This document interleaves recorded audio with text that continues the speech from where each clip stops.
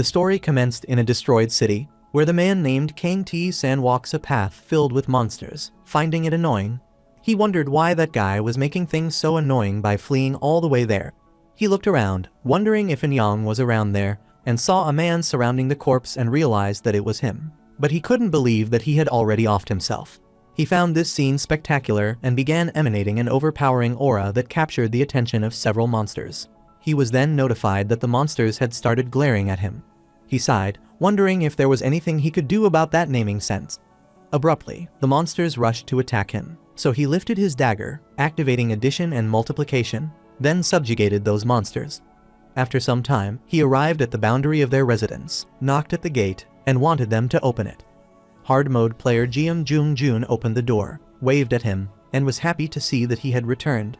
The protagonist angrily clarified that he is dying of annoyance, so he wanted him to send someone else to do something like this. Jeong Jun is certain that he already knows no one can do it besides him, and he inquires about the guy who ran away. Jeong Jun is shocked as the protagonist tells him that he is already dead and the monster ate his body because that guy was a hard mode player. The protagonist clarified that there were 3 A-ranked monsters happily sharing the body. Jeong Jun is stunned to hear about an A-rank player because a hard mode player might be strong, but one A-rank monster can match a hard mode player. However, there were 3 of them nearby, which is dangerous, so he wanted to handle this matter quickly and asked the protagonist about the location of those 3 monsters. The protagonist clarified that he killed them all, which startled Jeong Jun. The protagonist wanted to leave because he was hungry, but Jeong Jun requested that he tell the truth about whether he was an easy mode player. T-san stated that it was complete nonsense because numerous people had broken the labyrinth with him, allowing him to ask for verification. Jeong Jun clarified that the easy mode player beside him is all dead, and those who pop out occasionally die within 2 days, but T-san doesn't care about that. Jeong Jun is certain that the protagonist is the one who is weird, because there is no way an easy mode player could survive there when the normal players are in an iffy situation. He couldn't understand how T-san was so strong, even though he was a hard mode player, but he was incomparable to him. The protagonist looked at him, explaining that it was because they had cleared it too haphazardly, and Jeong Jun was annoyed as he was going through that again. Later, the protagonist is at the cafeteria and is annoyed because he has to eat potatoes again, wondering if they can distribute something else, such as sweet potatoes or corn. Jeong Jun clarified that potatoes are the most cost-efficient, and even with simple cultivation, there is a limit to how much they can distribute, and asked if he hadn't learned the simple cultivation skill. The protagonist inquired if an easy mode player would learn something like that, as no matter where they went, there is food everywhere, and Jeong Jun guessed that it is true. While outside the cafeteria, a man is furiously telling the other that it is not true, but the other man wants him to calm down. The protagonist supposed that another one who had cleared was here, and Jeong Jun affirmed that it seemed the case. He is sure that this time he will be apprehended after making a fuss and slowly given an explanation, and Jeong Jun supposed he might need to step in, because that guy is a hard mode player. Momentarily, T-san is requested to come quickly to help, as the situation is chaotic, which infuriates him. The player furiously injured other players, wanting them not to lie to him, as that is not the Earth, because everything should have ended after the last return. He supposed that it might be a hidden camera stunt, so he didn't want to mess with him. While the protagonist came out of the cafeteria, they asked about Lee Tae-yeon, and his comrade clarified that he is out on a reconnaissance mission. Abruptly, an old man approached the new player, telling him that this was certainly Earth. While he was stuck in the labyrinth, the world had changed drastically, so he warned him to calm down and listen to his explanation. However, the guy didn't want him to mess with him and punched him in the face. T-san realized that the player was acting up and Jung-gen wanted him to have fun, but he warned him that he would kill him if his potato was gone after he returned, which worried him. He approached the new player, telling him that, unfortunately, this is Earth, and mankind is on the brink of extinction. The player doesn't want to mess with him, which makes the protagonist wonder if that is his catchphrase. The player wanted him to stop lying, as there were already many players who could stop those monsters, so there was no way it was Earth.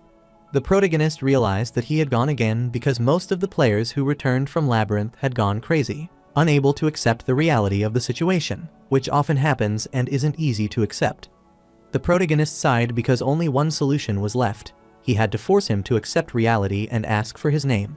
The player stated that his name is Lee Chang-chun and was startled to see him sending a battle request, so he asked for his name. Chang Chun gets annoyed as he is the one who spammed the community despite being a mere easy mode player.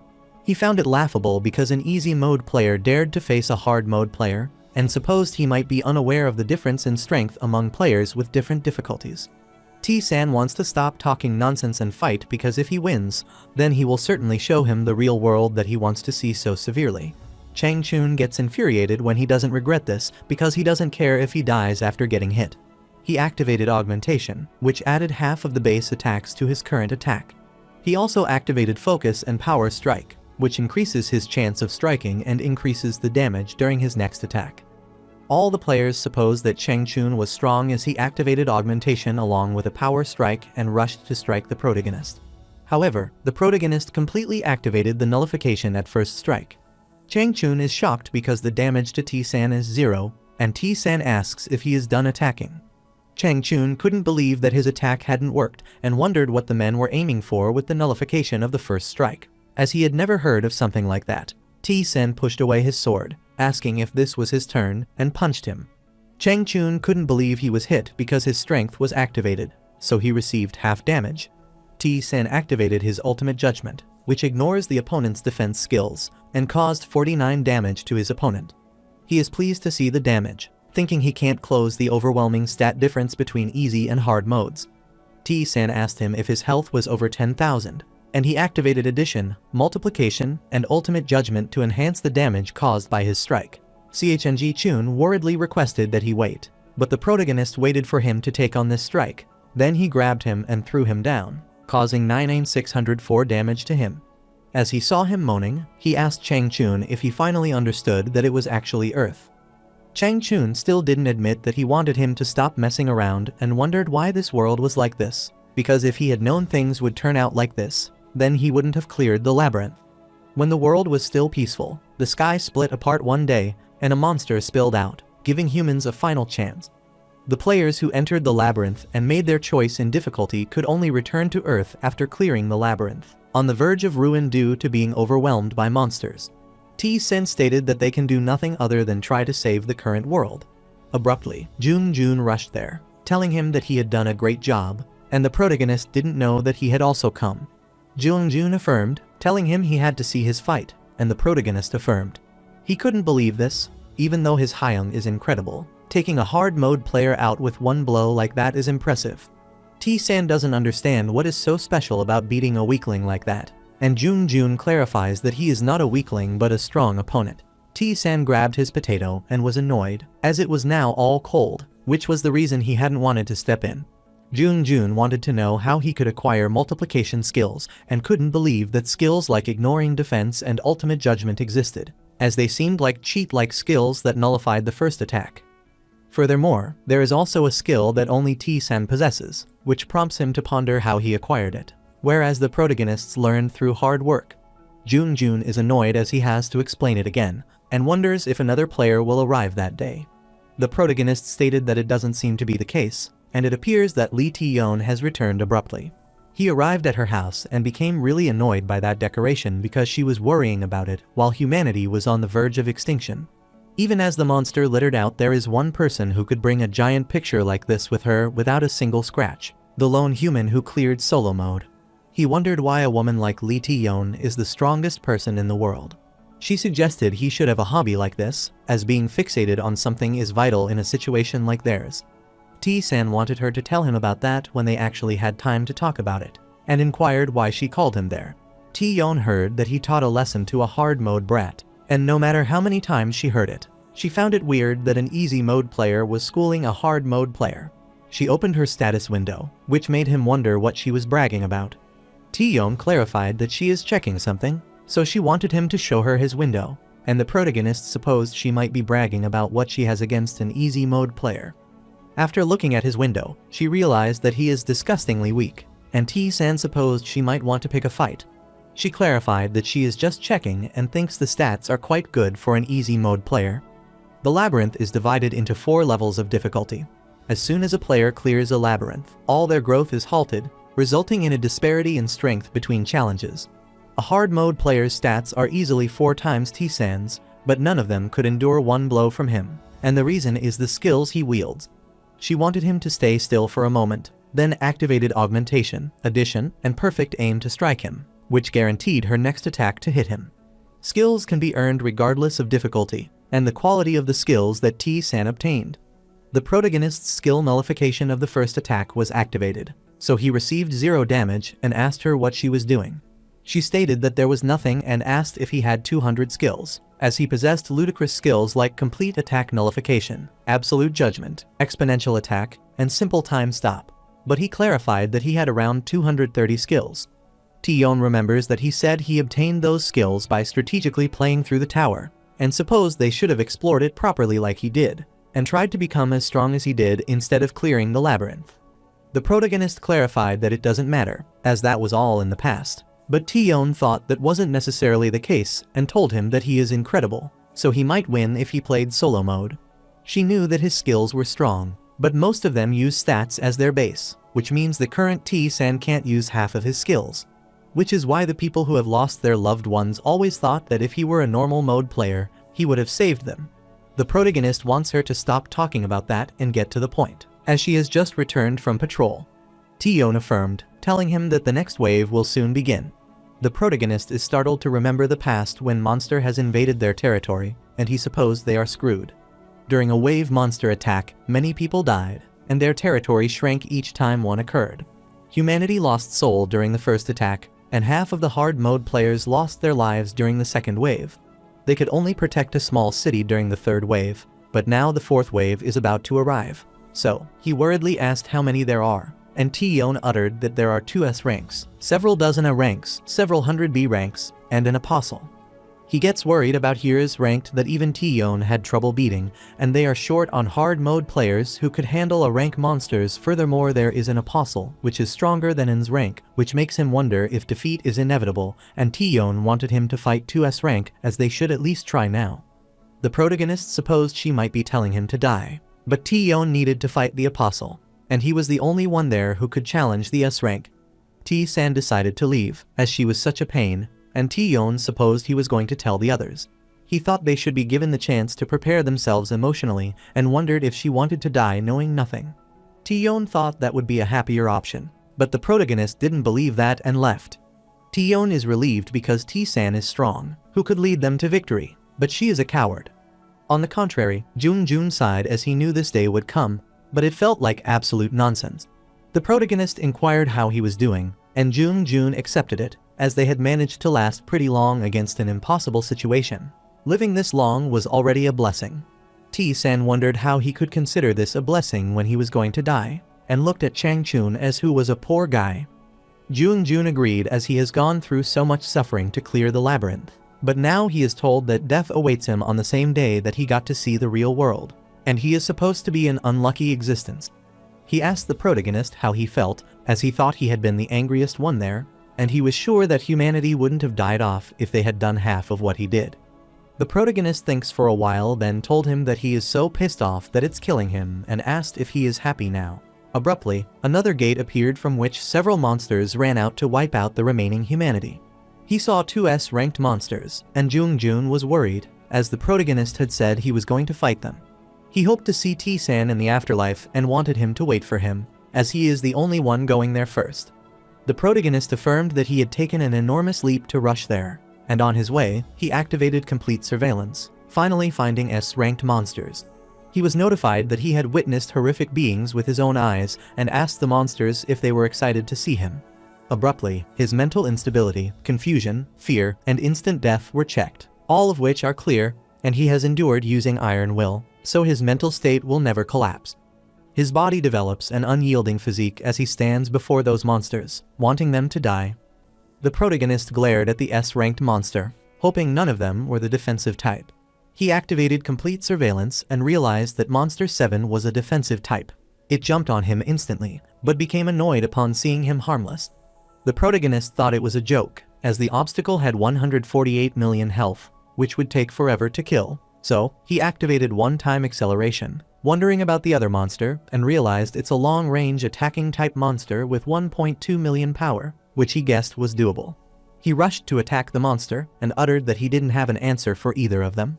He started slicing the tentacles of the monster, inflicting 42 damage, and continued to inflict damage. He realized that the damage is reduced when attacking the tentacles, so he needs to aim for the head and rush to strike. However, the monster attacked him, but he received no damage due to complete nullification. He realized that the attacks shoot in whatever direction the tentacles are aiming, with no delay, and it's impossible to dodge after seeing them, which means all that can be done is to predict the trajectory. Since it's possible to dodge it if he decides to do so, and the slower he is to understand it, the more at a disadvantage he is. He activated acceleration and rushed to attack the monster, as he couldn't afford to drag this out, and continued attacking it. The monster counterattacked him, which was averted by the complete nullification. As he realized the monster was injured a little bit, he rushed to strike, but realized that Monster 7 was protecting the other. Since the defensive type monster protects the long-range attacker when it's in danger, they were paired together at the start. But he finally got an idea, so he attacked the monster and managed to forcibly initiate a battle. So for 1 minute only Monster 7 could damage him. He is sure that it would be easy if Tion were there since she has legendary gear and stats from clearing solo mode. He activated Addition, Multiplication, and Absolute Judgment to strike it. He knew that a defensive type couldn't damage Tion, so she had to take care of the long-range attacker first, then slowly kill the defensive one. However, he cannot do that, as it doesn't matter whether the monster is a defensive or offensive type. With these stats, one blow will finish him off. The protagonist knew his current power isn't enough, so he decided to reset the designated skill for a month and activated Multiplication as he wanted to get rid of the monster with excessive health. The only thing that he can rely on is his skill, and after squaring 9,000, it was still not enough to reach 100 million. That is why he needs to reach his limit of the activated copy, so the next attack will strike twice and cause 92 million damage to the monster. Shortly after, he managed to fell it, which relieved him. However, it caused 22,000 damage to himself by the other monster, so he activated Endure, and the attack was nullified, and all damages were reduced to none for 5 seconds. He is concerned because all of his backup nullification has been spent, so he can only depend on his Endure skill. He rushed to strike the monster because from that moment onward, it's a simple fight of dodging, attacking, and repeating. But the problem there is that his MP is 21. He has no more skill left, so 1.2 million HP needs to be shaved down with a regular attack, which means he needs to hit this monster 25,000 times, so he thought he was going to lose. After attacking the monster for a while, he managed to reduce the tremendous amount of his HP, and he noticed that he was in a state of complete concentration, as his body and mind were one. A miraculous power has been imprinted on his soul, allowing him to obtain the soul skill Increase Interception. Since he had escaped the labyrinth, he was unable to obtain the skill, and the interception increase had been sealed, which annoyed him. Then he gave his final strike to the monster, which made him fall, and he was not surprised that the gods of all dimensions could not hold in their astonishment at his feat.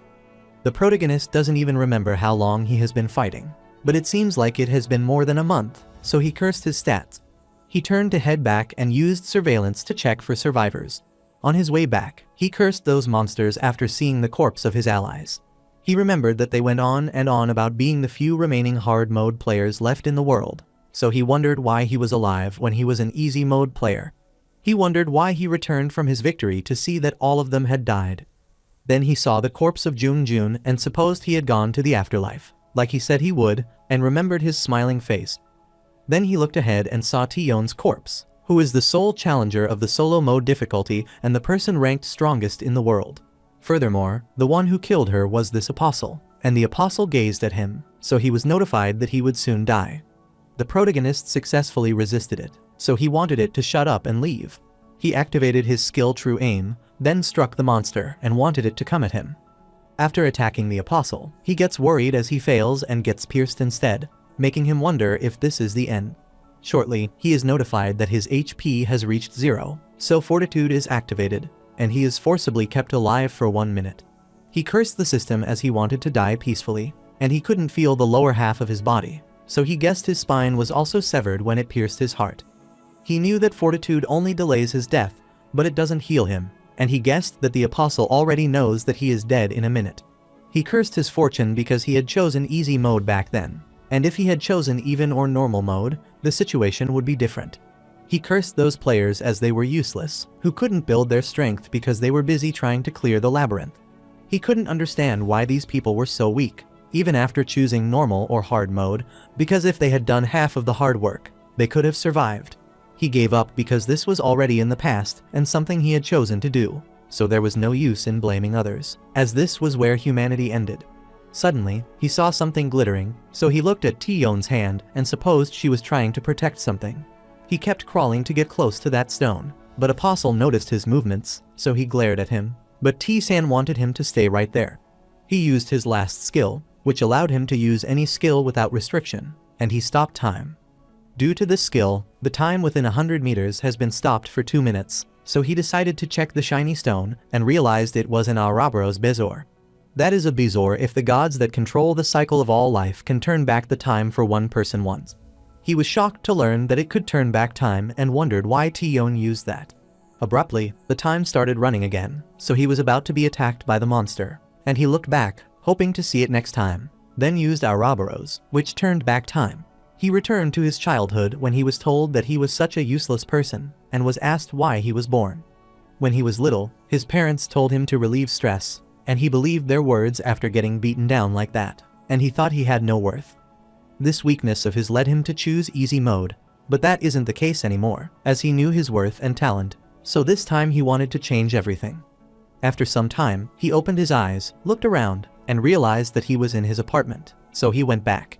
He remembers that in January 2020, at the dawn of the new year, Earth fell. He looked at the delicious pizza as it had already been so long since he last had it, because all they ate after the apocalypse were potatoes and monster carcasses.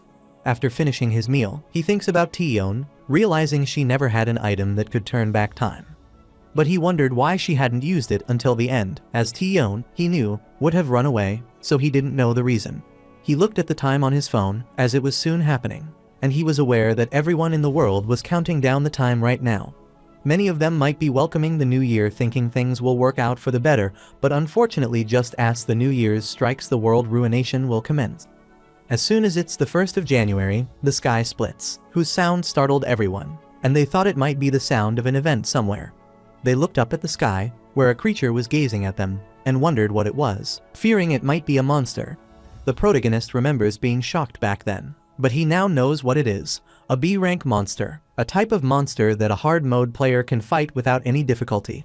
But he is certain that this is the time when everyone is notified that the world is going to be destroyed by the invader, and the weapons they have carefully crafted are useless against them. But the system doesn't want them to worry, as a merciful being who has taken pity on them has decided to give them all a chance. All of them will be allowed to select the one they wish to choose and enter the labyrinth, so they can clear it and gain power. At the same time, all of them were running away to save their lives from that monster. The protagonist came forward and realized that they were just being entertained, and after selecting the mode, he decided to head out now. For those who select easy mode, they will be blessed with abundant food and rest areas located within each labyrinth, allowing even the ordinary and frail to clear it if they put in the effort eventually. In normal mode, food is scarce, and there are certainly fewer first areas in labyrinth than in easy mode. Although it will be challenging to overcome, they can clear this hurdle if they do their best and avoid succumbing to despair. Hard mode presents a difficulty that challenges their limits, with severely lacking food and rest areas. Monster will throw their lives away just to kill them. Unless they can acquire a small amount of safety, they will die a horrible death. Solo mode is a mode where they will be alone and will not be able to meet anyone else who came from their world. The only things they will be able to see there are beings hostile to them, monsters, and NPCs. In this place that tests their luck, talent, wisdom, and strategy, they will not be able to survive. Therefore, they were advised not to choose this difficulty if they value their lives. The protagonist crossed the dimension and knew it was beyond that, and wanted it to wait for him. Abruptly, he is notified that he has selected the solo mode, so he wishes that luck be on his side. After he entered the dimension, he had the feeling of nostalgia and familiarity, and smirked because, after a long time, he returned there once again. Abruptly, Kang Jun-hyuk, who is also playing solo, asked what is this? The protagonist couldn't believe there was already a post, and he didn't know who this was, but he seemed to be quick-witted. The community is the only method of conversing with the people in other difficulties, as the people at the forefront shared methods and strategies, which was of huge help. The protagonist wished the player the best of luck, and knew he could only effectively utilize the community later, so there was no point in using it now. He needed to check one thing right away. He remembers Tion asked him how the NPCs were in easy mode. The protagonist clarified that they had just recreated their set answer, and asked if it was different on her side. she affirmed, telling him that NPCs in her solo mode acted with intelligence and were able to move freely, as if they were real people. After a while, he encountered a gatekeeper, NPC, who guarded the labyrinth entrance, which was just a regular-looking white-haired old man in easy mode. NPC noticed his presence and was startled to learn that he had already arrived, as he had thought it would take at least a month.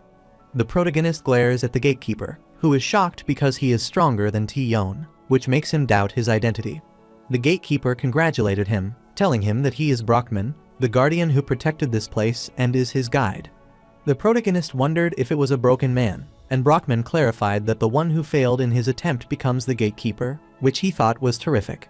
He is assuming that T-Sen understood the gist of it, outside of the fact that the world is facing destruction by the invader, so this is the opportunity that the magnanimous Transcendent are giving to people like him. He thought they were needlessly merciful because being annihilated would have led to more happiness. The protagonist realized that T-Yon was right, as Brockman is speaking as if he had already experienced it. He supposed that the NPCs in solo mode are living beings who come from destroyed worlds. Brockman is confused to see the protagonist so calm, as he should be freaking out right now if he came from a peaceful world. He was thinking of beating him up and then explaining, but T-San isn't showing any response. Brockman told him this was the labyrinth, which some people called a tower, and wanted him to call it whatever he liked. There were a total of 100 floors, with significant changes every 10th floor, and naturally, it got harder the deeper he went. He must deal with food and water himself while in the labyrinth, and he must find any information he needs himself, which is all. The protagonist inquired if that was all, and Brockman wondered if he wanted him to explain what was on each floor, and asked the guy who had sold him the items about this. He remembered that T-Yon furiously told him that the gatekeeper was so annoying that he would beat him up if she complained, so she nearly died before even going into the labyrinth. The protagonist supposed he should just shut up there, so he told Brockman that he understood. However, Brockman decided to tell him the basics, so he summoned his spear and tried to attack him. But T-San didn't even blink, which delighted him. So, he smiled, wanting T-San to take this rusted sword and worn leather armor that would shatter with a single attack. The protagonist realized this was made of copper, and Brockman wondered if he didn't like it, but he refused. Brockman stared at him intently, which made T-San wonder if something was wrong, but he declined, then handed him another item to take inside. The item is worn as a wrist protector that has lost its value after being worn for a long time, and could block a bite from a beast. He wondered what that was, as he didn't remember T-Yon mentioning receiving a protector like this.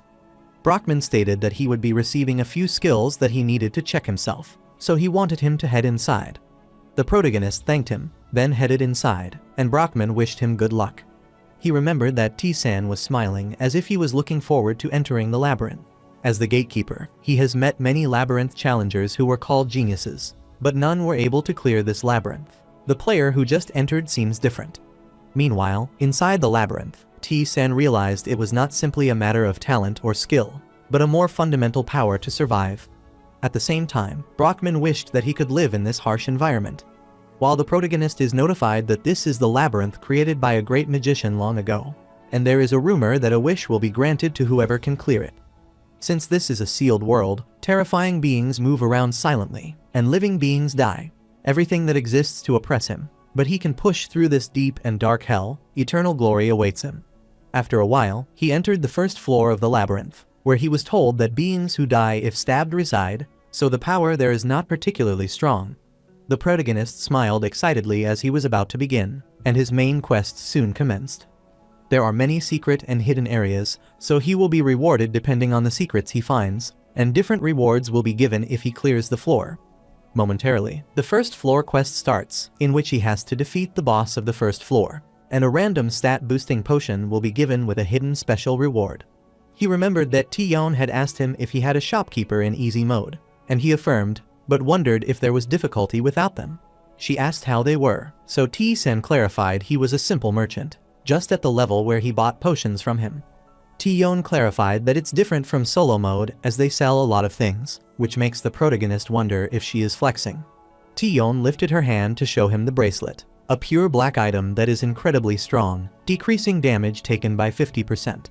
The protagonist is dumbfounded as he realizes they sell something like hats in their shop. She explained that there were a lot more than this, but she didn't have enough gold so that she couldn't buy them.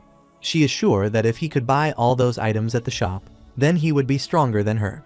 He entered the shop and remembered that he only half paid attention back then because that didn't concern him, but the situation has changed now. As soon as he entered the shop, the shopkeeper was surprised to see that he was already there, and T-san was notified that he had met the Lost King. He greeted the shopkeeper, which annoyed him as he realized this player had some wits, so he asked for his name. The protagonist introduced himself and asked if he was the shopkeeper. The shopkeeper uttered that he was, and T-san was stunned, as there was nothing in the shop. The shopkeeper smirked, telling him that if he wanted to display all his items, the entirety of floor 1 wouldn't be enough. Furthermore, he has no intention of showing his children to him, and the protagonist realized that he is a shopkeeper who doesn't sell items, so he asked why he is there if he doesn't sell them. The shopkeeper becomes annoyed as T-san thinks he is there willingly, but doesn't know that he lost his kingdom because of this insanity and suffering for nothing. But he doesn't want to show his children to the kid who knows nothing, and T-san understood. However, the Lost King clarified that if he could show him what he was made of, that story might change, so he wanted T-san to go and come back alive. Then he would show him his children. The protagonist supposed the condition of purchase was survival, and asked if that was all he had to do.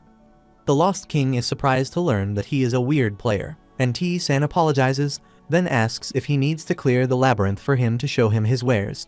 The shopkeeper clarified that it was not so, and T-san decided to get going. As he walks by, the shopkeeper is shocked, as that's unusual because usually players get scared and stand shaking there, but he appears so confident that it's as if he can't feel fear.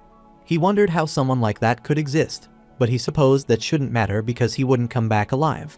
Meanwhile, inside the labyrinth, T-san realized that the layout of floor 1 is the same as the easy mode, as it contains a corridor and a room, so just looking around doesn't seem to pose any danger. Abruptly, he heard a monstrous noise, so he realized that it was not true, as a big rat appeared, which startled him. Since Big Rat is the boss monster of floor 5 in easy mode, it's just a random mob there. The beast bit him, causing him damage of 10, but he remembered that its defense was low, but due to its incredible speed, it was difficult to follow with the eye. It took a long time for them to defeat it. However, the protagonist can see the difference now, as that big rat is just a random mob on floor 1 of solo mode. He tried to attack it, but as he expected, it was fast and remembered that when they fought it in easy mode, the players worked together to chase it everywhere until it tired out. But now, on top of being alone, his stats are lower than at that time, so logically speaking, this is an impossible fight.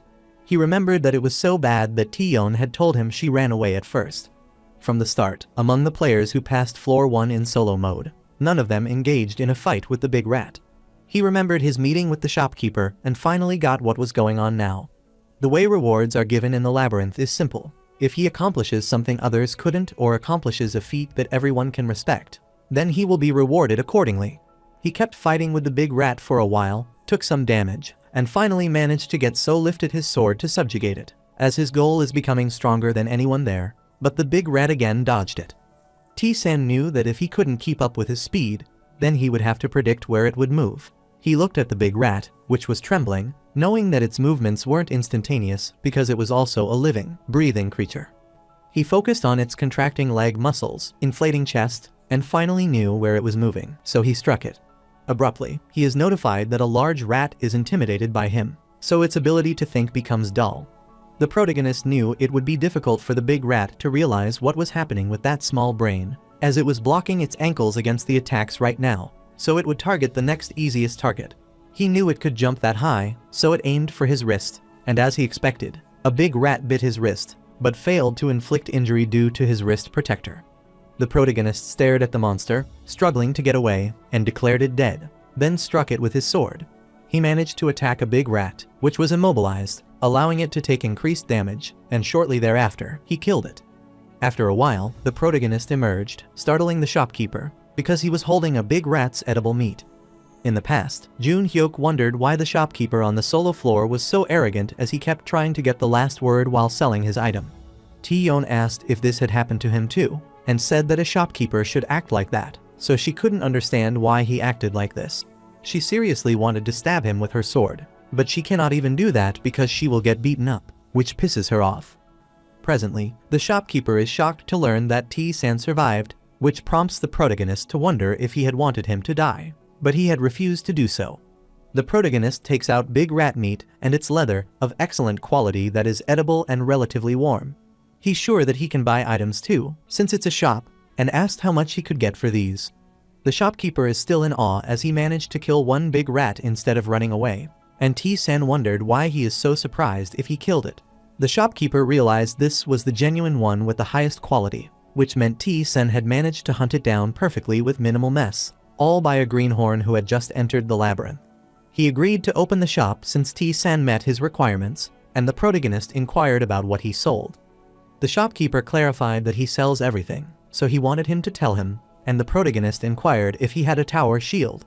The shopkeeper asked if he was referring to the large tower shield, and T-san confirmed, as he wanted one big enough to be held with 2 hands. The shopkeeper wondered why he would like a shield out of all the things. T-san explained that he was thinking of just crushing them, which amused the shopkeeper, as that was the correct answer, so he opened the golden door. Then he took out a bulky tower shield, which could block many attacks, and asked if he liked that. The protagonist realizes that this is more than satisfactory and remembers that he got an item of this quality on the 7th floor in easy mode.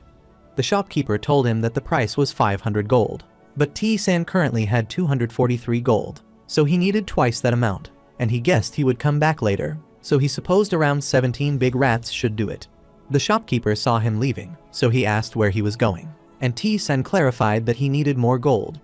The shopkeeper didn't want him to worry about that, as he would give it to him for free, and he managed to obtain a bulky tier shield.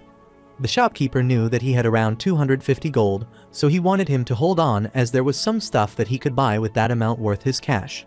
He took out several potions to hand over to him, which startled T-san, who was trying to comprehend the current situation, as it was completely different from what T-yon had told him. He wanted the shopkeeper to stop, as he wanted to know why he was going to such great lengths for him. The shopkeeper was trying to do him a favor, so he wondered why he was making a fuss about this and wanted him to think of it as a simple investment, which startled T-san. The shopkeeper wanted him to pick it up, as these were the items he could currently buy, and T-san supposed he didn't want to tell him why. After looking at it, he realized most of these are potions, some of which temporarily increase his attack. A few increase speed temporarily, which are essential for clearing the labyrinth, but not what he needs to use right at this moment. He heard that it's tough to obtain potions in solo mode, and they are used primarily on the upper floors, not the lower ones. So, there is no need for him to buy them right now because these potions are a type of trap in their own right, so he needs to buy a more important item than that at this moment. He looked at the crude bow and arrows, sure that he needed a way to attack from a distance with a bow. An annoying situation could become a walk in the park. He asked the shopkeeper how much the big rat leather was worth, and the shopkeeper clarified that it was worth 70 gold at this level of quality. T-san clarified that he would sell that and buy the bow and arrow, which satisfied the shopkeeper. The shopkeeper excitedly handed him the bow and arrow, which confused T-san, as he wondered what was going on, since he was sure that something had changed. The shopkeeper reminded him that his health wouldn't recover in the labyrinth, and the protagonist affirmed. The shopkeeper stated that there is a spring of life on the 1st floor, which restores players' health, and he can use it an infinite number of times as long as he remains on the said floor. He wanted to show him that place so that he could mark it on his map and warned him there is a crazy old man, but that shouldn't be a problem for him. T-yon was also told about the location of the Spring of Life, but she told him that he had insulted her numerous times while going, telling her to hide there and starve to death. He realized that a difference in their method makes a change in the shopkeeper's attitude. Since T-yon couldn't kill the big rat and ran away, but the protagonist didn't run as he killed it and came back. This is the difference that makes the shopkeeper change his attitude toward him. After he successfully killed the big rat, his interception skill increased, which is why there are several questions that he can't answer at the moment, such as this skill. Furthermore, his agility is permanently increased by 1. But back when he first succeeded in killing a big rat, several status window screens pop up for killing random mobs. Aside from his basic skills, he even has skills that he earned on floors 20 and 40 in easy mode. The protagonist didn't think he had gotten these on the 1st floor of solo mode, and he also attained soul skill, so every time his soul experiences a higher plane of existence, and he wins, then it will steal the opponent's power. He remembered his past, when he was in a state of complete concentration, as his mind and body were one, and he had also obtained a miraculous power over his soul, but his skills were sealed as he was inside the labyrinth. He is startled because back when he fought that S rank, A system window opened up after he whittled down that monster, which he couldn't check properly as he was exhausted. So he wondered if that sealed skill gets freed because he returned to the labyrinth. He couldn't believe that there was a skill that he kept even when time turned back. He kept going forward because that was a question he couldn't answer at that moment, which was the same thing there. He needed to head toward his goal to become stronger than anyone. Later, while looking around, he finally arrived at the place where the spring of life is and was sure that it appeared right past that corridor. But that path was uselessly long. Abruptly, he is notified that a big rat has appeared, which startled him, and he guesses that encountering a monster in a corridor is pretty typical. Soon, however, he is notified that he is currently in a challenging situation as big rats surround him. He is surprised because only 3 of them could surround a large human, and he is sure that even with big rats' small brain, they could tell they were at an advantage. However, he ran confusion and fear checks, then took out his shield to attack, as all checks were cleared, so he resisted with his outstanding focus. He knew that he couldn't ever falter, as he had seen too many players die after hesitating because of the situation. Abruptly, the other 2 big rats rushed to attack him, and he was notified that he had obtained an unshakable mind, so all of his stats had increased. Then he slammed one of them against the wall and kicked the other. He is good because his stats have increased with his level up and successful checks, allowing him to react and catch them with ease. He succeeded in fighting against 2 significant rates, so he leveled up again, and he is relieved. Abruptly, he is notified that the Nig rat is intimidated by him, and its judgment has become dull, so he told it to come at him. As soon as the rat charges at him, he lifts his shield and is thankful for its obvious approach. After entering the Spring of Life, he is notified that this is the resting area of the labyrinth, so his enemies cannot willingly enter there, and the place's peacefulness makes him lazy. Since he discovered the Spring of Life for the first time, he received a bonus, and his mana and intelligence have also permanently increased. He approached the S-Ring of Life, took some water to drink, and knew that most areas of the labyrinth are full of monsters, except for shops, and this spring is a type of safe zone. After he drank the water, a golden light emerged from his body, and he was informed that he had recovered to his best condition. He felt refreshed as his fatigue faded, as if he had slept, but his mental fatigue continued to increase, so he supposed he should rest there. The next day, he couldn't believe that a day had passed and looked at the community board, hoping that something might be helpful there. He saw Jun Hyuk's message, asking if he should enter the labyrinth. Na Yi-yeon stated that since there is no response from the people who entered, he shouldn't, which drives her insane. While Kang Dong-jun from normal mode asks if anyone wants to clear floor 1 with her, she is also looking for information about the type of monster. However, Lee Sang from solo mode is becoming increasingly upset upon learning about their current situation.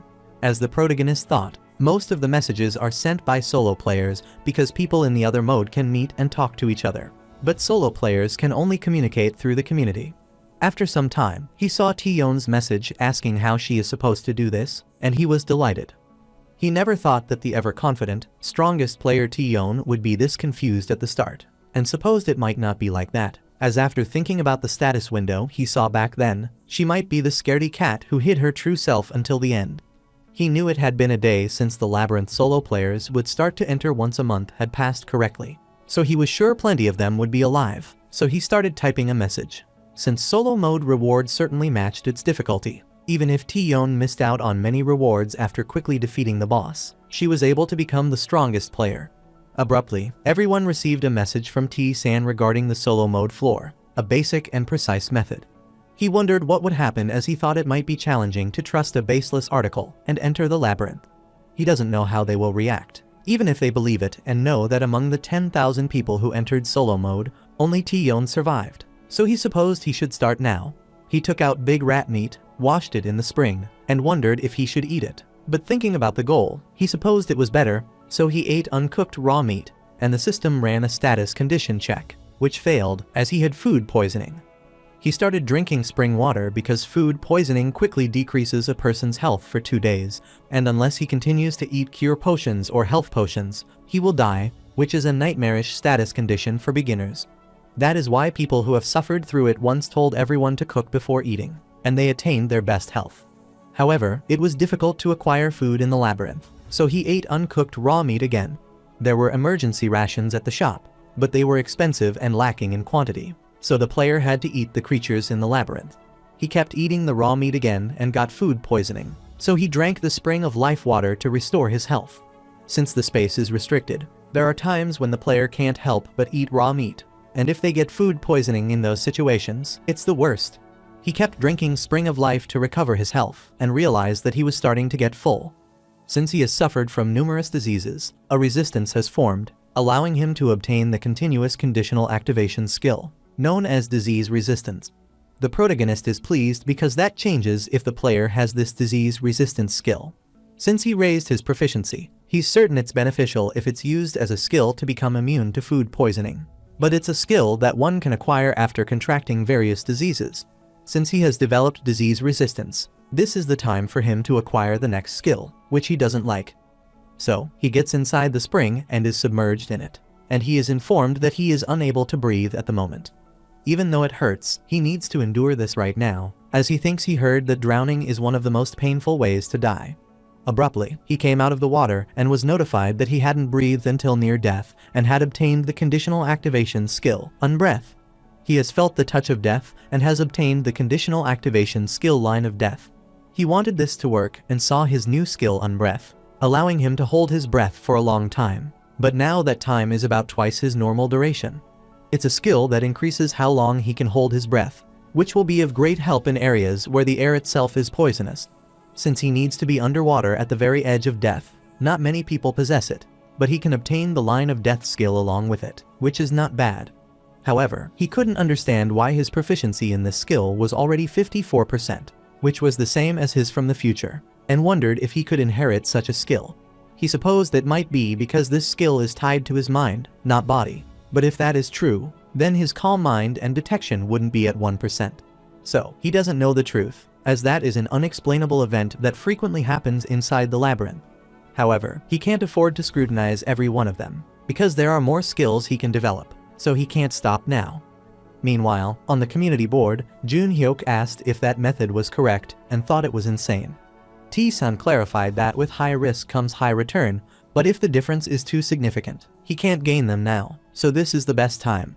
Jun Hyuk clarified that it is not the issue right now, but he is apologetic as he doesn't think he can do it at this time.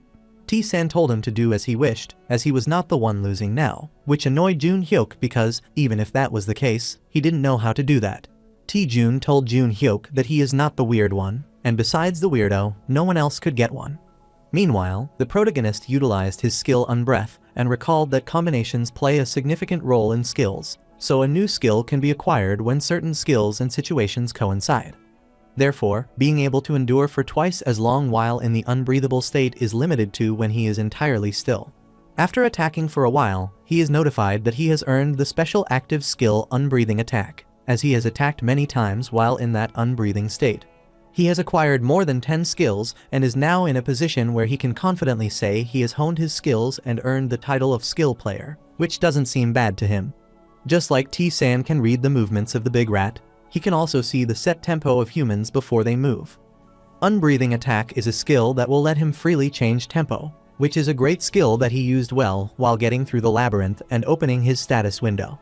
He remembered that T-yeon told him that her agility was 13 when she passed the first floor, but his is 21, which is much faster. He supposed now he could slowly start creating his main skills, which are usually worth more than 10 basic skills, or could overcome a significant difference in stats.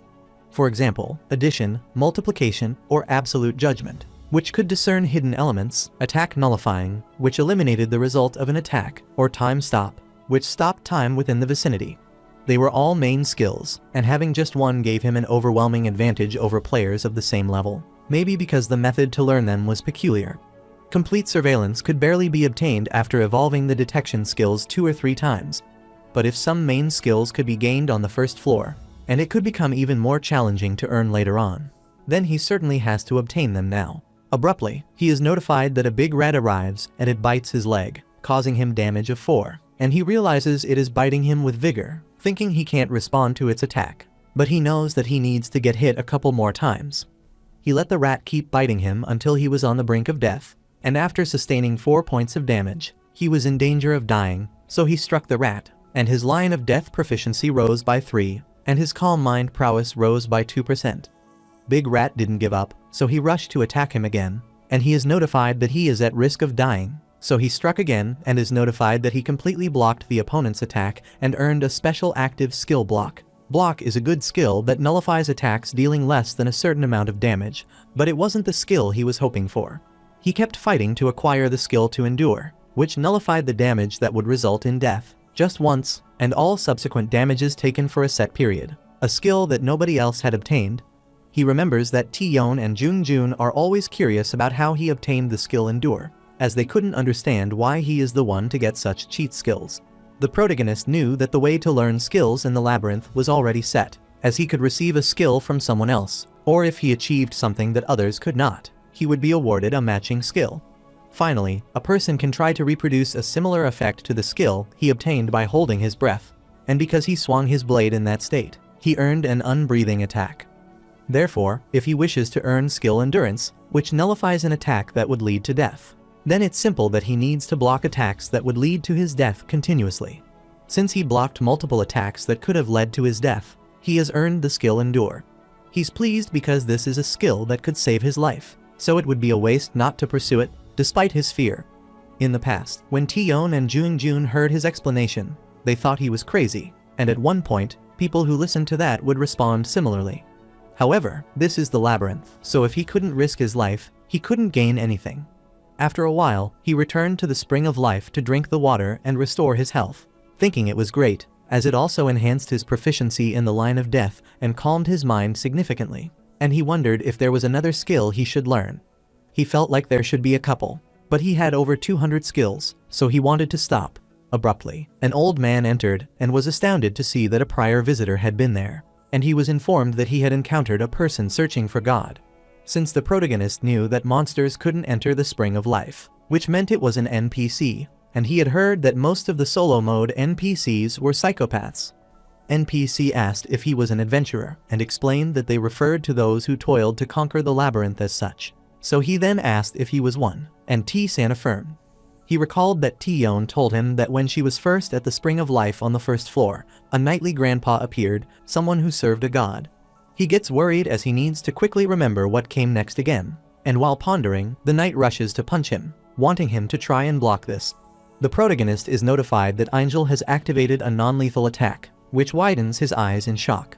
The protagonist's skill line of death was activated, making him wonder if he would die, but he defended himself with a shield and realized that it was a heavy blow, which astounded Angel. Abruptly, T-san is informed that he has clashed against incredible power, which increases his strength permanently by 1, and as he deflected the attack, he attains a new skill effect. Abruptly, Angel again tried to punch him, inquiring about the punch, and the protagonist realized he couldn't dodge it, and he decided to forget about the skill because the difference was too significant, and he was thrown away. Angel remarked that it is impressive, as he thought he had done 100,000 damage, but it only dealt 30,000. However, that was because his non-lethal attack had been activated, so the damage was nullified, and he was shocked as the NPC destroyed the labyrinth wall with a single strike. Even the gatekeeper was strong enough, so he realized that solo mode is populated with nothing but monsters. Angel approached HM as he is surprised that T-san managed to block the attack with that shield in split second, but he then let it go to mitigate the damage. The protagonist clarified that he couldn't just stand there and take it, which made Angel laugh, as that was true. He then explained that he wasn't planning to kill him from the start, as that was the purpose of the non-lethal attack. Furthermore, even if he attacked him lethally, he had endured, so he thought this wouldn't be a problem, which startled the protagonist as he saw this. He remarked that he is impressed, as T-san is fighting tooth and nail to live while on the brink of death, and his skills are outstanding. He never thinks he could deflect his attack with those paltry stats of his. The protagonist knows that NPCs are supposed to have their consciousness, but wonders how he knew about skills not even Taeyeon knew about. Angel was worried that he would be feeble, but his concern was for nothing, so he passed with full marks and asked for his name. After T-san introduced himself, Angel uttered that it was a joyous encounter and introduced himself, clarifying that he sells a god.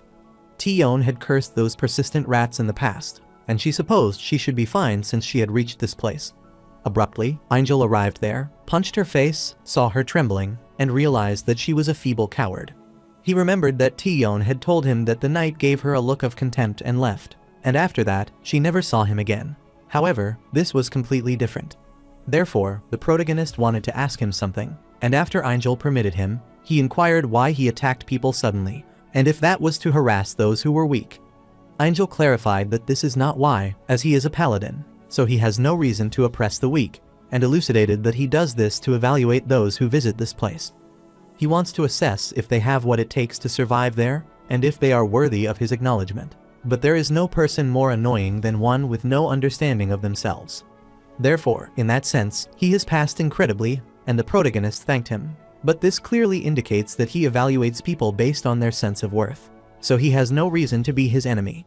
The protagonist inquired if his name was Angel, and Angel affirmed, telling him that it was the name given to him by his glorious father. The protagonist remembers that he is seeking a god, so he wants to know which one he is looking for. Since there are many guides in the labyrinth, varied as they are, they test players and give rewards, but most players don't care all that much about them because they only exist in solo mode. Thanks to Tion frequently telling him about how awful and disgusting the gods were, he learned a lot of information about them.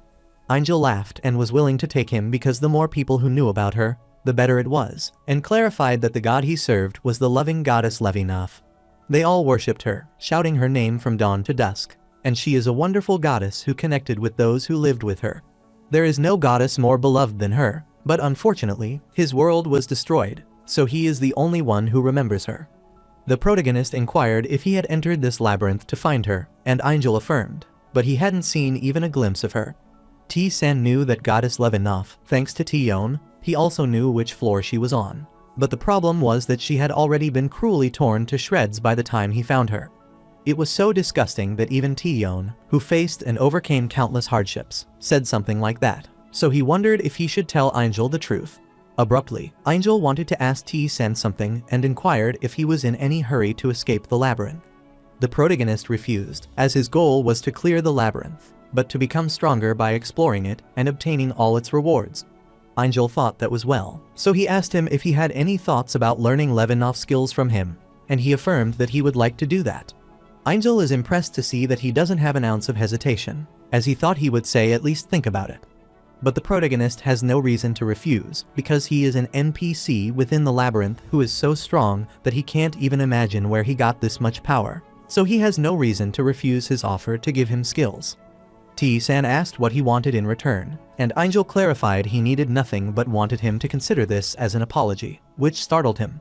Angel explained it's an apology for suddenly attacking because even if it was for a test, he enacted violence upon someone he had never met before, and it is an act for which he must repent wholeheartedly as a paladin. The protagonist thought it would be better if he didn't attack him initially. Angel refused, as that is a different story, but the reason he is offering him an apology is because he is someone worth it. And if he weren't, then he would have spat at him and left. The protagonist thought he was a weird person, and Angel thought that apologies with words are worthless because he is an adventurer, so he figured he would want to obtain precious skills, which is why he chose to do that, so he asked if that was alright with him. The protagonist clarified that this is more than alright, as it is much easier to earn a skill from a non-lethal attack than by putting his life on the line. Angel is relieved, as he had almost besmirched the gods with his actions, and wants to start immediately without any delay. Firstly, he wanted T-san to try to hit him with that feeble shield of his. There are innumerable skills in a labyrinth among them. Those that can be earned simply with a single action are basic skills. Therefore, if a person wields a sword, swordsmanship is learned. If he wields a shield, shield art is learned. If he wields a spear, spearmanship is learned. The moment a person wielded a weapon, he would receive the skill immediately, and as the skill proficiency increased, his knowledge of and acumen with a relevant weapon improved. So it could be said that essentially all players had such skills. So, a skill that combines all of those basic skills, albeit not flashy, is one a person could boldly claim to be the most useful. It's called the Air Rack Weapon Art, and even the goddess personally complimented Angel on it, which is the skill that he wishes to teach T-san. The protagonist understood, but was annoyed, so Angel supposed he might think this is pointless. The protagonist thought that just because the skills are combined, it doesn't mean anything changes, but it might be different if it is his main skill. However, skills involving weapons will be pointless, regardless of how many times he combines them, due to the fundamental issue with the system. Angel asked about his current added attack, which was 1, and he thought that was an adorable number, so he supposed the damage should amount to about 4. The protagonist clarified that it is right because there is a base attack, and Angel uttered that it is excellent, as that should be the shield base attack, so he wanted T-san to attack him as he had said before. Angel activated the target lock and received all attacks with fixed damage, and the protagonist supposed he wanted to take it so badly, given that he had used this skill.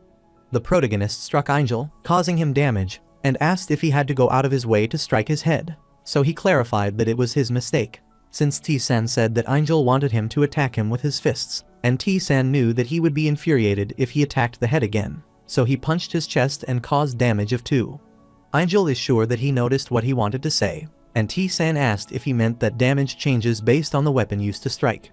Angel affirmed that that is correct, and that is why adventurers use a single weapon. For example, if he equipped both a 50+ gauntlet and a 20+ sword, so that when attacked with the sword, only the 20 attack is utilized, and when striking with the gauntlet, only the 50 attacks caused a combined damage of 70 will never occur. The protagonist thought that it was obvious because if they equipped 2 weapons, their combined attack value would be substantial, and all players would be equipping themselves with numerous weapons. That is why they typically use only one main weapon and focus on raising proficiency in it alone. Angel uttered that it is uncomfortable to think he can only use a single type of weapon during combat, as that is an inefficient rule. Since battling is something the person does while risking their life, they will obviously use their entire body during the process, not just their weapon, but they may also strike with their arms or tackle using their shoulder. T-san clarified that because of the system during those moments, only the weakest damage value counts, so he asked if there is no way around that. Angel agreed, as that is right. But the religious order serving goddess Levanov didn't like that, as his body is a weapon, so there shouldn't be a difference when wielding it.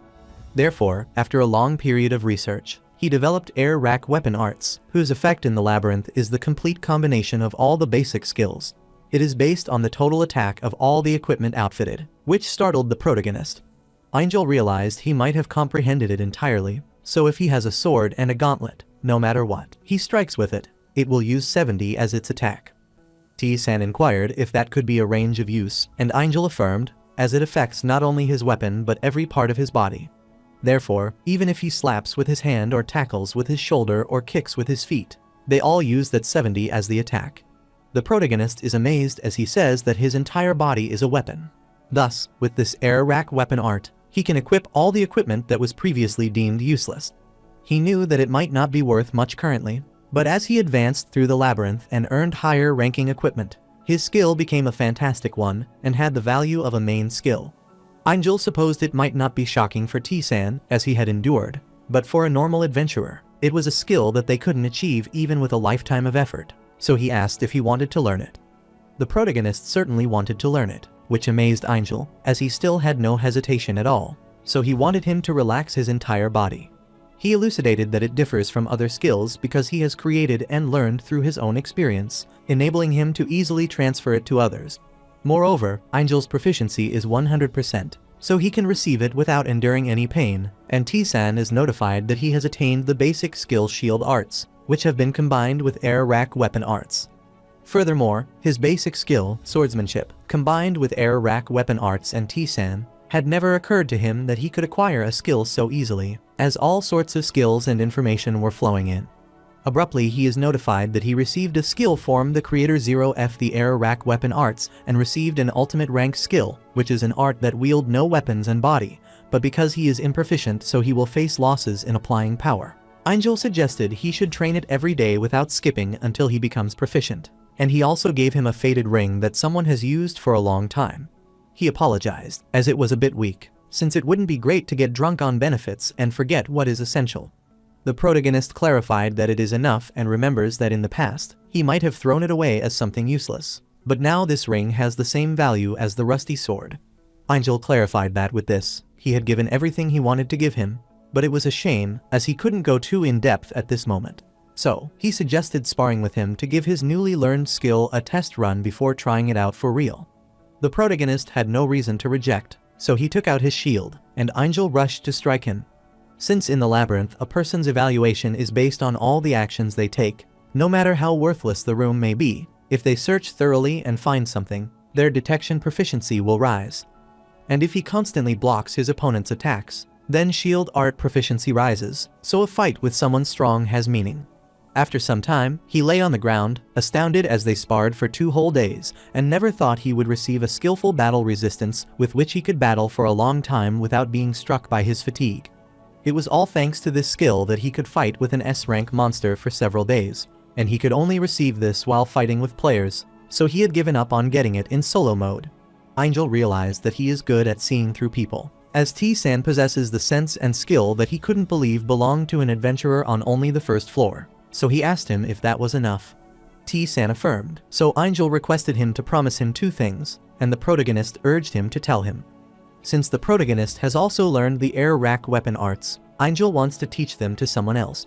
However, if that someone is a worthless person, then he must not teach it to them, and he warned T-san that if he breaks this rule, he will personally kill them. The protagonist understood, and Angel urged him to tell him if he discovered information about Lady Levinov. However, the protagonist clarified that there is a very low chance he will meet him again in the labyrinth, and Angel clarified he wasn't expecting too much about it, so he is just hoping for a miracle. The protagonist is certain that if Angel succeeds in finding the goddess, then either Levinov wouldn't have died or both would die there. Hence, unless a big variable occurs before, Levinov will undoubtedly be killed by someone, so he wondered if he should tell them or not. He asked if Angel wished to know the location of the goddess he loved, and Angel affirmed, as that was his final longing. The protagonist accosted him and uttered that he knew where she was, which shocked Angel. Angel is still shocked, and T-san clarified that he knew where the goddess Levinov is. Angel gets infuriated, telling him that he is taking this joke too far, as he has explored the entire labyrinth for a long time. But he was never able to find even a hint of her, so he wondered how he could know where she is when he just entered the first floor. The protagonist knew that it was the natural reaction, as he didn't believe in it, but he had thought of a response to this as well. He wanted Angel to trust him, as his world had an item related to the labyrinth. Angel knew it, that is, like the labyrinth doesn't have any maps related to itself, and the protagonist clarified that he would know it, as it's not a map associated with the entire labyrinth, but connected to a special existence. Angel's eyes welled up as he couldn't believe that God-calling Flu was in his world. T-san stated that it is an item he can obtain in the labyrinth that reveals the location of a god, and his family has information on it, so he has already memorized the locations of all the gods written in there. In the past, Tion showed him an item and was going to tell him because she couldn't just not tell anyone about this. That is an item she barely got on floor 89, but there is no point using it because the gods are all so horrible, just laughing at her, and the protagonist wondered if she was complaining to him. He thought it was just useless information back then, but he never thought to use it in this way, and informed Angel that in the 78th floor library, in the secret room 24, the goddess Levinov resides. Angel's eyes welled up because the library was there, but he hadn't been able to check there yet, and T-san affirmed that she was there, so he thought he would report him with this. Angel happily grabbed him, telling him that he had certainly repaired him more than enough, and expressed his gratitude to him, as he had never been more thankful to someone else in his life and was deeply indebted to him.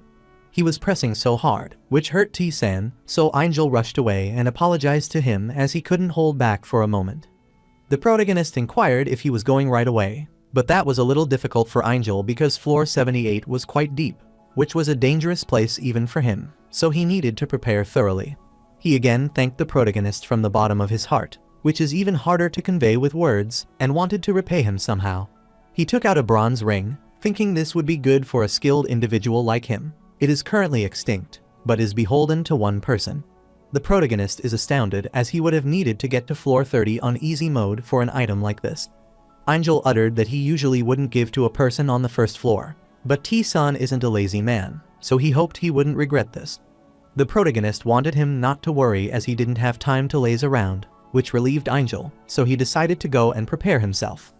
T-san asked if he was going down, and Angel couldn't bear to dawdle when he found a clue, so he thanked him again and left, hoping to see each other again. He excitedly rushed away as he was going to meet the goddess, and was the last one to remember her.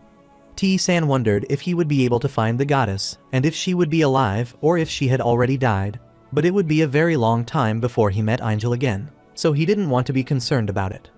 After going around floor 1 for a while, his dexterity is now 25, so catching a big rat is getting easy. He activated an increase in soul quality, but the difference between his and the target soul is too high, so that he wouldn't gain anything from his target. The protagonist supposed that it doesn't grow if the difference is enormous, which is unfortunate, but expected. He thinks he has grown all he can on floor 1, so he wants to head for floor 2, but first, he has somewhere he needs to go. He remembers that inside the labyrinth, there is a secret room, and each floor has one hidden on it, and great rewards are given to those who find them. These include magic staves, a ring of levitation, a permanent stat increase potion, and so on, which are the items that give him a huge advantage as he goes through the labyrinth. Since only one person can enter the secret room, the competition was intense in easy mode, and he missed many secret rooms as a result, meaning it relies more on luck and experience than skill. However, in solo mode, he will be able to access all the secret rooms, and the layout remains the same, which is helpful. Even though the labyrinth map varied in difficulty, its general structure remained the same, and all the secret rooms shared a commonality. After a while, he finally finds the secret room, as there is only one entrance, and the inside is an empty room, which is a room with no purpose for existing, and so it gets ignored by many players. Secret rooms exist in places like this, but it has ordinary bricks without any special properties, so just going around tapping them will give him the highest chance of finding the room, which means it's going to take him a while, so he sighed. He started looking around, pressing, turning, and pulling all the bricks, and if there were no changes, he moved on to the next brick. He found this fun, as it was much better compared to the room where he couldn't do anything but survive for a week. Momentarily, his detection proficiency increased by 5%, and soon the door opened, so he was notified that he was the first to discover the secret room. He attained the title of adventurer, and his intelligence is permanently raised by 3. He saw the treasure chest of the secret room ahead, so he looked around and realized he could just run over and open it. But there is no way that is the case. He started heading inside, saw a big rat, so he stomped on it, then threw it away, which activated a trigger and killed it. The protagonist is surprised to see an arrow trap, as that is quite standard, which he expected from floor 1, as it doesn't look to be a tricky trap either. So, he went further inside, activated a trigger, but grabbed the arrow shot at him and knew he was abnormally stronger than most players on floor 1. So he could do this if he concentrated enough. He again pressed the trigger, realized he was about to be attacked by 7 arrows, and decided to take some form there. He grabbed all of the arrows shot at him, but realized it was getting more difficult as he got closer, so he dodged one of the arrows. He was thinking it would be a waste to buy arrows at the shop, so getting them there for free isn't nothing. He attacked with poisoned and paralyzed arrows, which might fail depending on their stats and level. He realized there were some weird arrows, but that was good for him, so he wanted to go from the first trap. Even though it is an exploit, it works well, and after saving the arrow, he supposed 100 should be enough, so he decided to get to the main dish. He carefully jumped forward, knowing he could block the arrows with the tower shield and run if he needed to break through. But this was the labyrinth, so he had to follow a perfect process. Therefore, he voluntarily got attacked by the arrows and broke of them, and after he jumped on the 9th brick, 9 more arrows were fired at him. He activated an unbreathing attack, so he is freed from breath for 10 seconds, and increased his clear view proficiency by 2%. He realized that there were 3 from the front, 2 from the left, 3 from the right, and 1 from the back, which would be difficult to dodge. Therefore, he heightened his senses and acquired improved sense skills, then broke one of the arrows, realizing that 8 were left. Soon, 5 arrows remained, and he activated Deflect, which caused him some damage. Shortly, 4 arrows were left, and he knew he could handle this much damage. But thanks to going that arrow with a skill, he had more freedom in his movement this time. The trajectory of the remaining arrows is the same, so he gets rid of them and sets his foot on the final trap. He supposed that the last trap should have 10 arrows, according to the pattern so far, but he was shocked to see 15 arrows, so he thought it might be a joke. He gets worried as there were more of them, which he can't block. But as the number of arrows increased, more of them aligned on the same trajectory, so if he can't dodge them, then he decided to take the hit. After getting hit by several arrows, he is notified that he is in a debilitated state, and he is bleeding, so he continues to lose health. He cursed his fortune as this hurt a lot, but because he experienced excruciating pain, he obtained the skill to reduce pain. Due to this skill, it hurt less, but it still hurt because his proficiency is low, and he would undoubtedly have fallen unconscious if he had experienced this multiple times in the past. Since he acquired the skill this time by entering a debilitated state and bleeding, he knew he wouldn't have to get hit on the way back intentionally. He pulled down a trigger and is sure that the taps should have been disabled, so it's time for the reward. He is surprised to see a staff as rare as he had to be on at least the 10th floor in hard mode for this. but it appeared on the first floor in solo mode, which makes him wonder if it is a fake in the shape of the staff. He obtained the Staff of Fire, which is used by a magician apprentice and can use the basic magic fireball, and realized its true nature. It's the Staff of Fire which is much powerful than other types in the earlier level, and it's supposed that might be how it feels to be on solo mode. Since T-Yon couldn't get through the secret room, he had no point of reference and was sure he would be more successful in the future, if this is how it's going to be. On his way back, he fought with a big rat even though he couldn't use one of his arms, but due to the high stat difference, he had no problem dealing with it. He obtained the skill Unbreaking Will, and even while in a debilitated state, he has no problem moving around, and soon he is victorious against a big rat. He returned to the Spring of Life, drank water to recover his health, and decided to look at the skills he had. After considering reducing pain and improving sensory skills, he realized these are decent skills. But he doesn't have a use for them now. As he increases his proficiency, they will be exponentially better. He saw his skill, Unbreakable Will, which doesn't stop his fighting spirit, even with all sorts of injuries, and could ignore it for 10 seconds in a coma. He supposed it was the skill that helped him temporarily ignore injuries, and it was undoubtedly worth it, even though it hurt a bit to get it. But as he thought, the staff is his most significant gain as it deals a lot of damage to the target with no resistance, causing burn. T-Sen got everything he could from floor 1, so it is time for him to go down to floor 2. The structure of the labyrinth is simple. A boss protects the stairs that lead down to the next floor, and the player must defeat that boss to continue forward. He wished defeating the boss was as simple as the labyrinth structure, but knew it wouldn't be solo code difficulty if that were the case. He opened the door, saw a boss, a giant rat after a long time, and was notified about its appearance. He is amused to learn that something like this is solo mode floor 1 boss, which was easy mode floor 10 boss. So many players were ripped apart by that rat's claws, but he shouldn't be surprised after all he had been through, so he wanted it to come at him. Giant Rat isn't monster a mere floor 1 player can defeat, which is why T-Yon used an exploit, and used the fact that the boss of the labyrinth can't leave its room, thus filling the rat's room with oil. She lit it on fire, which is a viable method if the player has the time to spare. Considering that she was the only survivor of solo mode, it could be taken as the correct answer. But that is not the fight the labyrinth wants, because only after showing a battle close to perfection can he get much stronger. He activated the fireball, dealing 14 damage to the giant rat. Then the system ran a burn check, and the boss began burning. Since the burn condition deals 1 damage per 10 seconds, which isn't enough at all, he launched a poisoned arrow at it. However, the check failed, so the poison did not affect the giant rat. However, this doesn't matter as he is just going to try until it works. So he shot a paralyzing arrow, which renders the boss unable to move for 10 seconds. T-Sen realized that these status condition arrows are as good as they are expensive, so he decided to start grinding. He fired a paralysis arrow at the boss, immobilizing it, and then shot a poison arrow that poisoned the giant rat, followed by firing another status arrow to continue stacking damage. He looked at the devastated state of the booze and realized this is more than overwhelming a fight that is closer to a stomp. Abruptly, the giant rat is incapacitated so that it will take more damage, and the damage keeps increasing. However, the protagonist knew there was a limit to this method because their health began to deteriorate, so it was time for that. When the giant rat's health drops below 20%, it goes into berserk mode. At that time, the paralyzing arrows don't work, which sends chills down their spine as they can't run away because it gets faster, and they end up dying. Abruptly, the protagonist is alerted that the giant rat is enraged, having entered a berserk state, and he realizes that phase 2 has begun, which is a duel. He blocked the giant rat attack with his tower shield, which caused him 8 damage, and as he thought it would be too much with his current strength.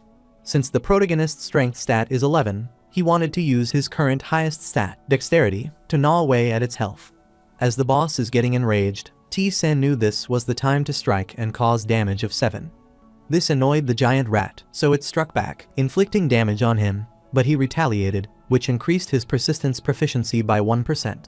He is running out of breath, as his body wouldn't hold out if the battle continues like this, which is why he activated an unbreathing attack and kept inflicting damage on the boss. The boss caused damage of 2 to him, and he supposed he could take a few more hits for this much. And if he used endurance and deflection, then he might get 8 times more. Shortly, he received damage of 25, after which he activated deflect and wanted to finish this before the next attack. So, he charges head-on at the giant rat, succeeding in counterattacking, which causes the target to receive significant damage. He hit the giant rat's head, causing it 20 damage, and he is informed that he has defeated the giant rat. He is relieved as that is easier than he thought, and he knew this was the time for the reward, so his dexterity and mana permanently increased. He activated his soul quality, and his strength and dexterity were also permanently increased, allowing him to level up and achieve peak condition. He already expected it, but this is satisfying, and he obtained a regular reward, which is a random state increase potion for defeating the floor 1 boss. Furthermore, he achieved the hidden condition of floor 1 and obtained the secret reward, which includes 2 potions to increase the targeted stat.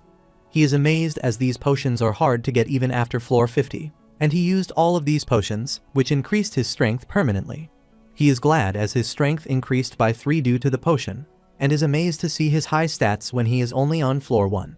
He did all sorts of things in easy mode to raise his stats, and he realized that he had gotten another skill. He is amused that he has acquired the skill counter faster than he expected, as it is a skill as valuable as deflect. Since he had checked everything he wanted, he decided to recall what happened after that and uploaded the solo mode floor 1 basic learn method for everyone. Even though he uploaded the clear article on the community, he doesn't have any high expectations, but he is startled to see something. One of the players wanted someone to mark the location of the Spring of Life on the map, as he was afraid of getting lost. However, his comrade told him that he couldn't do anything about it because each person had a different location, so they had to follow the shopkeeper's instructions. Tion wants to push through the band to keep going, as they would be safe once they arrived at the Spring of Life, and they would have a hard time due to hunger if they stayed there. Another player found it fun as it is kind of a race where their life is at stake. The other player supposed there might be a possibility, as it was better than dying without knowing anything. Lee Sang is thankful as he has finally arrived at the Spring of Life, and is grateful for their support. Jun Hyuk congratulated him and wanted him to be careful from that moment onward if they didn't want to die. The protagonist realized it was completely different from the community in his previous life when Lee Sang was urging for help because his legs were being eaten away. Chan Woong wanted to stop now as they don't starve to death there, but there is no point living like that. In the past, no one was talking about strategy, but there were just desperate posts. Later, when they arrived, it seemed like everyone's spirit was broken, and no one spoke up except for T-Yon. However, the flow was changing little by little. While the protagonist is pondering, T-Yon wonders where that guy T-San went, as she couldn't see any of his posts. Later, the protagonist stood at the foot of the stairs, ready to leave, and put on his martial artist's gloves, which protected his hands and allowed him to strike his enemy with greater precision. A few moments ago, when he went to the shopkeeper, he was shocked to learn that the shopkeeper wanted to buy this and asked if he had used his fist, so he supposed that the crazy old man might have taught him the air rack weapon art. T-San inquired if he knew him, and the shopkeeper confirmed that they had been there together. The shopkeeper asked if he was going to sell their meat, because, after beating the boss, he could also obtain their leather and teeth. T-San clarified that he doesn't do that, as it's more beneficial to sell them separately, and the shopkeeper knows that he's looking for a blacksmith. The protagonist recalls Hafren, who is the mysterious blacksmith, as T-Yon said she wouldn't have reached the end without him. Since the shopkeeper told T-San that he had to go further down, he wanted to hurry up. That place is slightly beyond the entrance of the labyrinth, where those who died from being stabbed can survive, but the power there isn't that strong. Abruptly, his second floor quest began, and he was instructed to defeat the boss and proceed through to get a reward, a mana enhancement potion for beginners. The protagonist is delighted to learn about the mana enhancement potion, which is a rare potion that isn't even sold at the store, which is quite promising.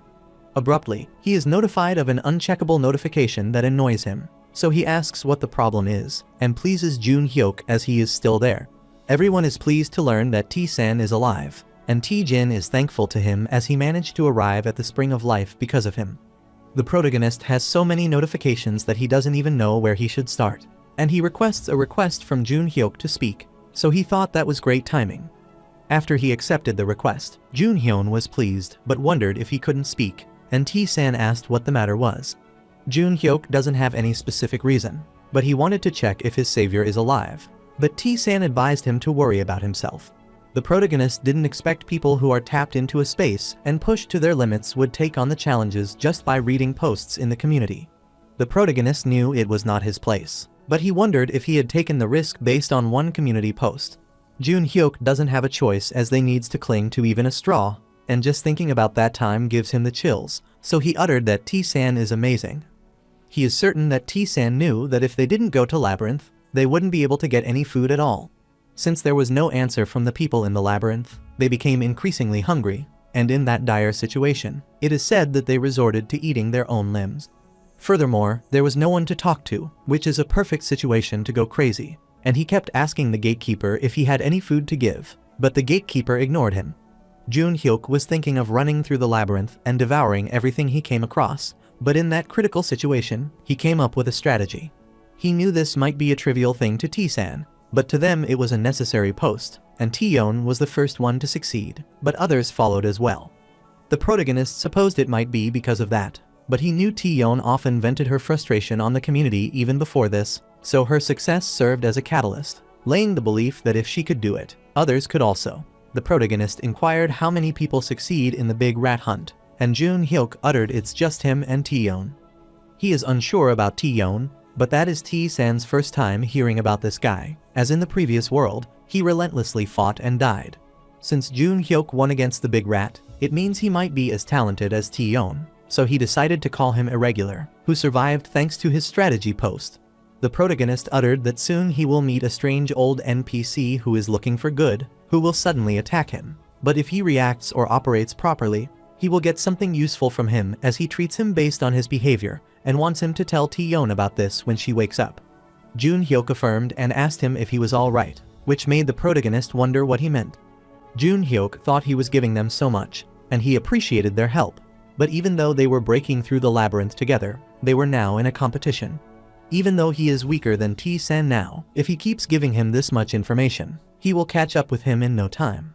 But he clarified that he doesn't want to do anything to him when the time comes. However, he can't receive the things he has earned through his hard work, and the protagonist wants him to stop talking nonsense.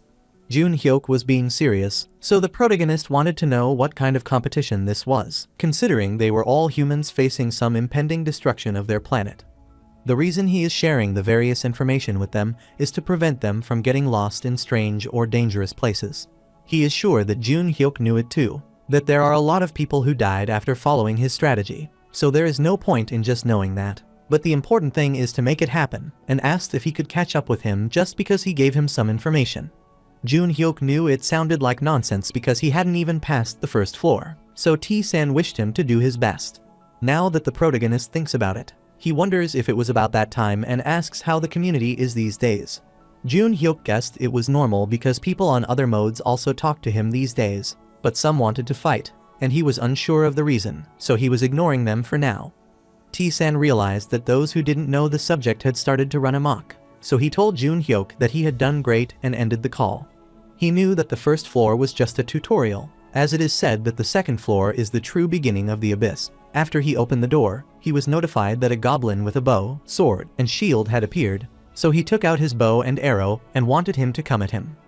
Goblins are monsters that are easy to deal with if they're alone, but become increasingly more difficult as they tend to come in groups due to their shallow intelligence. He kept shooting arrows at the goblin, thus causing damage to it and paralyzing it. The other two goblins rushed to attack him, but he blocked them with a tower shield, telling the monster it was too bad and wanted them to try to block this with their weak shield. He pushed down the goblin with his shield firmly, inflicting damage to it, and then took out his sword to kill it. However, the goblin screams, so T-san clarified that it's meaningless, but is surprised to see two more goblins charging at him. He is amused to see one of the goblins holding a long sword, so he orders it to bring it on and uses his fire staff to strike them. After defeating the goblin, he acquired a rusty sword and a wooden shield, which was a lot better, and knew this combination would work better than the tower shield. After a while, he is notified that he has found the altar of Rakaratas and received the first discovery bonus, which has permanently increased his mana and intelligence. Since the gods of the labyrinth possess multiple personalities, including those who are favorable to or hostile towards players, and even gods who consider players their targets of mockery or compassion, most gods regard players as their pawns. Rakaratas was the god of strife and death, as he could feel that the power beyond this door was darker and heavier than anything. The altar of Rakaratas is made by those who serve it and serves as a gateway to the god, allowing Rakaratas to exert his influence there. The protagonist can see why T-yeon ran away as soon as she saw this and wondered if this is the power of the god. Abruptly, he received a sub-quest from Rakaratas, who wanted to test who came to his altar, and if he accepted it, He would be tested and then receive a reward upon passing, which the god would decide after evaluating his performance. T-san is a coward, so he accepted the sub-quest, and Rakurata's was delighted with his decision. Abruptly, a creature appeared before him, and he was notified that he had encountered the fake servant of Rakurata's, so he had to defeat it. Since his opening is completely covered with armor, it was difficult to find any gap, and he realized his opponent was powerful.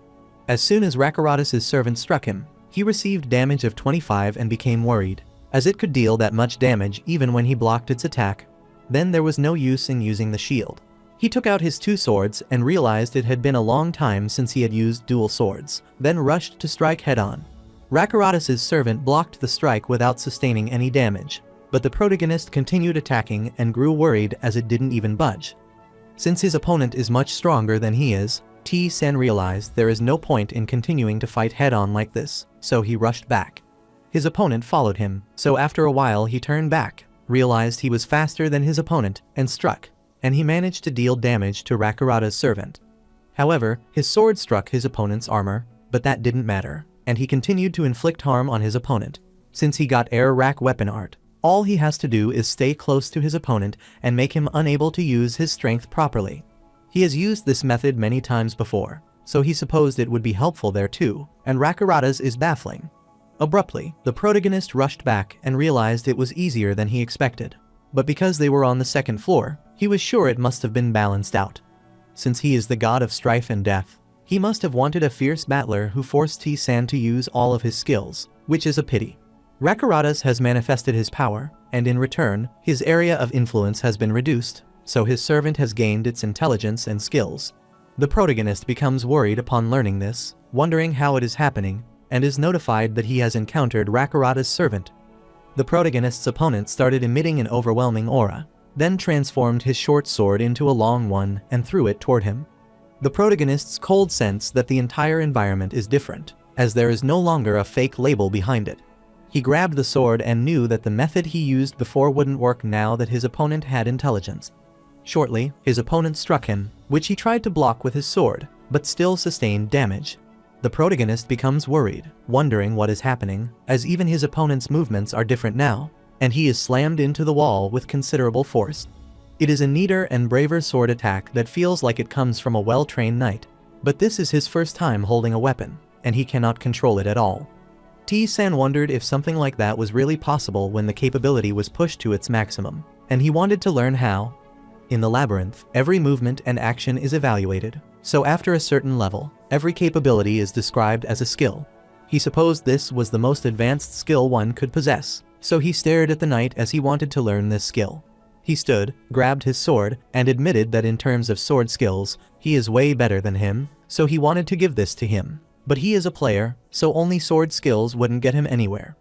The protagonist took out his staff and shot a fire at the knight that he managed to evade, but in the meantime, T-san rushed behind him to strike, telling him that he was there and managed to inflict damage on him. Rakurata's servant turned to hit him, but T-san wanted him to stop, as there was no use, and he activated Spill so that the next attack would be spilled. After activating the skill, he got struck by Rakurata's, took 15 damage, and started his opponent. Then T-san activated an unbreathing attack to inflict damage to his opponent twice, but received a hit as well. Since he has been continuously taunting his opponent, he has acquired a skill, Consecutive Attack. The protagonist attacked Rakurata's servant with fire, causing him significant damage, and the burn injured his opponent. He is worried as he doesn't know how to kill his opponent, as he is running out of mana as well, and his remaining mana is 5, and his stamina is 70. However, if he backs out now, it will be difficult for him, and he has nothing to lose, so he charges head-on. Before the protagonist could attack Rakurata's servant, he was pierced by the sword, taking 80 damage. As a result, his skill, Line of Death, was activated, nullifying his deadly attack and reducing all damage to 0 for 1 second. He exploited it, piercing through the head of his opponent with both swords firmly, and beheaded it. Rakurata's servant's head fell away, and he remarked that it was a great fight, so he was notified that he had won against the Rakurata's servant, which satisfied the god. The protagonist doesn't care about his satisfaction, as it was unfair to change the quest all of a sudden in the first place, so he cursed him.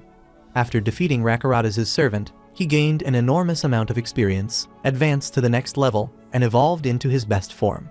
He single-handedly defeated a strong opponent, triggering his spiritual ascension, which prompts him to wonder how much stronger he has become and opens his status window. He is astounded to learn that there is a total of 17 points increase in stats, along with 30 in stamina and 5 in mana. He wondered if there wouldn't be any equipment or item drops, as he had expected. T-san passed the ordeal of Rakarada's, so he is rewarded according to the god's evaluation of him. Rakarada's was highly satisfied with his performance in the match and desires to reward him. The protagonist thought he might be kidding, as he had almost killed him, and wondered what reward he would give him. Rakarada's area of interference has been reduced, and he has been rewarded with Rakarada's ceremonial sword. This was the sword used by those who worshipped Rakarada's, and it was the sword stained red by the blood of the sacrifices. The protagonist rubbed his eyes, wondering if he was seeing things, as he was unsure if it was all right for him to receive this, as this wasn't a weapon he could obtain on the second floor. Abruptly, T-san is notified that he will receive an additional reward because he has passed the hard trial, and he asks if this is how the god is repaying him for all of his hard work. Shortly, he received passive skill evidence of struggle, which could be strengthened for a fight with an enemy. The protagonist realized that it was an acceleration skill, but wondered if it was a physical ability. However, God had given it to him directly, so he was sure it must be something good. Suddenly, he sensed that the altar was shaking, which made him wonder if that was the end, and he was notified that Rakarada's was offering him an apostle contract, asking if he would accept it or decline. He wondered what the apostle contract was, but was annoyed as there was no further explanation, yet Rakarada's wanted him to choose. He sat down thinking for a while. At that time, it seemed like even the gods had to bear penalties if they wanted to exert influence over the players. So, he supposed that Rakarada's wanted to make him an apostle, even at the cost of incurring penalties. But even if it was proposed as a favor, the other party was a god. He has already been arbitrarily intensifying trials and acting capriciously. So T-san wondered if this is truly advantageous for him to accept an offer from such a being, even if it's made with good intentions. He refused to take it as he could potentially be lying his entire life, being used as a toy or slave by the god, and he declined Rakarada's offer, and the apostle contract is withheld. He is relieved to see that the god didn't get angry even after he rejected him, but soon he received another quest. Rakarada's wants to give him another trial, acknowledging his excellent performance in overcoming his previous trial, and the condition is to kill the enemy on the second and third floors and return, but the reward will be based on his performance. But he didn't want to do it as he couldn't trust a guy who had stabbed him once, so he declined the subquest. However, another subquest appeared, which annoyed him, so he decided to do it as he guessed even simple quests like this can't be enhanced, so he accepted the subquest, which amused Rakarada's. Abruptly, he returned to the shop, startling the shopkeeper, who wondered why he was already there, and the protagonist clarified that he had to buy something. The shopkeeper inquired if he was going to buy those potions, and T-san affirmed, as he thought he had some need for them. He didn't plan to stay on the lower floors, but if such enhanced trails keep appearing, it could be troublesome, so he took the potion. The shopkeeper is surprised to see his sword, which he got from that Rakarada's, and is supposed to have become obsessed with him because he loves fighting. The protagonist wondered if the shopkeeper knew about him, and the shopkeeper affirmed that there was nothing that he didn't know about this place. He explained that many talented people died cause of that crazy god habit and wondered what kind of antics it is to dish one's territory. The protagonist is startled to learn that Rakarada's exploit has been going on for a while, so he decides to ask the shopkeeper about an apostle contract. The shopkeeper is startled, asking if Rakarada's had offered him such a contract, and T-san clarifies that he put it on hold because there was no further explanation. The shopkeeper said it was the right decision, as it was not an easy matter to decide, and apologized, explaining that he couldn't answer that, but God had done it many times. Since all he can do is fulfill his role as a store owner, he can't do any more than that, as that is the terms of the contract. The protagonist wondered what he meant by contract, and the shopkeeper furiously replied that this was the reason he was tied up there, so he wanted him to leave quickly if he had bought everything he needed. The protagonist decided to leave with the hope of seeing him again, and the shopkeeper hoped to meet him on the next floor if he came back. After a while, he realized this was the time to meet, so he opened the community board where Taeyeon and Jun-hyuk greeted him, and he asked if they had met that holy night. Jun-hyuk meets him, but Angel was different from what he said, which makes the protagonist wonder what he means. Jun-hyuk clarified that he had spat at him once and left, so the protagonist realized that he hadn't stopped his attack. Jun-hyuk uttered that he tried to react, but his body wouldn't move, and he supposed this was something he couldn't stop, as he got overwhelmed, and it was over just like that. Taeyeon also met Angel, but the result was similar. She couldn't move her body, and the protagonist asked what happened after that, and if they stuck with him. Junhyuk did, but Angel told him to cut it off, as he had no worth. The protagonist supposed that only those who responded to his attack were considered worthy and treated accordingly. So he realized that both dwarves and Rakuratas shared a similar mindset. T-san inquired about their location, and Junhyuk is hunting the big rat, and the same is for Taeyeon, as she wants to raise her level, even though she is still on the low floor. The protagonist inquired about the other people, and Junhyuk replied that there are a few individuals who hunt the big rat, but he thinks it will take more time. The protagonist supposed they might still be adapting, so he decided to withhold the information about what they would find on the second floor for later. He wanted them to listen up that the mob boss on the first floor is a giant rat, which is a reinforced version of the big rat. Its physical strength is over 2000, and even if it is blinded, it will still cause some damage, so he wanted them to be careful. Junhyuk gets scared, wondering how they should catch such a monster. The protagonist wanted them to think about it, as he couldn't tell them everything, and was sure they could find a way if they thought about it a bit more. T-san wanted them to inform other players not to enter the red door recklessly and avoid getting killed, and they thanked him and assured him they would do their best. The protagonist had already said everything he wanted to tell them, so he ended the call and decided to start the sub-quest. So, he started walking on the second floor, where all the goblins were waiting for him, and rushed to attack him. The protagonist is excited to try his new skill and activated evidence of struggling, then struck all the goblins and killed them. His head is clear, which reduces his mental fatigue, all his stats went up, and there is even recovery. Furthermore, there is no restriction or limit, which means it is possible to fight endlessly as long as the condition of continuous battle is fulfilled. He felt great because, depending on the situation, it could become a main skill level ability, and he killed all the goblins. Abruptly, he came before a golden door with sword symbols and wondered if there was a door like this in the labyrinth. He opened the door and was notified that he had found the tomb of a warrior. Since he is the first to discover that place, his intelligence and mana are permanently enhanced.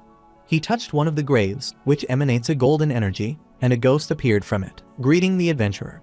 While the protagonist is still confused by the ghost, he says goodbye and returns to his grave, leaving T-san in confusion. He again put his hand on the tomb, the ghost appeared telling him he felt nice to meet him again, bid his farewell, and returned into his grave, which pissed him. The protagonist again touched the grave, and the ghost emerged, wondering what he was doing as he had been told to go. He was startled when the ghost grabbed him. The protagonist wanted him to stop joking around and give him the quest. The ghost escapes his grasp, asking how he dared to ask him about the quest, and supposed he might now know him, and the protagonist clarified that he is a dead warrior. The dead warrior becomes annoyed, as it has become too easy, because the system might have revealed everything to him without requiring him to put his life on the line to gather information. The protagonist is surprised to learn that there was no system in the old labyrinth, but the dead warrior refuses to tell him that they had one too. This annoyed the protagonist, who wondered who this guy was, as he was completely different from the NPCs he had met so far, and wanted the warrior to be quiet so he could determine if he was the quest or just an object. The dead warriors become infuriated as T-san is now treating people as objects, and remarks that he is heartless, and he tells T-san that he is a ghost, a dead being bound to give them the quest. However, he can't give this quest to weaklings, which makes the protagonist wonder why that ghost is there on this lower floor. The ghost furiously uttered that he knew nothing, because of the labyrinth, but he should have been put into deeper floors, so he didn't understand why it put him there. So, he wanted the protagonist to go back if he wanted to do this quest and return after passing the 30-floor mark. The protagonist decided to leave as he supposed he had gotten it wrong and that the ghost was a useless NPC. The ghost bid his farewell to T-san, but is startled to see Rakuratas' sword and asks why he has that weapon, and he clarified that it is because he passed the god trial. After learning that T-san had passed Rakurata's trial, who is an unpredictable individual, the ghost changed his mind and decided to give him the quest. The protagonist wondered what he meant, and the ghost explained that he deserved to receive the quest, as he should have told him about the trail earlier, and the ghost wanted him to return so that he could explain the quest to him.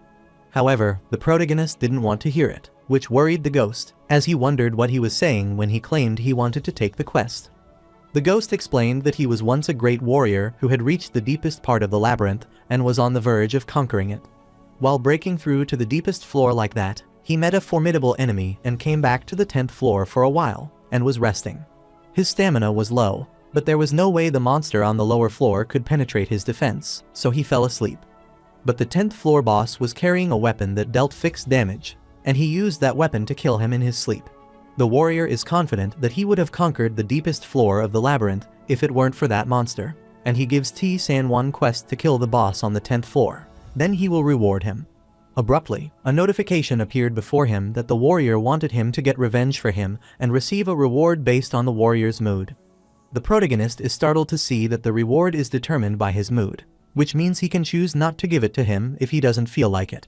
However, a quest is a quest, so he receives it, and he wonders if this is a chain quest. The ghost saw him leaving, so he asked if he would accept it, and the protagonist affirmed, so he hoped to see him later. As soon as he left the warrior's grave, he saw the ghost in his head and asked if he was going to come with him. The ghost affirmed, telling him that he doesn't know if T-san will kill it or not, so he can't stay in his tomb, and he is also getting sick of that place, so that he can go with him to the 10th floor, but is certain this will be fun. The protagonist annoyingly grabbed his head as he had to go with this noisy ghost until the 10th floor. After some time, the ghost rambled that he don't know where did that monster get the weapon, but admitted it's his fault for being careless. But the weapon that dealt fixed damages appeared much later, so he is sure there is no way a monster on 10th floor could get it and asked T-san if he would know that if he was on his place. The protagonist refused and wanted the ghost to stay quiet now, but the ghost thought he should take responsibility for having taken on the quest, which made the protagonist wonder if he shouldn't have done so. However, he still got some information, so he asked the warrior what he was doing before coming into the labyrinth. The ghost gets annoyed, wondering why he has to tell him about that, and the protagonist agrees that if he doesn't want to tell him, then it is alright. However, the ghost decided to make an exception and tell him because the protagonist was curious about it, and he revealed that he was a member of the great royal family of the Carved Empire. He was the eldest son and would surely inherit the empire, but that wasn't all. He was outstanding in terms of swordsmanship and intelligence, so no one was his equal in the empire. Every time he went to the ball, all the noble daughters would rush to see him, and his eyes welled up on remembering that glorious time. The protagonist is confused because, judging from the way the ghost talks, he sounds like a backstreet thug. The warrior uttered, "Then the world perished, and he came there to save everyone," and the protagonist uttered that he died while comfortably taking a nap on the lower floor. The warrior furiously cursed him, telling him that he ultimately failed to save his word, and his one mistake ruined everything, so he thinks he has to kill the guy who killed him to relieve his anger. The protagonist arrived at the door, wondering if this was the last place, and the ghost supposed he might not be listening to his story, so he cursed him. An adventurer these days has no morals. The protagonist opened the door, saw the goblin there, and began shooting arrows at it, finally striking the goblin with his sword. The goblins started gathering around him, but he kept attacking them. The ghost wondered why he was repeating the same attack by shooting the arrow, then hitting it, and wondered if he had a grudge against that goblin, as he only aimed at the same goblin. The protagonist kept hitting the goblin, and the ghost supposed he might be doing that to gain skill, but he wanted the ghost to know his stuff. The ghost uttered that is why it's scary to be stupid, but he is just wasting his time, as there is no skill he can gain by doing that. The protagonist claimed to possess a fantastic skill, so he continued attacking the goblin. The ghost furiously told him that he knew everything, as he had already reached the 85th floor. The protagonist wanted to make a bet that if he didn't acquire a skill, then he would become the ghost's puppet and do everything the ghost said, even if that meant dying. However, if he wins, then he wants the ghost to answer him truthfully, and the ghost realizes he is a bold player, despite being someone who just entered the labyrinth. He wants to make a bet with him for information. He excitedly agreed to make the bet in his name, Bardre of the Great Carved Empire, that if he wins, he will answer without a single lie, but if T-san loses, then he will be his slave. This pleased the protagonist, so he didn't want the ghost to go back in his words. Bardre excitedly laughed, imagining himself commanding T-san to crawl on all 4s from now on, and wanted him to ensure that he used honorifics. He wondered what he should make him do, and is sure he would have a lot of fun until he dies. He approached the protagonist, wanting him to give up now, as there was no need to waste any more time.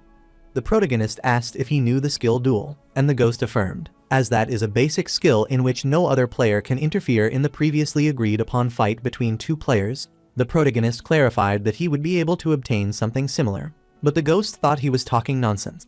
Abruptly, the protagonist is notified that he continued to fight against a single enemy while dealing with multiple enemies and has received a special active skill force duel, which pleased him, but Bardray becomes gloomy after seeing this.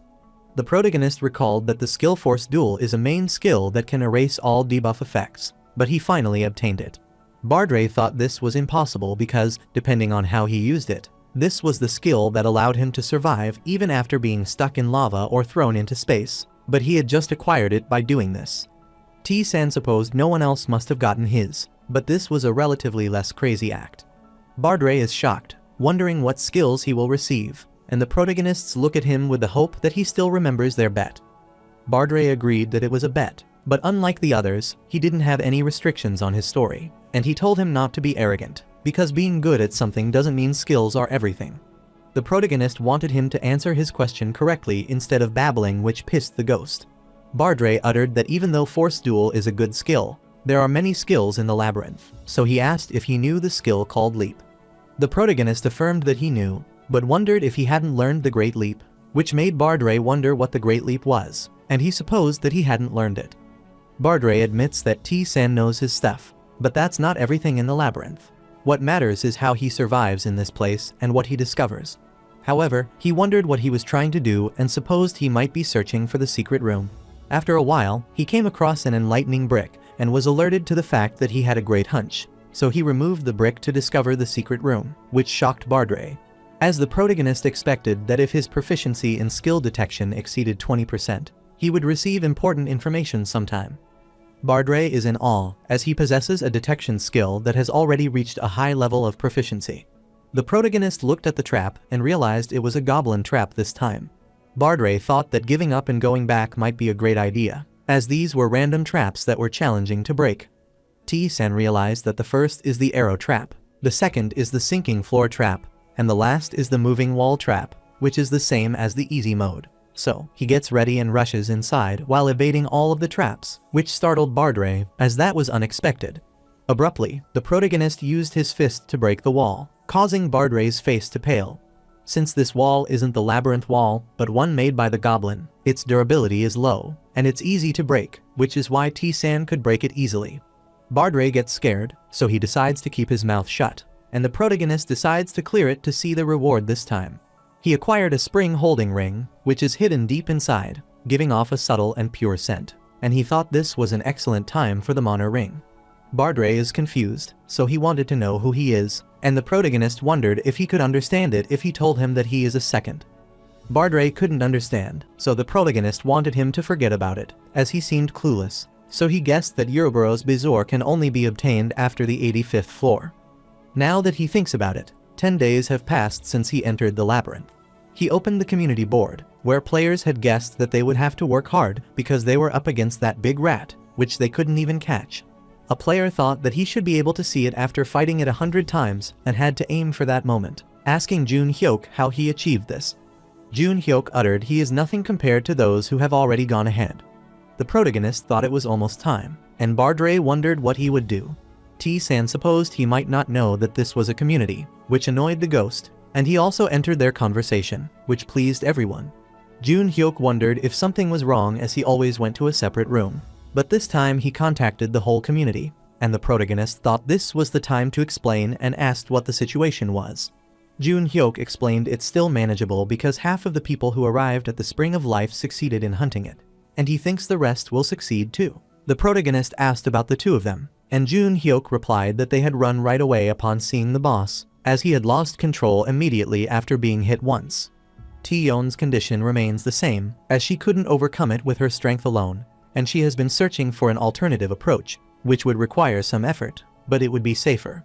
The protagonist has noticed that she is doing much better, and he thinks for a while, then utters that the reason he came that day is to teach the solo mode player about skills, which sounds useful to Jun Hyuk, but he wondered why he was teaching. T-san uttered that it's because it's the right time, as skill is not an end, but a means to go down the labyrinth. But if he had told them too soon, it would mess up the order. T-Yon agreed because for people like them who had just come to the labyrinth, even if they had heard about the skill, they didn't think they would have understood it. The protagonist wanted them to listen carefully, as he would now explain it to them, and wanted them to relay that information to the people who weren't there. Everyone is thrilled, as that is excellent news, thanks to T-san reminding them, and they would never forget the favor. The protagonist thought they should save their thanks until they finished listening and wanted to share the most easily accessible skill, which is to reduce pain. He wanted them to thrust a sword into their arm and ensure they went all the way.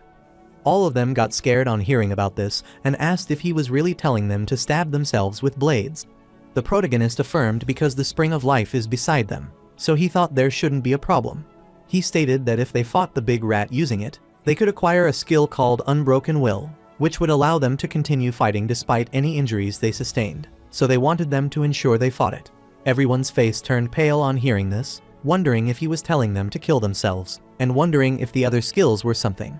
T-san uttered that the next skill is Unbreathable, that they can get by diving into the spring of life and filling their breath just before they die, and if they swing their sword to their limits, they will get an unbreathable attack. They were scared, as that is also similar to telling them to die. And then T-san told them about endurance, according to which they have to allow themselves to negate damages that could result in death. Everyone gets worried as they have to go that far to get the skill and don't want him to tell them crazy things, as they don't think this is a great idea, no matter how much they need a skill, and Jun-hyuk believes the same. T-san has no reason to force them to master it, so it's up to them to decide. However, that's an understandable reaction for those living in modern times. For them, war is only a part of history, and starvation is only a problem of distant countries. They were people who had never risked their lives for anything in their entire lives, so just because they entered the labyrinth didn't mean their origin could change that easily. Tae-yeon asked if there is really no other way, and the protagonist refused, so Jun-hyuk has no other choice but to try it, and Tae-yeon never expected she would do this kind of thing in her life. Other players were startled to hear that they might be out of mind, as T-san might be lying to them. Tae-yeon wondered why T-san would do such a thing, and Jun-hyuk remembered they all were referring to his strategy all along, so there was no reason for someone like him to lie to them, which mortified them. Jun-hyuk wanted to start with the safest, so he thought the unbreath skill would be that dangerous. T-san explained he will be alright if he comes out as soon as the system pops up, but that will be difficult to suppress their instinct so that they will have a hard time. Other players were shocked as they were going to try this method. The protagonist wished them the best of luck and clarified he would let them know when they could get another skill, and they thanked him, assuring they would try their best. Bardre was wondering what he was doing, but he was busy with useless things because Labyrinth is the place where people are bound to die. However, the protagonist is certain that some of them might survive, and Bardre wants him to go quickly if he's done, as he's frustrating him by holding on to something unusual when they are almost there, as it's time for them to catch the final boss. The protagonist realized he was finally on the second floor, and Bardre supposed he might ask him about the boss's information, having just won a hard-earned bet. T-san doesn't need that, as he has something else he needs to ask him, and he opened the gate so he could get started. He is alerted that a cudgel-wielding goblin and the guardian goblin have appeared. The cudgel-wielding goblin lifted his cudgel while an enchanting spell, which infuriated the other goblin, so he struck him. The protagonist blinked at the attack, and Bardre is restless, but he knew he shouldn't be doing this right now. He saw the protagonist hitting the goblin, so he realized he was already late, and he supposed that T-san knew their skill, but the strategist should have caught the other one first, as he was doing something suspicious. The protagonist wanted him to worry, as he could see it clearly, but this was the best, in his opinion. Abruptly, the cudgel-wielding goblin cast a spell on T-san, sending him into an anonymous place. He is surrounded by several people telling him that all this happened because of him, so he wonders why he is the only survivor, as that is his fault. One of the corpses grabbed his leg, asking why he was born as he is a useless insect and trash that can only eat. Abruptly, he saw Tae-yeon's corpse asking him why he didn't come to her then and why he let her die alone. After a while all the corpse grasped him, but the protagonist apologized as this kind of method wouldn't work on him, so wanted it to stop. Meanwhile, Bardre saw the protagonist trapped in the spell, wondering why he didn't listen to him, and he thought he would finally manage to free him from that grave this time, so he supposed the revenge had failed this time. Abruptly, the protagonist wanted it to stop, then broke the barrier and successfully defended using the skill of Indomitable Spirit. Bardre is surprised to see that he managed to endure it, and the cudgel-wielding goblin is flustered on seeing this. The goblin activated madness, but T-san managed to get rid of it with an Indomitable Spirit and clarified to the goblin that this wouldn't work on him. However, the cudgel-wielding goblin activates a curse, and the protagonist clarified that his spirit-related skill had never failed before, so no judgment was required for this. The protagonist grabbed the goblin's neck, lifted him, and was informed that he had experienced mind-related magic many times, so he acquired a special skill that would activate spirit resistance and magic resistance. Since he had all he needed now, he bid farewell to the goblin and killed it. Bardray is dumbfounded, as T-San can survive mind control magic using normal spirit resistance, which he himself cannot do. He is planning to give him information about the enemy, so he can move according to his control. But this player is crazy beyond his imagination, so he wonders who that guy is. The protagonist received an entry-level mana potion, which increased his mana permanently by 10, and also obtained a lowly thieving tool to attempt to escape the trap and unlock the key.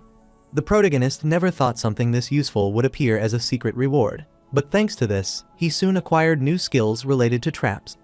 Bardray is annoyed as T-San wipes out everything he can get on the second floor, which makes the protagonist wonder what he is upset about.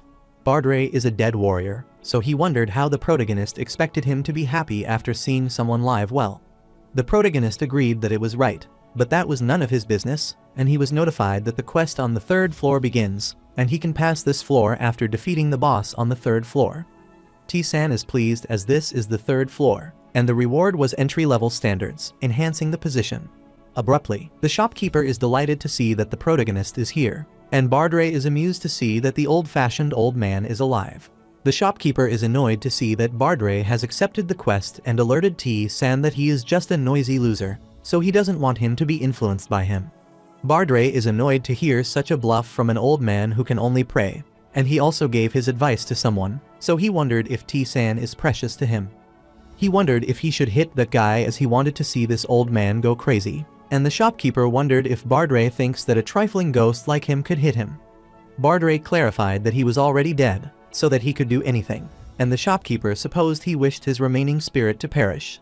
While they were arguing, the protagonist took out some weapons and asked the shopkeeper to pay attention to these libraries, as he would sell all of them, so he requested that he show him something useful. The shopkeeper is dumbfounded to see that many weapons, so he asks how many monsters he caught. Shortly thereafter, the protagonist purchased metal-embedded gloves and a bronze shield, which pleased him, as they looked pretty impressive. He also acquired a metal ring, a needle ring, and a strong kalu. As T-San expected, these items are the best, as he will take out goblins in 2 hits now. Bardray claimed it was cheating, but the shopkeeper countered that it was Air Rack's weapons arts. As they were about to fight, the protagonist intervened, wanting them to stop. Later, on their way, the protagonist wondered what had made the two of them fight, and Bardray asked if he thought it was possible to like that wicked old man, so he wanted him to be as careful as that man, who only treated others well for his benefit. He was saying that the shopkeeper can change at any moment, so don't want him to believe him as he is just a surrendered slave and is an enemy to people like him, so he wanted T-San to keep this in his mind. The protagonist wondered if he had said that based on his experience and agreed to do so, and was worried to see the shadow of a strange monster before him. However, he was speechless on seeing that there were 3 goblins, so he started hitting them, and Bardray realized that this floor was boring. In the past, this place was tough as there was always a mental attacker in each of their groups, so he almost died that time, but after seeing the clearings in a few minutes, he asked if he thought his current speed made sense. The protagonist clarified that the 3rd floor is clearly easier than the 2nd floor, and Bardray suggested that at his rate, it is unnecessary to act on them one by one, as he doesn't think this will increase his experience either at his level, so he should go to the next stage quickly. The protagonist thought he was right, but a quest had surprised Bardray, making him wonder if there was another quest he could accept now. The protagonist stated that the Rakarada's quest is to eliminate all the monsters on the 2nd and 3rd floors. Bardray wondered if he had really given that kind of quest, as it was his first time hearing about it, and he had also just taken his test. The protagonist had something he wanted to ask about Rakarada's, and he inquired about how much he knew of the Apostle contract. Bardray is stunned as he can't believe that T-San knew about it too, and that Rakarada's had supposedly offered the Apostle contract to him. However, he hadn't received the offer in the past, so he wondered which one he should explain first. The protagonist is pleased that he is willing to explain that easily, and Bardray clarified that he is already dead, but he is just limited by regulation, so there is no limitation on the information he has. He supposed he should explain from the beginning, and rambled that the gods are responsible for their respective areas. This includes the god in charge of victory and defeat, But other gods are in charge of 2 or more areas, like Rakaratas, who are in charge of battle and death. There are also conceptual gods in charge of conception, belief gods formed from belief, and many more. T-san realized that these gods were different from the earth, so he asked what kind of existence they were, and Bardre explained that they were the ones who helped design the maze, which startled him. Bardre stated that the system window T-san saw when he entered this place a long time ago indicated that this place was a maze created by an extraordinary wizard, and there were rumors that he granted the wish of whoever conquered his maze. It was difficult for the wizard to create this maze alone, so he met the transcendental being, showed him his plan, and the being wanted to make a grand labyrinth, a tower that led underground. He asked them if they would like to see where numerous knights and heroes had tried to conquer this place. The challenges to do battle with those who would have risked their lives, and the vain deaths they would have suffered. T-san realized that God liked his idea, and Bardre expressed their enthusiasm for the concept, giving their full support to the wizard. This is how they spent their meaningful time planning this place. The labyrinth that the gods painstakingly created was finally established as the place deep down, which is the foundation of this place. Those who enter the main will be identified through tests, attention, and their value will be assessed. They will offer a contract to the person they like the most, which is called an apostle contract. T-san wondered if this contract was something good or bad, and Bardre replied that if one becomes an apostle, that person will be endowed with as many skills as they are loved by the gods, which will help them receive a better reward than they have ever received before. The protagonist inquired about its weakness, and Bardre replied that his spirit belonged to that god, so that the other gods wouldn't like him. There are various gods in the labyrinth who have different desires. Especially, Rakaratas is a god who has many enemies, and many gods hate him because they feel that his behavior demeans them, so he is sure things will be more troublesome if T-san goes down there. There is one more thing: T-san will have to obey the god's revelation in return for the power he gives him, no matter what, even if it doesn't make sense, but he can't refuse it. The protagonist realized there were numerous shortcomings, so he decided to disregard the apostle's contract and recalled that those who conquer the maze will have their wish granted. Since conquer means to clear all the quests, but he has never heard that T-yon's wish came true, and he supposed that Yuruburo's was her wish.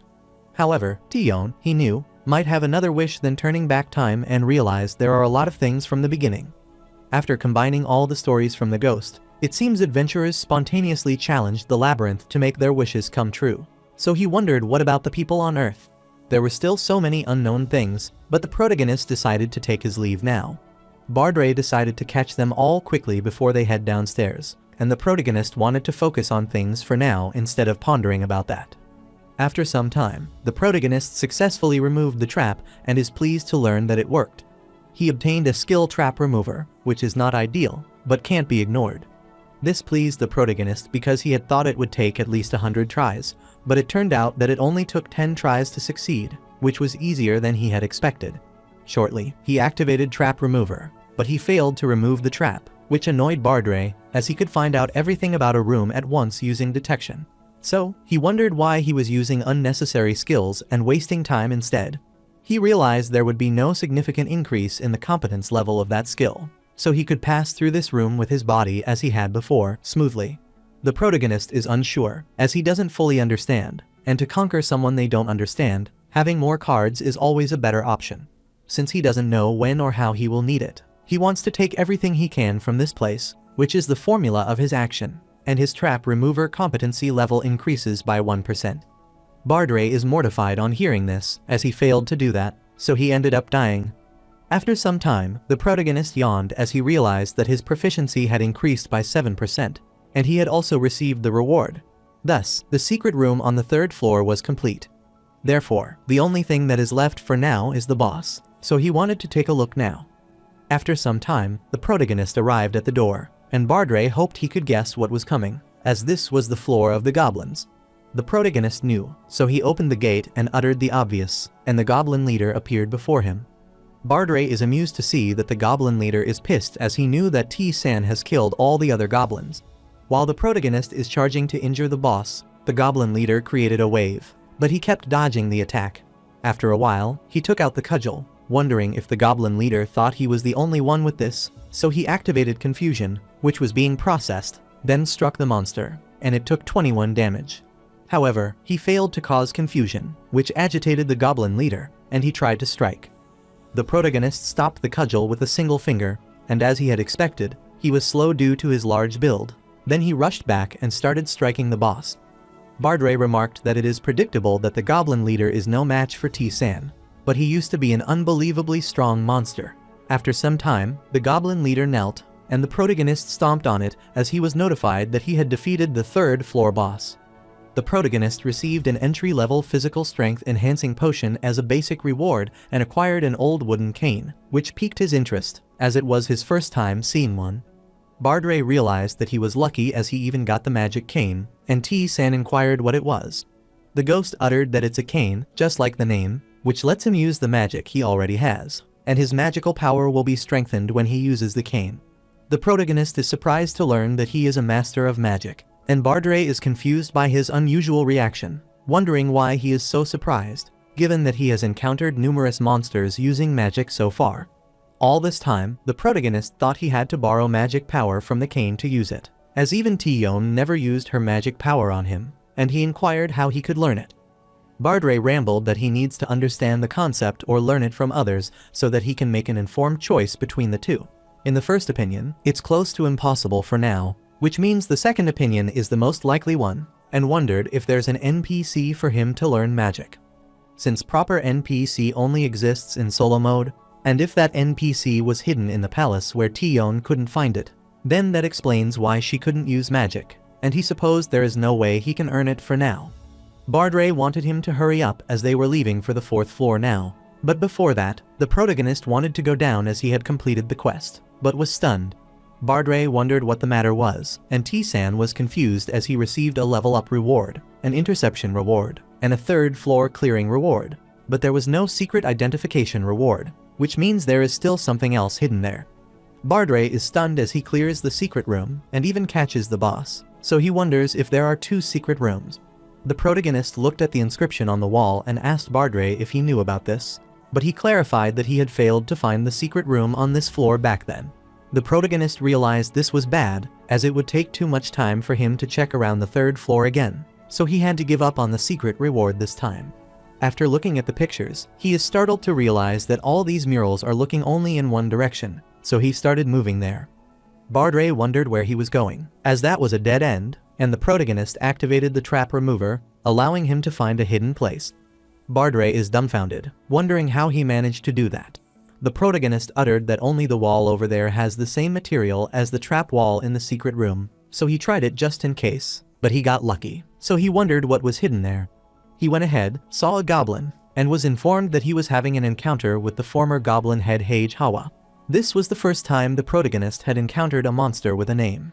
But Bardray grew worried as he had a bad feeling and wondered why there was a lord-level monster in a place like this. The protagonist wondered if he knew something, and Bardray replied that it was a lord, which meant he was the king of his tribe. There is only one of them, and the one who goes beyond the concept of limitations of a tribe. Abruptly, Hage Hawa grabbed his sword, telling the protagonist that he would not blame him, because, in the end, he was just a toy that they controlled. However, he is an existence that has the role of a monster in this place, so that he will kill him, and with a single slash of his sword, he broke all of these pillars, which startled T-San. The protagonist activated sliding and knew it was for that skill that he would have died by now, so he wondered how just one strike could be that powerful. He saw Hage Hawa swinging his sword again, which worried him, so he rushed toward him, blocked his sword, and wondered what that unbelievable power was, but he was thrown away with a single swing. He knew that his current strength status is 37, which should be enough for him to clear every floor down till the 50th floor easily on easy mode. But he can't handle the Lord of Goblins at all.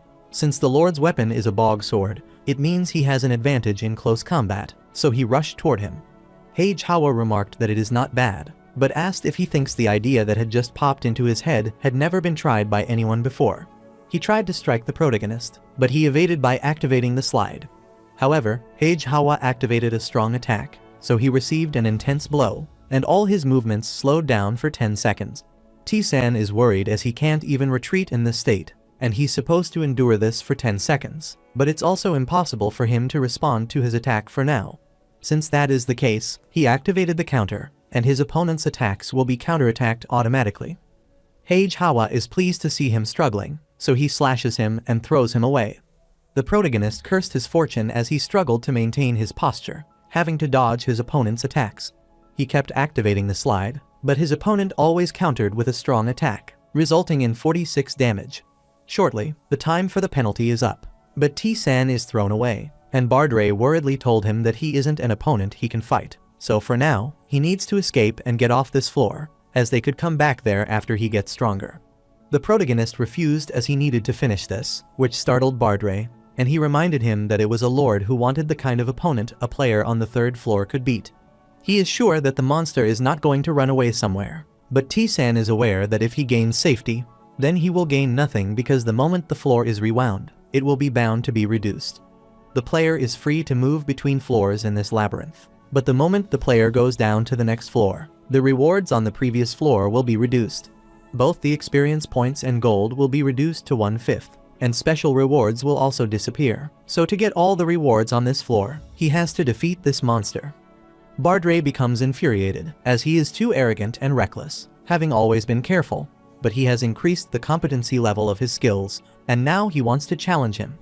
The protagonist doesn't understand what he is talking about, as he has done it all for this moment. He doesn't intend to take all the reward so that he can avoid danger. Rather, this is about taking life-risking challenges. Additionally, all the actions he took to gain a reward were also intended to increase the probability of his success. The protagonist is facing an opponent that is impossible for him to beat, yet he doesn't give up his fighting spirit, and his will increases, so his stats go up, and he will not lose his spirit during the fight, so he obtains eyes that can detect his opponent's weakness. The protagonist is sure there must be something behind this, as there is no way an opponent that is impossible to beat on the 3rd floor would be there. After pondering, he realized Heihawa has never gotten off his throne, and he finally realized that the monster has no legs. Since his name is the former lord and he can't get off his throne, there is still a chance of winning, so he started looking around. Heihawa respected his tenacity, telling him he is a brave fighter, so he wanted to fight him with all his heart and asked what method he would use this time. The protagonist activated a skill, Unbreath, then attacked the pillar, which amused Heihawa. He lifted his sword, thinking that it was a good idea, but was sure that these ruins would hurt not only him but them as well. Abruptly, the protagonist activated confusion using the cudgel, but the process failed, and Heihawa realized this might be the method he came up with. Heihawa gets infuriated, lifts his sword, and tells him this wouldn't be enough to harm him, and releases a slash. Abruptly, the protagonist pierced his chest from behind and shocked Heihawa as he managed to avoid those ruins, wondering how he did that. The protagonist clarified that, except for him, neither a skill nor a forced duel could get in his way, even the ruins that would fairly fall on them both.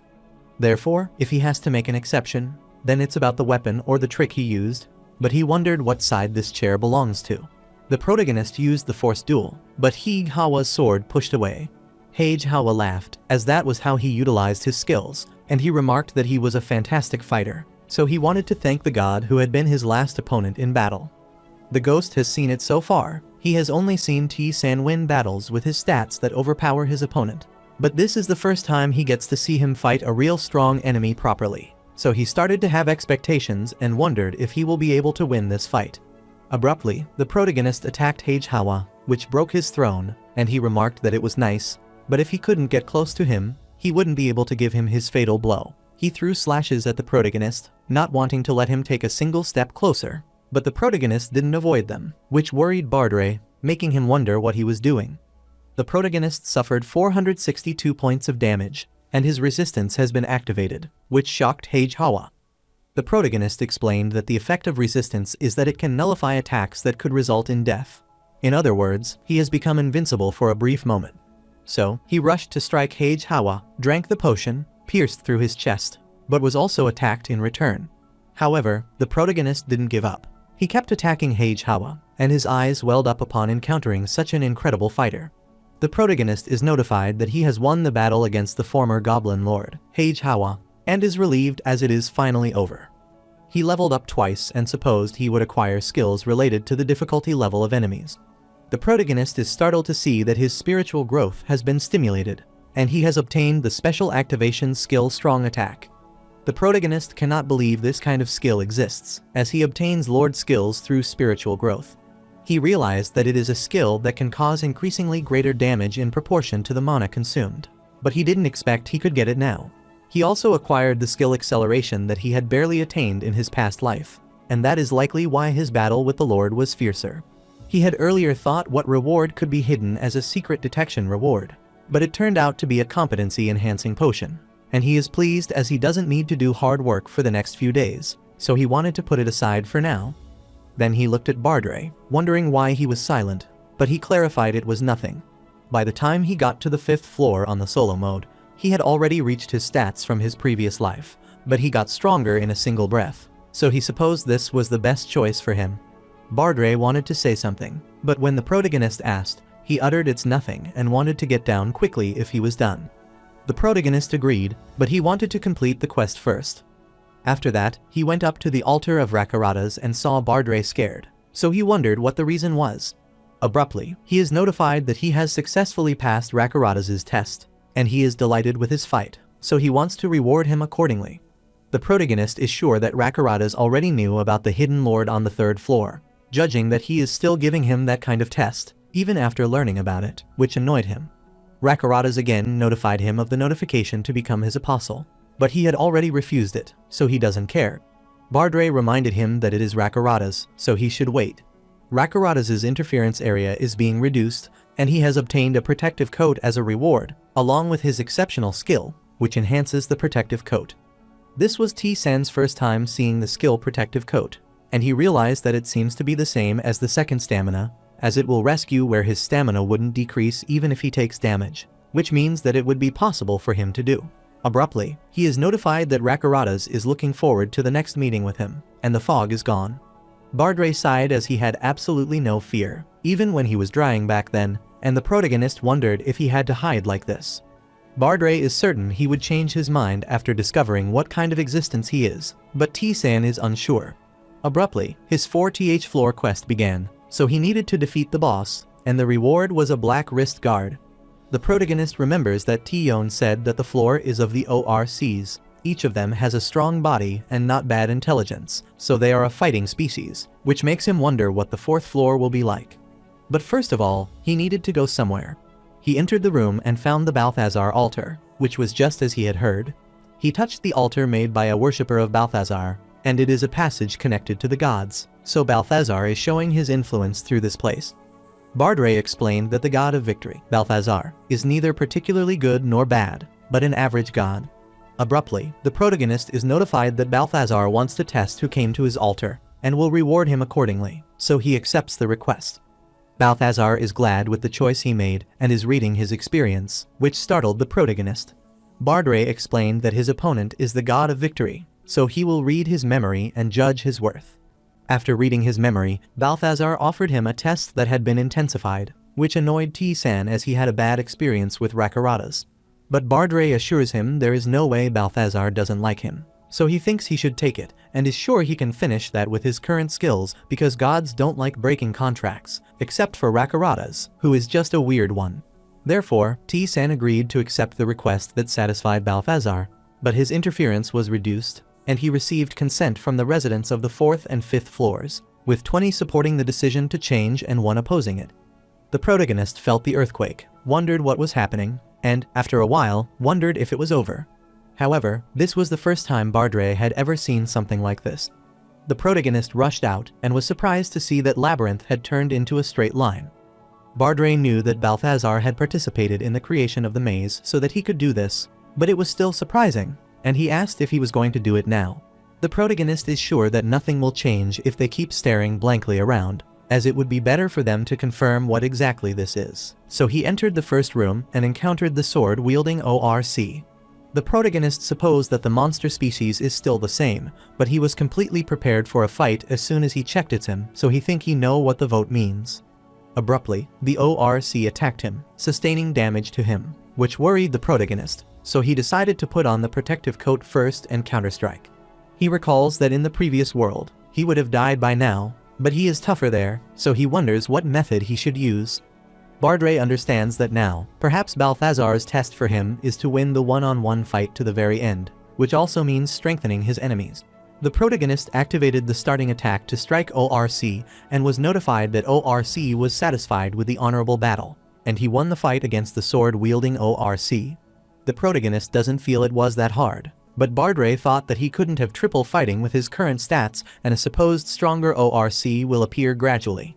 Since there were 9 rooms left, the protagonist wanted to annihilate them all, and he kept defeating ORC, so he leveled up. After that, 5 rooms were left, but there was nothing special about them compared to the fuss, and he realized he was surprised for no reason. Furthermore, his protective coat also increased as he leveled up, so the ratio is approximately 1/10 of his stamina, and he supposed he hadn't done it right away, but he could now. After entering the 6th room, he activated count so his opponent's attack would be counterattacked automatically. Even though his stats appear to be considerably different from the ORC, he still can't defeat them in a single blow, so he wondered if it is because of the difference in technical skills. Furthermore, those don't just stab with weapons but use particularly systematic techniques, and, as he expected, this wouldn't work just by imitating him. However, to develop this into a skill, he also needs to obtain training from someone, and Bardray supposed he might be considering learning swordsmanship. The protagonist affirmed but wondered why he was saying that all of a sudden, and Bardray refused, so he wanted to hurry to the next room. After that, he entered the 8th and 9th rooms and successfully killed them. Finally, he arrived in the boss's room, as this part of the process went quickly. However, he wondered how they could find secret rooms on this floor, but Bardray was unsure, as this was his first time experiencing such a thing, so he didn't have anything to tell them. He opened a gate, guessed he would have to go around this floor some more after finishing this, and was notified that the warrior ORC appears. The protagonist supposed there were no variables, because even the boss was precisely as he had imagined him to be, but was surprised to see a magician crying in the corner for help. The magician is crying like a cat in the corner, wondering why all this is happening to her all of a sudden. Bardray is surprised to see her wondering why she is there and if she has managed to survive, which makes T-san wonder if he knows her. Abruptly, the magician rushed toward the portcullis and requested that he help her because the labyrinth suddenly changed. She was kicked out, and the next thing she knew was suddenly that ORC was already in front of her. Bardray laughed to know that was why she had lived together with him so uncomfortably all this time, and wanted her to understand that all happened because of T-san, which startled the magician, as she knew he had just entered this maze. The protagonist realized that the secret room would be an NPC this time, and wanted her to wait as he would reunite after getting rid of him.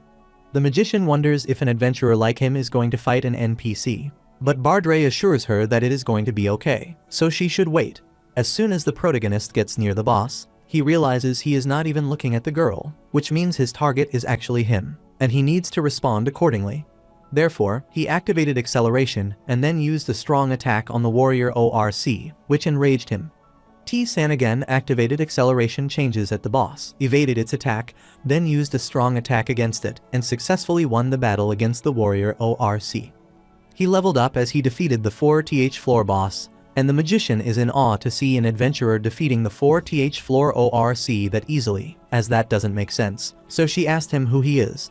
The protagonist wondered what he meant, as he is a player, and asked about her. That flustered her, so she looked at Bardray and uttered that she was Lilith, who could control magic, and came there to study the lofty mystics. The protagonist is astounded to learn about magic, and Lilith realizes he might have come from a world where magic doesn't exist, supposing it to be a fascinating world. She clarified that magic is an innate talent that not everyone can learn, and even though she doesn't have any, she still wants to learn magic more than anyone. That is why she came to this place, because Labyrinth is a place where people can make their dreams come true, and she created an illusion that mesmerized T-san. Lilith thanked him for saving her, but she didn't have anything to offer, so she apologized, as she couldn't give him anything in return. The protagonist refused to tell her there was one thing, but Lilith clarified that she was stone broke, and had also lost all catalyst and even her ingredients. The protagonist clarified that he is referring to the power she possesses, and wants to learn magic from her. Lilith apologized, as she had dedicated her life to learning it, and was grateful for his help, but she was afraid it might be difficult for her to give that one to him. The protagonist had already predicted the outcome, which was that she would refuse, so he assumed this negotiation would end. But Bardray stepped in and asked her to teach him instead. Lilith is startled, and Bardray knew that she had nothing but magic, so he could understand that she places a high value on it. But if she looks at it by absolute standards, it's nothing, as her life is enough to pay for that. She is still reluctant, but Bardray uttered that it wouldn't be a bad idea for her, and asked how many floors she had gone down so far, and she uttered the 9th floor. This was as Bardray expected, as he knew with her current skills, it would be hard for her to go any further than that. But T-san is an adventurer exploring this maze. Moreover, he is someone who is acknowledged by the gods, which is also the reason this maze changed. So it's sure that this labyrinth will get deeper. He's sure Lilith needs to explore everything that lies within that abyss. Thus, he's saying that it's a chance for her to learn magic that she couldn't learn before, which startled her. Therefore, in his opinion, it's a deal that will benefit both of them, and he asked if it had changed her mind a bit. Now that she thinks about it carefully, she agreed to teach him magic, and is amazed as it is going to be fun from this moment onward. But since she got kicked out of the place she was in before, she doesn't have anything right now, so she can't teach him anything. Since the 5th floor is also the floor of the ORCs, that place wouldn't be much different from this place. So she decided to set up a place in a secret room on the 6th floor, where she wanted to meet him. After he agreed, she used magic to go there and hoped to meet him on the 6th floor. Bardray wondered how she had managed to pass through the 5th floor and realized she had used that kind of magic. The protagonist can feel anything, which means she perfectly hid her traces with that magic, but wondered why Bardray suddenly treated him kindly. Bardray gets annoyed, wondering if this offended him, and remarks that he is still trash even when he treats him well. The protagonist is certain that his behavior has changed since he defeated the Lord, but he wonders why he is behaving in this manner, and Bardray points out that it is the reason he can't act like that around people these days. He wanted T-san to assume that he sees some potential in him, which was also a form of atonement for himself, startling the protagonist. However, Bardray wanted him to forget it, as he would be helping him from this moment onward, which was a good thing. The protagonist realized that he didn't seem like he would give him the answer, no matter how hard he interrogated him, but that didn't matter. Bardray wanted him to hurry up and proceed with the test, and the protagonist agreed, but he wanted to fill his stomach first. He realized that Jun-hyuk and T-yeon had successfully cleared the 1st floor, but their ability in skill acquisition wasn't excellent, but he knew no one else would try this. Bardray saw him chewing the meat and wondered if it was delicious. But the protagonist is busy organizing all the things he has obtained, which include a black wrist guard and the engraving order, which endows equipment with special powers. Fortunately, finding Lilith is also considered discovering a secret, and as expected, a secret reward is received, which is beneficial. He has activated the engraving order of the Rakarata's ceremonial sword, allowing him to knock back the target with a certain probability when performing an attack. The protagonist knew this was a door prize that was too good to be called a random option. Shortly, he went down, and his 5th floor quest began, so he had to defeat the floor's boss to pass and receive the dazzling decorative sword as a reward. Abruptly, he met the shopkeeper, who was amazed that he had returned already and realized that the floor was in chaos, so he wondered if it was also a test this time, and he nodded. The shopkeeper inquired about what T-san wanted to buy, but he was going to sell some of his items from the inventory expansion first, and was surprised to see a bottle, wondering why it was there. He decided to examine the bottle first, which startled the shopkeeper, as it was a blessing powder said to originate from fairy wings, which was believed to bestow a blessing upon its user. He explained that, as it said, there are rumors that it can bring blessings, but no one knows if this is true or not. There was someone who soaked himself in it to get luckier, but he fell right away instead, and there was also someone who smeared it on his weapon, but it only made that sword shinier. The protagonist asked Bardray if he knew about this, but he didn't, as he had never purchased it before. As he expected, no one had heard about it, and in the previous world, many people had bought it because they believed the rumors that it could bring them blessings. However, none of them had seen the effect, so in the end, it was treated as trash. But that was before he found a use for it. He asked the shopkeeper how many he had, and the shopkeeper offered them as disposal items, so he only had 3, but wondered why he was asking. He is confused to learn that T-san wanted to purchase them, telling him this is just an expensive piece of junk, and handed them to him. The protagonist took this wand and hoped to see him soon, but he knew that the blessing powder had the effect of a tiny probability adjustment. The shopkeeper affirmed that he wished he had a good one, and Bardray asked T-san if he was not going to tell him why he bought that. T-san stated that he could find out soon and check it himself, and he was informed that Balthazar was waiting for the moment to give him his reward, as he was satisfied with the result.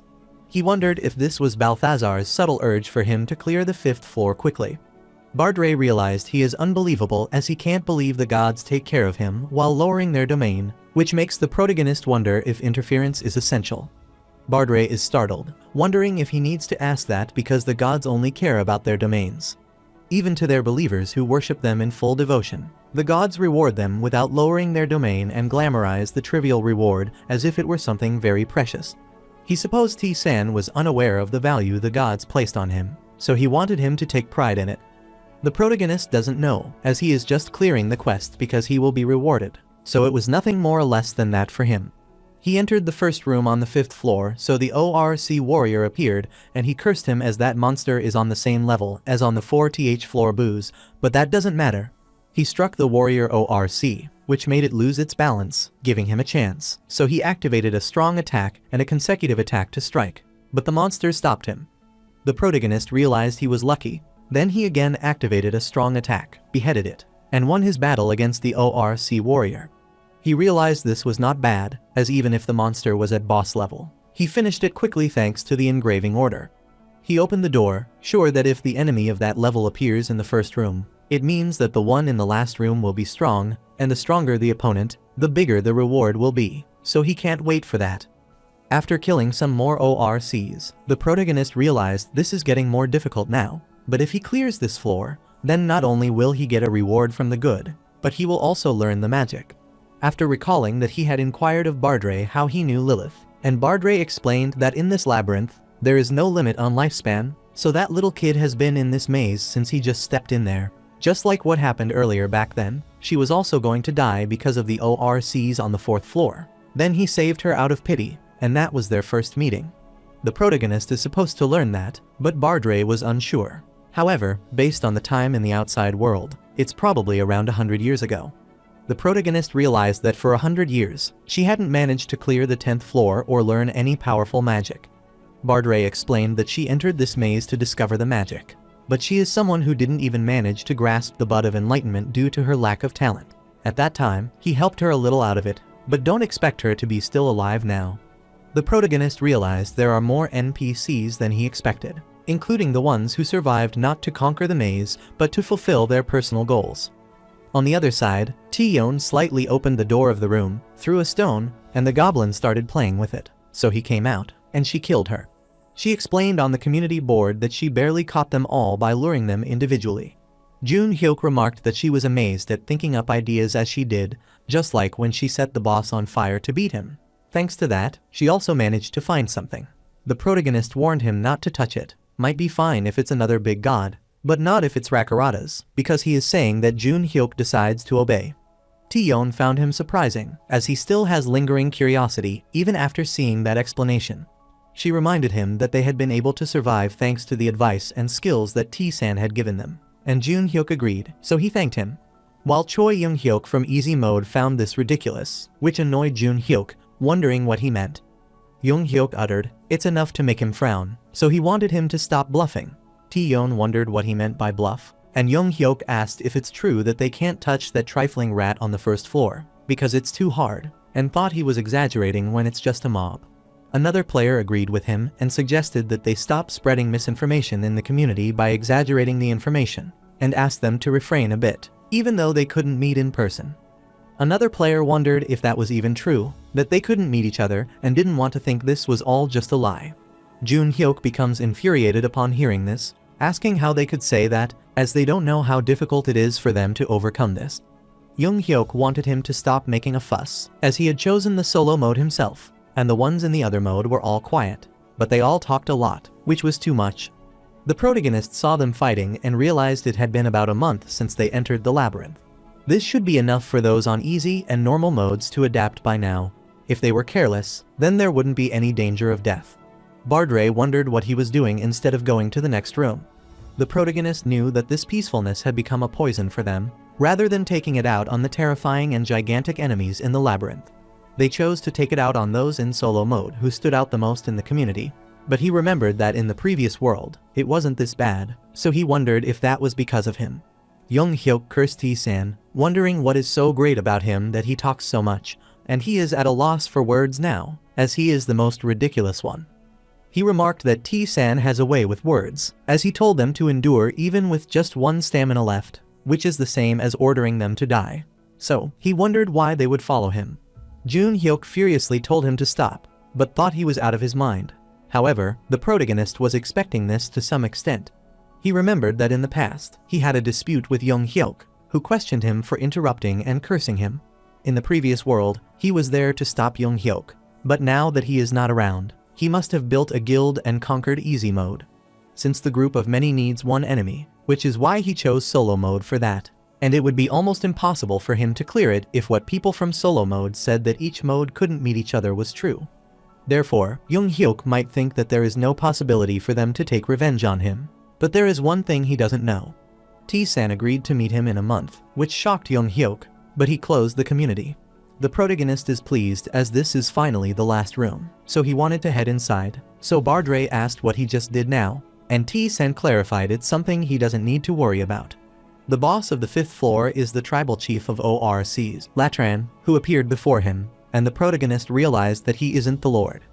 Bardre wondered if he think lord level would appear there already as he told him that Hage Hawa was a strange case. He explained that tribal chief isn't an easy enemy, either as he is the final one which is too high for adventurers to handle.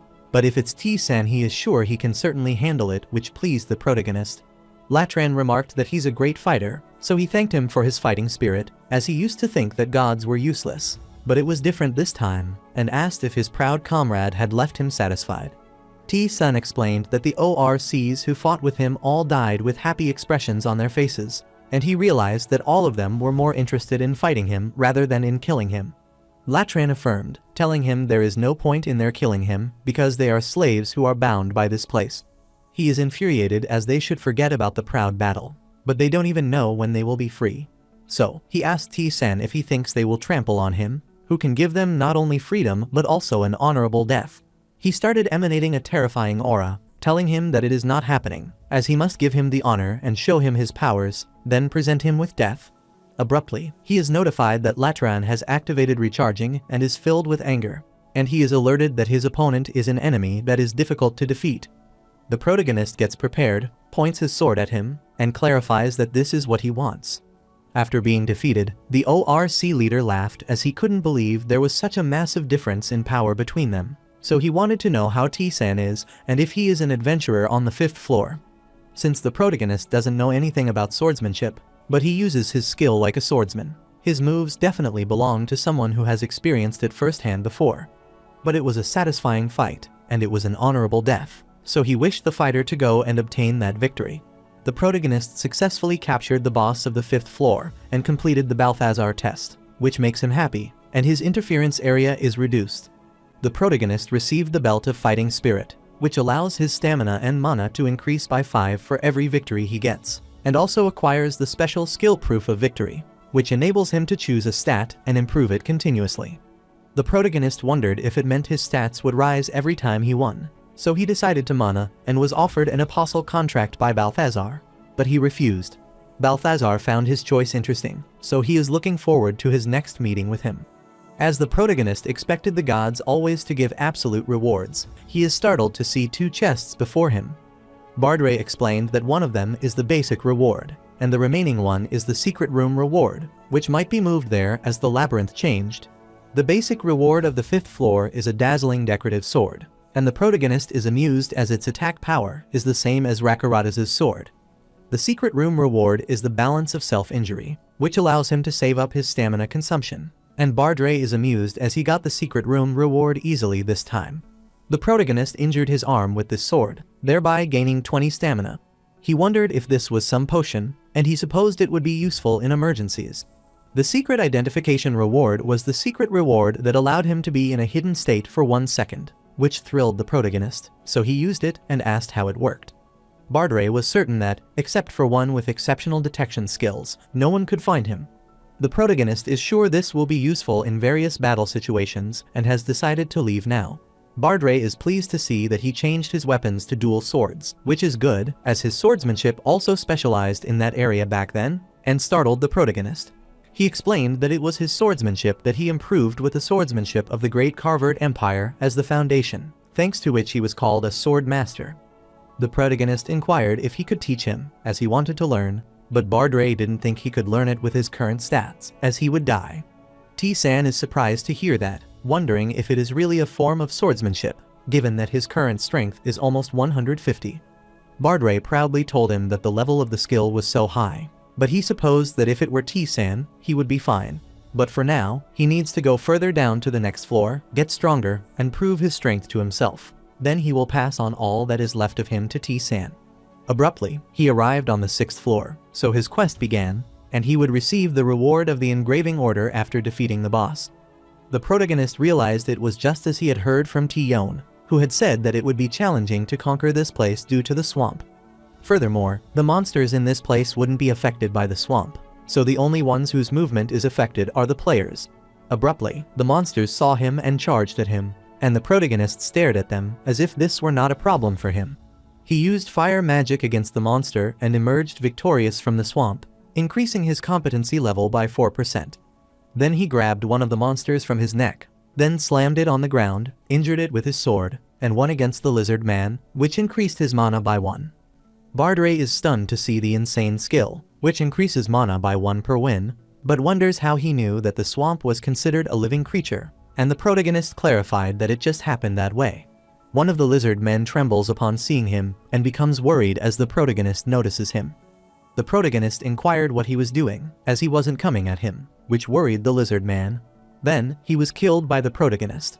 While heading forward, Bardray found it boring as that was so easy, and the protagonist uttered that normal monsters aren't supposed to be difficult, so this quest has lasted that long. Abruptly, Bardray wanted T-san to look ahead, and the protagonist realized that Lilith had left her obvious trace. Bardray uttered that it wouldn't be enough to make those monsters notice, as Lilith is smart. The protagonist pushed the brick, which created a passage, and Lilith emerged, amazed to see that he was already there. So, she welcomed him to her secret room. The protagonist is notified of his reunion with an obscure person who seeks magic. After they entered her house, Lilith stared at them, which made Bardray wonder what she was doing. Lilith excitedly explained that she is showing off her elegance, just like a great wizard, but this is her first time trying this. She decided to start with the explanation about what magic is, and Bardray told the protagonist not to play along if it was something weird. Lilith uttered that, unlike skills, magic can't be learned alone, but it can only be obtained either by being passed down by someone else or by being taught. Therefore, the things that he can't do with skill will be possible with magic, such as creating a fire, cutting space, or twisting time, which is why the value of magic is very high. Since Lilith is the one teaching it, T-san will be her disciple, and she wanted him to address her with an honorific title. Bardray wondered why she was being embarrassed. The protagonist decided to call her teacher because he believed he could learn magic just by addressing her with an honorific title. Bardray's mouth was wide open in shock, asking him what he was doing, as he should just stop, which made Lilith gloomy, as he was being very mean. She started explaining that magic is the same as mystery and asked him what he saw in her hand. T-san clarified that he only saw a sphere of fire, and Lilith stated that it is magic that the talentless perceive as just a natural phenomenon. Since the protagonist is from a place where magic doesn't exist, it is understandable and utter that the last way to learn magic is that he needs to make a contract with a god. In Lilith's case, the magic god appeared and presented it directly to her, but Bardray knew it was a sporadic case for a god to teach it directly, so he is sure it happened to Lilith because she has a huge madness for magic, which pleased her without knowing that it is not a compliment. The protagonist inquired if he had also made a contract to learn it, as it was a bit difficult to make a contract, having rejected the apostle's contract several times. Lilith refused to tell him that she is there for him, and he received a magic form from an obscure person who seeks magic. In that place, those who possess magic can teach those who don't, which is considered an advantage of the labyrinth. The protagonist is notified that his magic competency is 1, so he can only light up the small embers for now, and he also received a magic endowment and a magic extraction. After that, she again displayed magic and asked the protagonist what he saw now, and he replied that it looked different. He feels a new sense that he has never felt in his previous life, so this might be magic. Lilith happily told him that preparations are complete, so she will officially tell him the various ways to learn magic. She clarified that the easiest way is to extract magic from the magic tools or the cane, which contains the magic power. The protagonist took out his cane, which amused Lilith, as he already had one, and he activated magic extraction, obtaining a basic magic flame ball and a random fighting spirit. Shortly, he activated the flame, which made him realize how it felt different, and she praised him. The second method is to earn it from one who has already mastered magic, or learn it by paying tribute to the god. However, the second way can only be done by the contract holder, so he wouldn't be able to do that. Therefore, she decided to pay tribute to the god and learn from it. Then, she would teach it to him, and he would need to conquer the floors and give all the items he had to her. The protagonist agreed to do that, which pleased Lilith, as she could finally learn some new magic. T-san raised his hand to ask if he could learn all the magic she already has right now, like transparency. Lilith uttered that it is possible, but there is a price for that too, because she didn't learn this other magic on her own, but for hers, so she can't just teach them to different people. This is why she will have to obtain permission from the magic by giving it a tribute. T-san realized that she was initiating this process for him to learn a new magic that she had previously been unaware of, but to learn it, he would have to offer tribute to a god.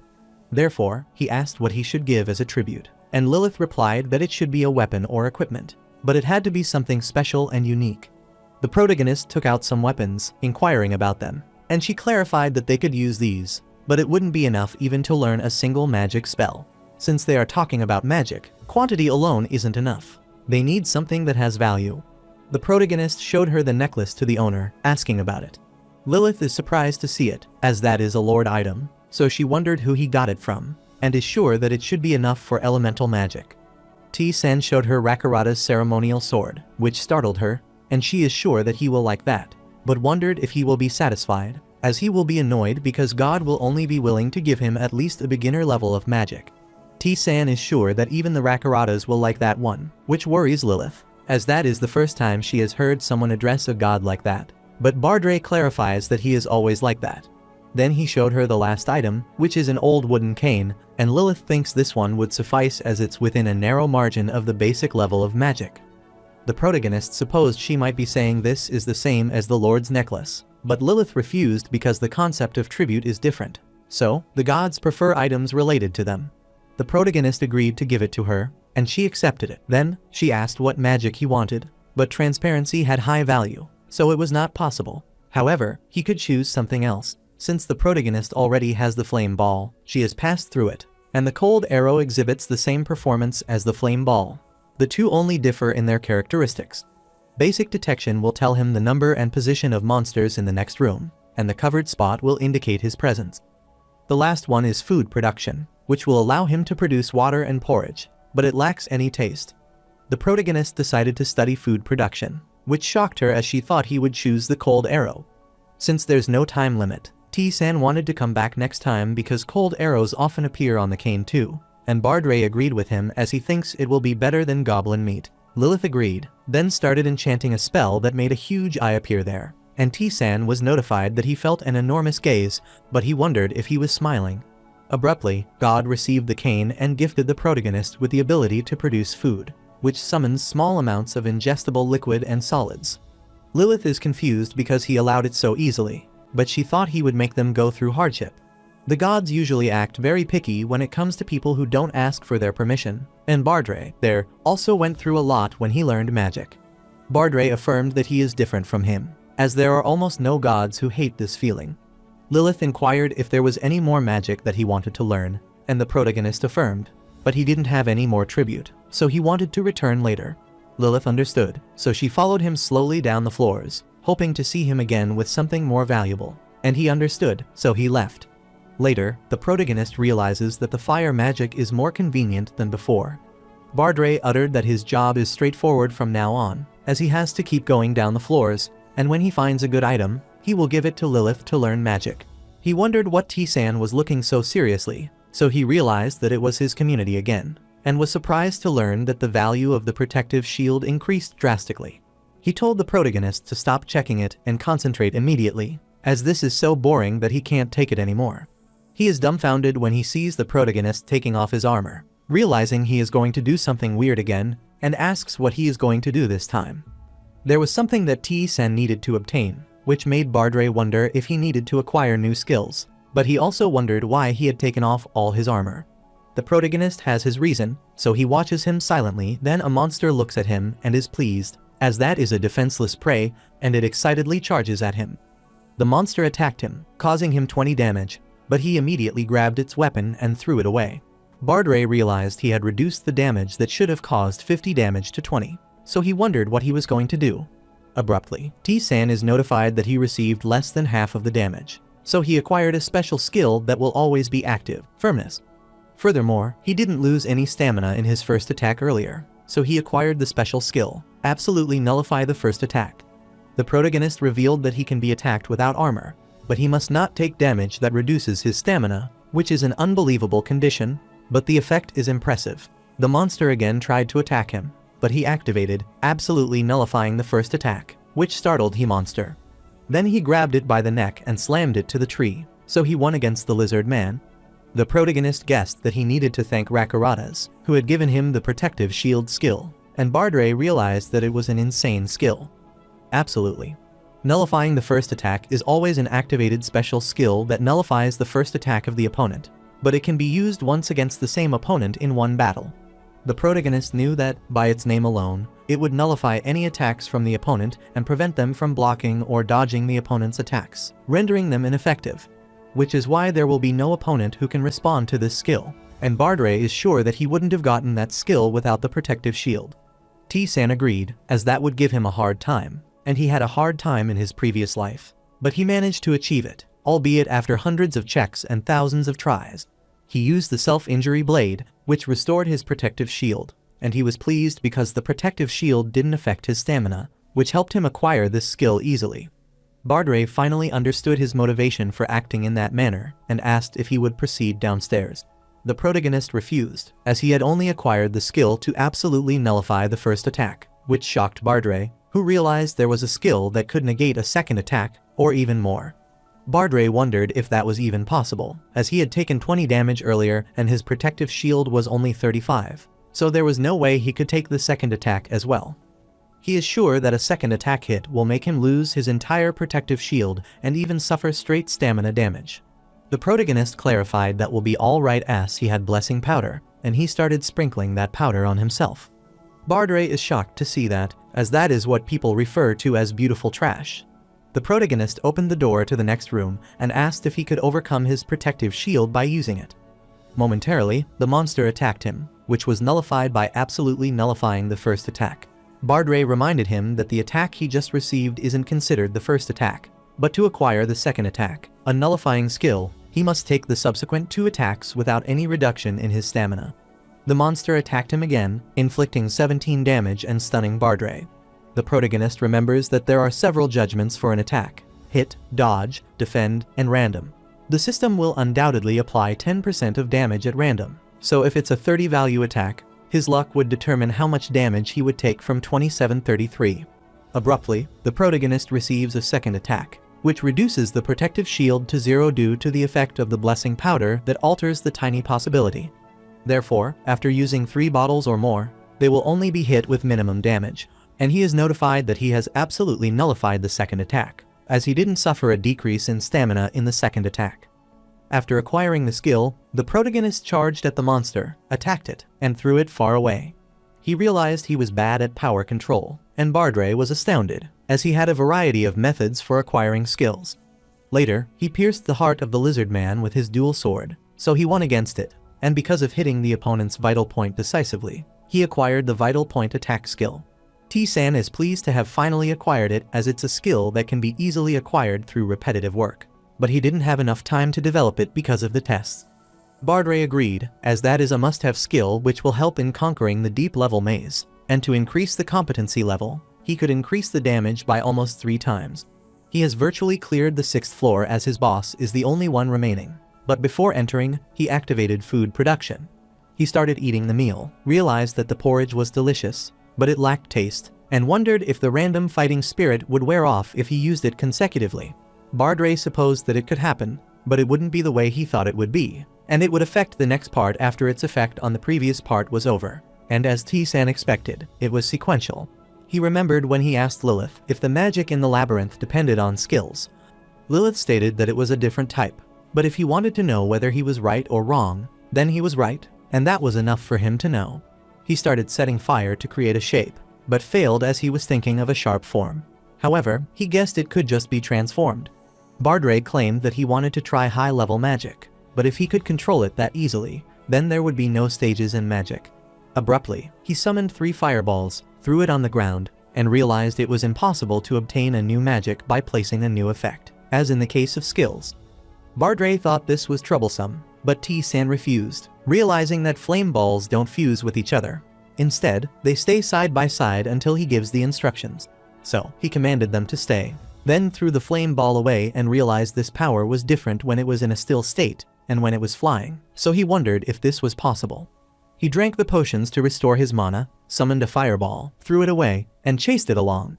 After getting ahead of that flame ball, he activated another flame ball and fused it with the other one, which shocked Bardray. Then he threw it away again, rushed ahead, and fused it with the third flame once more, repeating the process several times, which had a considerable impact on the wall. Bardray's mouth was widely opened in awe, and the protagonist was pleased as he had learned about the blazing ball. After some time, the protagonist encountered the 6th floor boss, Lizardman the fighter, and started fighting with it. He activated the blazing ball to attack the boss, but he failed, so he realized that it wasn't enough, and he activated despair and madness. Abruptly, the Lizardman fighter started moaning wildly, and T-san exploited the situation, activating blazing ball along with powerlessness and confusion, thus causing 49 damage to the boss. The damage continued to escalate until the Lizardman fighter was engulfed in flames. Bardray realized that whatever the boss is trying to do is constantly stopped by mental and swift attacks from T-san, so he is powerless to take action and is a poor thing. The protagonist successfully defeated the boss and stated that, due to certain restrictions, he had been using this as support all along, but he supposed he would be able to conquer using magic alone. Bardray is certain that there are actually people who manage to descend to deeper floors using that method, which is something impossible. After capturing the boss, he granted Engraving Order as a basic reward and the Cane of Composure as a secret identification reward. The protagonist knew that Cane of Composure was helpful, so he stored it in his inventory temporarily. He also acquired a warrior necklace, but he knew that the Lord necklace was still better than this, so if he offered this item along with the other items he had gathered so far, he supposed he could earn one more magic item. However, he guessed he needed to go there to find out which annoyed Bardray, as he thought he would finally go on a star, but he is a thrifty man. After some time, Lilith began using magic to pay tribute, and the protagonist received the cold arrow, feeling glad that the transfer was complete. He didn't know that when a floor is cleared, a small area would appear, and he thought this was just a normal room. Lilith clarified that she is good at finding places where monsters can't enter, and the protagonist activated the cold arrow. Bardray is sure that he might be thinking about that as it is a possible judgment to make, and the protagonist already knew that, but Lilith wondered what they were talking about. Bardray asked if she would like to come out for a minute, and she affirmed. After getting out, the protagonist used a blazing ball, which opened her mouth widely, and Bardray asked her what she thought about it, as T-san managed to learn that without anyone's help. She wondered how he could learn beginner-level magic, as the only magic that had been learned in these 100 years was transparency, which made T-san wonder if that was difficult to comprehend. Lilith affirmed, telling him that in magic, every level has a huge difference, and basic level magic isn't the same as mimicking. It can be embedded on a wand, but starting from the beginner level, it can't be embedded on any items. So, she wondered how that was possible, and the protagonist decided to tell her about the procedure, as it's not a secret. Lilith realized that he was an angel, so she wanted him to be her teacher instead. However, T-san wasn't sure if it would be of much help. Sometime after, Lilith is shocked, wondering what that is, and Bardray could say that is the reaction of a normal person.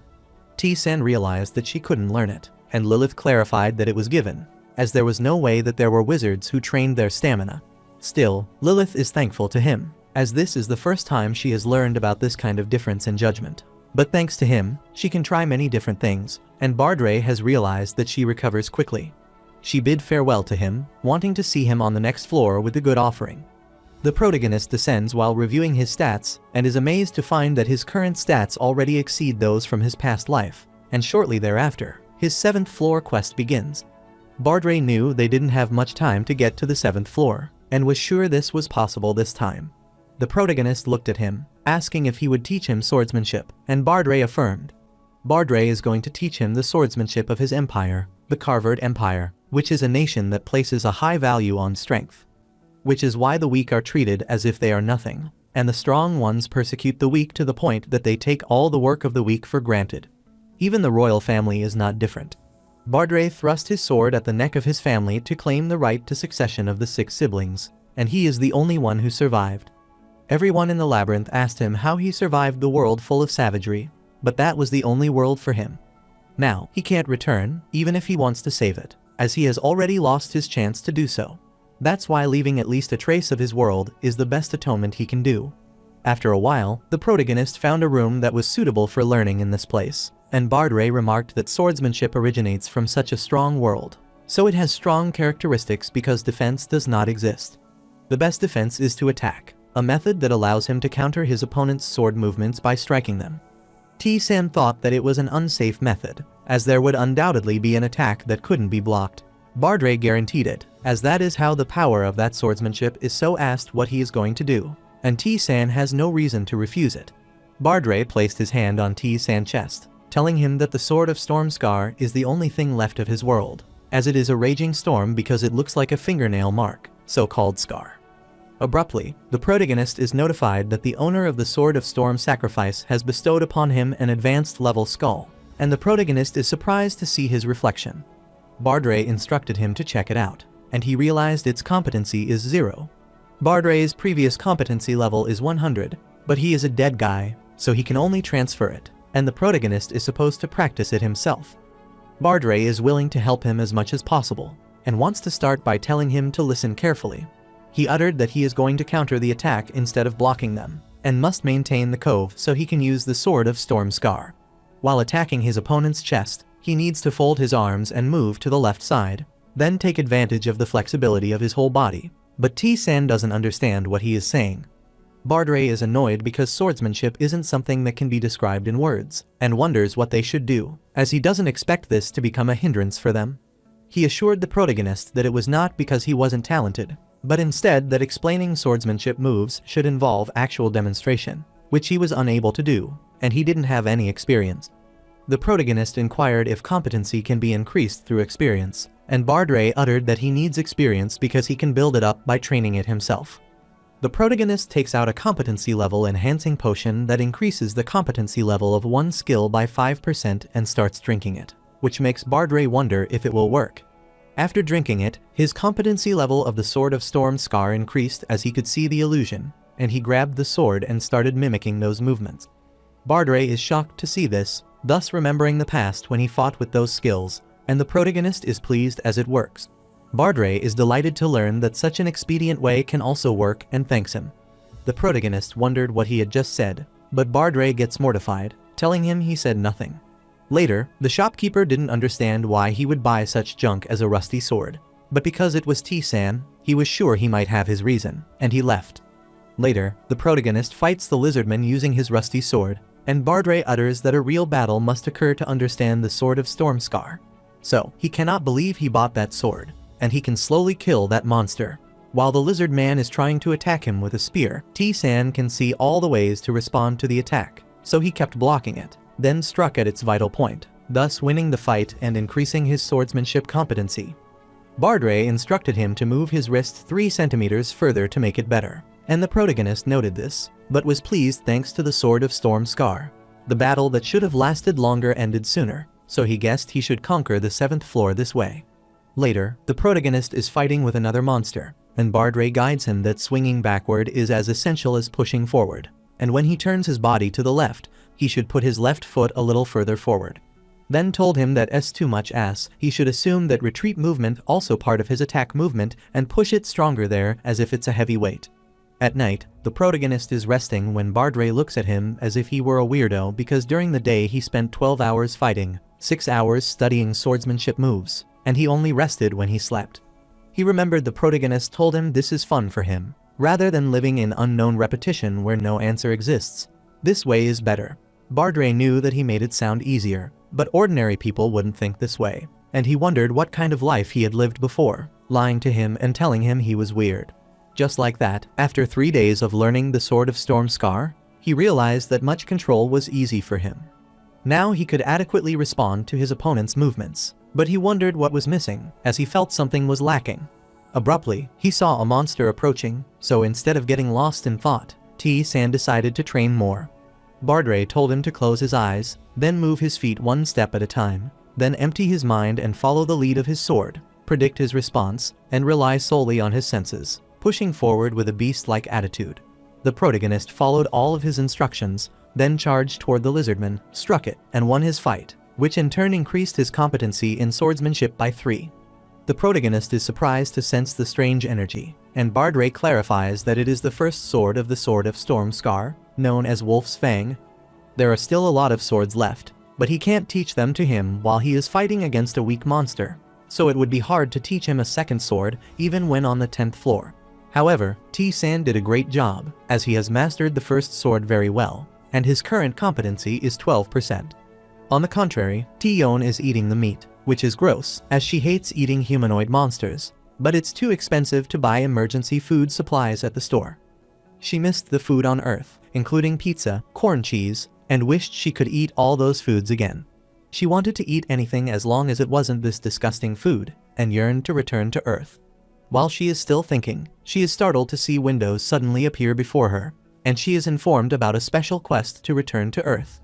In 1 week, she will return to the land she abandoned, and she has to survive the return. The rewards will be determined based on her performance, but she cannot refuse this quest. She couldn't believe that she was returning and asked at the community if they had seen special quest, and all other players were amazed as they could return to Earth since this is a quest, so there is no way it's a lie, and they could finally escape from this sickening maze. Jun-hyuk doesn't think that's good news, but other players thought this was good news, as they could return to their hometown, and asked if he would prefer to be trapped in this maze. Jun-hyuk reminded them that they had entered the labyrinth because of the monsters on Earth, which had scared all of them, and they had forgotten about this. The players thought they might overcome it somehow, as they have become stronger, and there should be some canned food left on Earth so that they could eat rice there. Meanwhile, the protagonist has learned the beginner-level magic, the Frost Arrow, while looking at the community. Bardray noticed that he kept looking at the community window while creating magic, so he wondered what he was reading. The protagonist stated that it seemed they would be leaving soon, and Bardray wondered where the broken people protected the place. The protagonist clarified that he was not placed, but assured him that he would know when the time comes. But from that moment onward, he needed to conquer this maze faster, which confused Bardray. After some time, he cleared the 7th floor secret room, received the rune of agility, and his agility increased by 10. He killed the sentient floor boss, the elite lizardman, and realized it wasn't hard, and he received the standard reward of the scruffy man's earrings, along with a secrecy reward, the neat leather armor. After offering some gifts to Lilith, he acquired another agent, basic detection, which identifies the surroundings and can only detect the locations of objects. Lilith sadly asked him when he was going to learn a new magic, and T-San clarified after learning all the magic she had, which made her gloomy. While heading to the next floor, Bardray saw him staring at the community, wondering what he was doing, and if that was called addiction. T-San clarified that there's nothing special, it's just that one man, who is supposedly buying and typically ranting and slandering others, is nowhere to be seen. The protagonist is certain he's going crazy right now because it's a future he never expected, and he's looking forward to what will happen next week. And Bardray wondered what exactly he was looking forward to. After entering the 8th floor, who is notified of the reward, the Rune of Marnius, and he saw a monster charging at him, but before it could attack him, he rushed at it and won against Markanda. The protagonist knew that monsters in this place would attack according to their instincts, so it was easy to capture them. He never thought swordsmanship would be so practical against an animaloid monster, and Bardray clarified that it was created to fight monsters in the first place. The protagonist must conquer this place quickly, so it's ideal for him to learn something else, and he begins defeating the monsters using fire and frost. He found it convenient, and shortly thereafter, Altar of Oman and Bardray explained that Oman is the god of trials. He tests adventurers and enjoys making them identify their own strengths and talents. Thus, he is the kind of god he needs right now. Oman wanted to test him as he had come to his altar, and the reward would be decided depending on his result.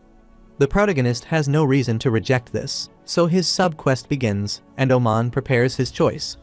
Abruptly, the wall of water appeared around T-San, and dark water started pouring out of the pot, forming a golem, and he is instructed to prove his strength. The protagonist rushed back as he needed to keep his distance first and gather information, but was startled to see that the golem was too slow, so he easily got rid of it.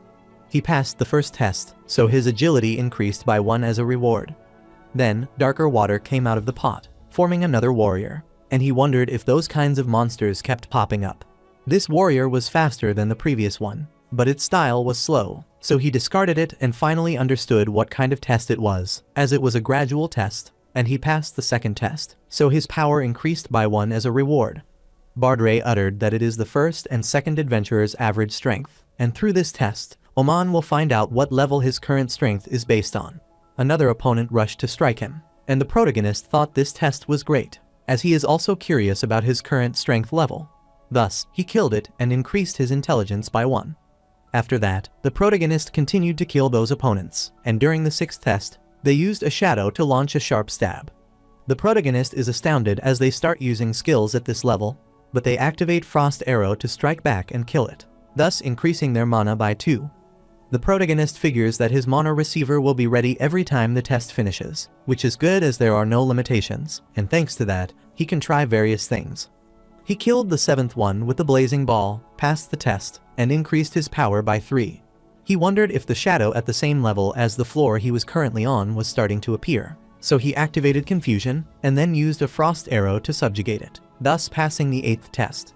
The tests were still easy so far, so he is looking forward to what is next, but he is surprised that nothing has appeared yet. Bardray started laughing, finding it ridiculous, which made T-San wonder what it was. Bardray clarified that the test permitted by Oman is only up to the same level as the floor the adventurer is on, so if he wants to continue the test beyond this, then he will have to pay a price, and he seems to feel it's a waste to tell his interference area reduced now. The protagonist is confused because, until now, the other gods have shown no sign of regretting such a thing. Bardray clarified that it is because he is unique, and there must be a gap between those overlords right now. They must be under pressure as well, and Oman wants to see his potential, but doesn't want to suffer any losses. After waiting for a while, the protagonist realized that this was taking too much time, so he wanted to conquer the labyrinth instead. Before he could leave, he was notified that Oman's interference area had been reduced, and he was offered a strengthened test. Bardray started laughing, as this is so ridiculous, and Oman experienced a complicated feeling, so he wanted the protagonist to prove his strength again. The protagonist started feeling that he was seeing the shadow of floors he hadn't reached yet, so he looked forward to it. As another shadow appeared, the protagonist easily defeated it, thus passing the 9th trial, which increased his strength, activated his spiritual increase, enhanced his deflect proficiency, and improved his agility. The protagonist is surprised to learn that his spiritual increase has also activated, which is intriguing, but he wonders what these things are. Bardray explains that it's not as if there is a special individual they take after, but rather, each has their own story. Those who attempted a trial and lost, those who have contracted with God, and also those who have collapsed and so offered up their soul. They are all shadows of various adventurers who have disappeared within the long history of the labyrinth. The protagonist activated a blazing flame to strike the activated Madness and Frost Arrow, thus passing the 10th trial and improving his strength by 5. The protagonist realized that they weren't simple toys of the gods, as each one had its own individual movements and styles, so he decided to keep that in mind. Abruptly, he started fighting the 13th floor shadow, and realized that they were slowly beginning to show various types of skills. While the 14th floor shadow used a variety of skills, this shadow relied on them too much, so its movements were a bit awkward, and this shadow was easier than the one before it. From the 15th floor shadow, the stats are at the same level as his own, and he wondered if they are beyond him. But he used blazing flames and acceleration along with a power strike, and knew that the number of hidden cards he had been dealt was greater. After passing the 15th trial, his strength, agility, mana, and spiritual power have increased. The protagonist thought this gain was insane, as the spiritual increase and all the stats are increasing, but they don't give him the experience points. He found it fun, as upon estimating, he realized this again adds up to be 60 stat points. Bardray clarified that it is only possible because it's him and wondered how strong he would be after the trial is over. Shortly after, he started fighting on the 18th floor, and his shadow activated the absolute nullification of the first attack, allowing him to evade it. Bardray realized that Shadow was pursuing mutual destruction, but it ultimately failed for him, and he passed the trial. He realized that nullification was a cheat skill, as the system notification appeared only after he was attacked, and he was sure that his opponent would respond to it unless they were aware of this skill. T-Sen started fighting the 19th floor Shadow, but had a hard time as his opponent was an enemy who was impossible to beat. The protagonist supposed they began to make the negative judgments, but it doesn't matter to him. He doesn't lose his will against an impossible-to-beat opponent, activated Impartial Duel, along with a craving for battle and contempt for the strong. After numerous trials, the protagonist is overflowing with buff skills against tough opponents, so he firmly keeps pushing his opponents away. The shadow had activated Assault, and T-San knew it was a skill that could forcibly cause his body to twist, allowing him to slice at a 270-degree angle. However, its weakness is that once the Assault is activated, the person can't stop it partway, and the shadow back is open, so he rushed behind the shadow, using acceleration and a power strike to attack it, thus passing the trial. The protagonist is aware that he was able to dispose of him easily because of his buff, but from that moment onward, that wouldn't be the case. His 20th floor trial began, and Shadow activated absolute victory, but T-San overcame it through sheer focus and knew things should be difficult now. He charges toward the shadow, activates the deflect, and gets punched, but then he activates Madness. The shadow activated Backlash, thus throwing him away, and the protagonist realized it was a counter skill that pushed back the opponent a distance proportional to his stat, a skill he had also learned quite late. But the shadow doesn't have much health left now, so he rushed at it, activated Acceleration, and a powerful strike, thus managing to attack. However, Shadow attacked back, thus causing him 210 damage, and he activated the Robe of Dark Vaulting to hide himself. Then rushed behind the shadow to strike, bidding it farewell, and passed the 20th trial. His strength increased by 12, agility by 13, intelligence by 10, and mana by 14. He sits down in exhaustion and is shocked to see another shadow crawling toward him with an overwhelming aura. The protagonist raised his hands, telling Oman that this was as far as he could go, and the trial ended, but the god remained silent about the result. While the protagonist is looking at his stats, Bardray is speechless, as that growth is unbelievable, and it even makes sense for an adventurer from the 8th floor to defeat an enemy from the 20th floor. Oman's area of interference is reduced, and he gives T-San rewards. Bardray is surprised, as Oman's area of interference has decreased significantly. The protagonist acquires the Ring of Proof, and because he cleared the Strengthen test, he will get the additional reward that is Proof of Limitation, which in turn raises his stat while fighting opponents of the same or lower level. After rewarding him, Oman offered him an apostle contract, but the protagonist refused, which annoyed Oman, so he threw water on T-San and promised him that he would meet him next time. While returning, the protagonist is pleased to learn that his current limit is the 20th floor and finds it useful information worth sharing with the community. After some time, the protagonist enters a secret room, obtains the reward, the Strong Ankle Protector, and fights against the 8th floor boss, Markander Rutina, but it proves to be easier for him to fight. Bardray clarified that people become stronger gradually, but the protagonist's spiritual power, those skills, and Oman's fickleness contributed to his strength. He received the 8th floor reward, the Rune of Marnius, which provides attributes based on the probability of the weapon that he decided to store in the inventory. For a secret identification reward, he received the Touch for Exploitation skill, which will help him absorb a certain percentage of stamina every time he causes damage to an enemy. Bardray is endowed with skills as a reward and knows it will benefit him in continuous battles. Since they had all they could get, he wanted to pick up the pace of going down once more. 4 days before returning to Earth, the protagonist was fighting the monsters on the 9th floor, specifically hobgoblins, and was relieved to find that he could still handle them easily. However, he never thought that mere goblins could be stronger than the lizard men, and Bardray is sure that they have gone through training, and their leader must have taught them about whom he could guess. The one the protagonist fought before Hage Hawa was the former Goblin Lord, and the current Lord is the one on this floor. 3 days before returning to Earth, he was in the boss room and informed that the 9th floor boss, the Hobgoblin Patriarch, appeared. The Patriarch raised his cudgel, but the protagonist activated the secret robe, and it vanished from his sight, subjugating him and winning the battle. The protagonist decided to go see the current Lord, so he activated the trap remover and approached the Goblin Lord, Lut-Ra. Lut-Ra stared at him, asking if he was the one who defeated Hage Hawa, and the protagonist affirmed. Lut-Ra smiled as he was sure that Hage Hawa might be satisfied to fight against a monstrous warrior like him, and wanted to thank him for his steadiness. The protagonist supposed he might be the one who had dragged down Hage Hawa from his position as Goblin Lord, so he asked why he had done that. Lut-Ra wanted to leave behind something before he dies, as he is destined to be killed, and it's evident that dying as a Goblin Lord is better than dying as one of those goblins. T-San realized he had done it because of his greed, and Lut-Ra clarified that he had known this day would come someday, which felt strange, but he needed to accept it, so he stood to fight against him. They kept fighting for some time, and Lut-Ra realized he couldn't even match his skills as he couldn't handle T-San's superior moves and swordsmanship. The protagonist saw the Lord trebling, so he asked if he was going to give up.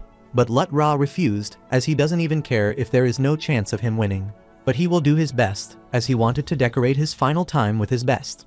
The protagonist charges at him, also wanting to give his best, and slams him to the wall. Lut-Ra cannot believe he was pushed back this far, but he is satisfied, so this is enough for him, and he wants T-San to go ahead and kill him. The protagonist took out his modified spear to strike and won the battle against Lut-Ra, thus gaining the title of the Kingslayer.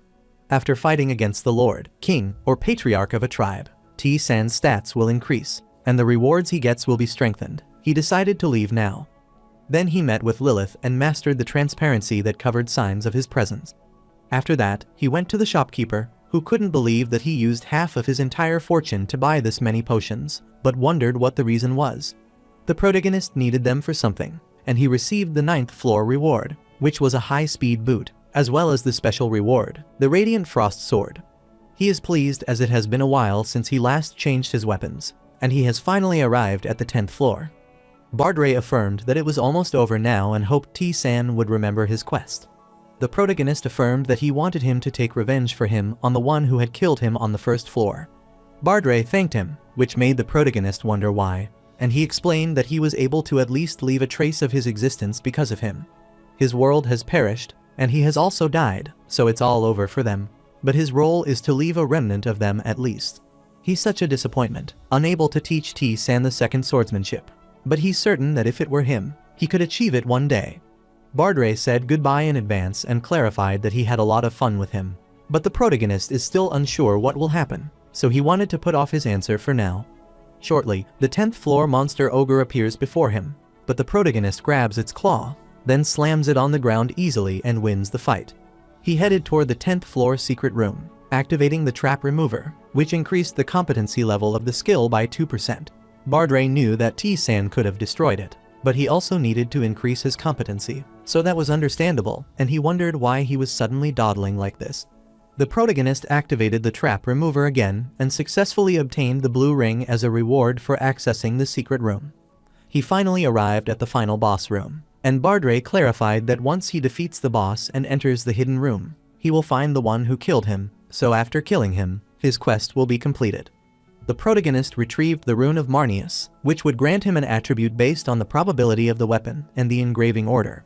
He used the Rune of Marneus and the engraving order on the Radiant Frost Sword, which is embedded with a lightning attribute. The protagonist asked Bardray if he was in existence in this maze, and Bardray affirmed that he was dead, so he was bound to his grave. So, he is only there because of T-San, whose roots haven't changed, and the protagonist affirmed that is what he means that currently Bardray is trying to help him because of the quest. Therefore, as long as the quest isn't complete, Bardray will continue to be tied to him and ask which one they would prioritize in its judgment. He wondered whether it was he who was bound to this maze or Bardray who was bound to him because of the quest that made the ghost wonder what he was talking about. Abruptly, a huge opening appeared as there were 0 days until return to Earth, and Bardray asked what that was. The special quest has begun, so the protagonist is requested to prepare for the shock, and Bardray asks what is happening. However, shortly after, the protagonist is transferred back to Earth. Unlike the fragrance of grass in the air, there is a different and potent asphalt odor that is unique to this location. This is the same place as the last time, and that is where T-San came back to Earth, but the Bardray worriedly asked him where they are. He had never heard of such a place in the maze, so he was flustered, wondering where he was, but this time, the protagonist was relieved as he was not alone. After some time, he broke into the store and realized that the food smelled bad, as he had expected. Most of it was rotten, which was understandable, given that 3 months had passed. Therefore, he grabbed the can of ham and sweet corn, activated the fan, prepared the meal, and was pleased, as the food was delicious, and Bardray wondered why he had to roast it using that. Even though the labyrinth items belong to them, he can bring them as items when he returns to Earth. Thus, the ownership of the player is taken as a priority in the judgment. Bardray is amazed to look around the world that San belongs to and wonders if such things can happen too. The protagonist isn't sure about that either, as Bardray isn't an item but a living creature. Bardray looked at the cars, asking what those square-shaped objects were as he saw them everywhere. The protagonist stated that it is a car, and is sure he could understand it if it were explained as a horse-drawn carriage that could move without horses. Bardray wondered if those towering buildings belonged to the evil one, but the protagonist refused, as they were just ordinary residences.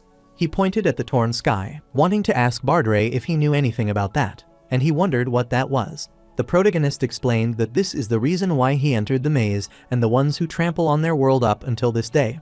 Bardray feels an entirely different power, but he guesses he will be able to find out for sure up close. T-San ponders whether to put his identification behind him, and abruptly, he is sneakily attacked by a monster. The protagonist grabbed it, which startled Bardray, and he asked him about this creature. Bardray looked and realized this is God's slaves, but its energy felt too different to be called one, which is very strange.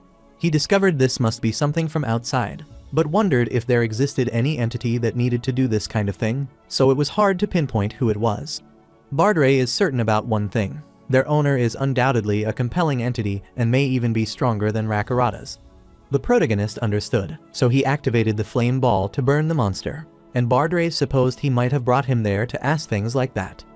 The protagonist is certain that it is not a bad thing, and Bardray affirms that, thanks to this, he was able to see a new world. Abruptly, he received the special quest that he had to head to Anyang City Hall alive, and Bardray is annoyed as they give the minimum number of guidelines. After covering some distance, Bardray realized there was no one there, and the reporter made the same assumption.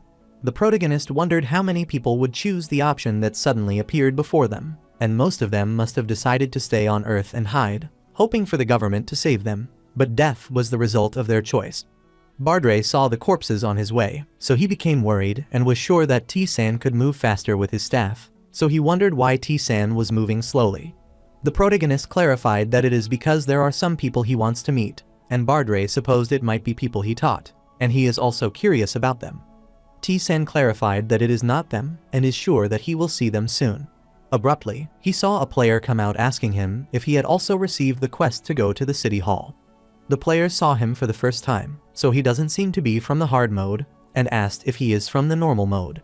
He introduced himself as GM Jun from the hard mode and clarified that there is a group of survivors there, so he inquired if he wanted to join them. The protagonist looked at him, recalled his past, and agreed to join them. Jun took the propaganda to the place where others were gathered and asked if everyone was alright. One of the players is relieved to see that Jun is back and told him that luckily nothing bad happened. Another player is relieved to see Jun as they could ease their mind because of his return. Jun clarified that the person is T-San, who he guessed is from normal mode, so he wanted to get along with him. Another player from normal mode is surprised, as it's his first time seeing it, but it's understandable not to know, given the large number of people in that mode. He saw hundreds of players gathered there, wondering if they were all for easy and normal mode, and Bardray supposed they couldn't see him. As the protagonist expected, there isn't a single one of them that he remembers. Since many of the players had gathered, Jun suggested they head to the city hall, but some of the players were scared of running into the monster. Jun didn't want them to worry, as he would protect them all, which pleased everyone, who were expecting this from someone from the hard mode and were relieved to meet him. Later, Jun takes the lead to bring people to the hall safely, and Bardray is surprised to see that the player from the labyrinth is so weak. He realized that out of all of them, the guy named Jun is quite helpful, but only to that degree, as he doesn't think he can go deeper into the lower floors of the labyrinth. However, Bardray wondered why T-San wanted to meet that man and was willing to join this group himself. Suddenly, one of the players saw the monster and worriedly accosted Jun, who was hiding behind the wall. Then he went forward and requested that everyone wait there, as he could deal with it. The monster is only in F class, so even those from easy mode will be able to get rid of it, but to some extent, that is only if they look at it from the labyrinth standards. However, currently, the one who has been able to face this monster is from hard mode, so Jun is fighting the beast and has requested that everyone come this way as well. Such a situation continued to occur after that, and Jun dealt with every monster that appeared during the journey, and the rest of the group hid to protect their safety. And if in the middle of his fight, another monster appears, they all get scared and start running away, wondering why it has to show up while Jun is fighting with the other monster, so they want him to help. The protagonist struck it with a stone, wanting them to move away, but the player didn't want to die yet. With the single strike of T-San stone, he managed to get rid of the monster, and they wondered where the monster went. The players supposed it might have disappeared, but they were relieved as they survived without taking the slightest damage. Jun worriedly rushed back, asking if everyone was all right and asking about the monster. The player doesn't know, as no one knocked it down, but it simply disappeared. Jung Gen knew it couldn't disappear, but it is also impossible for someone to knock it down, as he is the only one from hard mode there. Then he looked at T-san, wondering if that was him, as most people would tremble in fear when they see the monster for the first time. But that guy acted so calm as if he already knew this situation would happen. He recalled his name, but then thought it was impossible, and instructed everyone to keep moving, as they still had a long way to go to reach the city hall. The protection continues during the time Jung Jun stepped forward to take care of the monster, and T-san secretly knocked down other monsters that appeared later. After some time, Bardre became annoyed, wondering what was happening. Although they were weak, they wouldn't have had any problems if they had united their strength. But they didn't even try and instead ran away. He cursed them, as they showed no desire to do anything but forget about fighting online with their lives. Bardre couldn't believe these kinds of people entered the maze, which is a form of insult to them. The protagonist is startled, as this is the first time he has seen such fury from Bardre. But it's a good thing, as these guys can't see shadows. Since there is no one strong from the start, they continue to fight by risking their lives and become stronger as a result. Jung Jun went to a lady who was crying, telling her it's alright and urging her to hold on a little longer. Bardre is concerned about how they have managed to survive up to this point. The protagonist didn't want him to be angry because if he talked about this, he would be the star of the case. Unlike him, these people chose the easy labyrinth. Bardre wondered what he was talking about, an easy maze, as there was only one maze in this world, which startled the protagonist, so he wanted to discuss it a little. Easy, normal, hard, and solo are modes with different configurations of monsters and bosses on each floor. However, what remains the same is the shape of each floor, and that the 100th floor marks the end. Bardre clarified that the labyrinth he knew wasn't separated, but sometimes the dimensions were separated by the gods, and it would return to its original form. He wondered if someone had created it artificially, and if it was an existence that didn't know how to design an extraordinary layout, and had just carelessly copied and pasted it, then this entire situation could be explained. However, considering the scale, it must be challenging to do that, and he wondered why they would bother with such a thing. The protagonist wondered if the one responsible might have been at the level of a god or even higher.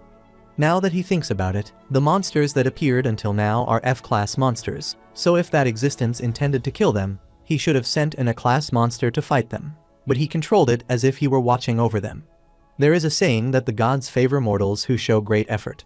Bardre wanted to head to the destination immediately, as he hates looking at these people, but T-san clarified that they couldn't, as they didn't have anything to do even if they went there first.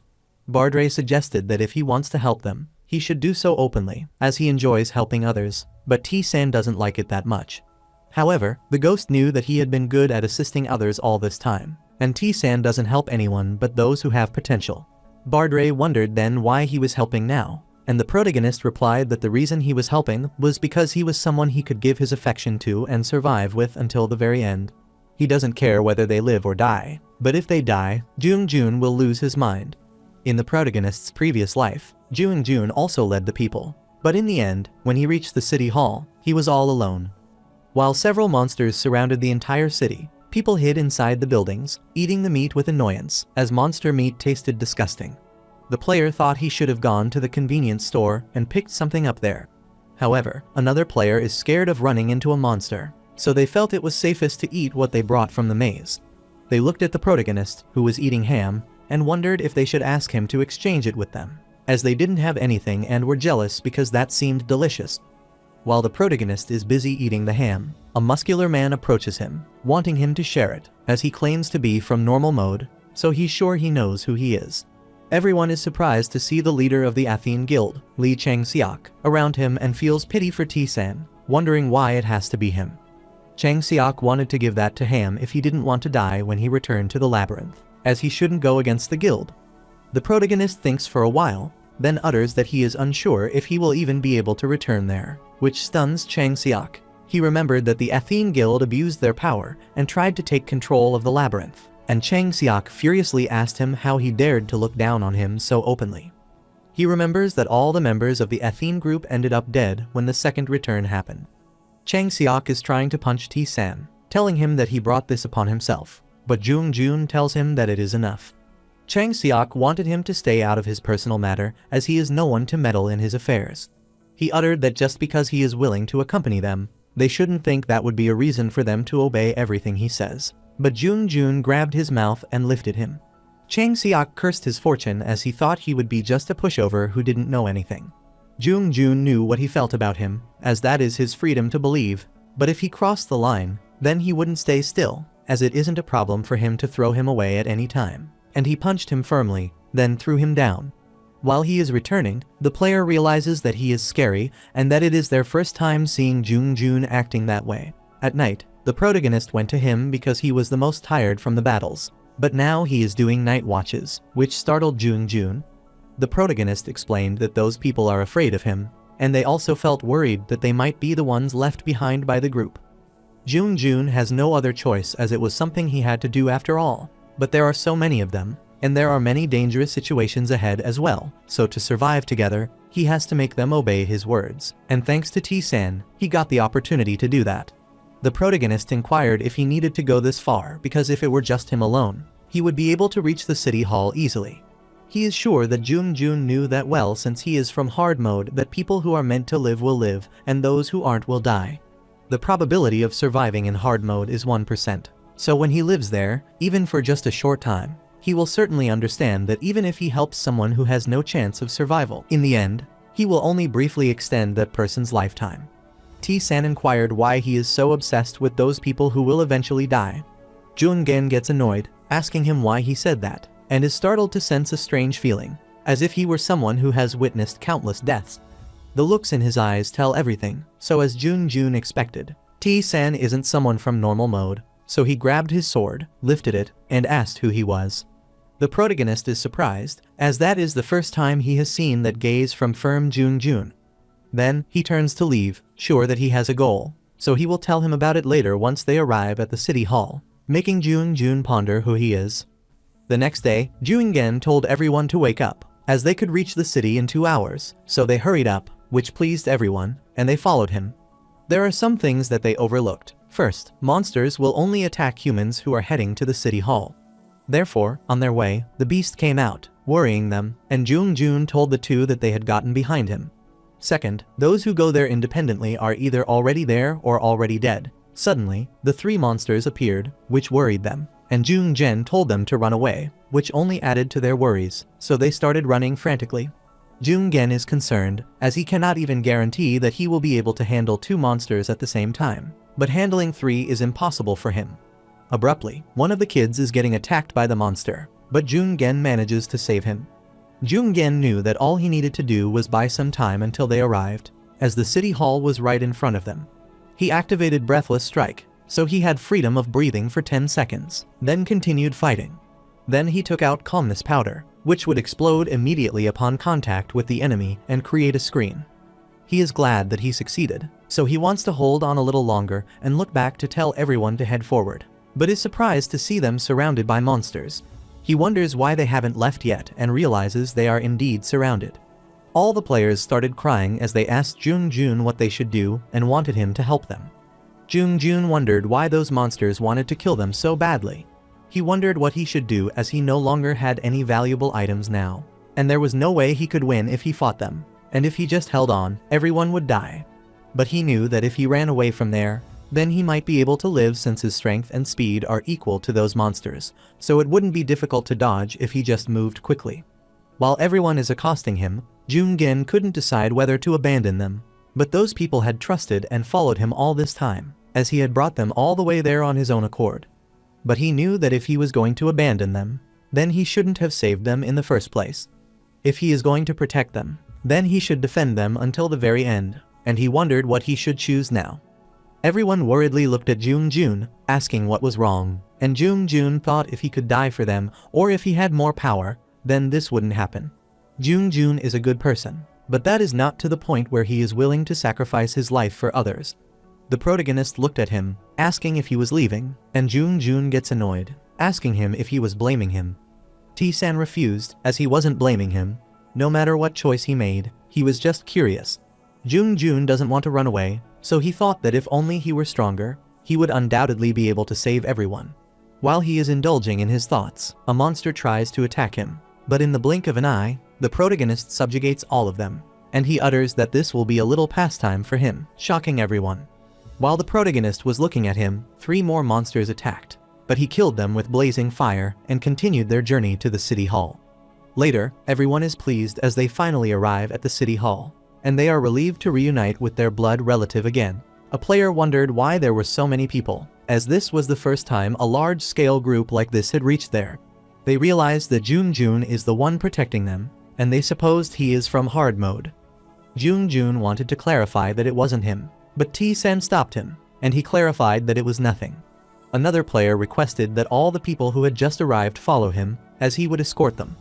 The city hall doesn't seem filled with people, but initially the population of Anyang was 500k people, and this means there are only about 100,000 survivors. While he is pondering, Jungen handed him a bottle of water, thinking he needed to greet him once, and knew he was in solo mode. T-san, the protagonist, praised him for using a breathless strike well, which is quite useful. Jun is thankful to him, as it is thanks to him that he can learn it well. However, even though he has learned the skill, he doesn't trust everything in the community because he thought it was impossible. But he has experienced it himself that it's true, and thanks to T-san, he didn't make such a disgusting choice. The protagonist clarified that he did it because he wanted to, so it is not a problem, and it was he who decided to protect them in the first place. Jun refused to tell him that it was only right for him to accept his thanks, because not only had he shared useful skills, but he was also his lifesaver. He wanted to follow whatever T-san said, and if he wanted to, then he could even use him in the long term. The protagonist threw the water bottle on his face, wanting him to stop his nonsense and act like his usual self. Jungen is amazed, as he expected from T-san that he is so energetic, but T-san wonders what is with him, as he is undoubtedly a friendly person. But he wasn't this friendly before, so he dislikes it. Abruptly, Ayeon, a hard mode player, arrived and saw Jun ahead. She clarified that she was there because she had something to explain about the current situation, so she asked who the person next to him was. The protagonist remembers that she is the leader figure in hard mode, and he knew her in a past life. Jun happily mentioned that the person beside him was T-san from solo mode. Haeyeon supposed he might be the one who talked a lot in the community, but wondered when they had become so close. She wanted to go in together and clarified that there were at least 100,000 people gathered at the city hall, but the problem was that among all those people, there were only 1,000 who could face the monsters, which worried Jun. Haeyeon clarified that this is because most of them come from easy and normal mode. Not only that, they also face a severe shortage of food and places to sleep, resulting in numerous problems. They don't know what kind of quest will start, but before that, they need to find the one in command. Jungen thought it was obvious that she should be the one in command. However, Haeyeon tried that, but a guy from easy mode, named Choi Young-hyuk, ran wild to claim the right to command. She gave an argument that it is impossible for someone who couldn't even win a single monster to lead them all. But he raised his voice while asking whether she was looking down on the guys from the easy mode. He was even holding people captive for that, so she thought it would be dangerous to confront him recklessly, so she postponed the decision. Jungen is worried about hearing about the captive and asks who he had made captive. Haeyeon remembers that the ones who were held captive by him are Taeyeon and Jun-hyuk. The protagonist is astounded, wondering why they were captured. Haeyeon doesn't know the details, and they have been detained since their arrival. The protagonist knew that, with their current stats, they could certainly win even against Jun, and realized there was something else. Jun wondered if there was nothing they could do. Haeyeon suggested that they needed to monitor the situation further before intervening, but there were still no casualties to date. The protagonist stepped forward, clarifying that he didn't plan to wait. Haeyeon stopped him, asking what he intended to do. The protagonist clarified that he needed to stomp on that rat first and asked where that man was. Haeyeon stopped him, asking if he intended to commit a crime, as he mustn't use violence. The protagonist approaches her, using his intimidating aura to explain why he can't do that, given that the world has collapsed and the laws are now meaningless. Even if that is the case, Haeyeon clarified that rules must be maintained, as humans should never intentionally harm or kill other humans. The protagonist realized that she is always the same, having always been a stern person who strictly adheres to the rules. He thinks it was the third return, but until the very end, she tried to keep the rules to save everyone, even if it meant dying. Haeyeon found T-san dangerous, as he might commit murder, but she was sure that he was on the same level as Jun, and if they were lucky, she could stop him, as she had no other choice. She is about to give her sword to attack, but the protagonist hits her first, and Jun worriedly asks him what he has done. The protagonist wanted him to observe, but then he substantially stomped on the ground and rushed toward Young Hyuk, because this time he would also teach him a lesson. Meanwhile, Young Hyuk looks out the window and is mesmerized by the feeling of having power. In the past, a man named Young Hyuk was instructed not to touch his family, and Young Hyuk wondered why he would do that, as it was clearly stated in the contract, so he wanted him to give him the money if he didn't want them to die. Suddenly, he heard a sound, and he wondered what it was, only to see the monster around him. Meanwhile, inside the labyrinth, while Young Hyuk is about to get killed by an oncoming player, a player saves him, asking if he is alright. Young Hyuk thanked him but asked why he helped him. The player clarified that in times like these, they should help each other, and he laughed cunningly and agreed, but after some time, he killed them. He wondered how humans can be so kind and stupid, as there are neither laws nor regulations in the labyrinth, so in its limited space, just a little push can make it go crazy. That place will attract high-level players and employ a combination of violence and conciliation when objections arise. It sometimes gives a reward for keeping their mouth shut, and that is how the labyrinth is perfectly controlled. H found it fascinating to see how everyone obeyed his words, and Taeyeon cursed him, asking if he was having fun. She clarified that if he hadn't pulled that stupid trick, he would have died earlier, so she wanted him to stop being ahead of himself. Young Hyuk laughed as he admitted that they are indeed strong, but the goddess of fortune sided with him. Not only was he summoned directly to the safe zone near the city hall without encountering a single monster, but even the ones from solo mode that he was afraid of turned out to be weak people who were almost equal to the ones from the easy mode, so he managed to take them down easily. He guessed that people in solo mode focus on survival, so they can't be that strong, but thanks to that, he realized something. He was a bit taken aback when they arrived, but as expected, humans had to use their brains. So, he captured a player, put a knife to his neck, and warned them not to move. If they wanted to save their fellow from solo mode, they had to stay obedient. Thus, he managed to capture Taeyeon and Jun Hyuk, so he realized that they are stupid, as she should have given any attention to the captive, but fought him back as she got taken advantage of by a smart guy because she was too kind and weak. He told her that the people from solo mode are nothing, and the protagonist entered the room, asking him if he thinks so. Young Hyuk is startled by the sudden attack and looks at T-san, wondering what his problem is, and Taeyeon wonders if he is T-san. Young Hyuk is startled by the intimidating aura and realizes that he is dangerous, as his instincts are screaming at him that he must never let him come near him. He warned the protagonist to stop because if he comes any closer, he will give the order to kill the captive in other places. Haeyeon arrived there and got annoyed, wondering how he could say that he would kill the captives, and clarified that she wouldn't remain still if Young Hyuk crossed the line. Jun inquired about what he wanted, and Young Hyuk clarified that it was simple. He wanted his safety and authority. If they fulfilled those two things, the captive would be safe. Haeyeon disagrees as she can't give authority to someone from easy mode like him, so she wanted him to stop his nonsense. Young Hyuk knew that they were strong, but wondered if they had ever taken the lead. However, he had done that often, as he managed everyone in his way. He called Haeyeon little kid, and he's sure that she took the lead on homework at most, so she can't underestimate his experience.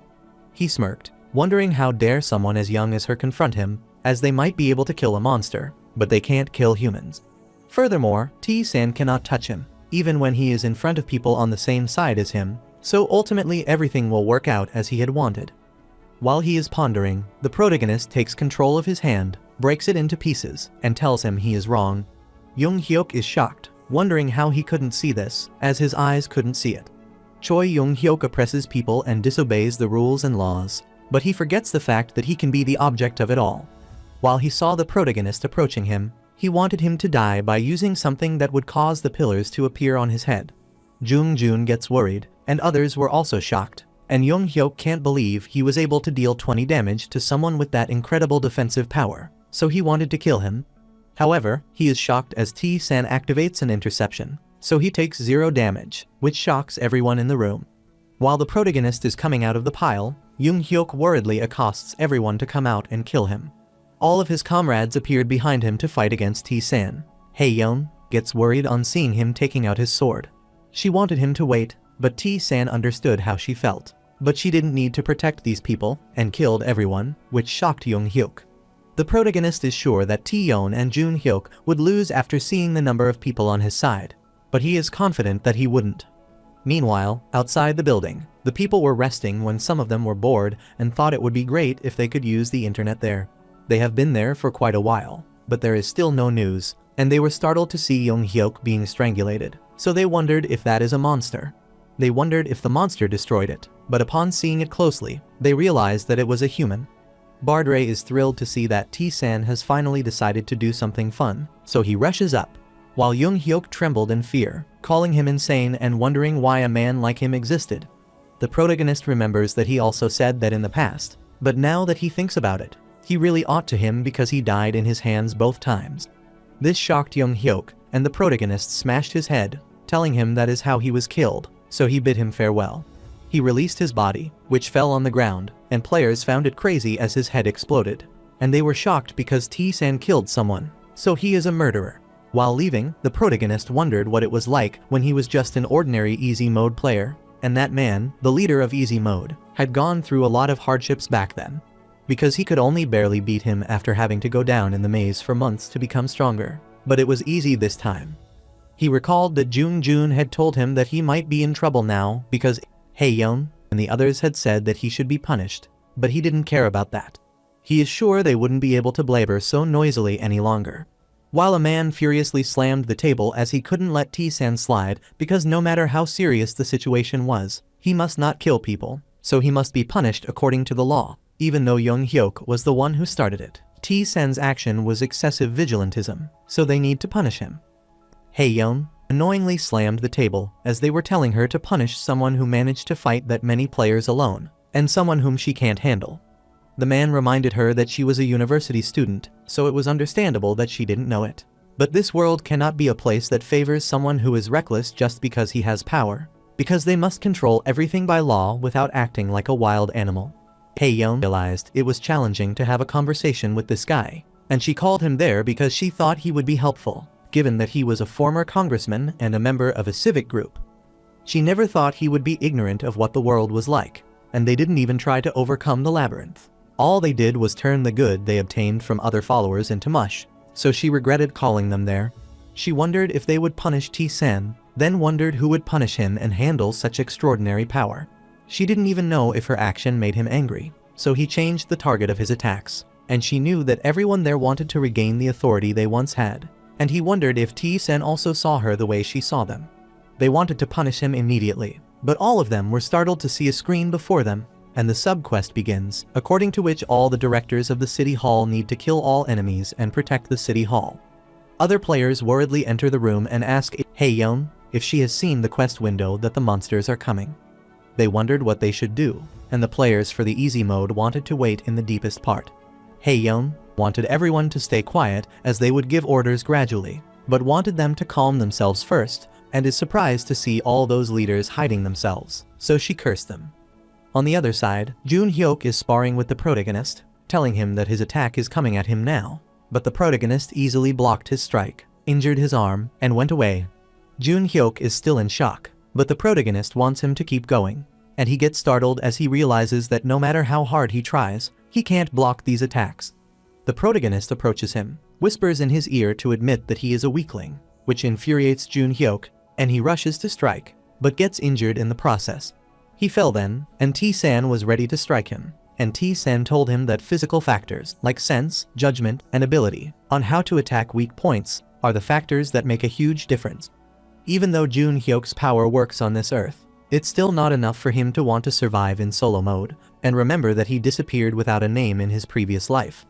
Jun Hyuk's eyes welled up as he wondered how such factors could cause such a significant difference.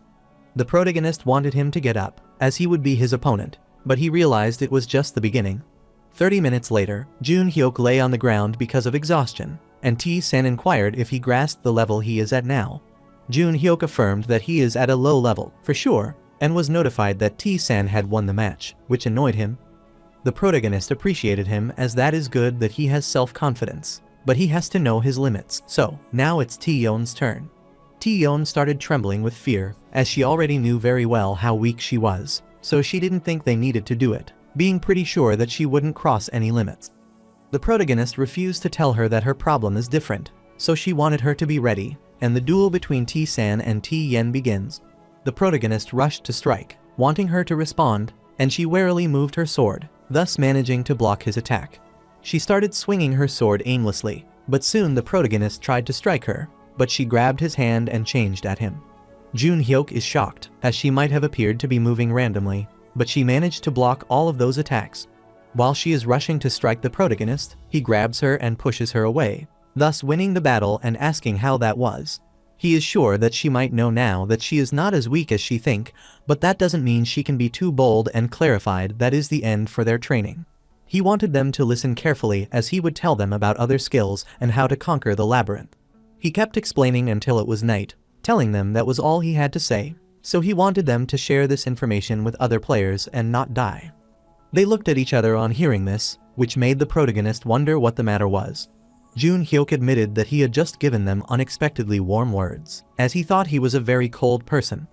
The protagonist stated that if he were a cold person, he wouldn't give them this kind of information and wanted them to go inside and rest, as he had already told them everything. After they left, he looked at the status window, knowing that the remaining time before the waves started was 6 hours. On the contrary, Haeyeon became increasingly agitated after reviewing the document, and the protagonist inquired about what had happened. Haeyeon looked to see T-san and wonders when he was there. The protagonist warned her to close the window because those with high stats can easily get in there, and asked about the current situation. Haeyeon explained that since they all come from all 4 directions, she wanted to divide personnel and place them on each side. Also, it will be difficult to guard the city hall, for instance, since it will be too difficult for that many people to move. So before the quest starts, she wanted to tell everyone to go outside. However, some people refused, saying that they didn't want to fight, so she had a hard time convincing them. Haeyeon, shocked as the protagonist wants her to leave one side to him, so he can guard that side alone, allowing her to divert the personnel to another place. Haeyeon inquired if that would be okay for him, and T-san clarified that she said that because he is fine with it. She thanked him for his help, and the protagonist didn't want her to mind, but hoped to meet again alive, then left. While 30 minutes remained until the wave began, the players were gloomy, wondering why they had to fight, as they didn't want to. The south side of the city hall was led by Haeyeon, the west side by Jung-jun, and the east side by T-yeon and Jun Hyuk. However, the north side was guarded by T-san alone, and shortly, the opening appeared, so he realized that it had begun. He is notified that the special quest begins, so he must defeat the enemies and stay alive. Meanwhile, on the other side, the players saw something rising and realized it was a wall. The monsters started crawling. The players became worried as they approached, and some were scared, so they asked for help. The players worriedly started knocking the walls, wondering what was wrong, as they couldn't go inside, as there were walls inside the city hall as well. Haeyeon wanted them not to be afraid and returned to their position, and kept fighting with the monster. While one of the players fell on the ground and started trembling on seeing a monster at his head, Haeyeon saved him, even though he received some damage. She clarified that the attack power of those monsters isn't that high, so they have enough chances to survive just by being a little careful, so that is the time for them to fight together. An old man recalled that the system indicated they would receive a reward depending on the result, and other players also thought it was worth trying, if that was the case, so they charged at the monster, hoping to defeat it. Haeyeon is relieved to see that they are fighting now. On the other side, T-yeon and Jun Hyuk were also fighting the monsters when one of the players remarked that they are truly as strong as those monsters. Jun Hyuk laughed, telling him that it is not that strong, and the player wondered what he was talking about. T-yeon clarified that the real monster isn't there, as he is on the other side of the building. Meanwhile, the protagonist continued to kill all the monsters, and Bardray knew there were many of them, but they were easy to defeat. So, he wondered how those players could be intimidated by such trivial enemies and was startled, wondering what was happening as he eliminated them all. But the quest wasn't over yet. The protagonist clarified that it will only end once all the other sides are finished as well, so he tried to get through the wall but failed. Bardray guessed that might be the case, so that people in other areas couldn't intervene, and the protagonist wanted to wait in ease. Meanwhile, the players on the other side were delighted to see that they had won, and the special quest was successfully completed. Therefore, they would receive the reward upon entering the maze. Abruptly, they were notified that the special quest begins when the second wave appeared, which shocked them. This time, the defense area encompasses all directions of the city hall, so they must eliminate all enemies and protect the city hall. Everyone is worried to learn that there are more monsters, and it's not over yet, and they saw a monster, so they guessed that it was the same one. But that's only one. They supposed a single monster would be alright. But Jun is worried as he saw a player charging at the beast to receive the reward. But after attacking the monster, he is shocked to learn that it received 1 damage. After that, the monster grabbed Choi Min-shik, and he kept receiving the damage without being able to get out of its grasp. Everyone gets worried upon seeing the corpse, wondering what has just happened, and they become scared of the monster, so they start running away to save their lives. Jun didn't want them to run away because if they retreated, they would die in vain. He got worried to see a wave created by the monster, so he bowed down worriedly, thus managing to evade it. He wondered what that was and looked behind, where all the players had been killed. He supposed they had to win in this kind of quest. Meanwhile, the protagonist defeated the opponent, thinking it was cruel, as they had been forced to put their lives on the line to win. He saw the people on the other side standing near the north wall, and the protagonist got down to do what he needed to do now. He rushed away, and Bardre asked if the wall wouldn't completely top him for moving away from the area, and T-san affirmed. After a while, he finally found the gate for the monster, and as he expected, it was there, and a special quest began to destroy the black swamp vessel. T-san realizes this has a smaller size than the one in the sky, so that it wouldn't be the ultimate solution, but if he destroys it, the monsters will decrease. While he is trying to strike the gate, he is startled to see that a D-grade monster has appeared. The protagonist was pushed back, but he is annoyed by that monster's noise. The numbers in the monster's name differentiate the strength that each of them has, and the smaller the number in the name, the higher the ranking is. The monster that made a full-scale attack through the waves was an F-class and an E-class monster, but the monster before him was a D-class monster with a 6-digit number. He recalled that in the wave before the regression, the humans were driven to the brink of extinction due to the attack of D-class monsters. On his past life, he barely managed to eradicate it on the 3rd return, but it's different this time. So, he charged and struck, confident that it would be different this time, and kept striking the monster. The monster abruptly grasped him with its claw, and the protagonist clarified its uselessness. He struck its claw with his sword, along with the activation of the 1st and 2nd attack absolute nullification skill. Then he activated the frost arrow, which froze its claw, and T-san remarked that it was an intense and persistent monster. But compared to his infinite stamina, that was doable. He activated his blazing flame to strike the monster, then attacked with his sword to subjugate the monster. 1 hour later, the protagonist drank the potion and was relieved that it was over, having won his battle against the monster. Then he struck the gate with his fist and destroyed it. He is notified about the completion of the special quest, and that he will receive the reward after returning to the labyrinth. He looked around and saw no more cracks, guessing his job was finished now, and he again received the same notification, which surprised him. Bardre wondered why he had received the same notification twice, and T-san supposed that the other side had also completed their mission. Meanwhile, Haeyeon hardly managed to kill the monster, but looked around, wondering how many people had lost their lives. Only after they saw hundreds of the escapees die did they realize that there was no other way to survive than to finish off the monsters. Most of them have to face the worst scenario of dying in vain without being able to do anything, and she cursed herself because if only she had let it better, the result would be different. Abruptly, the wall finally disappeared, so the players guess it's over, and Haeyeon gets worried as she needs to go help T-san because, no matter how strong he is, there is no way he could stop such a strong monster. She worriedly told everyone that they needed to help the north side, but her comrade tried to stop her. Haeyeon was trembling, but she continued walking, as she couldn't afford to lose someone who might be a great strength to her in this situation. Abruptly, the protagonist grabbed her to help her stand and clarified that the north is completed, and he seems to be improving better than before. She is surprised to see that he is fine, but unlike him, they have risked their life, and T-san clarified that she also still has to fight by risking her life in the labyrinth. Momentarily, everyone is congratulated on their survival, and is informed that the reward each of them will obtain is differentiated depending on the actions and results they have shown. Everyone is notified that they will return to the labyrinth after 48 hours. Out of 100,000 people, there are around 30,000 people who survived as Haeyeon expected, compared to her T-san, who is more competent to lead. The protagonist refused, as he couldn't be that kind of person, and compared to a stranger like him, he was sure people ought to hear her more. He knew that she couldn't protect everyone, as that was a fact, but those people knew that was the risk they had taken to fight and do their best. Abruptly, the injured approached her, asking what they should do now, but she stood without giving any answer. The protagonist placed his hand on her shoulder, wanting her to familiarize herself with death. She thought for a while, then uttered that day, many people have died, and they have arrived in a world where civilization and order have disappeared, where even people who provide solace in death can disappear the following day. Furthermore, this return will not be the end, which is why they have to survive with all their might. Later, the protagonist returns to the labyrinth and is standing right in front of the 10th floor boss room. He started receiving the bonus from the special quest and wave calendar, and after all, he obtained 482p. He can use all the P he gets for anything, so he can change it to gold, stats, skills, or competency levels and exchange it for gold at a ratio of 1:10.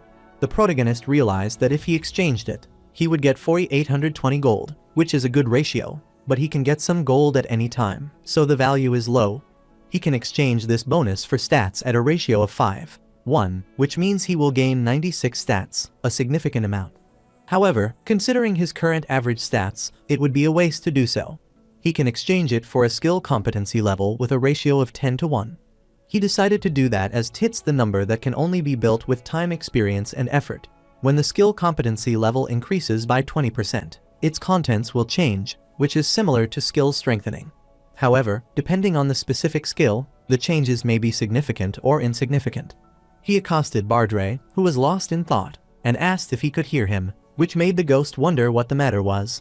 The protagonist realized that he seems to be constantly thinking about something since returning from Earth. T-san asked him what he thought would happen if he instantly increased the Sword of Storm Scar's competency.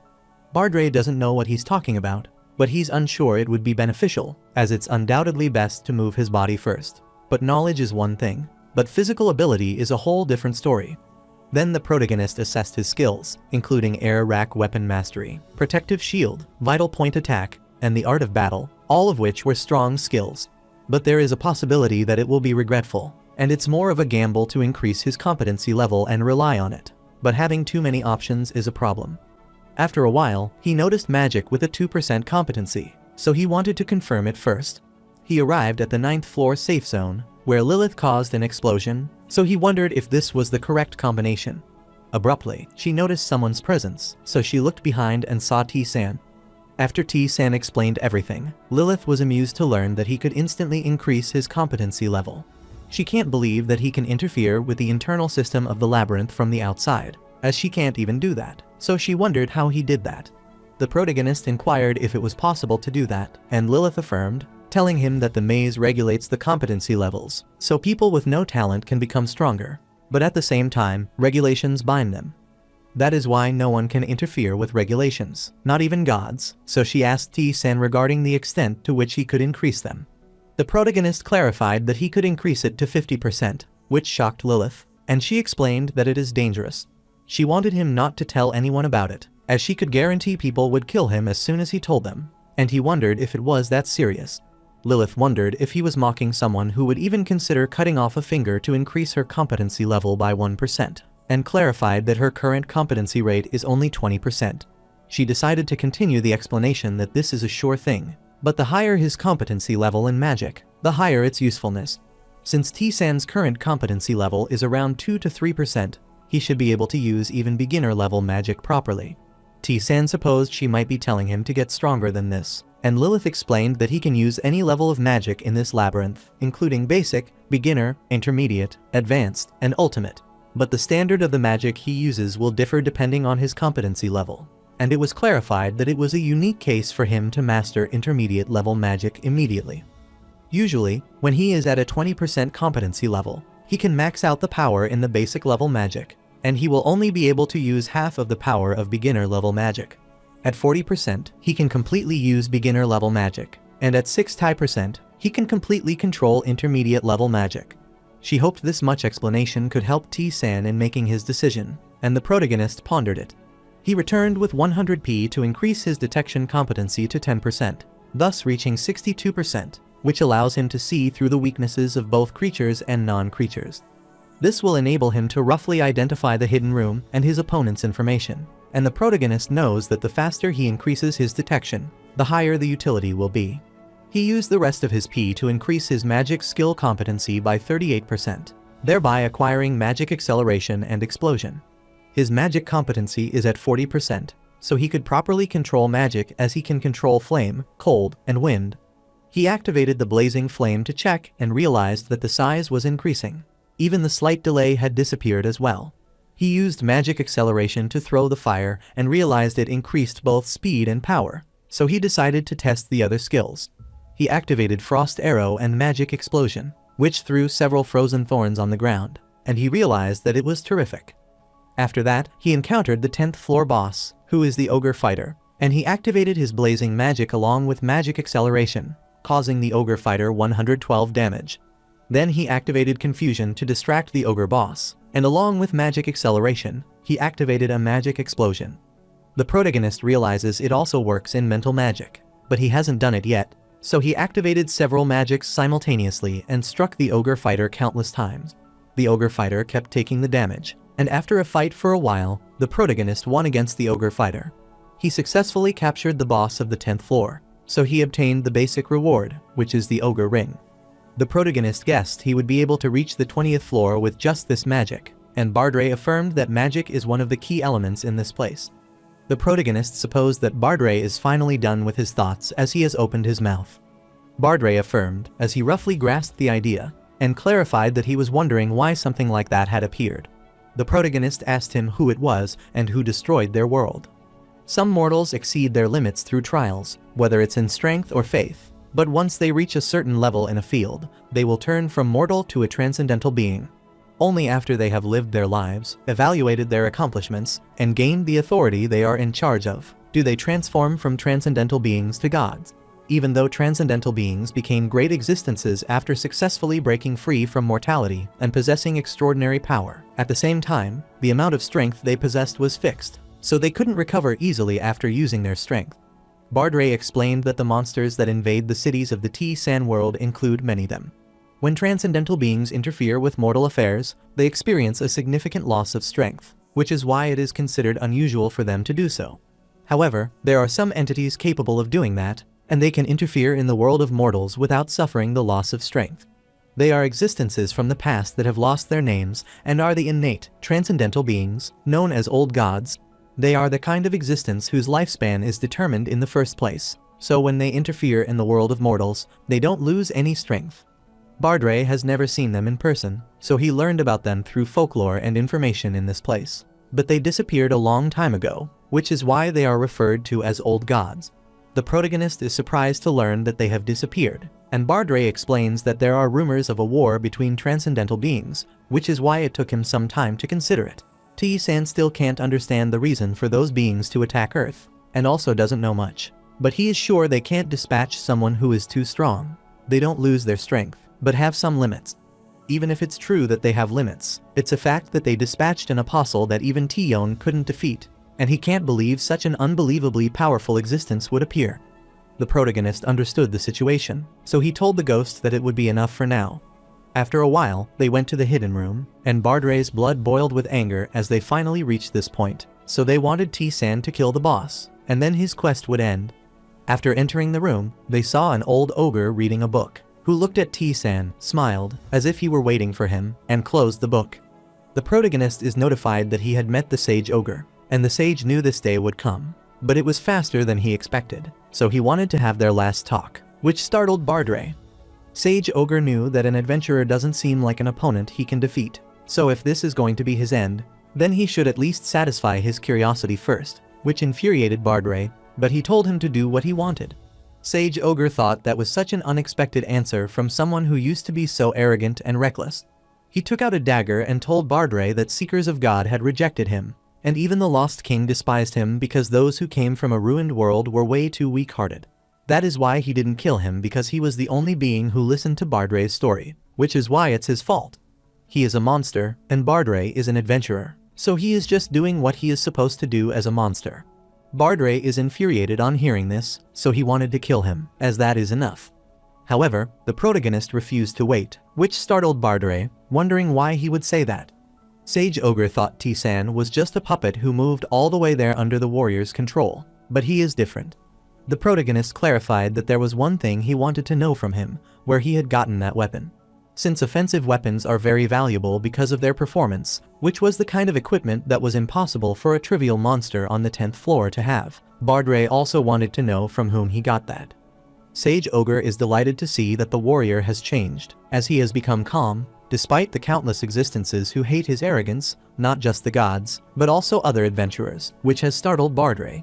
Sage Ogre clarified that the Guide of Sin gave him a weapon and ordered him to kill him, and they even threatened his life, so he had no choice but to accept it, which infuriated Bardre. The protagonist remembered hearing about the Guide of Sins from Tion.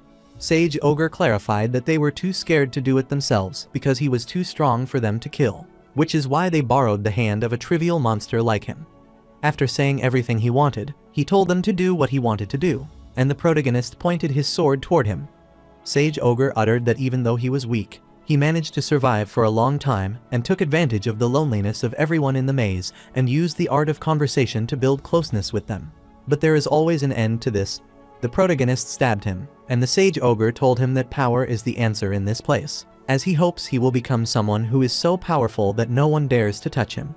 The protagonist assures him that he will, and the Sage Ogre hopes he will conquer this place and become their salvation. After he died, the protagonist was notified that he had won against the Sage Ogre and had cleared the 10th floor entirely. The existence in this place started paying attention to him with both hostility and kindness, and he obtained the Edge of Calamity. Bardre sighed as he didn't know whether he should thank him or hate him, but he guessed he should reward T-San first.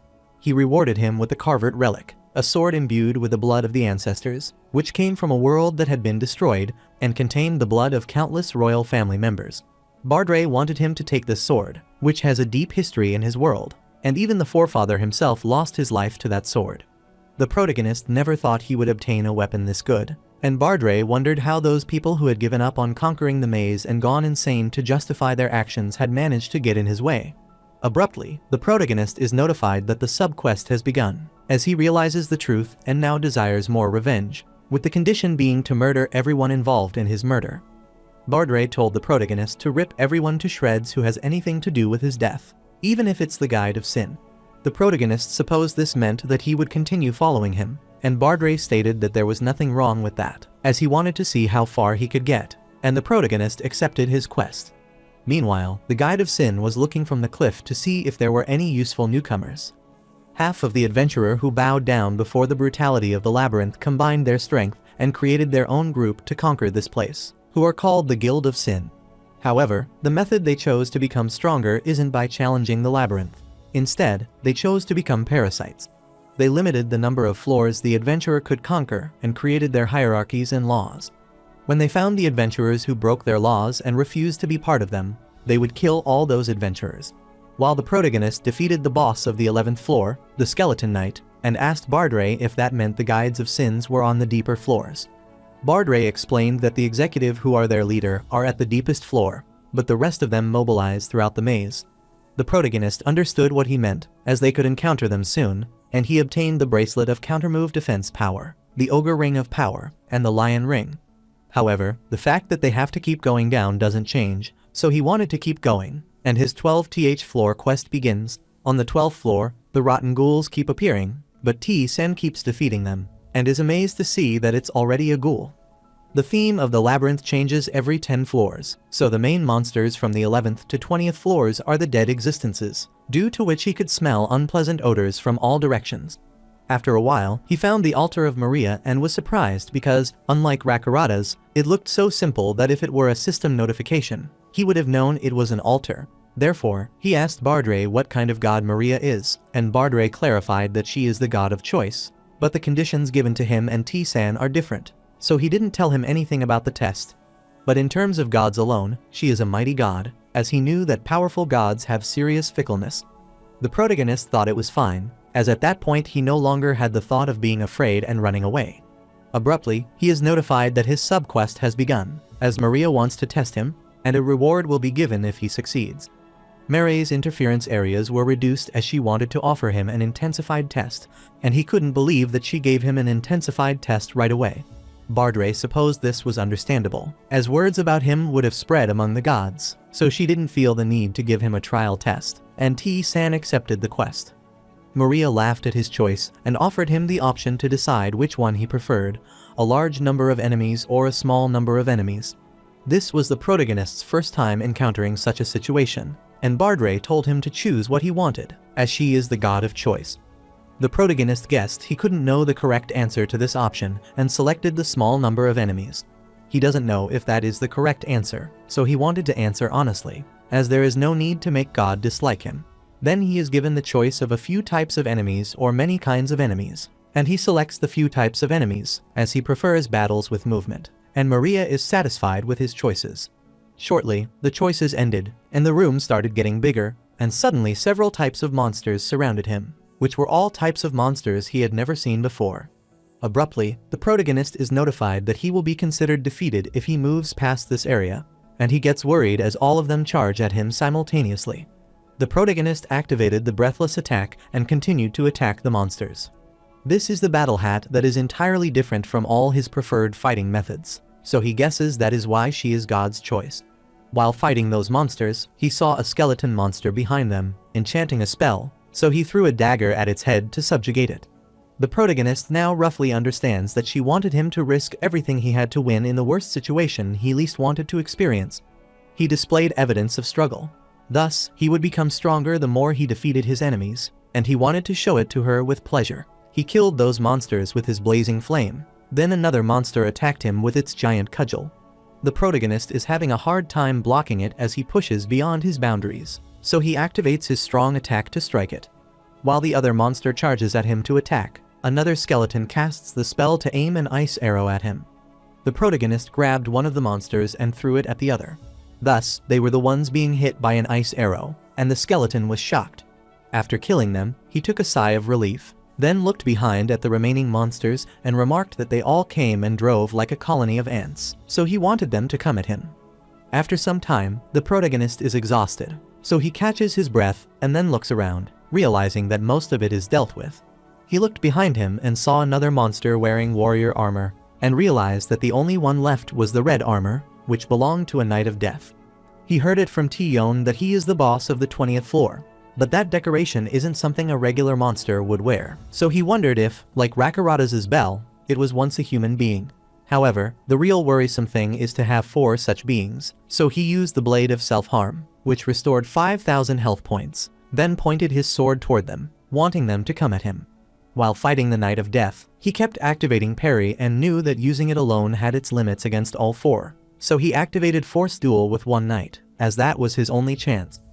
He activated a powerful strike, which threw the knight to the ground, and annoyed T-San, as that was out of his attack range, so cursed restrictions, but he didn't give up and activated Burning Orb, Frost Arrow, and Magic Acceleration to keep striking.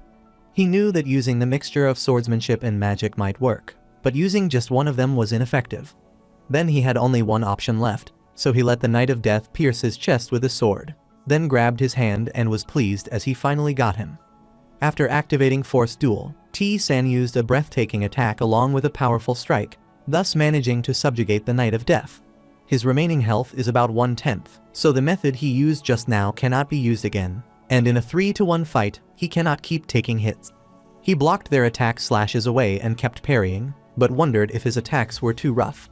He used the first sword of the Scar of the Storm, Wolf Fang, which is a technique that strikes with the ferocity of a storm and claws through the enemy like a wolf, and wanted to make it a bit smoother, which amazed Bardre.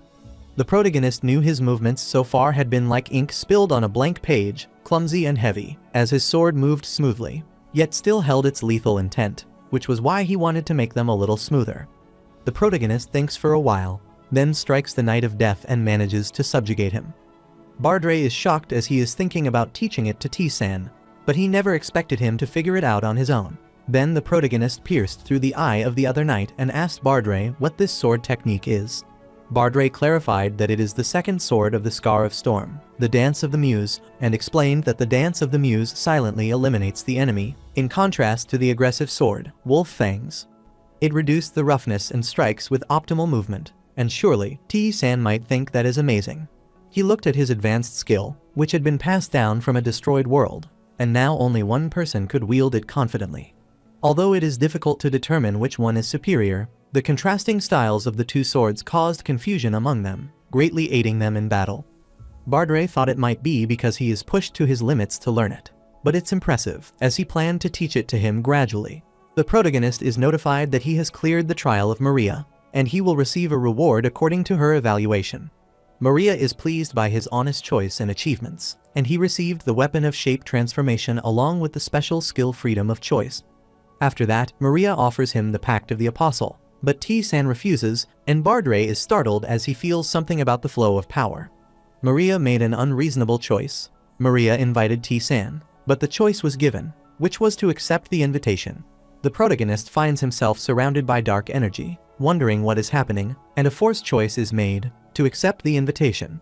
The protagonist is worried as he is completely surrounded by darkness and learns that the world has been turned upside down, and soon, he is welcomed into the Temple of the Divines. After some time, the protagonist finds himself in a strange place and wonders where he is. The place is pitch black, which makes him wonder if this is how the empty space in the universe feels. Bardre is shocked that that can't be possible, so he wondered how a god could do that, and is sure that an invitation like this was impossible. The protagonist is startled as this is his first time seeing Bardre trembling in fear like this, and he went to a temple, so this might be the place. Bardre wanted him to wait, as he could barge in, but T-san wished to see the face of the distinguished one who invited him directly. He is in the endless corridor where jewels were spread out as splendidly as a flower garden, and his ceiling is so high that it seems limitless. He wondered if that thing located at the end of this temple could genuinely be said to exist in this world. Abruptly, he was in front of the goddess of choice Maria, who was pleased to meet him, and she made all judgments to him, including confusion, death, despair, and madness. The protagonist inquired why she was doing this to a guest she had personally invited, as he had seen Bardre's worsening condition. Maria released her grasp, allowing Bardre to return to normal, and thanked her for her mercy.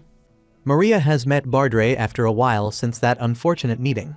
Maria said she was a goddess of choice who forced one more choice upon mortals who had made ugly choices, so she welcomed T-san to her temple. The protagonist can feel the strength on his skin, which is in a different dimension from anything he has known, but there are tens or hundreds of beings like this, which is worrisome.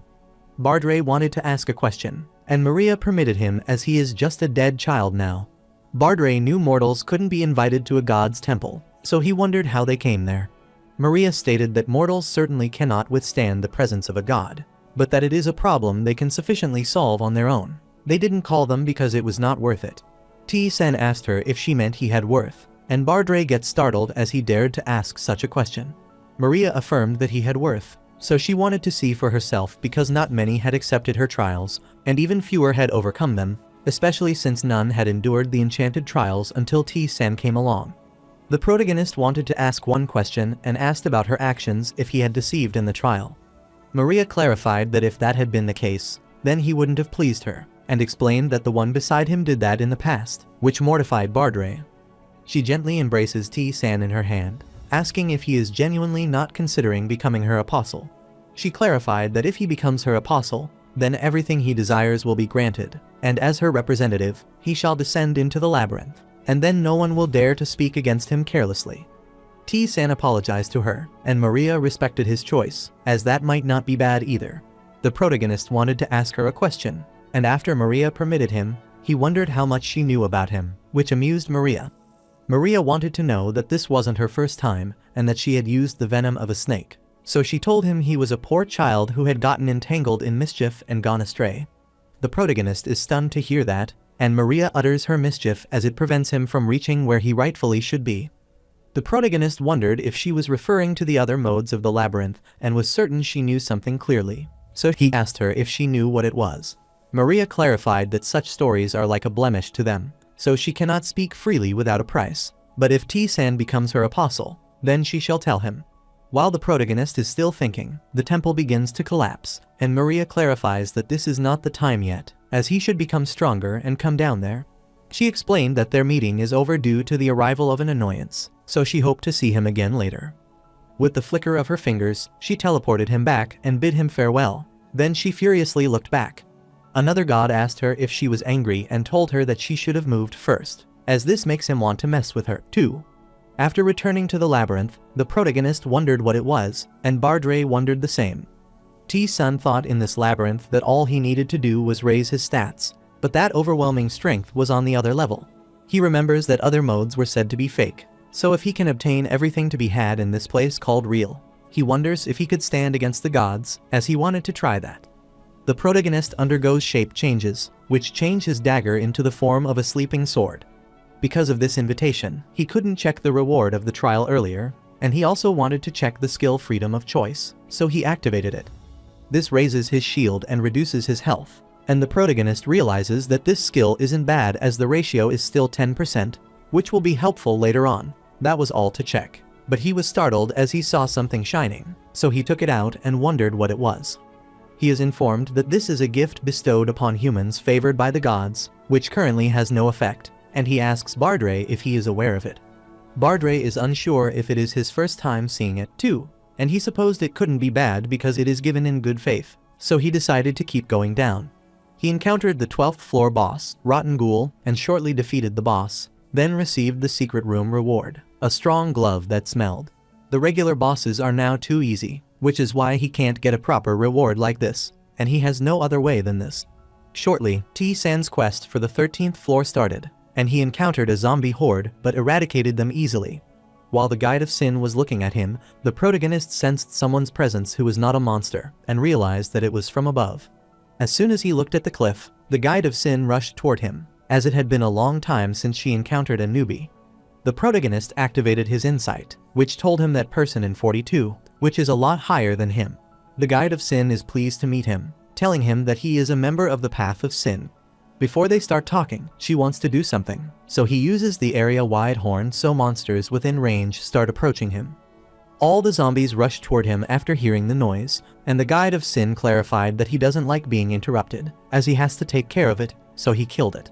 The protagonist agreed that the Guide of Sin, Rebeba, is undoubtedly strong, but that's it, and wondered why this person was cleaning up someone else's monsters.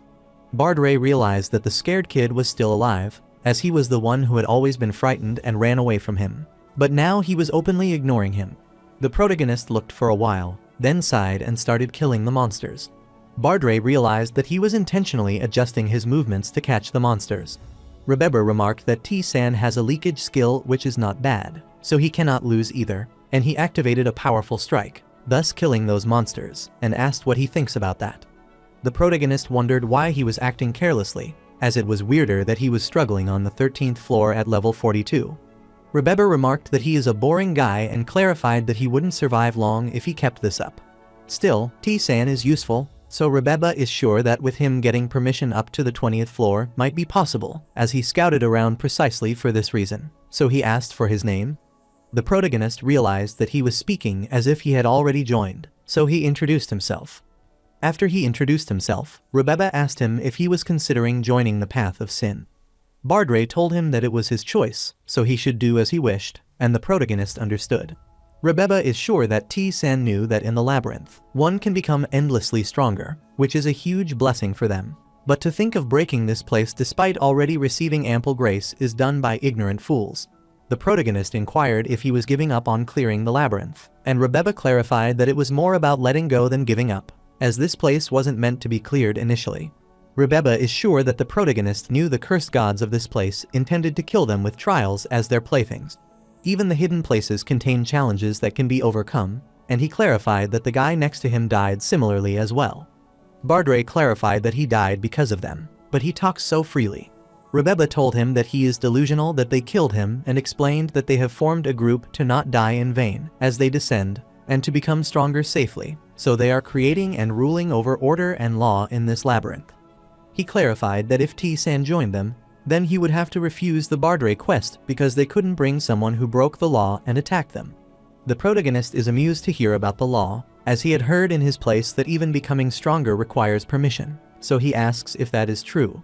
Rebeba affirmed, but wanted him to know it is not what he thinks, because the deeper he goes, the more dangerous it gets. So, it's just an initial measure for safety. The protagonist grabbed his sword because even the magicians and transcendents who designed this place gave freedom. But the adventurers created and managed laws in the labyrinth, which was all talk and had no chance for a challenge. He pointed his sword toward Rebeba, clarifying that he dislikes them. Rebeba doesn't understand what he is saying, so she asked if he is refusing, and T-San is pleased he got it. The Guide of Sin seeks new members for two reasons. The first is to recruit them into the Path of Sin, and the second is to kill the dissenters who refuse before they become too strong, which is why Rebeba rushed to attack him. Rebeba rushed to punch him, but he was amazed to see that the protagonist stopped him with his bare hands. The protagonist asked, since Rebeba had said that someone who breaks the law must be punished, and if it meant he would be punished, but he was not sure if he would be able to do so. Rebeba retired, wondering what that was as he launched that attack, intending to take him out in a single strike. But he thought, whatever the reason is, he is just an adventurer on the 13th floor, so there is no way he will be able to beat him. He charges toward T-san to strike, but every time his attack is blocked. The protagonist realized his opponent was a weakling, considering that he had cleared up to the 20th floor, and wondered if he had level up skills through the many hunts he had done. While Rebeba turned pale, wondering who that guy was, as he got shoved back by a player on the 13th floor. Shortly, the protagonist managed to injure Rebeba, and he took 12 damage. He remarked that he has high defense stats, but his movements aren't that great. Bardre heard that Rebeba came from a humble background and had never received proper training in martial arts, so he guesses he is just at the level of a third-class mercenary. He mocked Rebeba, as he was a lowly person who couldn't practice anything there because he had nothing to offer in this maze. Rebeba is infuriated on hearing such a mocking remark and wants them to shut up, so he rushes to attack T-san with a strong attack. T-san activated the counter, which caused Rebeba to take 6 damage, and he suffered a similar fate. Then he was thrown away in shock. Rebeba couldn't understand why that was happening, because he was sure he had kicked T-san earlier and dealt some damage. So, he wondered if it was possible that Angel, who despised them so much, had given him a skill. He furiously grits his teeth and asks T-san who he is, and the protagonist rushes at him to strike, wanting him to think about it himself, as he is also an adventurer. Rebeba hardly managed to block his sword and was pushed back, but cursed his fortune as he couldn't let this continue. But he didn't expect he would have to use this there. The Gauntlet of Explosion is a secret function that can only be used once a month, so Rebeba is sure that with one blow, he could take care of him. He activated his skill, Strong Attack, along with the Gauntlet Form Explosion, to land a substantial blow. That is a function that allows Rebeba to deal damage 5 times greater than his basic attacks, but he failed again. T-san activated Absolute Nullification of the first attack and asked him if he was done now. Rebeba gets scared, wondering how that is possible, and wonders who the actual enemy has been until now, because the person before him is a monster. After taking Rebeba to his limits, the protagonist realized that he wasn't special at all. Bardre uttered that he was a 20th floor adventurer who was weak before, but since he didn't meet any enemies to compete with, he became lazy, and his ability regressed. The protagonist asked Rebeba if he knew what he was asking, and Rebeba wondered if he would let him live if he answered that. But T-san refused, as he would kill him. Rebeba smirked because this means that he doesn't have any reason to answer that. Since he isn't cooperating, Bardre reminded him that he might be aware of the extent to which the kind of tribute they can offer to the transcendental beings in this place. Rebeba gets scared upon hearing this and requests that he not do that, as he will answer all his questions. The protagonist is confused, wondering if he has to be so frightened over that, and he asks about the number of members in his group. Rebeba is unsure about that as he was only allowed to go down to the 20th floor, and there were more people the further down he went, but he never went any deeper than that. He estimated that there are hundreds of them, as most of the adventurers who visited this place agreed to join. The protagonist is startled because this means there were a few people like him and Bardre. He asked him because he had said that the floors they were allowed to go to were limited, so he wondered how the decision was made. Since he has broken the law, he wonders if those people from the deeper floors will come to get him. Rebeba is divided into 10 floors, with the 20th floor being the second tier, the 30th floor the third tier, and the 40th floor the fourth tier, as each tier is considered to have its own set of absolute regulations. Thus, the deeper the floor the adventurer gets to, the more reluctant they will be to go back up because it will crumble their dignity, so they don't return until it's necessary. The protagonist found it ridiculous that they had dignity, and Bardre explained that they just revolved around a few strong people, as always, but it was a fragile group that would kill anyone who betrayed them. Rebeba is unsure about the executive of the deeper floor, but in the second tier, there are a lot of adventurers, and sure, there is no way for T-san to fight them, no matter how strong he is. However, the protagonist clarified that he doesn't care about that, and Rebeba is stunned, as his confidence and skills match it. He remembers he used to be like him back then, but he can't recall how he ended up this way. And one thing he remembers is that the difficulty level in the labyrinth has changed him little by little. He wondered if he would have died more honorably if he had rejected the offer, and the protagonist bid him farewell, then killed him. Thus, he defeated him, and his spiritual power enhancement was activated, allowing him to start absorbing Rebeba's stats. His strength, agility, and stamina were permanently increased along with his mana, intelligence, and competency level in strong attacks. The protagonist could sense an unfamiliar and overwhelming increase in his stats. Later, the protagonist converses on the community board, asking Jun Hyuk and Tae-yeon how far they have progressed. Tae-yeon explained that both of them had already cleared up to the 3rd floor, and after entering the 4th floor, they were moving around slowly, but thanks to the points they had gained after returning from Earth, they had increased their stats without any problem. The protagonist inquired about the situations in other modes, and Jun Hyuk explained that those in easy mode were having a hard time because many people had died in this return. The protagonist clarified that there was nothing that could be done about it, as everyone should start getting accustomed to death now, and inquired about the normal mode. Jun Hyuk uttered that nothing much had changed, except for the fact that they were more cautious. T-san inquired about the hard mode, and Jun wanted to tell him that most people in hard mode had survived the mission to return to Earth. But T-san's appearance at that time was a significant stimulus for them. Everyone is doing a lot of things to become stronger, and he is sure that T-san will notice many differences the next time they meet. The protagonist is pleased to hear that, as it is a good phenomenon.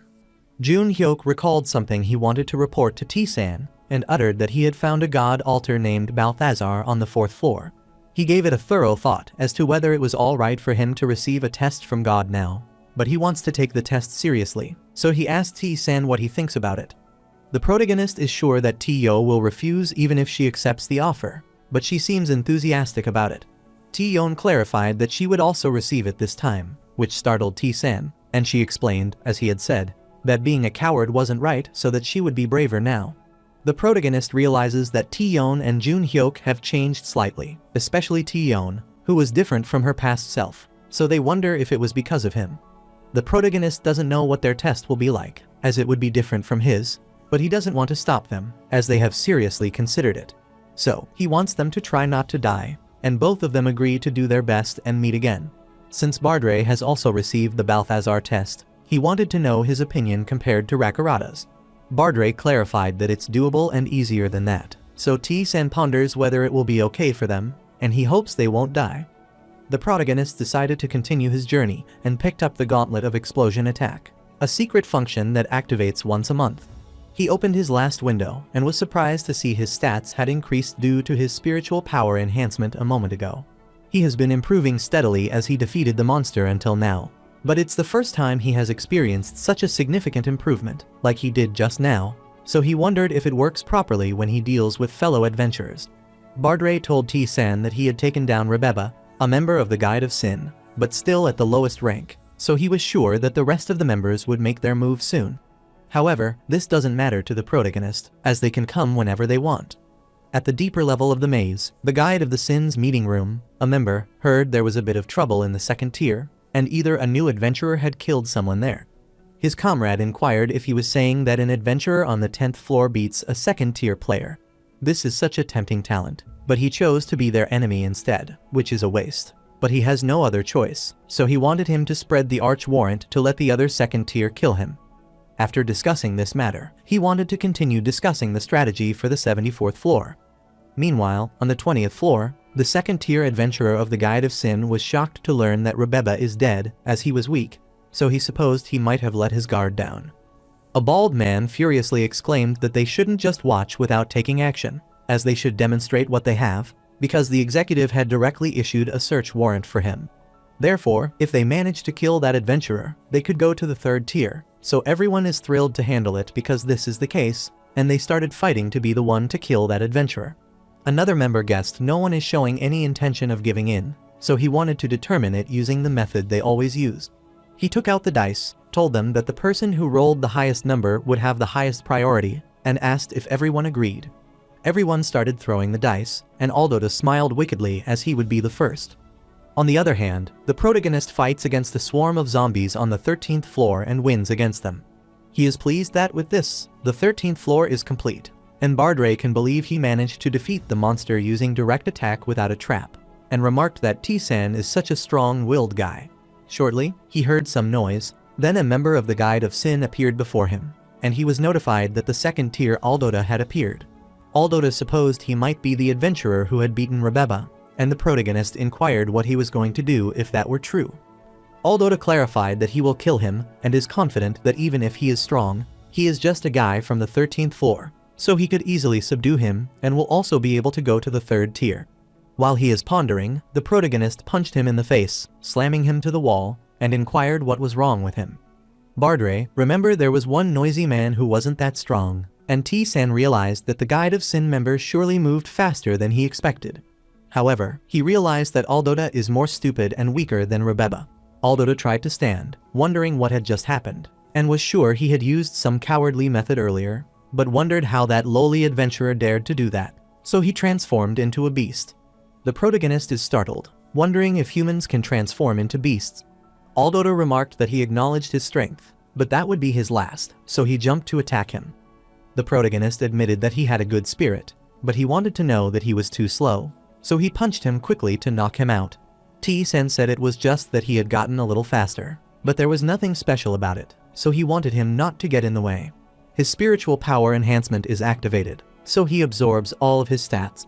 The gray-haired man is concerned on seeing that Aldota's flame of life went out, which means he is dead, and shocked all other members. They assumed that Aldota might have died without being able to transform because he let his guard down and knew he was nothing when he was not in his werewolf form. Abruptly, Giuseppe stepped forward as he was the next, and he was the man who walked the magical path, so there was no such thing as letting his guard down. After Giuseppe met the protagonist, he was slammed to the wall and wondered why he was being attacked without warning. The protagonist is sure that he is there to kill him, so there is no reason to hesitate, and he rushes to attack again, but Giuseppe activates his magic shield. The protagonist is amazed, as it is his first time seeing someone use magic that way. Momentarily, Giuseppe activated madness, but T-san dispelled it with the indomitable spirit. He is shocked as T-san repels his mental attack just by using his mental spirit, which means he didn't beat Rebeba and Aldota simply by luck, and he activated particle dispersion. The protagonist looked at the particle, wondering if that was his magic technique, which allows him to limit his opponent's movement. Giuseppe saw his opponent's movement halted, so he thought this was the right time to use a frost arrow, but he was shocked to see T-san activating a frost arrow as well, and he barely managed to evade. He is astounded that even a magic tower has admitted his talent. But a mere novice like T-san has a higher level of magic competency than he does, which is impossible. Giuseppe activated Thunderstrike, and the lightning struck the protagonist, which relieved him as he was hit with it. However, the protagonist took 0 damage because of activating absolutely nullification of the first attack, and he found it interesting, as there is such an instantaneous type of magic. Giuseppe knelt in shock, wondering how that was possible, and started trembling. The protagonist approached him, wanting him to keep going, and shortly thereafter, he killed him. The Guide of the Sin member is shocked to see that Giuseppe's life flame is also out, which means he died as well. They wondered if he didn't use his magic properly, and they remembered that there is a ghost accompanying T-san, so that he might have given him some advice. The next member enthusiastically stepped in as he was the next, but soon he was also dead, which startled everyone. The next member grabbed his word as he didn't expect that it would come until his turn, so he decided to go now, but he died as well. The other member gets worried on seeing this, wondering if they should go together, as there is no need to go alone. The gray-haired man couldn't believe that all of them died in just 2 hours. Then he looked at the next guy, whose turn it was, but that member refused to go along as he thought this situation was strange, so he didn't want to go there alone. The gray-haired man is worried as the strength difference between the 13th and 20th floor adventure is like that of an adult and a toddler.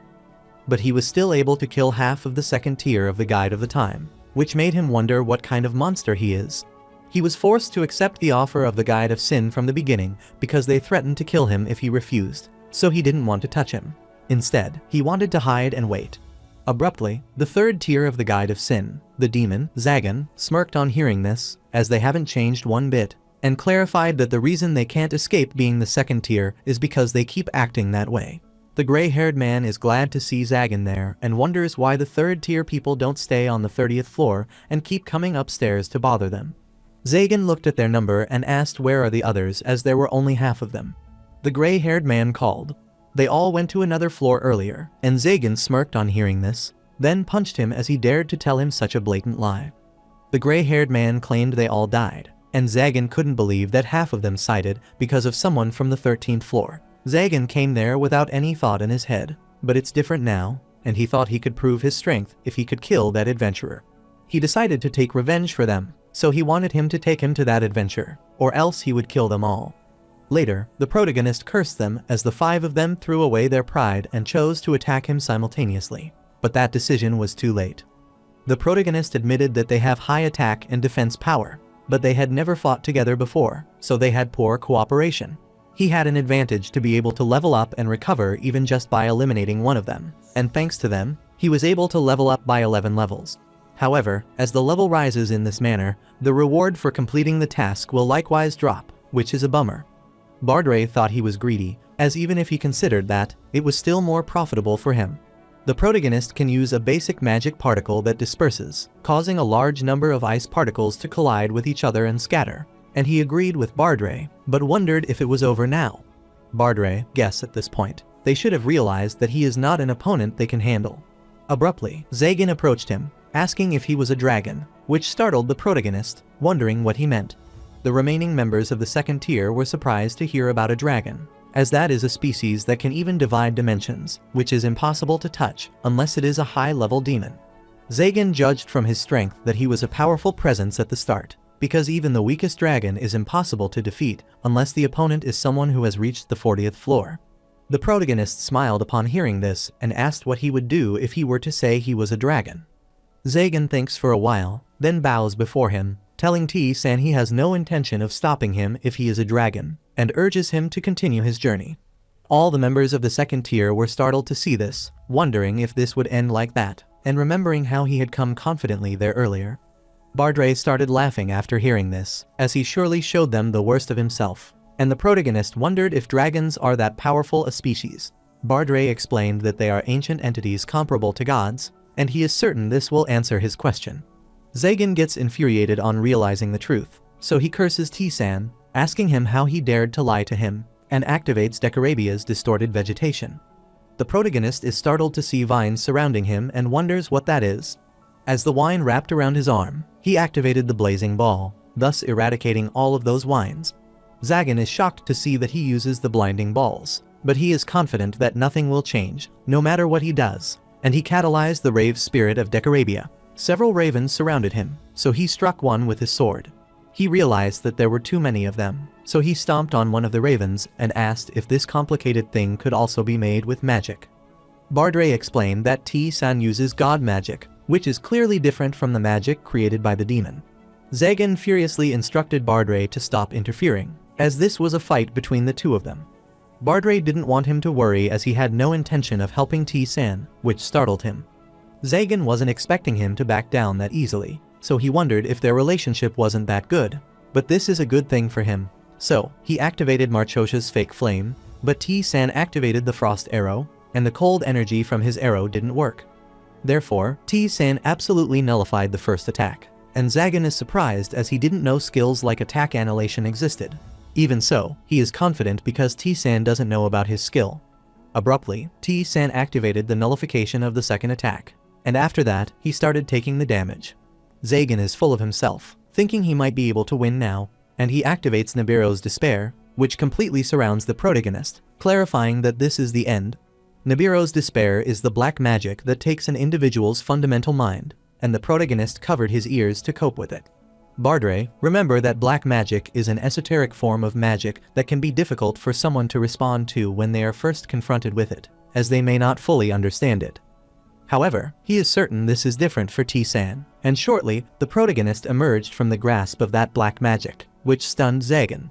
T-san remarked that it was not bad, so he wanted to learn the black magic as well.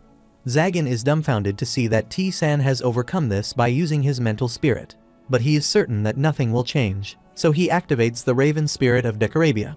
The protagonist knew that everyone in the Raven Spirit of Decarabia is weak, but there are too many of them, so he activated Repulsion, which is a skill to launch formless energy with the owner as the center to push the target away. Zagan found it hard to believe that T-san figured out how to respond so quickly, so he again tried to attack him with the flames. T-san diverted the path of the flame and knew that his flame could burn everything, even a flame itself. Then he had already melted due to the residual heat, but it was strange that he only had burns.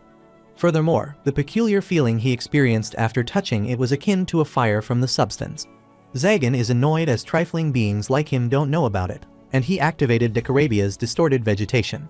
The protagonist realized that this had the same pattern as the magic that had been activated before, as the roots emerged from the cracks of the darkness. Therefore, he was confident in predicting the route.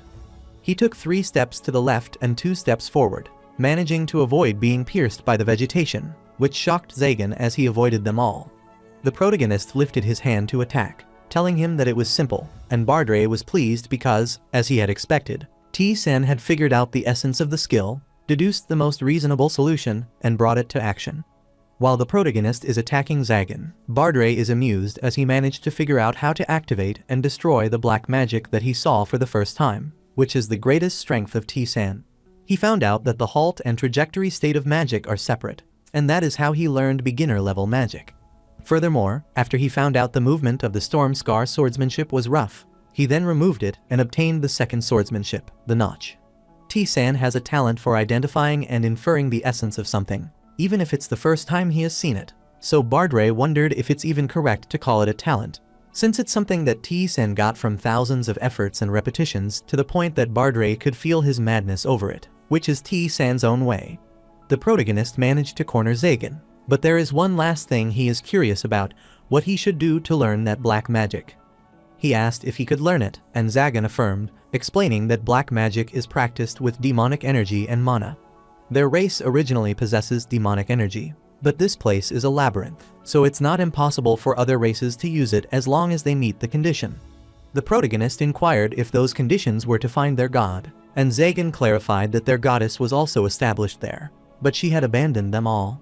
She loves powerful beings, so if T-San pleases her and passes her test, but it is close to impossible, as she may be able to receive a privilege available only to them. The protagonist asked Bardre if he knew the location of the demon god, but his memory was vague, and he supposed it was not far away. Zagan wanted him to kill him now instead of using him as an offering to the goddess. The protagonist affirmed that he killed Zagan, which increased his spiritual power and leveled him up.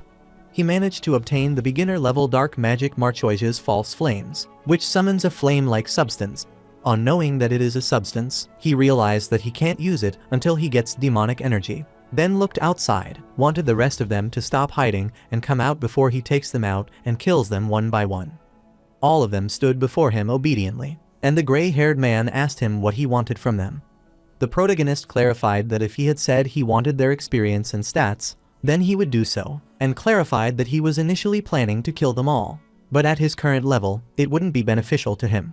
He is sure they don't want to die as well, so in exchange for sparing their lives, he wanted to give them orders that they shouldn't let the Guide of Sins know that he is alive. The gray-haired man asked if he wanted them to provide the false information, and T-San affirmed as he wanted them to mix lies with the truth, saying he died after fighting an adventurer on the 30th floor. He is sure they didn't join the Guide of Sin on their own, and is sure they don't want to die, so he wanted them to tell him what he said, and they took the deal. The protagonist looked at Bardre and asked him if he was alright with this.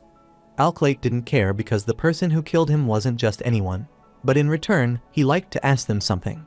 He accosted the leader of the second tier and is sure that he is aware of the person who ordered him to be killed.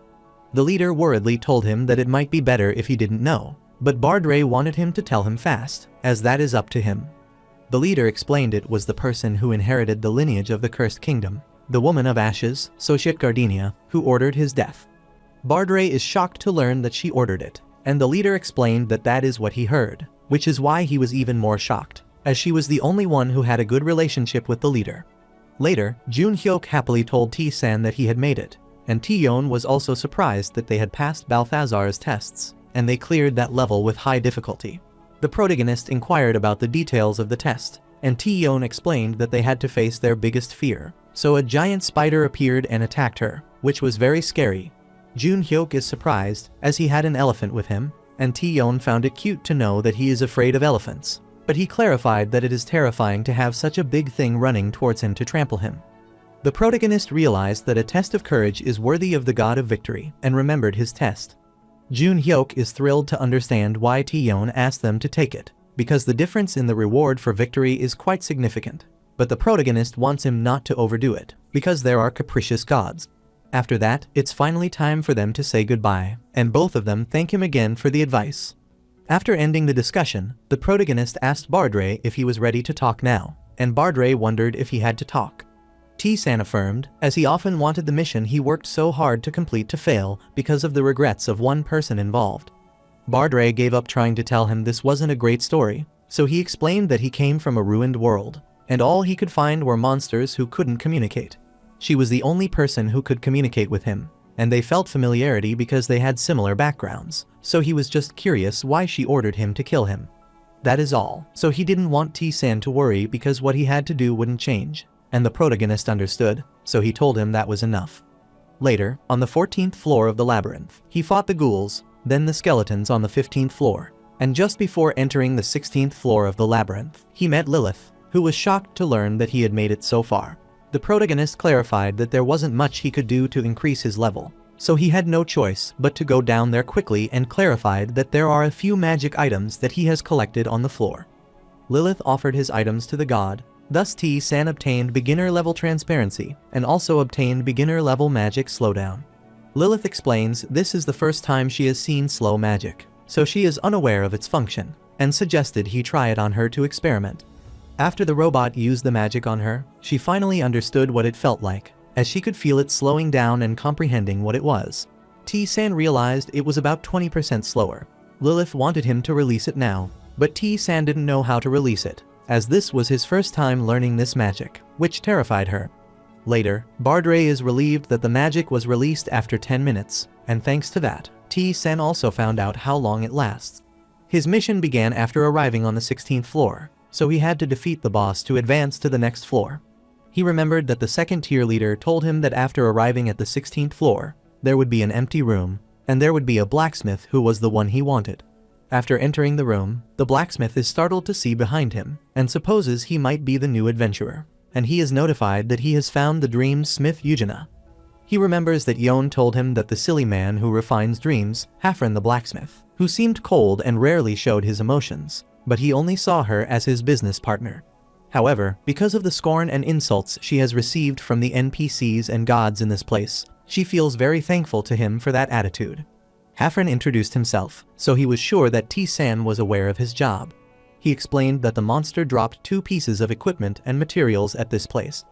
In general, materials are sold at shops or used to make equipment, so if he gave him the materials, he would make the equipment he wanted and give it to him for free, because this was his first time.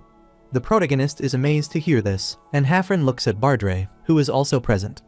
Bardre realized he didn't look surprised because it was the last time they met, when he was still alive. Hafren always thought that he would go down no matter what state he was in, and asked if the adventurer accepted his quest this time. From all the commotion made by the Guide of Sin, he thought the 2 of them might be eliminated by them, but it was unexpected that he wasn't. However, he wanted them to keep in mind that if they wanted to continue doing business with him, he doesn't care who he does business with. He doesn't care if they are lowly people or guides of sins, but what matters to him is material and equipment, so don't waste his time doing anything that troubles him, like offering him an exclusive contract. The protagonist understood that he wanted him to make equipment for him right away and asked if he would be alright to make a wrist guard. Hafren agreed and asked him to provide the material, and was surprised to see that there were a lot of them, and he told him to return in 30 minutes.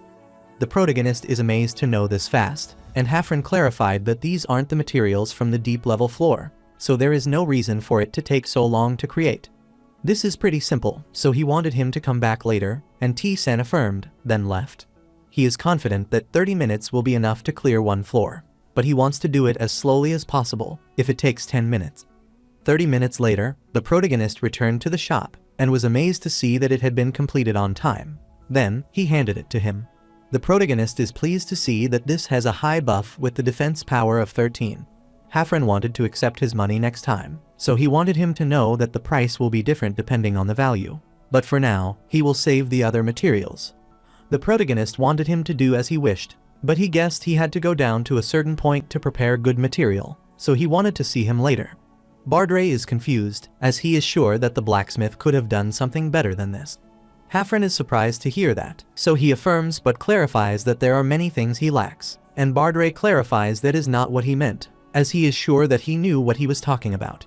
Hafren looked at him, and Bardre told him about the things that no one else could make, special power equipment, an item crafted from materials found in a place accessible only to those with permission.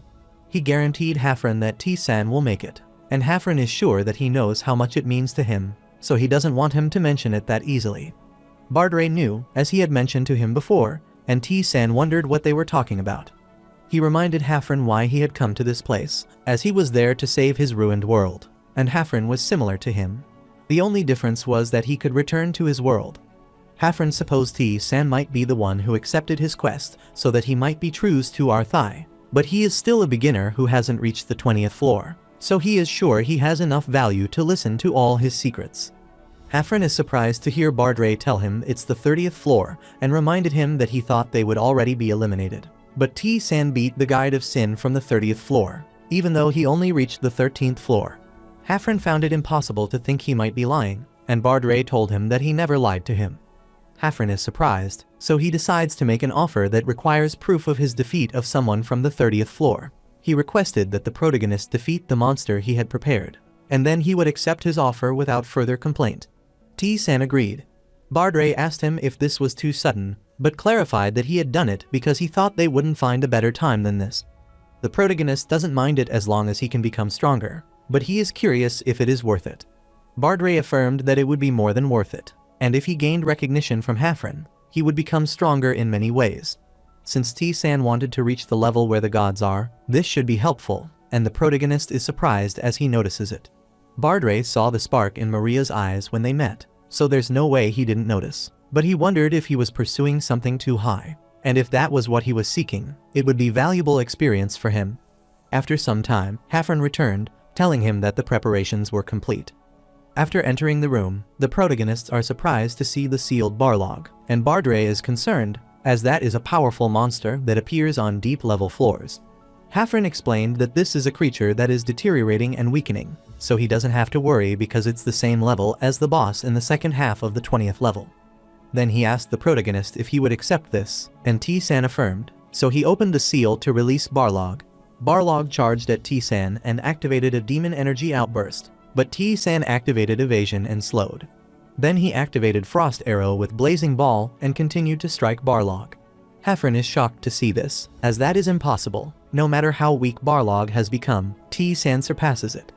Bardre already told him that it's all possible for the protagonist, but Hafren still found it weird, as it should be impossible for him to go beyond his stats, no matter how strong he is. Bardre agreed, as it's strange because T-san's skills are mostly beyond ordinary, especially his spiritual power enhancement. It increases his stats and allows him to pick up his opponent's skills, which are higher level and different from any other existing skill. He wondered if that was even a skill a mortal could have, and shortly after, the protagonist won against the Barlog. Hafren thinks for a while, then allows San to travel to his world, which surprises the protagonist, as he had thought he could only go to a destroyed world. Hafren affirmed that his world had been destroyed uniquely, so he could send him there with this gem.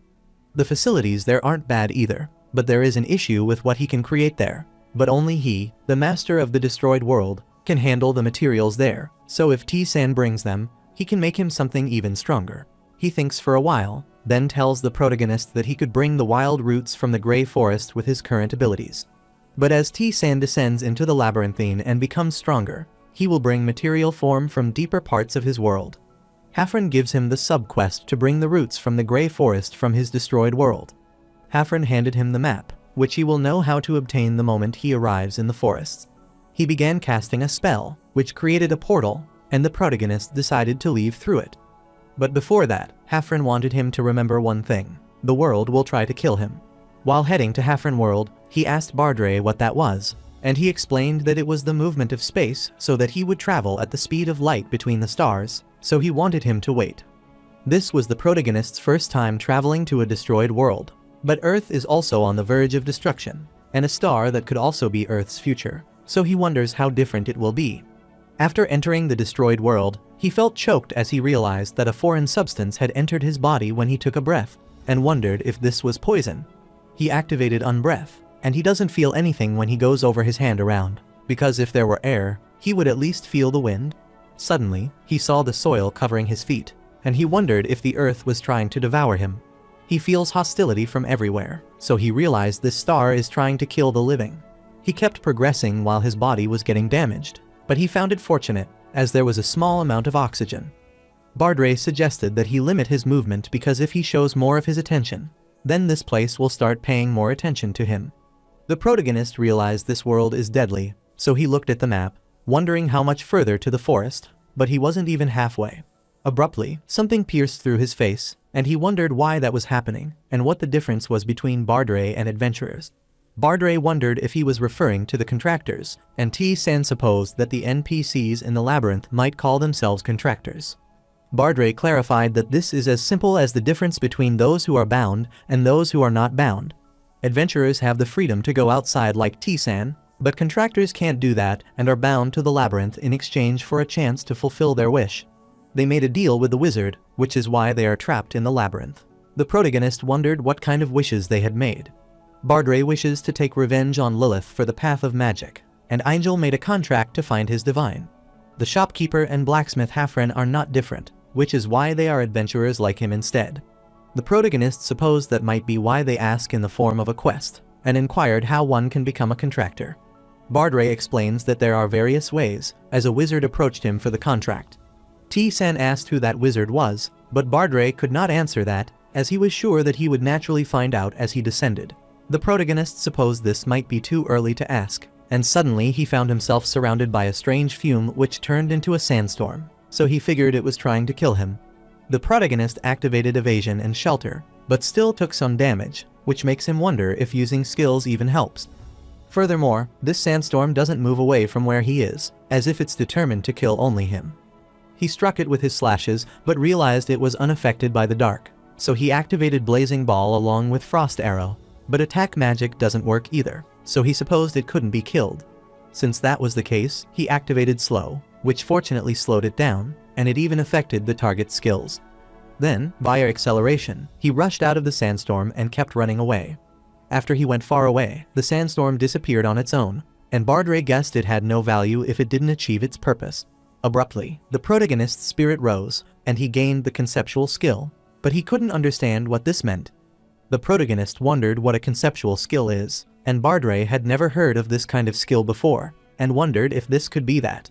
The protagonist wondered if he remembered something, and the ghost thinks, but he is unsure, so he wants to tell him once he puts everything together. The protagonist agreed, as it wouldn't be bad to hear it later anyway. On his way, the protagonist encounters various obstacles, but with his mental activation skills, wolf teeth, the notch, and a breathless attack, he manages to evade them.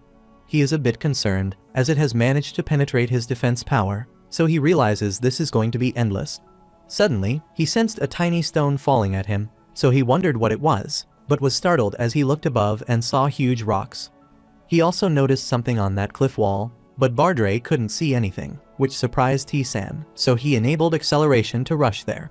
As he expected, this is because of the skill, so he walked on the stones to reach that cliff and needed a little bit more distance to cover to get the dark orb. The attacks are intensifying as he draws closer and realizes it has been reclaimed because he approached it. He rushed toward the orb and penetrated it with his dual sword, thus managing to eliminate it. His spiritual power enhancement is activated, which increased his skill by 2%, and the skill volition was mentioned on the status window. Bardray is startled to read volition because in Hafren word, the star itself is trying to destroy the world, and the volition of a star is not to allow any living thing to survive, so it's a volition of this world itself, but T-san managed to win against it. The protagonist inquired about the nature of this skill, and Bardray was in awe because it exerted his power, not just physically but also conceptually. When the extortion skill is at a low level, it will not be able to seize anything, but T-san's spiritual power enhancement is higher than the volition of this star itself. Therefore, rather than calling it a power that a mortal is allowed to have, it's more of a power of a transcendent being. After a while, the protagonist realizes that the roots are ahead, and Bardray affirmed that he is right, as he also took the root form of that kind of place back then. The protagonist supposed he might be able to obtain better equipment if he brought back that root. Therefore, he rushed above it, pleased as that is so huge. But suddenly the branch started trying to devour him.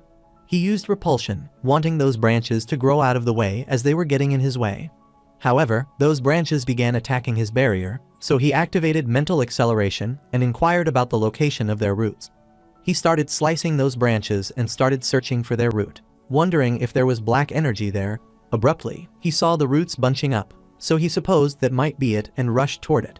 Bardray told him to be careful, but he thought he couldn't hear him, as he was only looking in one direction to become stronger. While the protagonist kept rushing toward the roots, his first attack nullification kept destroying the vines on his way, and finally destroyed the dark energy source.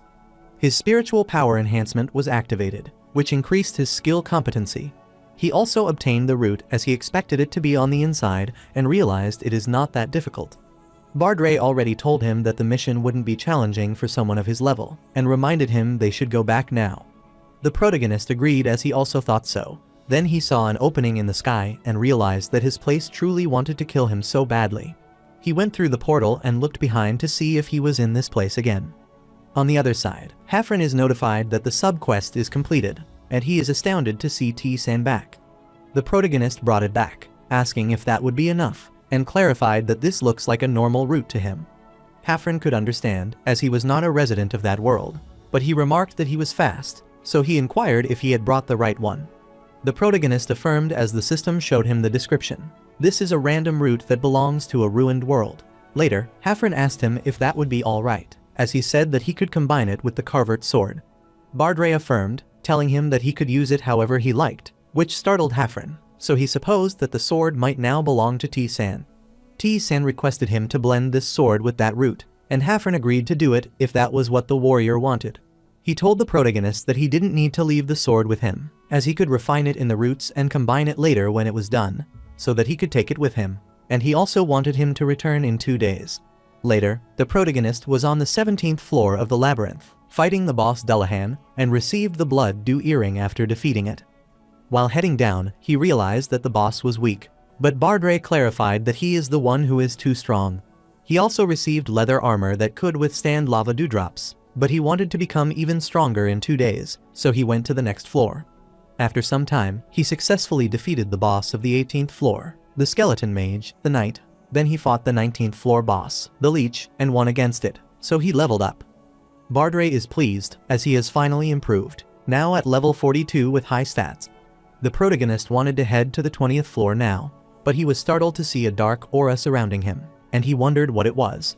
Bardray explained that it is the altar of the god of demons. He is the essence of the demon itself, and is the entity that governs all demons. He entered the Lucifer altar, which was constructed by worshippers who associated this place with the devil, also known as Lucifer.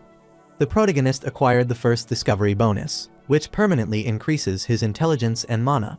T-san asked the ghost if he knew what kind of test he would give, but he was unaware as well, and the protagonist supposed he wouldn't receive it. Bardray clarified that what he needed to know was that the gods always give tests that suit their domain, so he asked him what kind of test he thinks the god of demons will give. The protagonist inquired if he was a god who only gave tests to people from the demon clan. Bardray clarified that it's not necessarily true, as it's simply that he has strict standards for humans. The protagonist thinks for a while, then decides to come back another time, but Bardray inquires whether he will return once his weapon is strengthened. The protagonist clarified that it is because he is unsure of the kind of test he will give. Soon, he went to the 20th floor of the labyrinth and began fighting the boss, the Death Knight. The protagonist saw it blocking his attack, so he asked if that was all he had, but this was too slow, and he won against the Death Knight. Bardray is startled to see this, as that shouldn't be an easy opponent to defeat. The protagonist continued to use detection, and as he expected, there was nothing there, so Bardray supposed he might be referring to the secret mission. The protagonist affirmed that it seemed like there was something hidden there, and suddenly he got a strong hunch, leading him to discover the secret room. He pulled out the brick, then a tunnel appeared, as T-san expected, but Bardray wondered if that was on a lord level. The Death Knight Lord, Valdrant, approached him, and was pleased to see that he was there. He looked at Bardray, supposed he might be the shadow of the warrior, as he heard the stories about him from Sage, so he found him pitiful and weak. Bardray is terrified upon learning that he met that mean monster. But Valdrant clarified that it is a secret between them, and is sure that this level of freedom is right for them, who are equally bound to this place. Then he looked at the protagonist and asked if he was his opponent, as he was indeed strong, and he guessed he wouldn't have a chance to win. Valdrant wanted to have a sword fight in the room given to him because he is a knight, so he wouldn't do cowardly things, such as throwing his sword and running away. He is thankful to T-san because it has been 100 years since an adventurer came there, so he wanted to begin the fight. He struck the protagonist, and he figured out that he is strong, so he wondered if he is at a level higher than the 25th floor, which isn't the kind of opponent that ordinary players can defeat. The protagonist absolutely nullified the first attack with his skill, and Valdrant found it a surprising skill, as it was interesting. The protagonist realized that his eyes were complicated, but he had a massive build, so his movements weren't that fast, and he rushed toward Valdrant to strike, but he failed. He admitted that Valdrant is strong, so he guesses ordinary players wouldn't win against him. But he is not an ordinary player. Valdrant saw him distracted and punched him in the face, but T-San immediately slammed him to the ground. Bardray is confused, wondering why T-San isn't using the skills he usually does, as he can use magic or acceleration. The protagonist broke the armor from the face, then asked Valdrant what was wrong. Valdrant rushed toward him, thankful to him, as he couldn't believe he had put up such a fair fight, which was extraordinary, as he had waited hundreds of years for this day to come. The protagonist dodged his strike, then jumped on his sword to strike him, and Valdrant's eyes filled with tears of happiness because he was thankful to this adventurer. Later, Valdrant was taking his last breath and was grateful to T-San because he didn't expect that he would purposely not use his skills. The protagonist clarified that they are both the same, and Valdrant takes off his helmet and tells him that he is a knight, so he doesn't want to rely on those trivial skills. He wants to fight purely using his sword, but all that was his hope, which was realized out of his own stubbornness, so he has no thought of forcing it on anyone. But thanks to T-San, he can leave with satisfaction and wants to say that he is free now. However, he asked T-San if he knew why people with intelligence like them are bound to this place as monsters.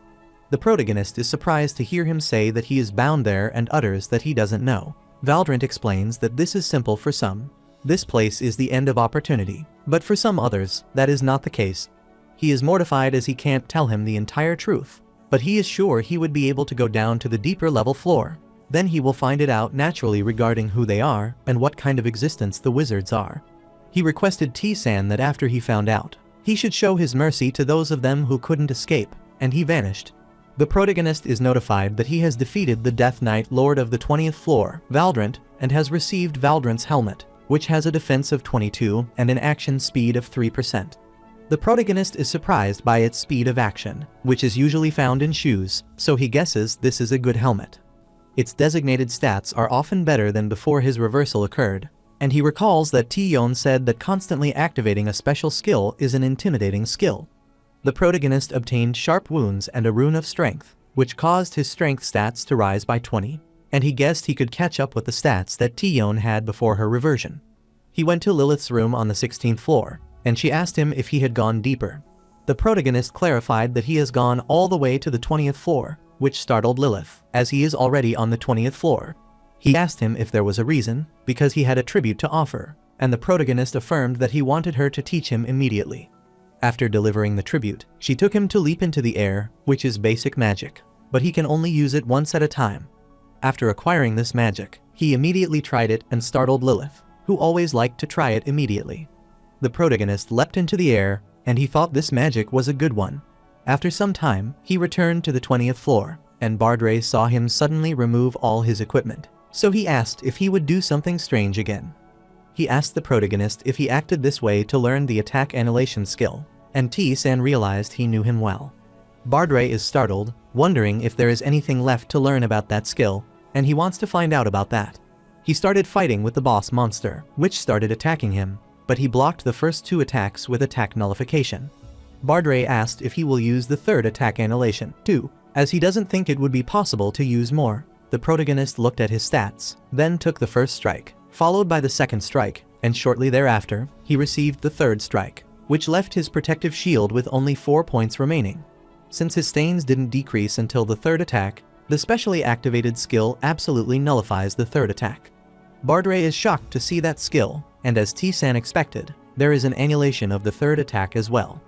Bardray is confused, as that is not the type of skill that can be obtained in a usual way, so he can't believe that he got this too, because there is no way it even exists. He asked the protagonist if he didn't think this was a skill that could be obtained depending on the protective shield in the first place. The protagonist remembers that there isn't a single person who succeeded in clearing Rakaratas's test, so it's understandable why no one knows about this. Bardray asked him if he was going to rest now, as he was pushing himself too hard, so he should rest now, which startled T-San. The ghost gets infuriated at him, asking if there is nothing else in his head besides getting stronger, as he should have some rest, but T-san wants him to stop. Later, the protagonist arrived in front of the blacksmith workshop on the 16th floor and took out his Sword of Storm Scar, which is at an advanced level. Bardray clarified that he could raise it because he is in the process of organizing what he has accumulated, but it will get more difficult from now on. Since he managed to raise it by 5% in just 2 days, that is a significant increase, and for 2 days have passed, he wanted to visit the blacksmith workshop. He entered the workshop, saw Hafren working, and wondered if he had come earlier. Hafren refused to tell him that he came in time, as he had just finished it, so he wanted to show him. He presented it in its simplest form, so the transformation would occur when it was combined.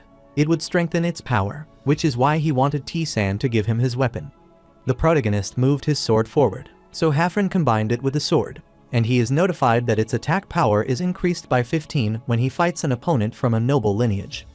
Bardray is pleased to know that it has been possible to improve it to this extent, given its increased attack power. The protagonist thanked him, but Hafren told him this was a transaction, so he didn't need to thank him. Hafren clarified that he goes down every 5 floors, but it would be trouble for him to do more than that because he has a lot of stuff, so he wished him good luck. After advancing his sword, he went to Lucifer's altar on the 19th floor, and Bardray could sense a strange gaze from there. The protagonist wondered if this was due to curiosity and annoyance, and he touched the skeleton. Abruptly, Lucifer asked him if he didn't also feel the same way, and was curious, and he was invited to Lucifer's territory. The protagonist accepted Lucifer's invitation, and her territory welcomed him.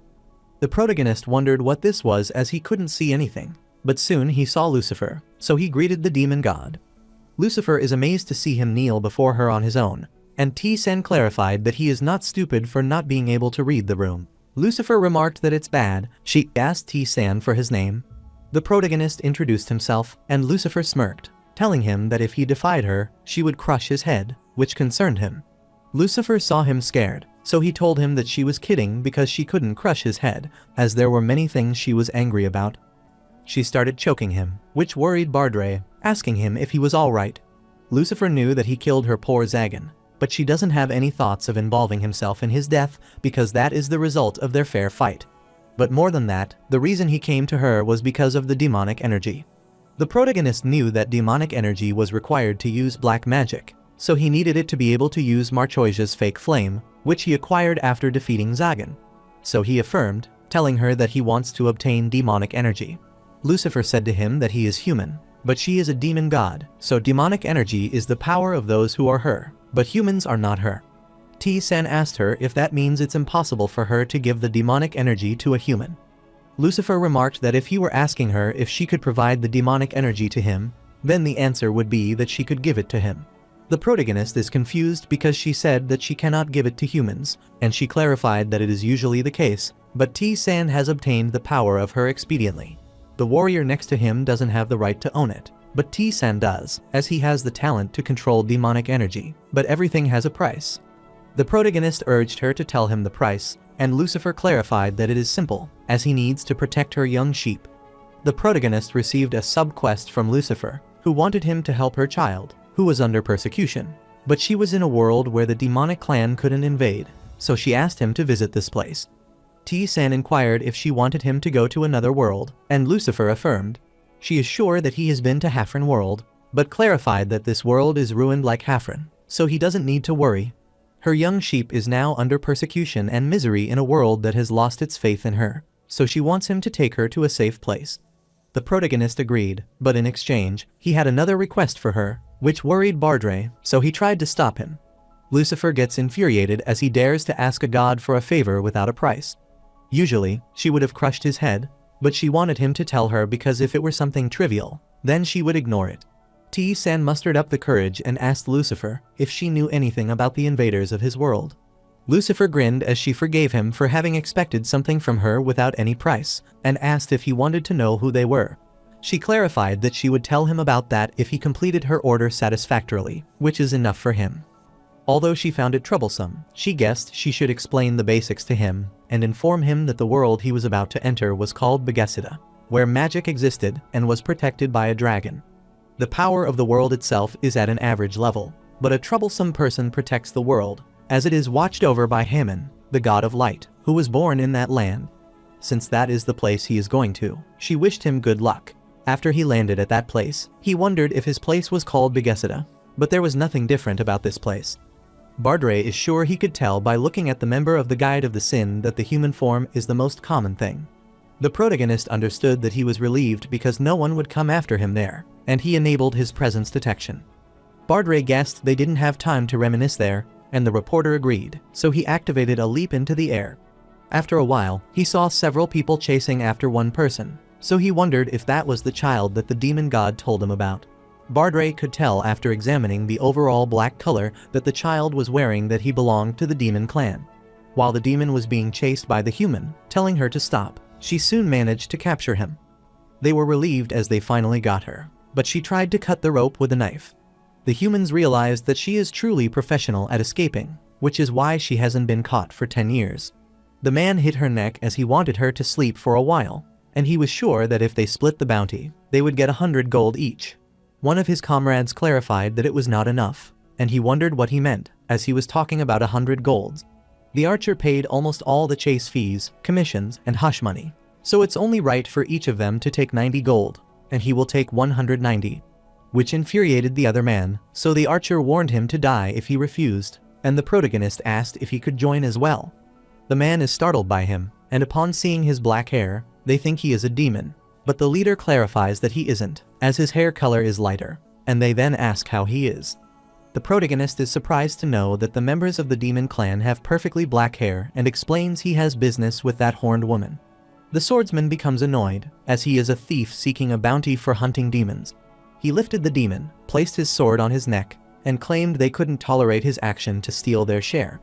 Momentarily, the protagonist punched him in the face and threw him far away, startling all of them, who wondered who he was.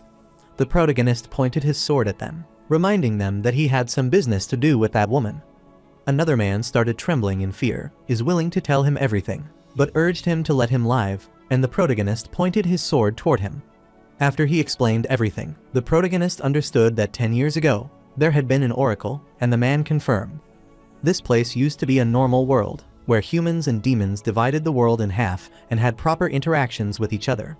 But one day, they received an oracle from the god of light, Hammon, who commanded them to kill the demon folk.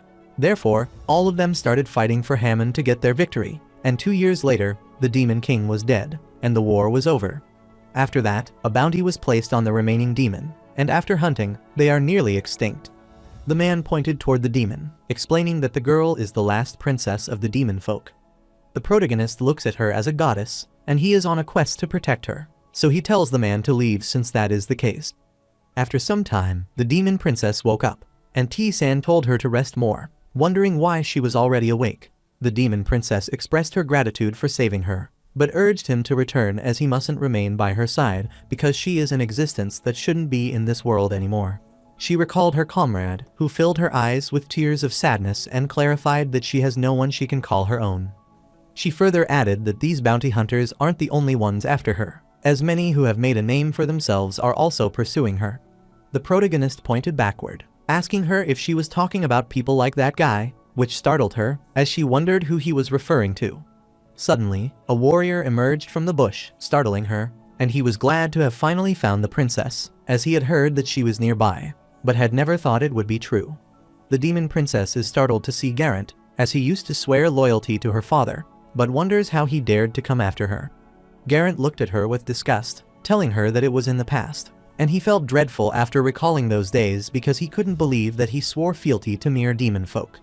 Abruptly, he rushed toward her, then ran toward T-san, which worried the demon, as that person is unrelated to this. As soon as he tried to strike T-san, he was shocked to see that his sword was blocked so easily, and the protagonist punched him in the face, thus throwing him away. He realized that his opponent didn't die, which means he isn't that shabby, and Garrett gets infuriated to see a nameless savage dare to say that, and started emanating an overwhelming aura, which worried the demon princess. The protagonist inquired if that was the aura thing, and Bardre was shocked to hear this, wondering how he knew about it. T-san clarified that it is because he has something similar, so he wanted Garrett to come at him. Garrett charges at him, calling him a dim-witted savage, as he will split him in half with his sword and wants him to die. However, as soon as he tried to kill him, T-san blocked his sword without moving an inch and shocked Garrett. The protagonist is astounded to see that it is unable to shatter the sword, which infuriates Garant. He charges at him with an overwhelming aura, moving his sword closer to T-San to kill him, but T-San smiles. The demon princess worriedly closed her eyes, but she was shocked as soon as she looked at the protagonist, who was unscathed because of the complete nullification of the first attack. Garant is certain that his attack hit him, so he wondered if T-San is a mage who has a spell that manipulates time, so he charges to attack him again. He found it hard to believe, as not even the grand mages of the magic tower could cast spells that might alter results like this one did. The protagonist activated the complete nullification of the second attack, which shocked Garant, thinking he was a monster, and struck him again, but again failed. Garant gets worried because even his aura attacks are not working, and the protagonist moved his hand to see how strong an aura attack is. He took the damage of 63, and T-San realized that it wasn't bad, so he activated dodge and wanted Garant to test out whatever he wanted. Garant gets worried, wondering what he is, then tries to attack him again, and T-San clarifies that he is an agent. The protagonist summoned a frost arrow, asking Garant about the aura while attacking him. Garant furiously cursed him, wondering how a mere savage could control attack spells like that. The protagonist realized that he can't change his shape or form, which means he lacks enhancement to his mind or body, and clarified that this is just a slight increase to his cutting force. Garant cursed him, wondering what he had been mumbling to himself since earlier. While the protagonist thought it wasn't awful because it means most attacks should leave a cut, he asked Bardre if he also learned aura. Bardre refused, as his world didn't have an aura, and he knew that T-San's world was also without magic, aura, or monsters. Therefore, it was rare for people to reach the lower floors, and even rarer for them to have an aura. The protagonist guessed he could ask Garant directly and asked him what he needed to do to learn that aura. Garant is going crazy, as he thought T-San was a monster, and the protagonist realizes he has gone insane. So, he doesn't think he will tell him, and he looks at one of the skills, guessing this will be good. He activated proof of self skills, which have on and off options, so he supposed this might be a trigger skill, but wondered why it is a continuous trigger skill. He turned it on, which started emanating a dark aura, and Garant became scared upon seeing a huge shadow behind T-San, which grabbed him, causing him to kneel. The protagonist realized that he couldn't use this skill, so he turned it off, and he supposed this skill might intimidate his opponent, which made him wonder how it would help him and make his opponent speak. Then he looked at Garant, who had turned pale, and urged him to ask him anything, as he would answer him. The protagonist wondered what was wrong with him, and Bardre laughed as if he had seen a terrifying hallucination. He guessed he could use it like that, so he told Garant to tell him everything he knew about aura. Garant explained that aura is a skill that can be acquired by a sorter, which is essentially a blue flame. He had heard that it would turn white when it reached the highest level, but he had never witnessed it. The protagonist asked about its characteristics, and so Garant explained that its cutting power is almost absolute. T-San inquired if it could only be used on swords, and Garant clarified that it was possible to use it on any weapon, but it couldn't be used freely. Just like a sword, someone will only use aura on the type of weapon that he has practiced all his life with, but the higher his level, the more freely he will be able to use it. The protagonist asked about its competency level and energy consumption, but Garant explained it has none. He uttered that there is a limit on how much aura he can emit, but its usage is limitless, so even if he uses it for a long time, it will only make him a little tired. The protagonist realized this skill was valuable, so he asked how he should learn it. Garant uttered that there is no special way to understand it, as it is a kind of power that he can naturally gain through realization, but he is not sure about that, as a sword master who has mastered aura might know how. The protagonist understands this to some extent and figures out that Garant doesn't know how to learn it. Garant affirmed so and inquired if that was all he wanted to know, and the protagonist affirmed.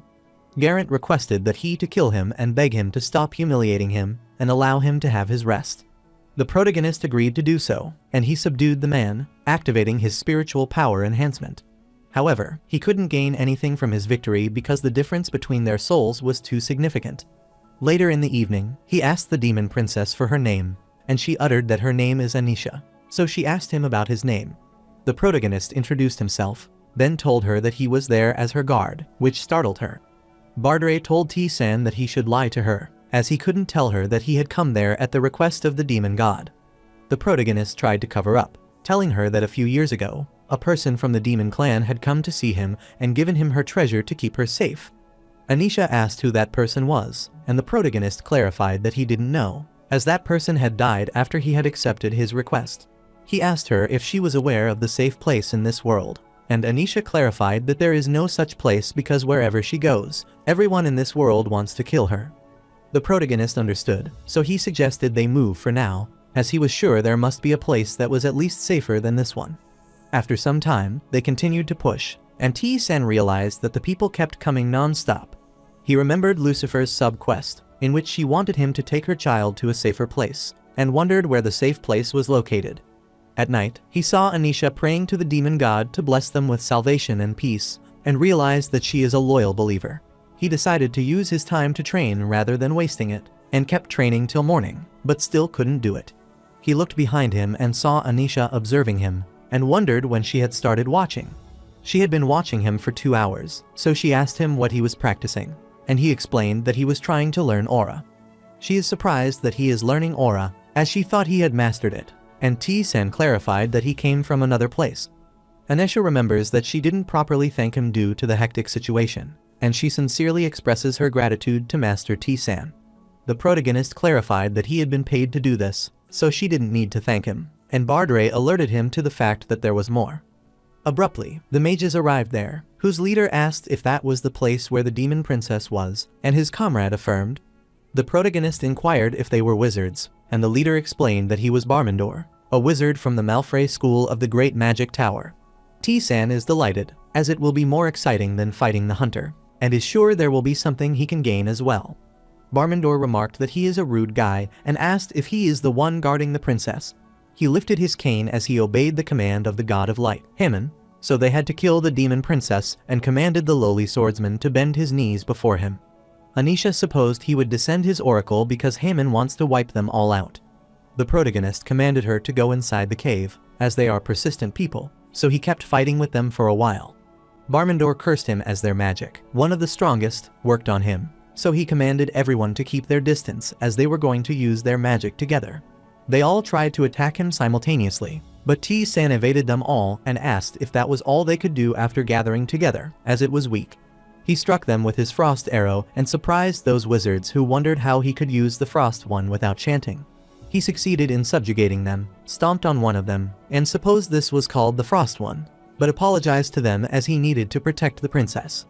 He activated to prove himself, as now Barmandor was the only one left, and wanted him not to worry, as he wouldn't kill him that quickly, but he had to tell him about magic.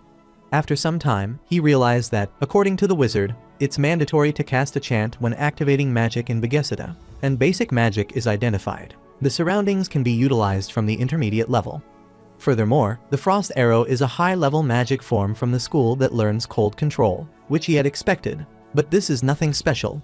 He saw Anisha falling, so he supported her, then asked if she was all right, and she apologized, feeling a little dizzy.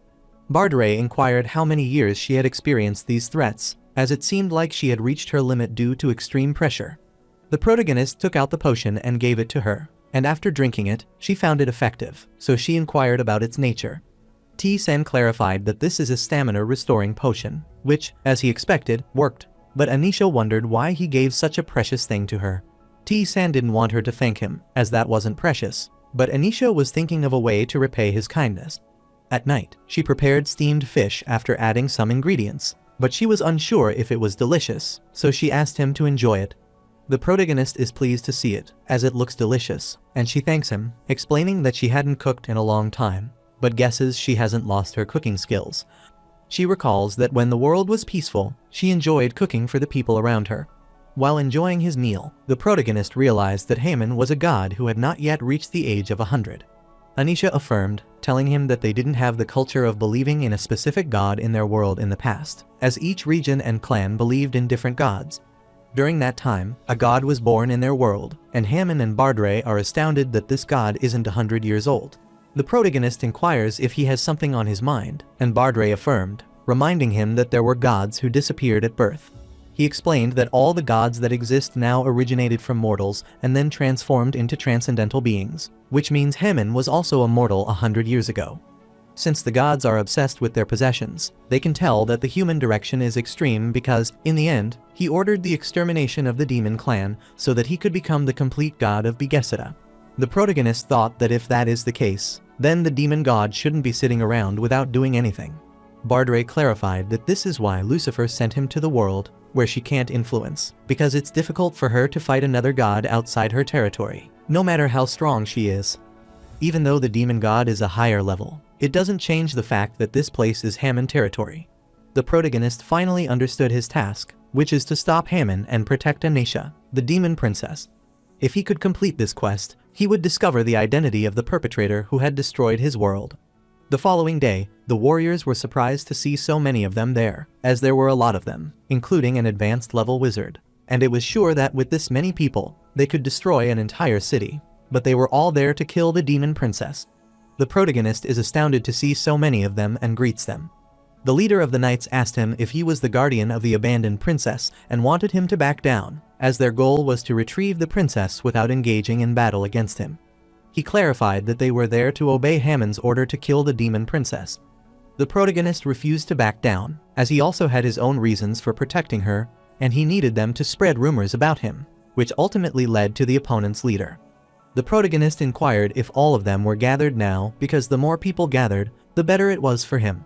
Everyone wondered what he was planning, and the protagonist commanded them to come at him, because getting rid of them at once would be convenient. The leader is startled to hear him saying this when he is still so young, and yet he dares to spout this nonsense, so he wonders if he is acting this way to make himself a famous hero. T-san supposed he couldn't hear him, as he wanted them to attack him immediately, as it would be convenient to eliminate them all at once. Moreover, he needs to put something on the test right now, and he activated Frost Arrow. The knights were startled to see the Frost Arrow, and the leader supposed he was casting a spell to enhance his magic, so that his warriors would attack now. One of the knights rushed at him, calling him a Hammon traitor, and he swore him to take it. As soon as he struck him, he was glad to get him, but the protagonist activated complete nullification of the first attack. This surprised the knight, as he was certain he had stabbed him with his sword. The leader wanted them to stop standing still like idiots and started attacking as soon as he tried to activate the Frost Arrow. They then launched their attack. The knight was relieved as their attacks were beginning to work on him now, so he wanted to end it with the final strike. But T-san activated absolute nullification of the second attack. The protagonist begins creating the Frost Arrow while blocking the knight's attack with his other hand, and as he had expected, it is ineffective without an aura, so he strikes the knight and subdues them. Another knight is surprised to see a massive ball of ice at his head, wondering what that is, as it contains dozens of frost arrows. The protagonist clarified that is why he lies in spacious places, as there are so many things he can test in this kind of place. After a while, he activated the ice pellet, and the wizards got worried as many pieces of ice were forming for the sphere. The protagonist activated acceleration and began attacking all the warriors, causing them to wonder what that was. After a while, the knight leader was shocked to see all the warriors freeze in their place, and realized this seemed like devastation caused by a dragon. The protagonist approached him, clarifying that it had taken him a while to prepare, but it was useful, and asked if he wanted to continue this. The leader gets scared and starts running away along with the wizard while asking for help, as he is a monster. They suppose that the person guarding the demon princess is the incarnation of the dragon. Later, Anisha asked him if that was all right, which made T-san wonder what she was talking about. She is referring to those wizards, as they would certainly spread rumors about T-san worldwide and declare him a traitor who defied Hammon.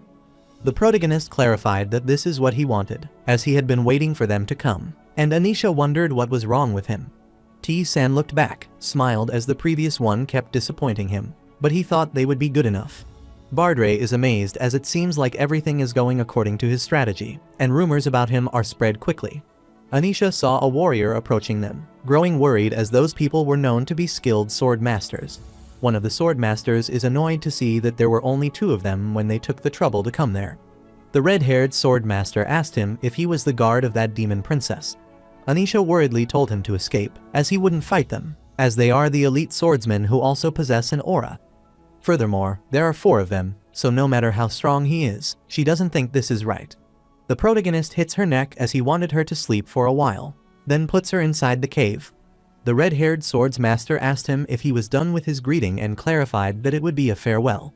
The protagonist appreciated it as he worked hard to put her to sleep, so he did not want them to wake her up with their screams. The red-haired swordsman cannot believe that he needs 4 of them to beat a little kid like him. The gray-haired warrior clarified that he didn't come there because he wanted to, and his comrades wanted them to stop mumbling, as this is a direct order from the D because the god wants them to kill the demon princess and her guard dog. The golden-haired swordsman, Atria, realized that T-san is as brave as the guard protecting the princess. The red-haired swordman wanted him to step back as he would be the first to fight, so he unsheathed his sword and uttered that he had heard rumors about him annulling his opponent's attacks. He created several swords, as he wanted to see how many times he could use them, because their sword master would face him himself. Later, the protagonist activated the absolute nullification of the first and second attacks, and shortly thereafter, he nullified the third attack, after which he took damage. The red-haired swordsman is pleased to see that he can use it 3 times, which is not special. The protagonist realizes that the sword covered with aura has dealt him 52 damage, which isn't a big difference in the damage. The red-haired swordman charged at him and wanted him to show him his strength, like when he got rid of the wizard earlier. Since he could only nullify the attack 3 times, the swordman wanted to see what he would do now. He kept cornering the protagonist, and T-san figured out that his swordsmanship wasn't much different from the adventure on the 20th floor. He guessed it would be easier for him to knock him down if he used magic, so he rushed away and kept dodging his sword. After pondering for a while, T-san deduced that aura-covered swords are more of a skill than swordsmanship, which is impressive. He charged toward the swordman, striking him, but he hardly managed to block, and was pushed back. His comrades were startled to see this, wondering if T-san isn't a wizard, as his swordsmanship is pretty good. The protagonist discovered that his opponent's swordsmanship was not as strong as his own. He guesses that if he improves his strength until his aura takes shape, he will be able to increase his attack power freely without consuming stamina, which isn't bad. The red-haired swordman was in shock, but still attacked him, but T-san activated acceleration to charge at him. He cursed T-san, asking where he came from and wanting to know the reason for protecting the demon princess. The protagonist broke his sword, telling him that he had come from the labyrinth and was there to fulfill his client's request, which shocked the swordsman, and he killed him. The protagonist's ritual power enhancement is activated, and his giant skill proves itself with the sword. He supposes he could gain it at this level of spiritual power enhancement. The other swordsmen furiously grit their teeth as they realize their opponent is way stronger than they are, so he is sure he wouldn't call them cowards. The swordsmen pointed their swords at him, and T-san wanted them not to regret pulling that sword out. After defeating those swordsmen, he is worn out and has hurt himself as his protective shield is now 0. Atria remarked that he is a monster because the 4 of them can take down a kingdom together. He surrendered as he still wanted to live, but he would resist frantically if T-san tried to kill him, and would appreciate it if he showed him some mercy, so he wanted him to tell him whatever he wanted. The protagonist wanted to help him get rid of them first, as he tried to place them in a place where Hammond could see them. Atria looked at the corpses, which looked terrible, and T-san was unbelievably strong. A demon looked at the situation from hiding, and was crying with tears of joy as he finally found his princess, Anisha. After some time, Anisha woke up, looked around, and wondered where Sen had gone. T-san is glad to see that he's awake, and Anisha rushed at him, asking where he had been. He clarified that he went to get rid of the corpse, but saw her worried, so he asked what the matter was. Atria thought this was a nice view, which made Bardre laugh, and T-san wanted him to stay quiet. Anisha is worried about seeing Atria, and Atria doesn't want her to worry, as he isn't there to take her away because he has lost. The protagonist wondered if they knew each other, and Anisha affirmed, telling him that he came to meet them sometime when her father was still alive, so she wouldn't believe he was also there to catch her. Atria clarified that he lost, so he has no intention of fighting back, and wanted her to ease her mind. The protagonist realized that he is too sluggish for someone who follows God's orders. Atria clarified that, even though Hammond is their main god, he doesn't have much faith in him, and he is certain that T-san has a reason for letting him live, so he asked if he could tell him about it. The protagonist is certain that he already knows about it and clarifies that he is curious about the aura. Atria is shocked because at his level, he should have already learned aura, but he is saying that he hasn't. T-san clarified that it is because he came from somewhere else, and Atria is startled, wondering if he meant he is from the labyrinth, which is created by an archmage. The protagonist is amazed that he knew about it, and Atria clarified that this is something he heard, so he might not be able to learn it. The protagonist wondered why, and Atria explained that aura is a power directly granted by the god of swords. He chooses a world he fancies and grants that power to that place, which also means citizens of the world he hasn't chosen cannot learn it without his permission. While the protagonist is pondering the god of the sword, Atria apologizes to him, as he is most likely unable to learn aura. The protagonist refused to tell him that he could learn it as he earned the right, and he received permission by proof the sword. He kept practicing till morning, but never thought he only needed to swing his sword, which is no different from what he had been doing so far. Atreya inquired what he should do now, as he had already learnt it, and T-san commanded him to return, as his business with him is complete. Atreya ponders for a while, asking if he is fine and if he can remain by his side, which makes T-san wonder why. Atreya is curious, as he wants to see if he can learn to control his aura and is ready to make an oath not to do anything to her, in case he is worried that he might try to hurt the princess. The protagonist looked at Anisha, who is fine as long as he is there. The protagonist told him this doesn't matter, so he decided to do something, and Atreya felt something in his heart. T-san requested a contract with Atreya so that he cannot make any dangerous moves against him and Anisha. The protagonist clarified his temporary contract, stating that he wouldn't bother them and would let him come if he accepted it. Atreya supposed this might be the power of the labyrinth and realized they had everything interesting, so he accepted the contract. After some time, Atreya saw the protagonist practicing and found him impressive, as it had already been 3 days since he had been swinging the sword for 22 hours each day.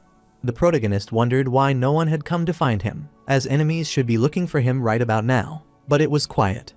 Atreya explained that 8 sword masters existed in this world, out of which 4 went after him, but they all died by his hand, so he is sure no one would be crazy enough to look for him after that. The protagonist guessed this was true, so he decided to continue training. Anisha saw some people from the bushes and wondered who they were. Those people approached her, taking off their hoods and greeting their princess. Anisha's eyes welled up with tears of joy after seeing that Haberneck is alive, and he explained that he barely escaped when the castle went up in flames, so he apologized to her as they abandoned her so they could live. She rushed towards him, telling him it was all right as long as he was alive, and she was relieved to learn that she was the only one left. The protagonist looked at them and wanted to give them some space to converse. After practicing for a while, the protagonist supposed this might be his limit, so he wanted to work on the rest while they were moving, until he could start using his aura. Atreya is shocked to think that T-san has developed a sense of aura in just 4 days, which makes him wonder if this is the power of the labyrinth, as the more he sees it, the more impressive it becomes. After he returned, the demon thanked him for protecting their princess while risking his life. The protagonist told them that he had already received payment, so that is enough. Haberneck thanked him, so he wanted the princess to return to their lands, and Anisha affirmed, so she named T-san to come there as well. The protagonist also wanted to go there because the princess was going, but Haberneck was reluctant, as the place was secret, making it risky to bring an outsider. Anisha didn't want him to worry because he was someone who had protected her, so that he would be nice to them as well. Haberneck agreed to her request because that is her wish, and she wondered what they should do about Atreya. Atreya wanted to go on his way because T-san had already gotten his sense for aura, so he said his farewell to him with the hope of meeting again later, and the protagonist told him to do as he wished. After Atreya left, Haberneck handed the princess a pendant that she wanted her to take, as it's an accessory made of a dragon claw, so if she has this, she can hide from God's gaze, and he also handed the same to T-san. The protagonist is notified that he received an accessory from the dragon clan, which blocks interference from the transcendent existence. While heading toward the hideout, Bardre couldn't believe how persistent T-san is, as he never thought he would swing his sword all the way there, and finally was able to see the aura. He never thought T-san could learn aura, even if he received the proof of the sword skill from the red-haired guy. The protagonist explained that there is no cost consumption, but there is an exact limitation on his proficiency in aura, which is 1%, so he is still inexperienced at wielding it. After a while, Haberneck told her this was a place, and that he planned to tell her later, thinking the shock would be too great, and he explained that on the mountain covered in autumn leaves, a dragon resides. The protagonist is surprised to learn that a dragon resides there, and the dragon welcomes and greets them all. The protagonist is startled, as it seems he is the only one who can hear this voice, and the dragon welcomes the adventurer who has stepped into these lands, following the will of the demon goddess. After a while, they arrived at a small village where the surviving demons were residing. Haberneck explained that many people have died, so only 50 still live there. He clarified it might be shabby, but they wanted to provide T-san with the best lodging for the duration of his stay. The demons were surprised to see the princess there, so they welcomed her, and they were relieved to know that she was safe and were overjoyed when they heard she was coming. Anisha is glad to learn that they are all alive, but knew this since the time to be doing this, as she wanted to introduce T-san, who brought her there, but is startled as he is not there. Meanwhile, Bardre asked him if it was alright for him to rush in recklessly like this because he could tell that it was powerful. The protagonist doubts that the dragon would attack him as it is indifferent to the demon folk, and soon he arrived near the cave. While heading inside, Bardre explained that the dragon's strength isn't too far off from a god. The protagonist supposed this might be the pace, but he could sense an incredible energy that even 100 of them would be able to fight, and he wouldn't win. As he kept getting closer to the dragon, it again welcomed him as he had come down, according to the demon goddess's will. Abruptly, he is notified that he encountered the golden dragon Valbeners, and T-san asks if he would try to kill him to follow the god's will. Valbeners laughed, telling him that wasn't the case, as this had nothing to do with the kid's actions. Moreover, they will not lay their hands on the demon goddess children who have taken up residence on their land. His reason for calling him there is to resolve his final bit of curiosity, and the protagonist wondered what curiosity he had. Dragon clarified that he is the one who protects this land and is the existence bound to Begesida, which is why he is always curious about the place created by an archmage, where the great gods and goddesses reside, the Great Labyrinth. The protagonist is startled, wondering what she means by final, and Valbeners clarifies that the young demon goddess is currently enraged, especially at this world, Hammond's, who is trying to kill her people. That is why this world will be shattered into pieces by the demon goddess's hands, and she is biding her time only because some of her people are still alive there. But once they have been saved, this world will also meet its end.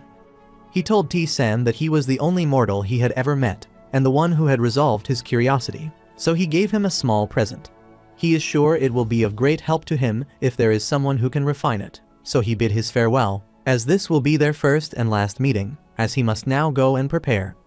The protagonist wondered what he was preparing for, and Valbeners clarified that he was preparing for his final struggle.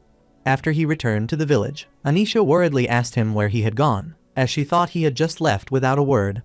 The protagonist clarified that he had someone he needed to meet with briefly.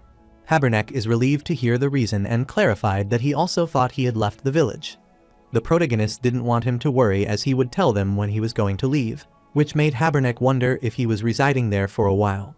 The protagonist affirmed that he is sure his quest would have ended if this place were safe for Anisha, so he can't leave yet. Habernack supposed he should prepare a room for her, as he was the one to protect the princess, so they should treat him well. At night, Anisha kept knocking at his door, and after he opened the door, he wondered what the matter was. Anisha wanted to have a drink with him if he was okay with it, and the protagonist agreed to have a drink with her, so he told her to come in. He wondered what was with the wine, and Anisha clarified that he had begged Habernack for a bottle and received it. She heard that they had made it in this village through trial and error, so this is all they had to offer him. She wanted him to try it. The protagonist drank the drink, and then the system runs a poison check, and he is informed that he is in a poisoned state, so his health will decrease by 5 every second. He looked at Anisha, wondering if this was ordinary wine for demonfolk, as the poison must only affect humans. She thanked him again because of him. He had helped her reunite with her kin, and she still felt indebted, even though he had received adequate compensation. So she asked him if he would love to stay with her if he were willing, but he doesn't want to say something silly like that. Since he has to leave and Anisha will live there, he wanted her to stay safe and find someone who makes her happy. That would be the best reward she can give her. Anisha wondered if he was returning to the labyrinth and told San that it was the only place he could go. He went out, stood with a tree, and started pondering when Bardre said to him that he was softer than he had felt before. The protagonist told him to shut up, and Bardre asked if he was alright, as he seemed to be poisoned before. He clarified that he has no problem, but his protective shield got reduced by 150, and the quest still hasn't ended, which means this place isn't safe either. Suddenly, he felt a strange energy, and Bardre alerted him that something was coming. The protagonist also saw something approaching him and figured out that this wasn't going to end this easily. After the attacker landed, a massive explosion ensued, and T-Sen activated Backlash, remarking that he was such a rowdy. He is informed that he has encountered Hammond's angel, and his opponent is a formidable enemy. The protagonist understood that the quest would end once he finished it, so he wanted the angel to come and get him. While Anisha runs out as she guesses T-Sen can't stay there, Habernack is surprised to see that the princess is there. She was surprised to see Habernack, so she wondered what everyone was doing there, and Habernack clarified that they were waiting for her. They have something to ask him, so Habernack asked T-San to drink all of the wine. Anisha affirmed, telling them that he had indeed drunk a bit, which pleased all the demons as they were relieved, for they were now saved. Anisha wondered what they meant by this, but she was startled as there was an explosion. She told everyone to run away, as it was a Hammond hunter, so they should call T-san there immediately.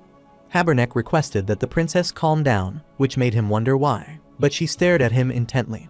Haberneck uttered that it had only been a day since they had notified him, but he never thought he had sent his angel right away. Anisha is startled, wondering if they have all forsaken the goddess of demon folk. Haberneck clarified that they are tired because, for all this time, they have done their best while offering everything to the demon goddess. But as they became increasingly exhausted, the goddess didn't even provide a single word of comfort. Anisha is speechless upon hearing this, and Haberneck wants her to look at the village, as their glorious kingdom is gone. But they have this village, which can barely keep out of the rain. He shouted that now their remaining kin must start each day not with prayer, but with despair. Anisha couldn't believe them asking if they think that Hammond will let them live, as in the end, he will kill them all. Haberneck clarified that it is all right because they will no longer be demon folk, and is sure that he already knew that once they release what is inside of them, they can no longer be called demon folk. They all apologized to her, and Anisha was in awe to learn that they had abandoned the goddess of the demon. On the contrary, the protagonist fights with the Hammond's angel and completely nullifies the first attack. After completely nullifying his second attack, T-san found it annoying, and after nullifying the third attack, he took damage of 5.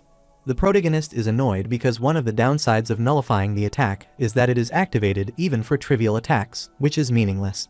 Since the situation had turned out this way, he had activated his craving for battle and contempt for the strong. He rushed toward the angel while activating several buffs and bonus skills when facing someone difficult to defeat.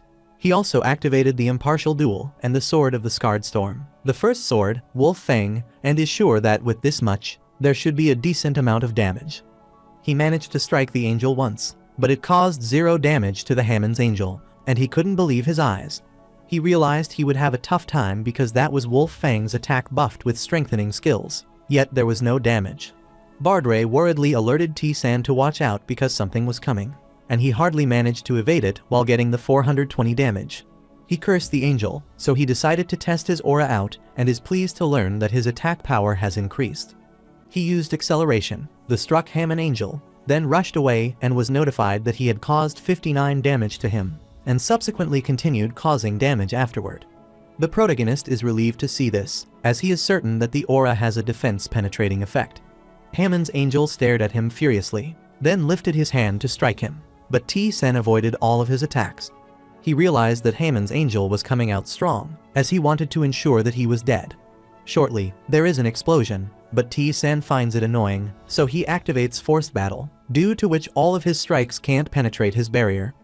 After the attack stopped, he used a leap to rush toward the angel, telling him he couldn't beat him as he had to keep moving forward, and activated a powerful strike to defeat him. He remembered his quest, given by the demon god, and activated the consecutive attack, thus inflicting 113 damage on the Hammond angel. Since he wanted to go save Anisha, he told Hammond's angel to move aside, hence defeating the angel and leveling up. He was victorious against a god emissary, so he obtained the continuous trigger skill Antitheism. His spiritual growth has been activated, which permanently enhances his strength, agility, and intelligence, and he has also acquired divine power. Meanwhile, Anisha gets worried on seeing continuous explosions and is concerned for T-san's safety. Haberneck told her it's over because there is no way a mortal can defeat a god emissary, so he grabbed her hand and wanted her to be their tribute and become a sacrifice for their sake. Anisha wanted him to let her go and had requested the goddess of demons to save her, but she didn't hear any response, so she supposed she had been abandoned. Abruptly, the protagonist arrived, telling them to release her hand, which startled Haberneck, who wondered how he had arrived there, and he also wondered if the god emissary had lost.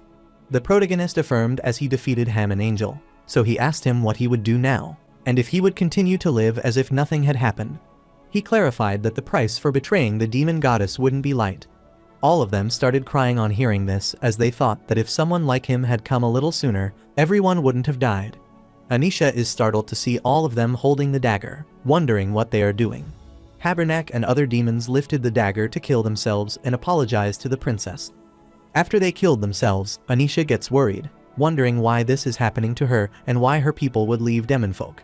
She realized that she was the only demonfolk left, and T-san accosted her. asking if she still believed in her goddess. Anisha smiled, looked at him, and clarified that she still believes in her, and that she trusts that she is being watched over and listened to. She is sure that she is an idiot, but T-san told her that she is not an idiot and is surprised to sense this energy. Bardre is also startled, wondering if the demon goddess is directly descending. Momentarily, the demon goddess descended, hugged Anisha, then apologized to her and thanked her for her faithfulness.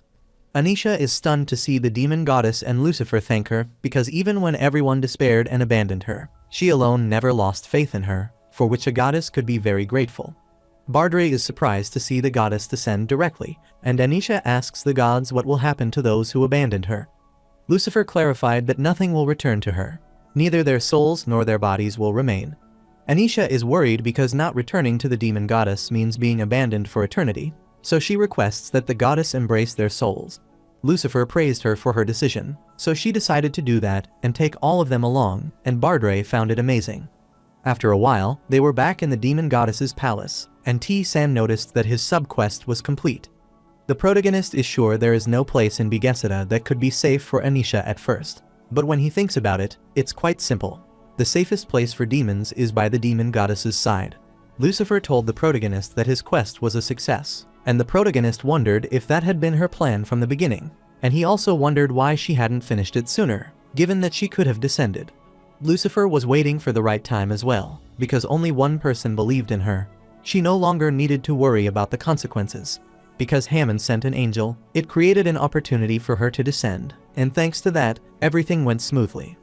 The protagonist inquired if this is the end, but Lucifer refused, as T-san has done well more than enough, so she wanted to show him something interesting. With the flick of her finger, she took him into the universe and wanted him to look at Bigesada, a world that no longer belonged to her. She lifted her hand and was sure that now she could do anything with it, and was certain that Hammond already knew about it. Bardre was worried on seeing the dark energy surrounding the planet, and she started destroying it. Hammond becomes annoyed upon seeing this, as the world belongs to him, and Lucifer had agreed that the place belonged to Hammond, so she wanted him to die along with it. But Hammond refused. She clenched her fist, thus completely destroying the world, which relieved her as it was finally over, and Bardre realized that the planet was dead. The protagonist realized that she was a monster, so she was sure that the difference between an adult and a child was greater, and she might have handled it alone. She wondered if there had been any need to call him from the start. Lucifer explained that if she desired that world, then what belonged to her wouldn't return, as souls, lives, and wills would be lost, which she really hated. The protagonist supposed he might be talking about Anisha, and Lucifer affirmed that, thanks to him, she could bring her back safely. Anisha was a pitiful and grateful child, as even after being abandoned and tormented by everyone, she never gave up her desire to save others. She realized T-san wasn't bad, so she wanted to express her gratitude to him and reward him for completing the quest satisfactorily. The protagonist obtained dark energy and learned black magic, leaving Bardre speechless, as he had never heard of humans learning black magic. Lucifer instructed him to check his stats window, and after the protagonist looked at it, his magic was 10.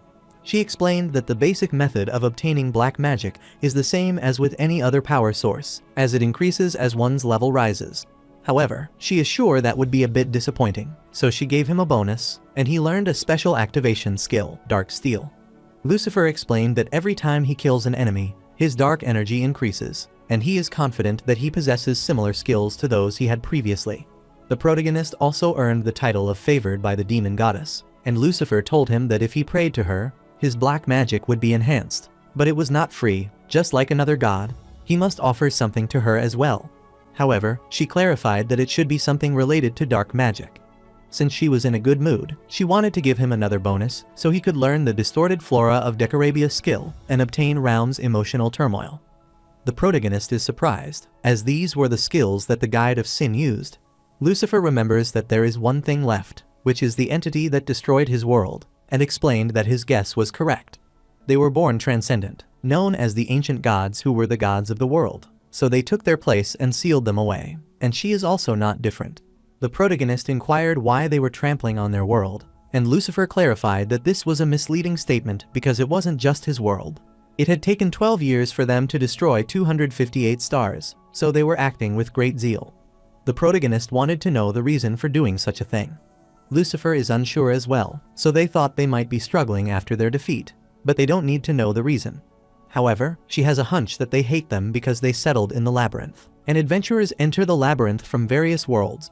T-san wondered if the world able to enter the labyrinth was the one they were trying to trample. Lucifer is also speculating if that is true or not, but they can't find out unless they ask the ancient gods. T-san is sure that the possibility of this is high, and he has one more question. However, Lucifer clarified this is as far as she can tell him, as he is not qualified to know any more. She is already generous enough to say this much to him and wants to ask San to ask the rest when he descends further.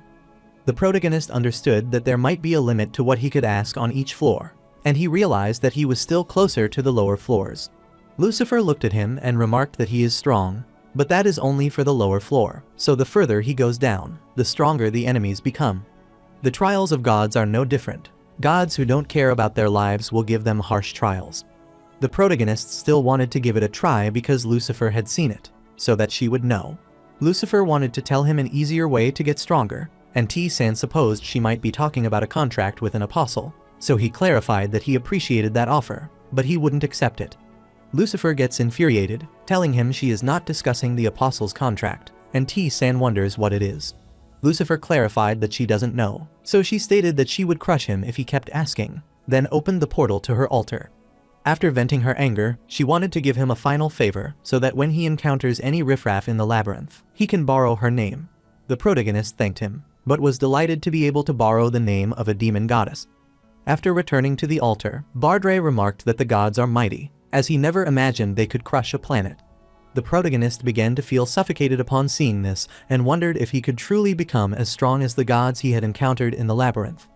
He returned to Hafren, who asked him if he had met a demon goddess, as it's rare for the demon goddess to acknowledge anyone besides the demonfolk. The protagonist, how did he know, and Hafren could feel her power, but he didn't think the demon goddess would be like this. Supposedly, he is a peculiar one. The protagonist clarified that a mark had appeared on the back of his hand, and he was surprised to learn that Lucifer had claimed him completely, but there was nothing negative about it for him. Then he took out a golden dragon claw to show it to Hafren, and Hafren was in awe to see it, wondering where he had gotten it. The protagonist clarified that he had obtained the item from a place outside the labyrinth, and remembered that in Begesada, he not only received Vebner's claw, but also other unexpected harvests. This includes the skills he obtained from defeating the Hammon Angel, including antitheism, which is the will to resist a god, and increases all of his stats and divine power, a blessing granted by the god. The protagonist wondered what that was, so he used divine power, as that is something the god grants. Bardre wondered if something would happen if he were to hold this power, as it was meant to be given by someone else. T-san is unsure, but the skill that the demon goddess gave him includes black magic, which helps him use demonic energy, but he can only squeeze the most basic power due to his low proficiency. Its description was different from regular magic. The protagonist used it because he could control the amount of demonic energy he wanted to use, which meant the range and power could be adjusted. He examined his skill, Marchosha's False Flame, which utilizes 5 demonic energies, including Sea's Darkness, which absorbs enemy darkness upon their death, and the mark bestowed by the demon goddess for those she cares for. The protagonist supposed this mark could be seen as a type of proof, and was relieved to see the black magic the Guide of the Sin member used, as well as the extra service, Decorabia Distorted Flora, which summoned the plates that the demon Decorabia controlled. The other skill was Realm's Emotional Agitation, so he could use the emotional manipulation ability of Demon Realm, thus showing his target awful hallucinations. Hafren inquired if he could check all of his skills, and told him this was a fascinating item, so T-san inquired if he could smelt it. Hafren clarified that smelting is possible, but if one ingredient is a dragon claw, then the other material will need to be of a similar level, so he has to dive 10 floors deeper to get something on that level, barely. Thus, T-san told him to hold on to it as he would get the remaining ingredient and had agreed. Since that is after floor 20, the protagonist is sure that the spirit is next, and Bardre is shocked to hear this, wondering how he knew and if someone told him. T-san remembers that T-yon told him from the 20th floor that spirits would appear, and she struggled a lot because physical attacks didn't work on them. And T-yon also recalls that the first spirit she encountered was the flame spirit. After arriving on the 21st floor, he's notified that a low-ranking female spirit has appeared, and he realizes it's exactly what she said. The protagonist is informed that his quest to the 21st floor has begun, and the reward is Spirit Jade. The flame spirit started attacking him, but he activated Leap, thus dodging it. Then he activated Frost Arrow and Fire Blast to strike. Bardray wanted him to go easy on it, but the spirit took 0 damage, which makes him wonder what T-San will do now. The protagonist decided to try another method, but he was unaware of how to use divine power. He wondered if this would work, and he activated Marchoja's False Flame, which started causing damage to the flame spirit. After a while, he finally defeated the Labyrinth Flame Spirit and obtained the Spirit Core. The protagonist is shocked to learn that it was black magic, but it took damage, and Bardray explained that this is simple because spirits are natural life forms. Therefore, attacks that originate from nature wouldn't affect them because aura is also a power given by a god, so that it wouldn't work either. However, black magic is a form of magic that originates from demons, which is unnatural, and therefore it will inflict damage, and Bardray affirmed that this is the basic concept. The protagonist examined his demonic energy, which had already reached 0, and realized that he lacked sufficient demonic energy to attack in this manner, so he decided to proceed according to T-Yon's information. Later, the protagonist is rushing away, and Bardray is glad because, as he expected, he didn't need to tell him the strategy for this floor, which is to ignore them because they can't attack and go to that room to receive the quest. After arriving at the door, they saw a spirit laughing excitedly because it was a guest, and he was notified that he had encountered an insane spirit. The insane spirit greeted him and was pleased to meet him, and T-San greeted him back, telling him that he wanted to go further down the labyrinth. The sinister spirit is thrilled to know that he wants to go down, and T-San is aware that he needs to defeat the spirits to do that. Insane Spirit gets infuriated on hearing this and shouts to destroy the trash who threw him away and kill those who told him he wasn't normal. Bardray worriedly shook his head as this spirit hadn't changed at all. Insane Spirit uttered to move forward 5 and then the third on the left. There is a hidden room where a golem made by the king who abandoned him was there, and he should avoid that, then bring back the hidden core, and he will give him power. The protagonist's sub-quest starts as he is instructed to bring back water from the natural spring protected by the golem for the insane sport. Insane Spirit told him to go inside as he would wait for him there, and T-San wondered if he was always so frantic. Bardray clarified he has been like that for a long time as he is just an insane existence with the role to teach him how to handle spirits on the 21st floor. So after the quest is over, he doesn't need ever to see him again, which makes T-San wonder if that is the case. He finally arrived at the 21st floor hidden room, and a spark gleam created by the Flame Spirit King appeared before him. Bardray explained that the golem stops working for 1 minute, so T-San needs to grab the water then. The protagonist inquired if he couldn't defeat the golem, but Bardray thought it would be dangerous, even though it wasn't impossible. The protagonist assumed that doing so was the correct answer, and he activated Leap, then rushed toward the golem. However, it caused no damage to it. He is annoyed because today he is encountering so many opponents on whom his attacks don't work, and he decides to use aura to attack, thus causing 47 damage to the golem. As the protagonist expected, golems differ from spirits because their defense penetration is effective, allowing him to do so. 2 hours later, he finally defeated the golem, so his level increased thrice, and his spiritual power enhancement is activated, which increases his strength, agility, and health permanently. Bardray is amazed to see him fight so repetitively, and it is almost as if he is watching an automated race. Abruptly, the protagonist obtained the fragment of the Spirit King and also obtained Core Keeper Ore and acquired the continuous trigger skill Tenacity through his unwavering, simple repetition. He is delighted, as he has finally acquired all the skills necessary to learn Addition, and his detection proficiency was 100%. This has evolved to trigger skill Surveillance, which can help him gather general information about the target. The protagonist wanted to try surveillance right away, so he activated the skill to see Bardray, which annoyed him, and he was then notified that Bardray was the one who had entrusted his dream to someone. The protagonist smirked upon reading the description, which piqued Bardray's curiosity, wondering why he was smirking and what it meant. After going out, he told the insane spirit that he had brought the spring water and activated survival. He is notified that the insane white spirit is a child who desires completion and craves vengeance. After drinking the spring water, the insane spirit laughed with excitement, as this brought him closer to completion, and he decided to give T-San the skill. Since T-San cleared the spirit quest, he obtained the continuous trigger skill Spirit Strike. The protagonist told the insane spirit that he had also defeated the golem, and the insane spirit was surprised to hear this, so he wanted to give him that for a moment. The protagonist showed him the Spirit King fragment, which is the portion of the king that has been stored away. Insane Spirit is excited to see this, So he told T-san that he is different from other guests and is incredible, so he is sure that he will help him.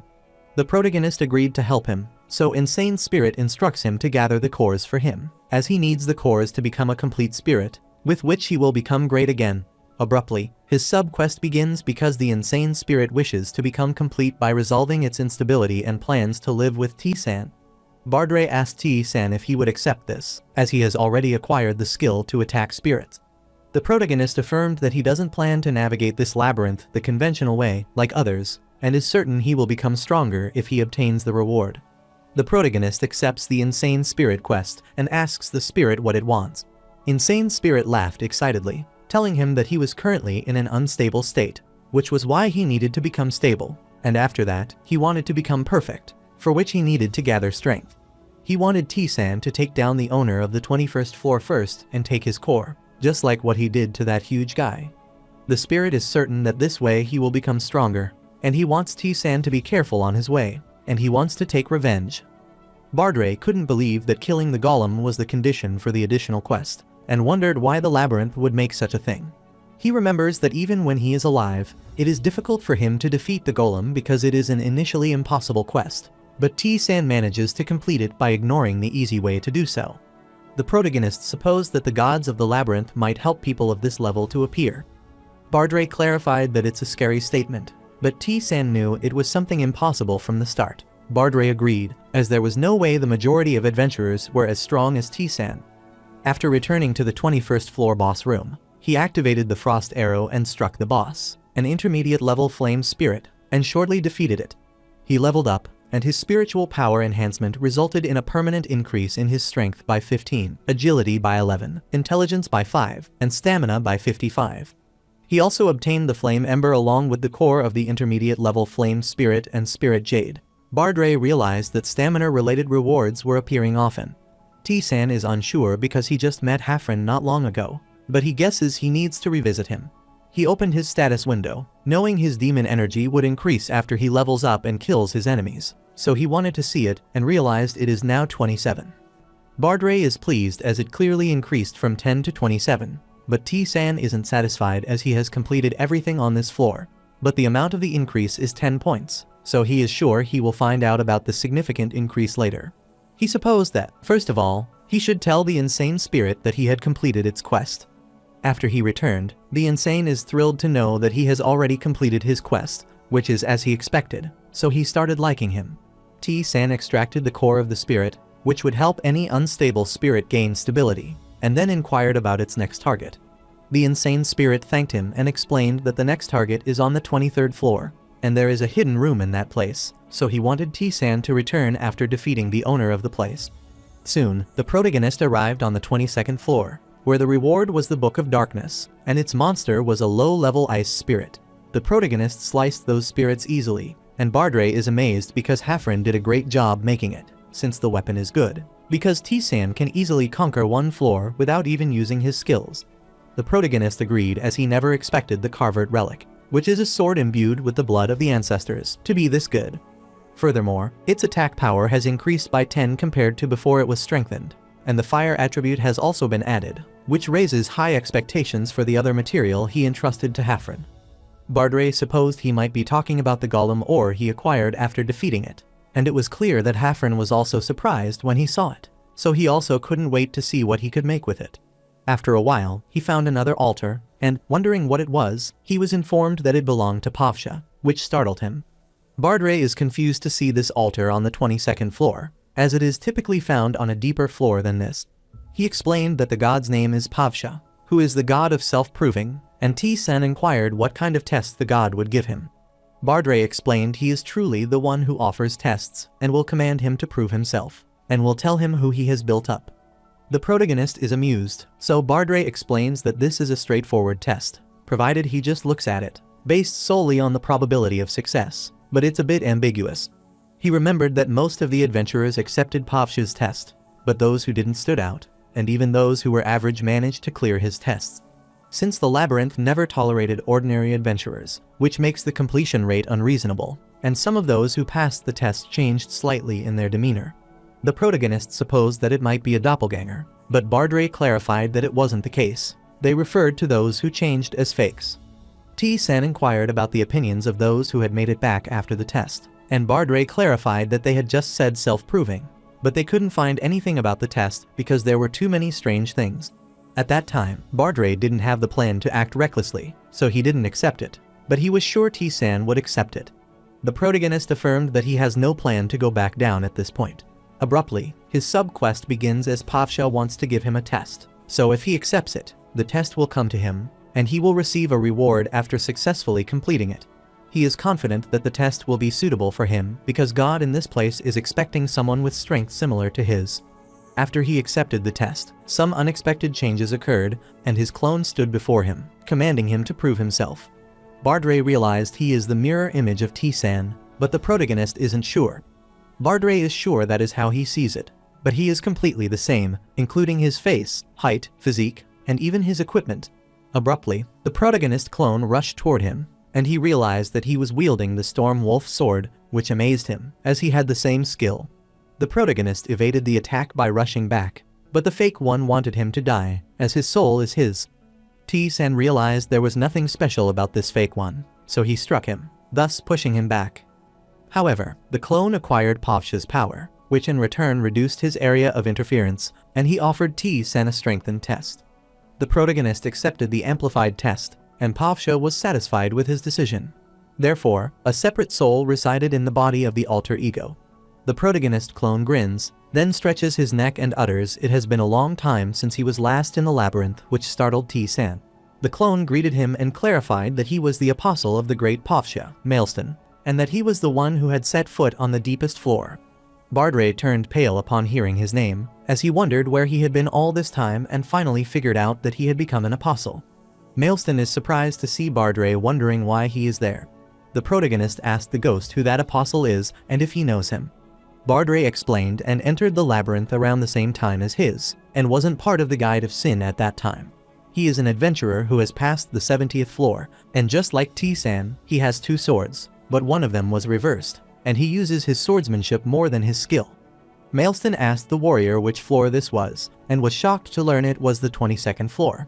He is amazed, wondering how he managed to have such impressive stats, magic, and black magic at such an early stage. Maelstrom activated Frost Arrow, then activated Magic Acceleration, and remarked this will surely be an exciting experience. They kept fighting for a while, and shortly thereafter, the protagonist activated the leap, rushed toward him, and used a Frost Arrow, then activated Acceleration. However, Maelstrom absolutely nullified the first attack that was activated, and he clarified that it's tough to get used to that skill, but he supposed it would be fun. Bardray becomes worried upon seeing Maelstrom, wonder what is going on and why he is combining someone else's swordsmanship with his own. He rushed to strike him, telling him that he had been interested in his swordsmanship for a long time now. The protagonist is surprised because his opponent is exceptionally strong, as he can already incorporate the Storm Scar sword technique into his swordsmanship and utilize it. However, he activated Freedom of Choice, thus increasing his agility over his strength, and struck his opponent. Maelstrom can't believe there is such a skill as well, so he also activated the Freedom of Choice, thus increasing his agility. However, the protagonist clarified that it was already too late. Thus, overpowering his opponent, he activated Marchosia's Fake Flame to strike him, which led to an explosion. Bardray had supposed this would be how it ended, but Maelstrom activated Endurance, so the attack that resulted in each of them has been nullified, and all damage becomes 0 for 1 second. He couldn't believe that for the first time since the warrior he was defeated helplessly, and he felt sorry for Lord Pavsha. He started crying after hearing something and kept thanking his Lord Pavsha for saying that, and while disappearing, he clarified that he had fun after a long time, thanks to T-san. The protagonist is notified that he has completed Pavsha's quest, so he levels up and his spiritual owner enhancement is activated, increasing the competency of his skills, except for the soul skill. Bardray asked him in shock if this was for real, and T-san was also shocked because the competency level of all skills had increased by 3%. Even the back magic skill that he hadn't used much was included in this increase. Since he has about 8 skills, if he calculates it roughly, his skills have increased by almost 200%. The competency of his skill coolness reached 100%, so it advanced to Serene Mind, which is an unwavering mind.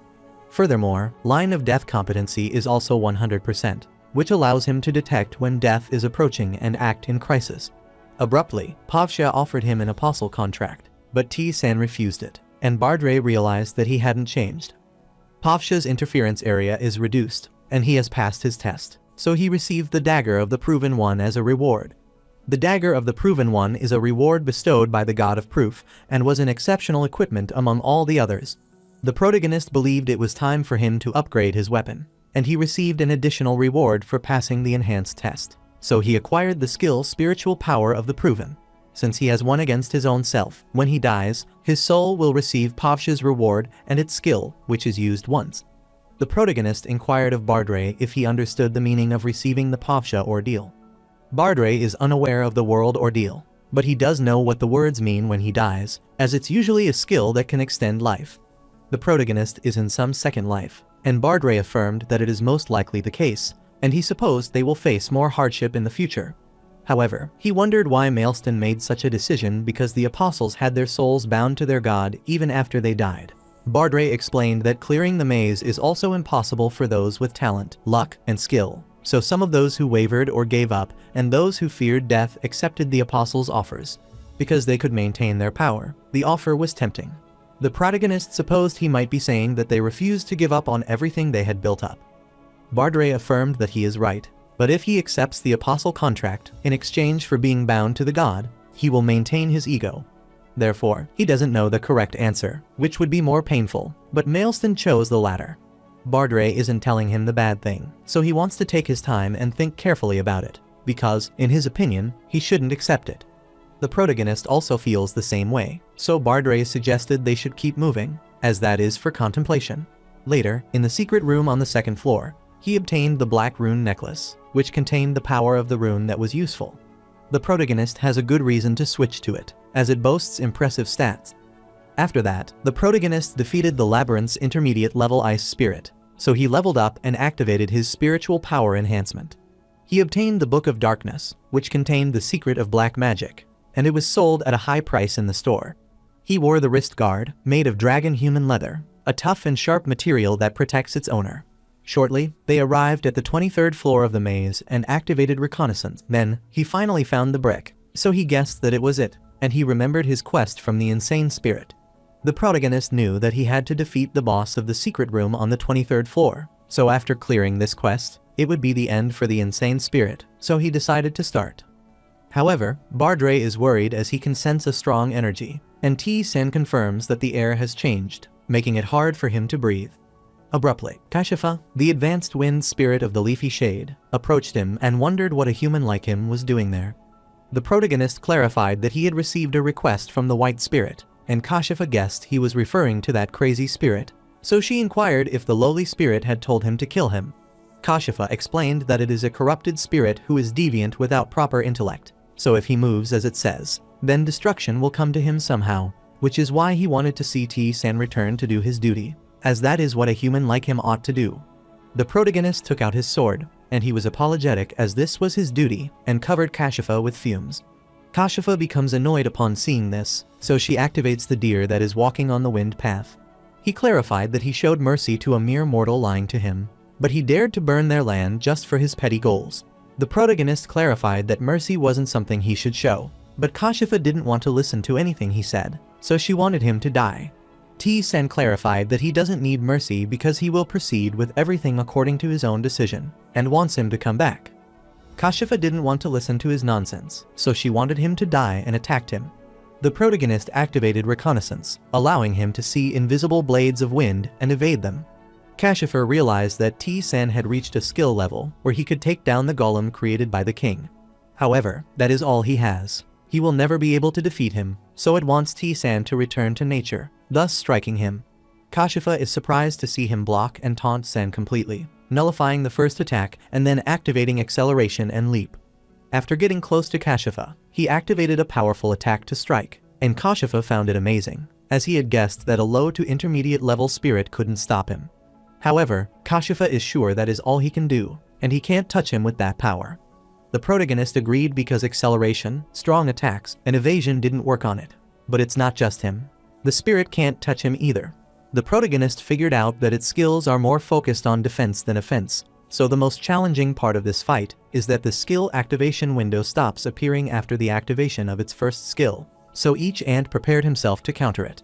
The protagonist smirked as he realized that might be a spirit skill, which annoyed Kashifa, who wondered what was with his expression, as he was a tiger, not a moth.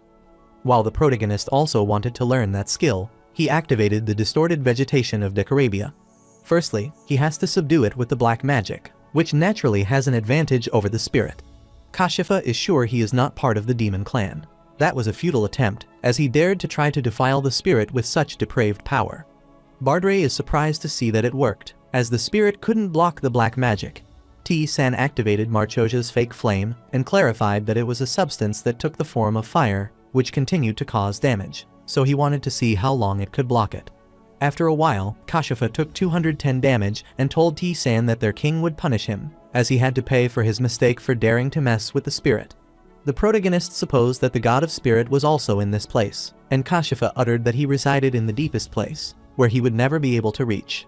Kashifa can't believe T-san fights them just because of that insane spirit, so he has to pay the price for his arrogance. The protagonist didn't want him to worry, as they would certainly become an enemy. Kashifa gets infuriated as a lowly human like him dared to say that, but shortly, T-san won against it and leveled up thrice. The protagonist's spiritual enhancement is activated, which increased his strength by 32, intelligence by 22, and mana by 60, and he also obtained the deer walking on the wind path skill. Bardre is amazed to see that he has received a skill and read the description according to which spirit originates from the wind itself, so he can leave the cradle in which it was born, which allows him to exert his influence on the wind for a set duration. The protagonist activated the skill, wondering if this was the limit of what he could do, as the skill was still unstable and felt like it would break at any moment. Along with this, he obtained the skill, the core of the high-level spirit, which is flawless and strong, that is possessed by a nature that doesn't have an ego, and the energy of unbound spirits, which can be used with certain equipment and produce a special power. Later, he asked Bardre if he had ever met the god of spirit, and Bardre affirmed, but he had no interest in it because he is one of the guides of sins. The protagonist is surprised to realize that he is neither a monster nor an NPC, but an adventurer, because spirits are also a clan, just like humans and demons. After thinking for a while, Bardre supposed that the guy might also be involved in his murder, so he has another goal, which is to rip that guy to pieces. The protagonist had to put that aside as he had to defeat the rest and return to the 20th floor. He fought against the boss of the 23rd floor intermediate level wind spirit and defeated it, thereby leveling up. As a result, he reached a level of 55, which activated his spiritual power enhancement, increasing his strength and agility.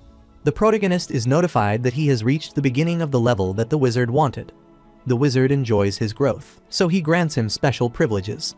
He wondered what kind of privileges he was given, and he was given the option to choose his reward, which includes special equipment, increasing competency in specific skills, a permanent increase in all stats, and overall knowledge of the labyrinth, the hidden truth of the labyrinth, and one piece of information he wanted. Bardre is surprised to see that he has already received this offer, as he received it when he went further down and chose equipment, so he gets a good one, which is not as good as the weapon he was given or the ring he has, which is the kind of equipment he can only obtain by going down another 15 floors from his current location. The protagonist guesses that the competency level increases by 4% if all the rewards are at the same level. Furthermore, the truth and information might be relevant to wizards, monsters, gods, or NPCs, which is not bad, so he decides to choose the sixth option. Suddenly, a chamber appeared before him that clarified that it is the servant of the great wizard, Balba Bamba the New, who holds everything in his eyes.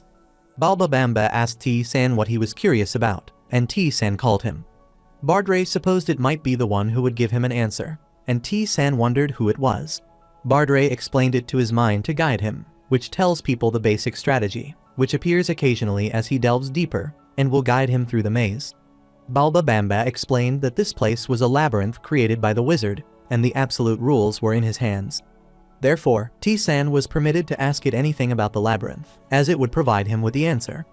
T-san has learned various skills, but some are impossible to learn, including the skill that even adventurers in the deep level of the floor are unaware of. He wanted to know the conditions for acquiring the skills and whether those conditions were set directly by the wizard or created according to specific guidelines.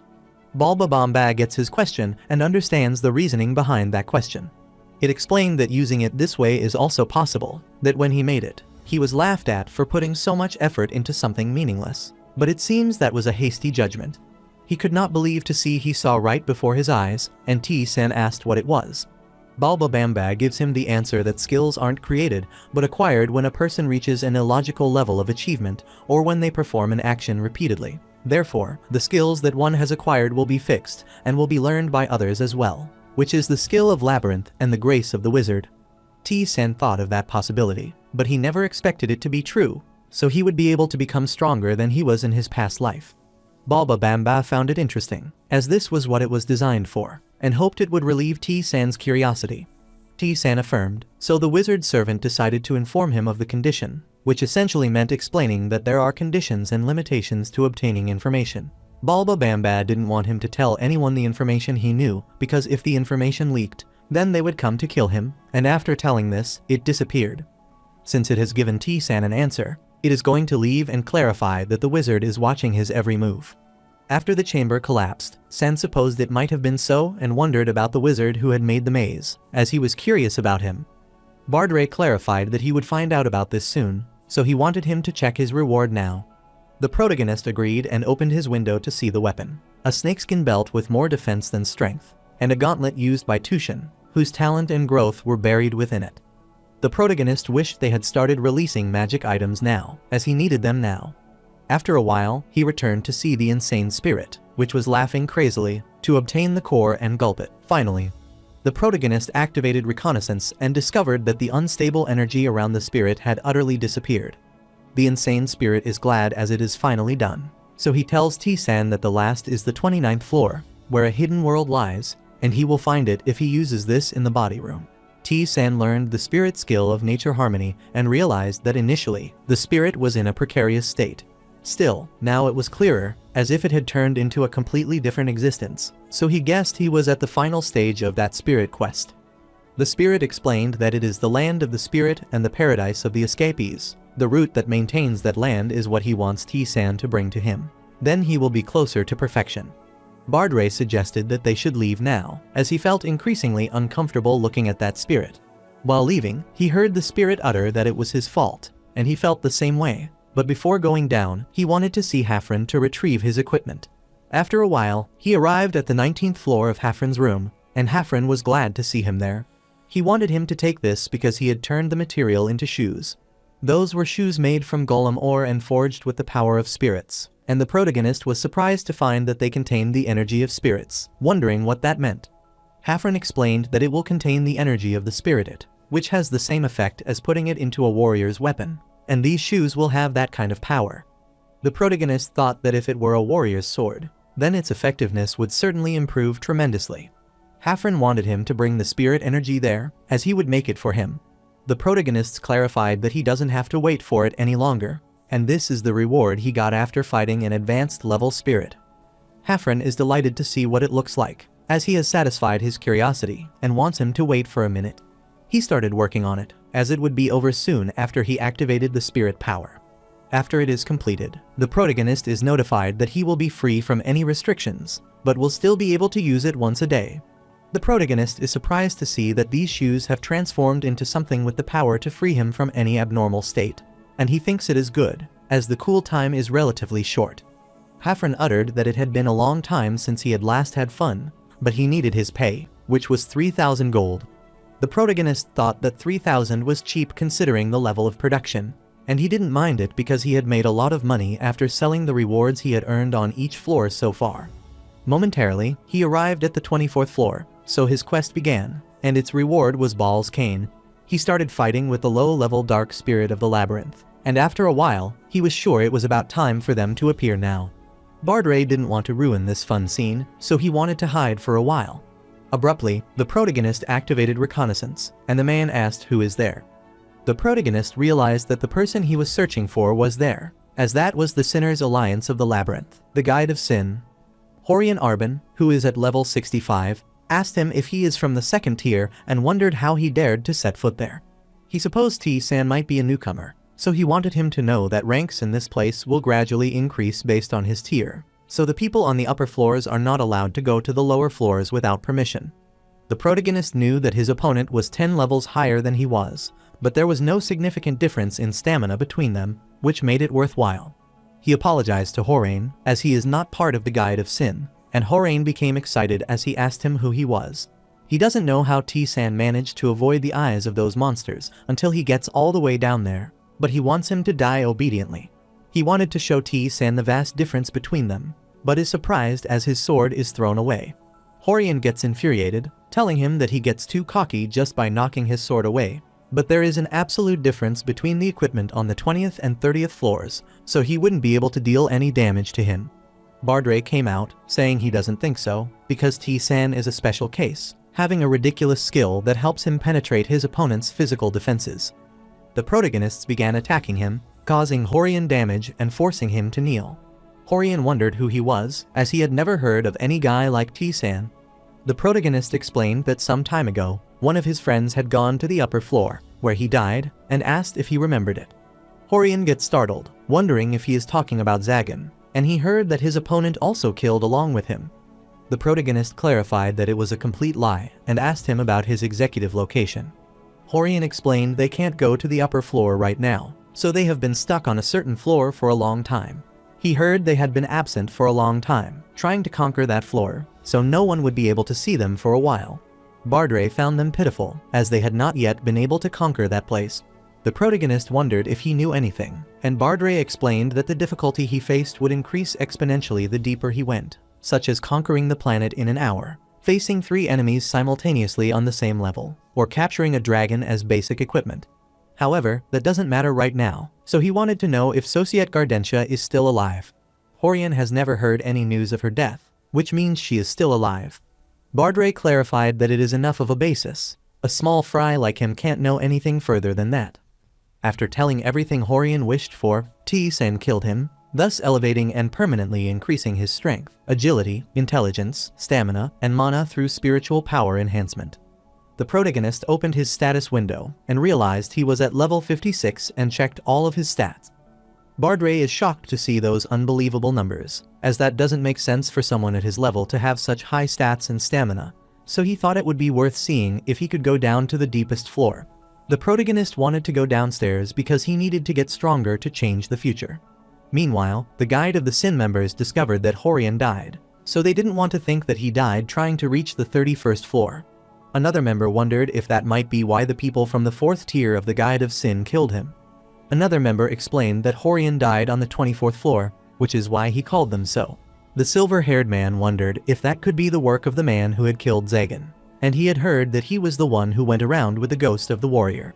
The blue-haired man uttered that it is right because Zagan died when he went up to the 20th floor, but he remembers that the man also died with him.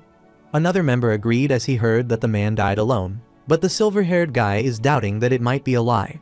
On the other hand, the protagonist descends to the next floor with Bardre.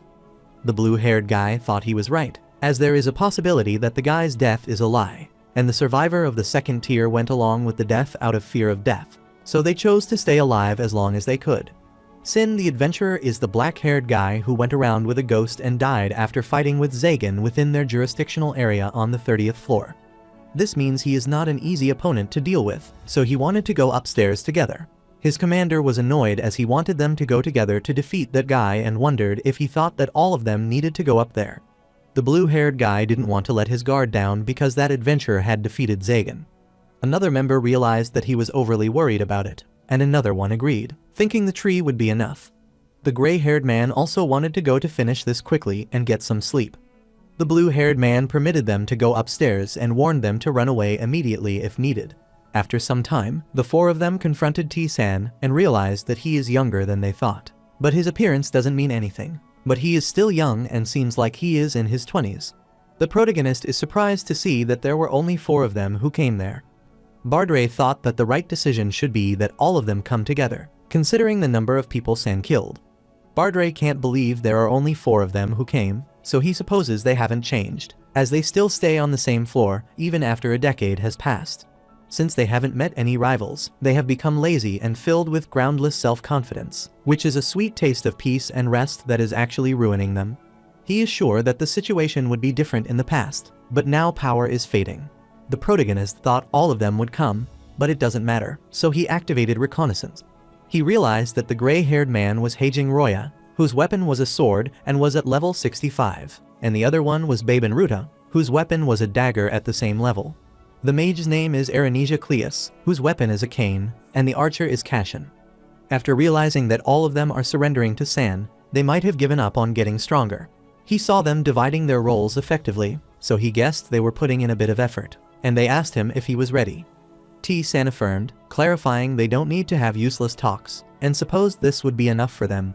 Baben wondered what he meant by T-San activating the deer walking on the wind path, so he told him it didn't matter to him, even if he called all his men.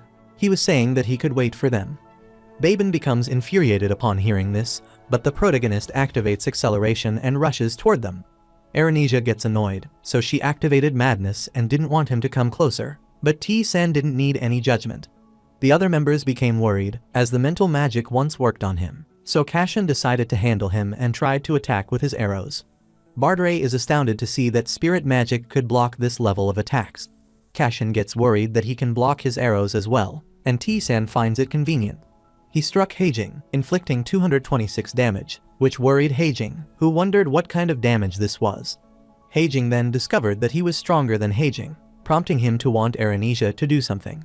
Aranisia worriedly clarified that he kept launching attacks in this way as well, and wondered how he could use magic. Baben rushed toward the San, wanted everyone to leave that guy to him, and tried to strike. However, T-San activated the distorted vegetation of Decorabia and asked if something had happened. Baben realized that it was black magic when he was not from the demon clan, and they wondered how he had done that, and who he was. He ought to understand how a guy from the second tier could do this to them from the third tier, but he is shocked to see that T-San won against Heijing. The protagonist approached them, clarifying that this doesn't matter what level they are or how many of them there are, but people who have given up on getting stronger can never win against him. Aranisia is annoyed as he doesn't want to let this go any longer, and she activates the storm arrow. She wanted everyone to move away because this was the only way to kill him. Bardre is amazed, as that is only right to see at least one intermediate level magic form from the third tier people. The protagonist is tempted to acquire that skill, so he activates a forced duel, allowing only Aranisia to deal damage to him for 10 seconds, which worries her, and T-San clarify this over. After some time, he defeated Aranisia, followed by victories over Cashin and Baben, which allowed him to level up. His spiritual power enhancement is now activated, permanently increasing his agility, strength, stamina, and intelligence. He acquired a specially activated skill, Stealth, at the beginner level, Magic Wind Blast. His stats had increased by 100 compared to before, and he wondered if Stealth was the new version of Transparency, which didn't mean anything then. He examined its details, as they would allow him to conceal his body and cover his presence, so he was still very inexperienced now. He checked his skill Wind Blast, which enables him to explode the wind, and he activated it, realizing it's a swift skill. Bardre explained that it's similar to the Thunder Strike he received from the secret room, but it's not as powerful due to its delay.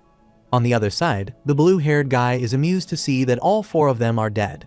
Another member is worried because it hasn't been 2 hours since he wanted to go fight him before he gets equal sign S even stronger. The blue-haired man refused because they can't do that because he killed 4 of their men in just 2 hours, so he doesn't think the 6 of them will make much difference. This makes his comrade wonder what they should do, and the blue-haired guy wants to wait as T-San is still on the 24th floor. Since their chances of winning are low, he tried to take his time and contact the members from the lower floors, then wait for the higher-ups to return. Meanwhile, the protagonist realized his prediction was correct as they didn't come. Bardre clarified that those people have twisted minds and are simply cowards who continually delay their judgment, which is truly disappointing. He is sure they will wait for a higher-up to return, but he doesn't know if that is the correct answer for them. The protagonist clarified whatever it was, but he ended up giving them some time, and Bardre wondered why. T-San clarified that the quest just popped up, so it's time to return to his hometown. The special quest begins with a return to Earth. In 1 week, they will return to the land, survive in the place, and a reward will be determined based on their performance. Everyone is worried about seeing the quest because they don't want to, and they prefer Labyrinth. They wonder where they are taking them this time, but they don't want to go back to Earth. Jun Hyuk realized that many people were taken aback, and T-San explained that it was because they had witnessed many deaths during the first return mission, so the maze must feel safer for players in easy and normal mode. T-san posted the conquest instructions in the community so that volunteers can read them and remember that they are currently conquering the 7th floor. T-yeon affirmed that they were both on the same floor, and Jun-hyuk inquired if he thought they would be able to do well. The protagonist instructed them to set their goal on the 8th floor, as they had only a week left, where they met Oman, the god of trials, who presented them with some manageable challenges. He doesn't want them to worry because they wouldn't have to risk their life.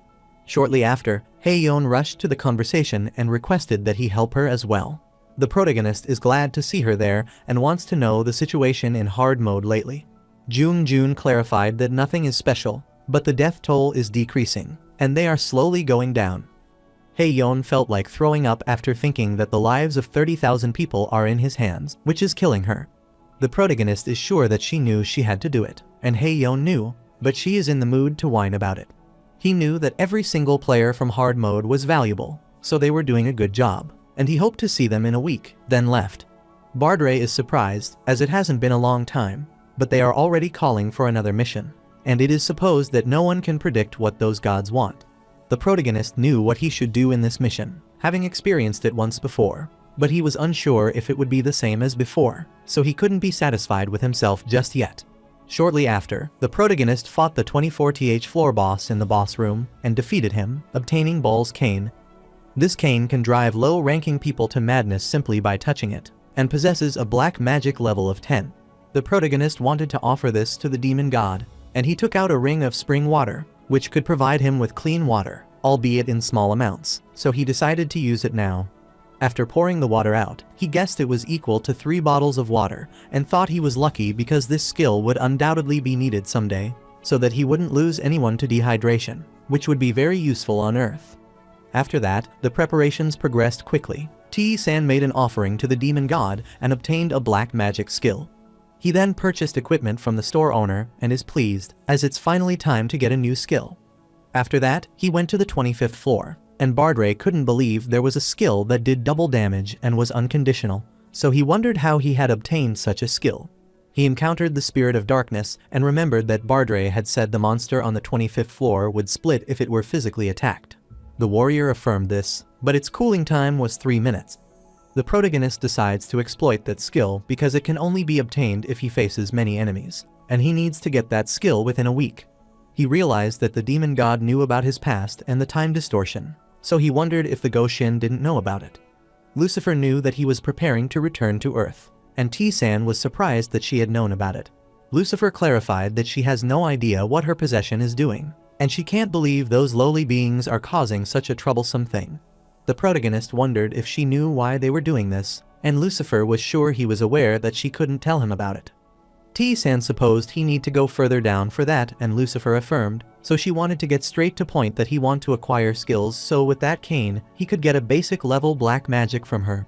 Since she want to humiliate those ancient gods, so she give him a bonus which is something he need the most currently. He acquired a prayer to the demon, which enables him to tap into the power she bestowed upon him, and when he uses this skill, he will enter an eternal state of meditation, and his demon energy recovery speed will increase. The protagonist wondered what that was, and Lucifer clarified that it was something he certainly needed out there. She was sure there would be a time when black magic would be helpful to him, so she was sure she would thank him then. She didn't want him to be killed because the ancient gods wouldn't sit around doing nothing, so that he would have a hard time. Judging from the fact that the demon god is even taking an interest in this, he is sure that Goshin will interfere, so this skill should be enough to deal with them. Bardre is confused, as there were so many spirits of darkness there when T-san didn't move that much or attack them. The protagonist supposed it might be because of that protection and guessed it was more useful, but he never thought he could purchase such a unique item in the store.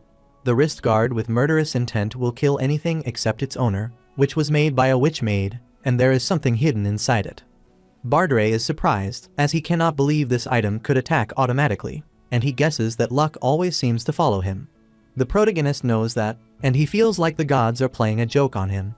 A while ago, the shopkeeper was shocked to learn that he had purchased this because the wrist guard had high attack power attached to it, so no one else had bought it.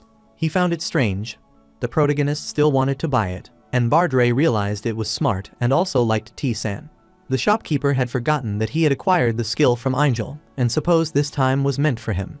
even though it has a strange feature. It's an item with a high completion level, so he is sure T-san will like it. Presently, the protagonist guesses that this item is worth his money, as it will be enough to acquire the skill, but he is unsure if he has enough time. Bardre knew that Sen had many enemies, but he wondered what he would do with them. The protagonist is certain that Bardre remembers the skill persistence he acquired after defeating the Golem Guardian in the spring, and explains that its efficiency will increase with repeated movements. So if he manages to win by utilizing that skill, he could obtain an addition that can double all the damage he causes. Bardre wanted to know the condition, and if it would increase his basic attack power, or if it would be difficult to link it to other skills. The protagonist clarified that there is no such thing as it will double the damage unconditionally, but Bardre found it hard to believe that this is an unconditional skill. T-san doesn't have time to explain, so he wants the ghost to be quiet as he has to start now. He saw several dark spirits rushing toward him, and he wanted to do it now. He started attacking the dark spirit, and Bardre supposed this was the way to gain addition, which doubles the damage, but all he could see was him swinging the sword continuously. The spirit of darkness continued to take the damage, and Bardre was confused because the damage gradually increased, so he wondered if he would double it that way. Since the effect of persistence is to improve the efficiency when he performs repeated actions, the range of that effect also includes damage. Bardre supposed that if he were going to double damage that way, then it would take him 200 attacks to reach 480 damage. The protagonist's damage increased to 249, so he wanted to attack the next one again and did, but was exhausted to the extent that his hand started trembling, which reduced the damage. Bardre is worried because he is back to square one, so he wonders how many more times he has to do that, and wants to know if he is sure that skill is obtainable, given that the number of scripts he has defeated is over 1,000 so far. He wondered if it's possible to accurately control his power while dodging the attack because the slightest mistake will make him fail. The protagonist clarified that skill is valuable, so it will be worth the effort, as many adventurers can train to intensify their skill, which increases attack power. Moreover, most of the people who got it were hard mode players, but Bardre wanted him to see that it was multiplying, so it would get harder, so he thought it was better to clear them all at once and start over after getting a night's sleep. He saw the dark spirit splitting and told Bardre that he thinks it is doable because this is nothing compared to the time when he first got addition. In easy mode, he had no choice but to fight different monsters to get it, which was hard, even to find an area where so many monsters were found, like that day, which was advantageous compared to the past. The fine muscle movements that go into his arm, the distance between his legs, the speed of his sword movement, the direction of his sword and gaze, the point of impact, and the place where his sword strikes and stops, and even his breathing, were all perfectly the same for persistent activation. He lifted his sword to strike, but knew that it might sound easy, but a slight mistake is not acceptable in this. Moreover, because of the evidence of struggle that he got from Rakuratas, his stats always increase every time he defeats an enemy. Because his stats have a direct impact on his movement, he has to read his power control every time to defeat each spirit of darkness. Furthermore, the spirit's movements never cease to change, which annoys him. Bardre is also annoyed as it has been 4 days now, but T-san just needed to do it 3 more times, but he always fails every time he is so close to success, which makes him mad. The protagonist is also mad because he is a human, but still, he didn't die, and he looked at Bardre, wondering why he was looking at him with that expression. Bardre agreed, as that is true because T-san always puts his life on the line when he tries to acquire skills, so he puts less effort into this skill compared to its value. The protagonist decided to get himself together as he needed to start over again, and he started to get the hang of it.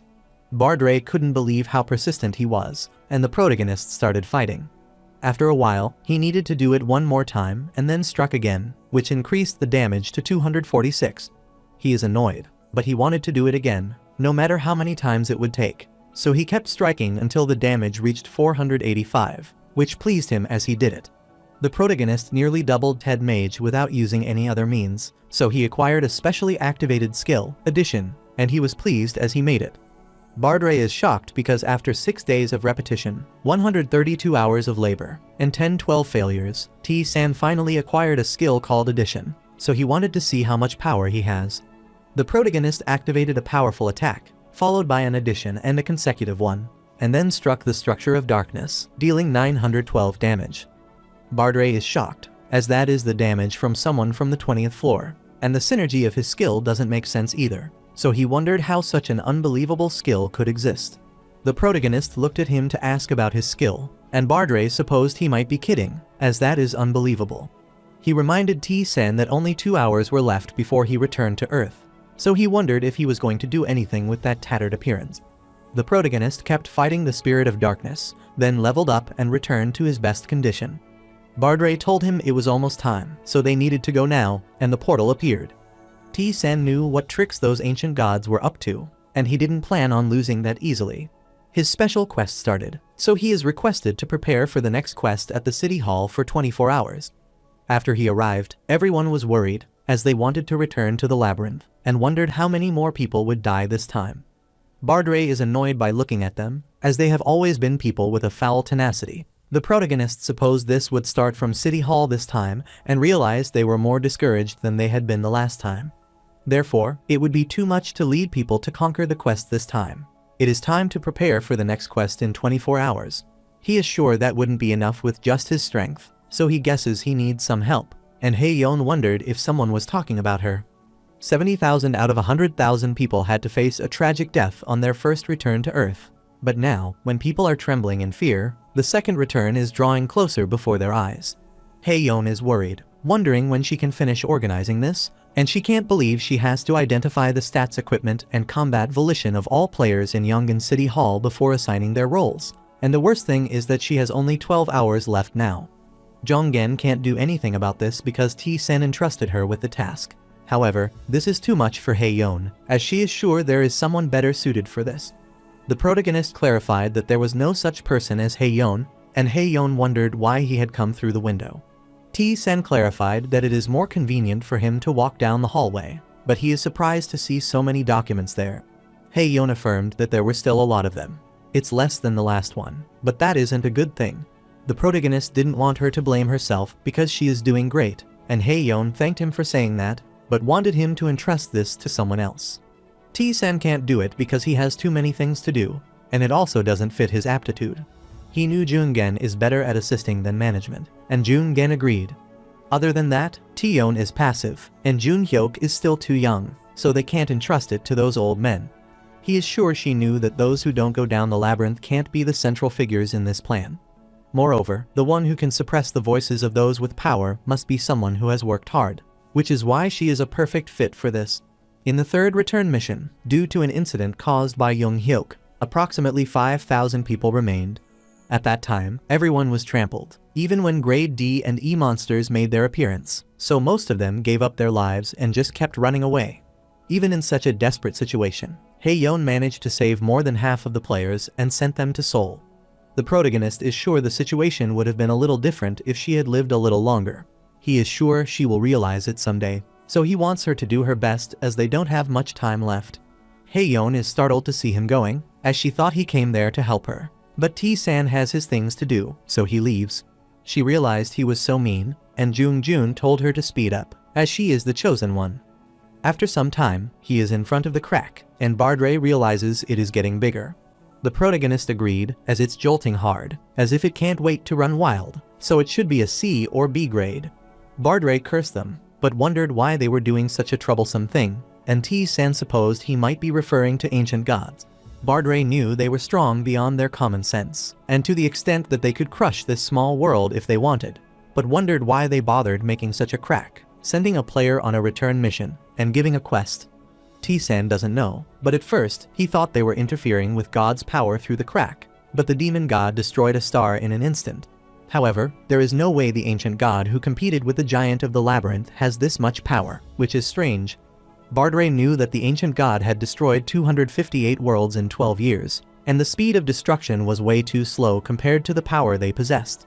In this case, the most likely reason could be due to the interference of the god of the labyrinth, but they are sure they can find it after further exploring the maze.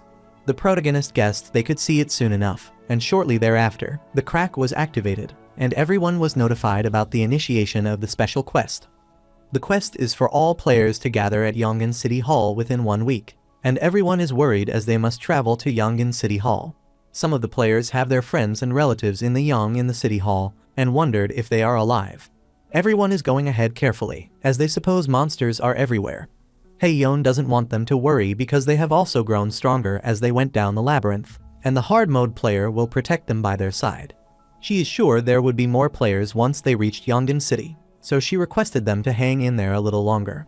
She is startled as she sees several monsters jumping toward them, and she commands everyone to run, while hard mode players will handle this.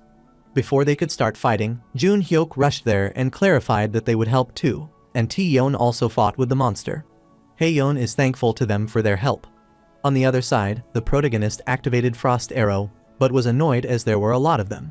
He attacked them and wanted to finish this quickly, so he killed the other using his wrist protector. Bardre relayed that this is a good time, as its range is 2 meters and it has a good speed.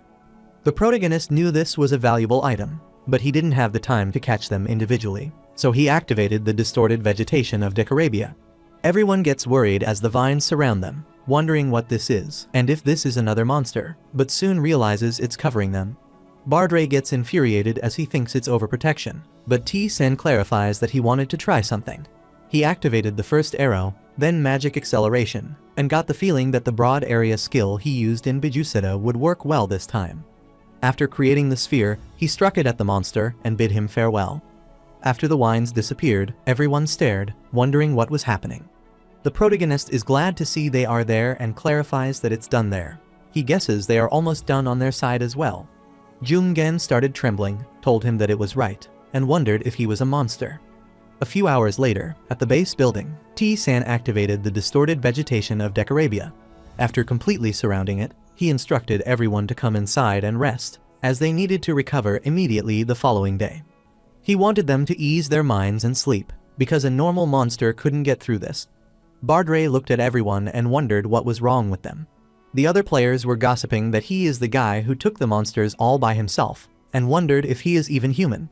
Bardre is infuriated because they were obviously being wary of him, instead of being thankful that they had made it through the day safely. The protagonist doesn't care because he is used to this reaction, so only the quest and finding out about the ancient god matter to him. But Bardre is still annoyed. Abruptly, his comrade arrived, as they had heard that T-San was looking for them and wondered what the matter was. The protagonist wondered if they were asking because they didn't know, and if they were planning to sleep comfortably in this position. Jun Hyuk worriedly asked if he wanted to have a spar like last time. The protagonist affirmed that they wanted them to grab their weapons as they will start from now on. Jun Hyuk affirmed as he also didn't want to lose easily this time, and T-San couldn't wait for it. Shortly, he activated a duel between Jun Hyuk and himself. Jun Hyuk rushed toward him, and the protagonist wanted to see how good his skills are. After some time, all of them were exhausted, so they were unable to raise their hand and couldn't believe they ended up staying all night. He wanted to wrap it up for that day, but reminded them to keep training during their time on Earth. They hardly managed to stand, and Jun Hyuk realized he had done a lot, but T-Sen clarified that there was nothing to be done, so they wanted them not to be lazy and prepared themselves as they would be leaving soon. Bardre is infuriated, thinking they might have assumed that training people like them out of generosity was common, and couldn't believe that instead of receiving, they are being asked to give up their willpower. He is infuriated at those weaklings because if he were T-Sen, he would have thrown them away from the start. The protagonist wanted them to get stronger so they could fight the apostles, so he needed to push them more. All of them started feeling chills, and they supposed that might be their imagination. 3 days later, at Yongin City Hall, the players finally arrived, so they were relieved to see that this place was huge. Hae-yeon told them to head inside, but before they could do so, other players stopped them and asked where they were. Hae-yeon clarified that they are from Anyang and recognized that the man is named Beacon. Beacon is surprised to see her, and Hae-yeon is glad to know that he is in Yongin. Beacon is also pleased to see her, so he wants her to wait for a moment because he will be back with their king. Hae-yeon agreed but wondered why he had said king. Shortly after, hard mode player Seo Jang-sen came out, asking them if they said they were from Anyang. She is surprised to see Jang-san and finally realizes that he was there. His aura has completely changed after seeing Hae-yeon. Hae-yeon was glad to see him there, and Jang-san was also pleased to see her, so he also welcomed her to Yongin. However, he wondered why there were so many of them, and if they were truly from the same area. Hae-yeon clarified that they were lucky, so there were 20,000 in total, which makes Jang-sen wonder how they managed to do that. Hae-yeon revealed to him that she had mentioned some exceptionally strong people from solo mode on the same side as her, and stated that they were the ones she had told him about. Jang-san furiously stared at them, supposing they might be one of the men mentioned in the community. Jun Hyuk wondered why he was looking at Taeyeon with that kind of gaze, but Taeyeon was also not sure. Jang San is sure they might have a hard time coming all the way there, so he wanted them to rest for a while, because the quest isn't over yet. They were in awe after entering the building and realized that it was truly spacious, allowing them to rest comfortably. Jun Hyuk felt there was something strange about Jang San and Taeyeon, who thought it might be because they were still unfamiliar with him. Jun Hyuk is giving the look when they find something annoying, and he is being too obvious about it to the point where it's hard to say this is just his misunderstanding, so he asked T-san if he didn't see that. The protagonist is not sure, as that could be a misunderstanding, which startled Jun Hyuk because he sees it that way as well. The protagonist needs to take a look around this place, so they were told that if they want to rest, they could leave, and also accompany them if they wish. Meanwhile, at the easy and normal mode player accommodations, they were terrified, but the hard mode players were happy with their accommodations.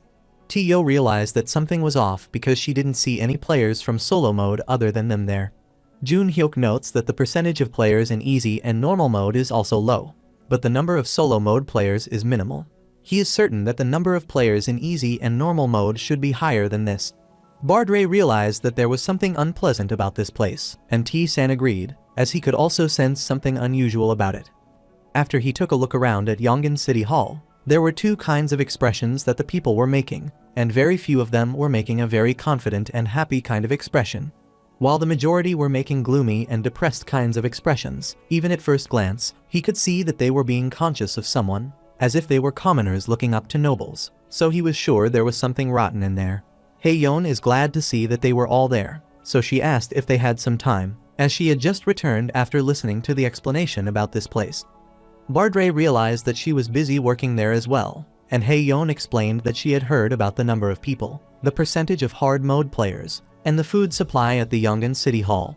She also knew the location of the food supply warehouse, so she asked if he wanted to go there together, and the protagonist affirmed. While they were heading to the warehouse, Haeyeon worriedly told him that something was amiss. She gets a strange feeling that the easy and normal mode players were avoiding her, so she thought it might be because of the difference in strength. The three of them were thinking the same, but T-san was still unsure, so he wanted to wait and see for now. After checking the food, she is confident that it will be enough for them to eat for some time, as instant noodles and canned food do not spoil easily. The protagonist doesn't think they will be the last one to come there, as more people will be arriving, albeit in small numbers, but they will soon run out of food, so it is essential to stay prepared gradually. She is still relieved because Jang San is with them, so everything feels manageable, and they often discuss things in the labyrinth, where people follow him because he is strong and makes sound, level-headed judgments. She mentioned that he's a bit aggressive, but not to the point where it's a big deal, and the protagonist is surprised to learn that he's aggressive too. 2 days later, there was nothing in particular to do until the special quest was complete and the place was completely sealed off, so after entering, they could go outside. Bardray wondered how long they needed to stay on the rooftop, and Tisa also found it boring, as he couldn't believe he had to sit around doing nothing for the remaining 2 days at City Hall. Suddenly, he heard someone asking if he was done talking, and T-san realized that it was Jun Hyuk's voice. Bardray is pleased because he is so bored there, as it is a nice time when the people are arguing down there.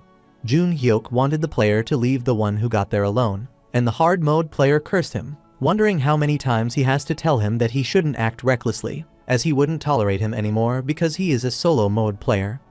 Taeyeon is annoyed as he thought they were acting recklessly and told him that he is being mean by banning sick people from eating. The hard mode player couldn't believe she thinks he is mean when they are easy mode people, so they are not in the best condition, and it's natural for him to act this way because food isn't easy to find. Taeyeon couldn't believe how indifferent they were to them, as they were injured and exhausted after arriving there. Gu Hwan clarified that after arriving at Yongin, they had to follow the rules of this place and shouldn't dare lecture them. They finally realized why the community was always noisy, as it was dominated by solo mode players who talked excessively. Jun Hyuk becomes infuriated upon hearing this, so he curses him, but Jang San arrives, asking what is happening there when many people are watching. Gu Hwan worriedly told him that it wasn't a big deal, but these people had broken the rules he had set forth, and Jang San was annoyed to know they had broken the rules. T-san clarified that she was stating her opinion that it was necessary to go this far and didn't break the rule. Jang San didn't hear her telling her that it was only right for her to be punished because she had broken the rules. He sentenced her to death, but since she did it out of unawareness, he couldn't give her such a severe punishment. He grabbed her and wanted to start with something light and simple. Shortly, the protagonist came down, asked what they were talking about, and wanted to join as well, and Jang Sen stared at him furiously, but T-Sen stared back. Gu Huan furiously pointed his sword at him as he dared to look at his king with that arrogant gaze. Jang Sen told him to stop, then went to T-San and clarified that he only discussed how his comrade had broken the order. The protagonist smirked as he addressed the order that he had decided upon and told him that he might be their master, but he shouldn't impose those rules on them. This infuriated Jang San, so he gave a signal to his comrade, who cursed Jang San and rushed to strike him. The protagonist dodged the attack, asking what the matter was and if they wanted to try him. The hard mode player wanted to make T-San regret insulting the king, so he kept trying to attack him, but every time he failed. This startled all of them, and Jang San as well, because T-San dodged a hard mode attack so easily. Momentarily, the protagonist grabbed his arm and clarified that his actions from this moment onward will be self-defense. He slowly controlled his body and then struck Kim Gu Huan, inflicting 51 damage. Jang San is stunned to see him inflicting the damage of 51, which is quite a bit, and T-San asks if he wants to continue. Jang San furiously clenched his fist, told him not to mind it, and apologized for that day, assuring that those who attacked him recklessly would be punished. While they were leaving, T-San accosted Jang San, telling him this would be the last time he tried any trick because next time he would kill him. This sent the chills down his spine, and Jang San supposed he might have ordered the fight to gauge his power, so he clarified that he would remember it. Jun Hyuk furiously cursed those trash, and T-San wanted them to explain what happened. T-Yeon explained that it's nothing major and mentioned that 30 minutes ago, she was walking in the park when she saw a group bullying an easy mode player. The easy mode player was requesting them to share some food with them because her child is sick. The hard mode player wanted her to go away because he was not wasting food on someone who was sick. At first, she was scared and just wanted to walk away, but as the situation became more intense, she decided to step in. Jun Hyuk told her that she had done the right thing, as they should act with such confidence. The protagonist wanted them to rest for now because he had taken them down once, so they wouldn't bother them again. After sorting out the matter, the protagonist went to the rooftop, and Bardre felt disgusted, as lowly beings like them were everywhere, like guides of sin. The protagonist thought it was insulting to guide someone in sin because, at the very least, they respected strength. Bardre agreed because that day, he was only concerned with the hard mode layer, which made him even worse. The protagonist recalls that Jang San was like in their previous life and insisted that only hard mode players could be the savior of the world. He established various rules to categorize players by rank and sought to return to the medical era. The only one who could stop Jang San was the lone solo mode player, T-Yeon, but she was not enough to handle the hard mode alone, as she was busy fending off monsters and had no choice but to go along with it. The protagonist thought it was a foolish thing, and Bardre was sure that if this continued, it would provoke the other mode players' anger. Even in solo mode, it wouldn't stay still. However, he is certain that Jang San wouldn't give up, as he is the type to cling to what he has until the bitter end. The protagonist supported that might be the case, but he warned him that it would be his last chance so that he wouldn't regret his action. 2 days later, on the final quest day, a total of 100,000 people arrived at Yongin City Hall, and they felt a sense of emptiness, realizing this was the entire population of southern Gyeonggi province, and mourned the death of family and friend they could no longer see, and then the quest began. The special quest was to choose their king, who could assign roles to people. Following the role was beneficial, but not following it would bring penalties, and those who killed the king would receive a heavy penalty. Once the king is chosen, they need to survive, produce food, and protect themselves by building a wall to defend against the monster, as waves will arrive periodically. There are cases when the king can be changed. Whoever plays the most significant role in changing the king will receive a huge benefit. Later, they were in the meeting room to discuss the quest. Haeyeon thought about what the quest means by king, and it seems to refer to choosing a leader or manager, which involves setting up rules in a systematic way. Since that is the case, Jang Sen wanted to do this because he had already established rules, so it was only right that he become the king. Haeyeon is reluctant, which makes Jang Sen wonder if he has a problem with that. Jun Hyuk raised his hand as he had a problem and didn't trust him with the kingship. Jang Sen furiously clarified that, as the king, they had all come there like refugees and now refused to obey him, who was the landowner. Jun Hyuk doesn't want to make him laugh because this was only the quest destination. not a place where Jang San has the right to give them an order. However, Jang Sen wanted them to follow the owner of this place because it had become a destination. Jun Hyuk knew that he was already called king there, so he didn't want to lose the power that made his word the law. Jang Sen affirmed that it is right because governing 100,000 people requires a strong ruler, and he is simply taking on that role. So, he is confident that there is no one more suitable to be the king, and even if Jun Hyuk is strong, he is sure they would never follow a child who is not even an adult. He also can't let a woman be a king who can't even assert herself. But even though someone has the qualifications, he is sure that T-san doesn't want it. He is sure there would be no one who trusts a group with only 3 capable fighters, and there may be several solo mode players, but except for them, they are weak, and he is unsure if the solo mode user wouldn't use them as a scapegoat. Haeyeon furiously told him that he was going too far, so he wanted him to tone it down. Jang Sen apologized as he got a bit emotional, so he asked if there was any objection to his being king. Since no one answers, Jang Sen grins, and there are no objections, which means he is king from this moment onward. Shortly, everyone is notified that the king has been chosen, that is, hard mode player Jang San, and he is pleased, so he wants to issue a decree. Abruptly, everyone is notified that the king has issued a decree, which is their new law. Haeyeon is worried to see the rules according to which easy and normal mode players must receive permission to eat without any achievement. They are only given 1 meal a day. No one is permitted to refuse a hard mode player's word, and refusal will result in punishment. External scouting and food collection are assigned to selected players in easy and normal mode, and food will not be provided if they fail to comply. They should bow and show respect when they see a hard mode player, so that refusal will result in punishment. Ever since arriving in Yongan, Haeyeon had been feeling uneasy, but Jang San's method might be a bit extreme. However, she thought it was necessary to govern everyone. However, after reading his rule, she realized his orders were too oppressive, as they included restructuring laws, instructing them not to refuse orders, and even demanding respect and bowing their heads.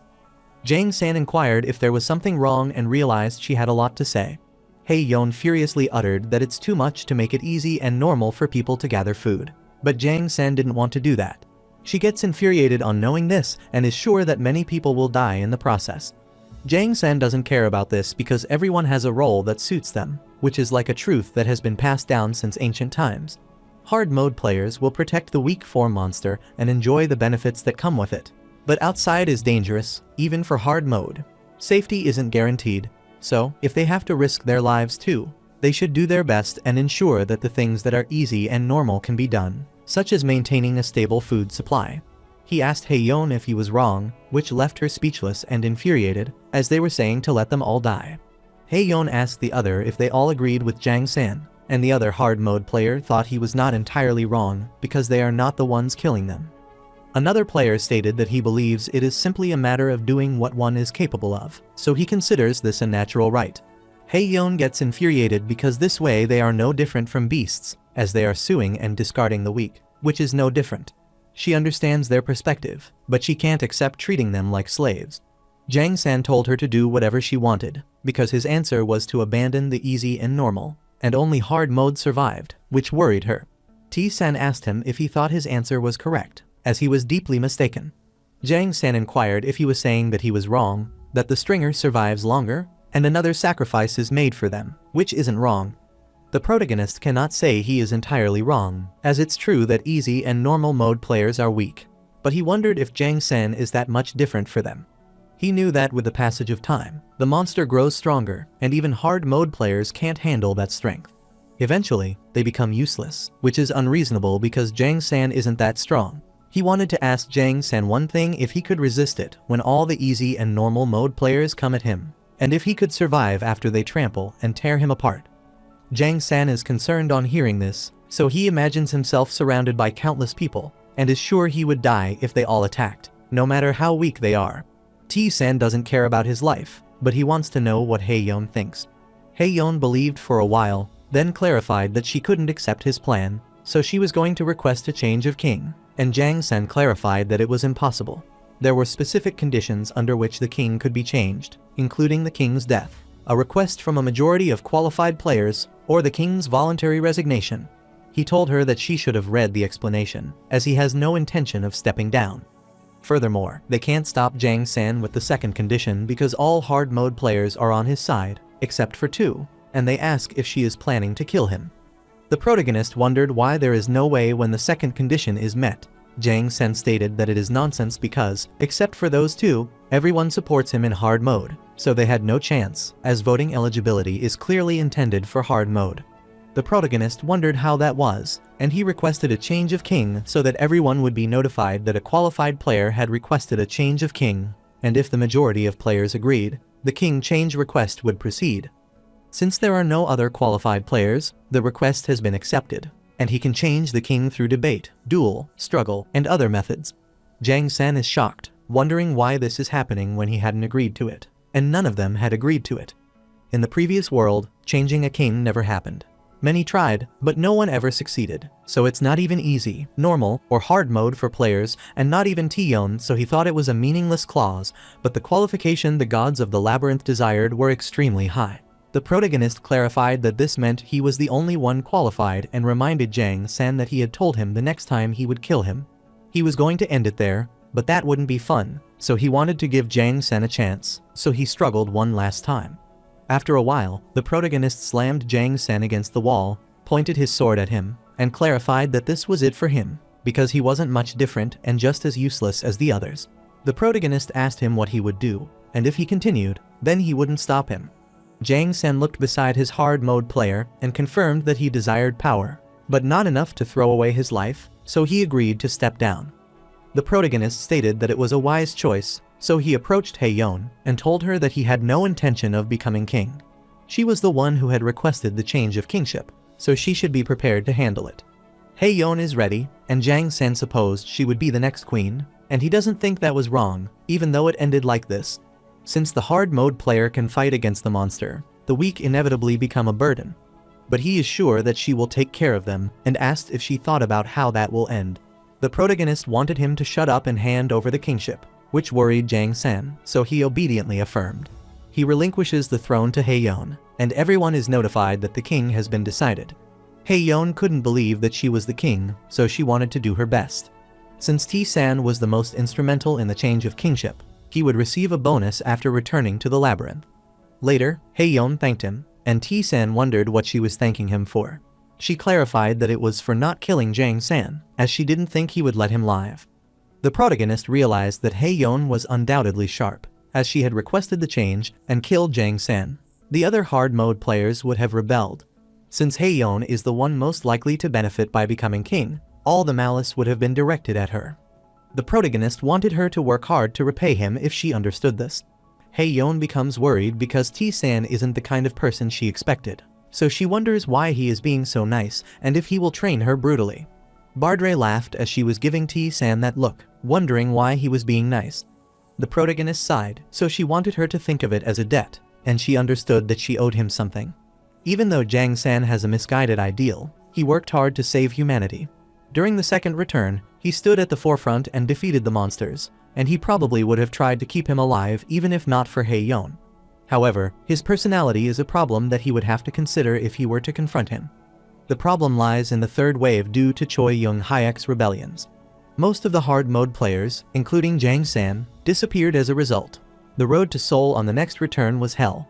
Since an unstoppable monster appeared, humans were killed like toys, and when everyone thought it was the end in that despair, Haeyeon saved half of the lives.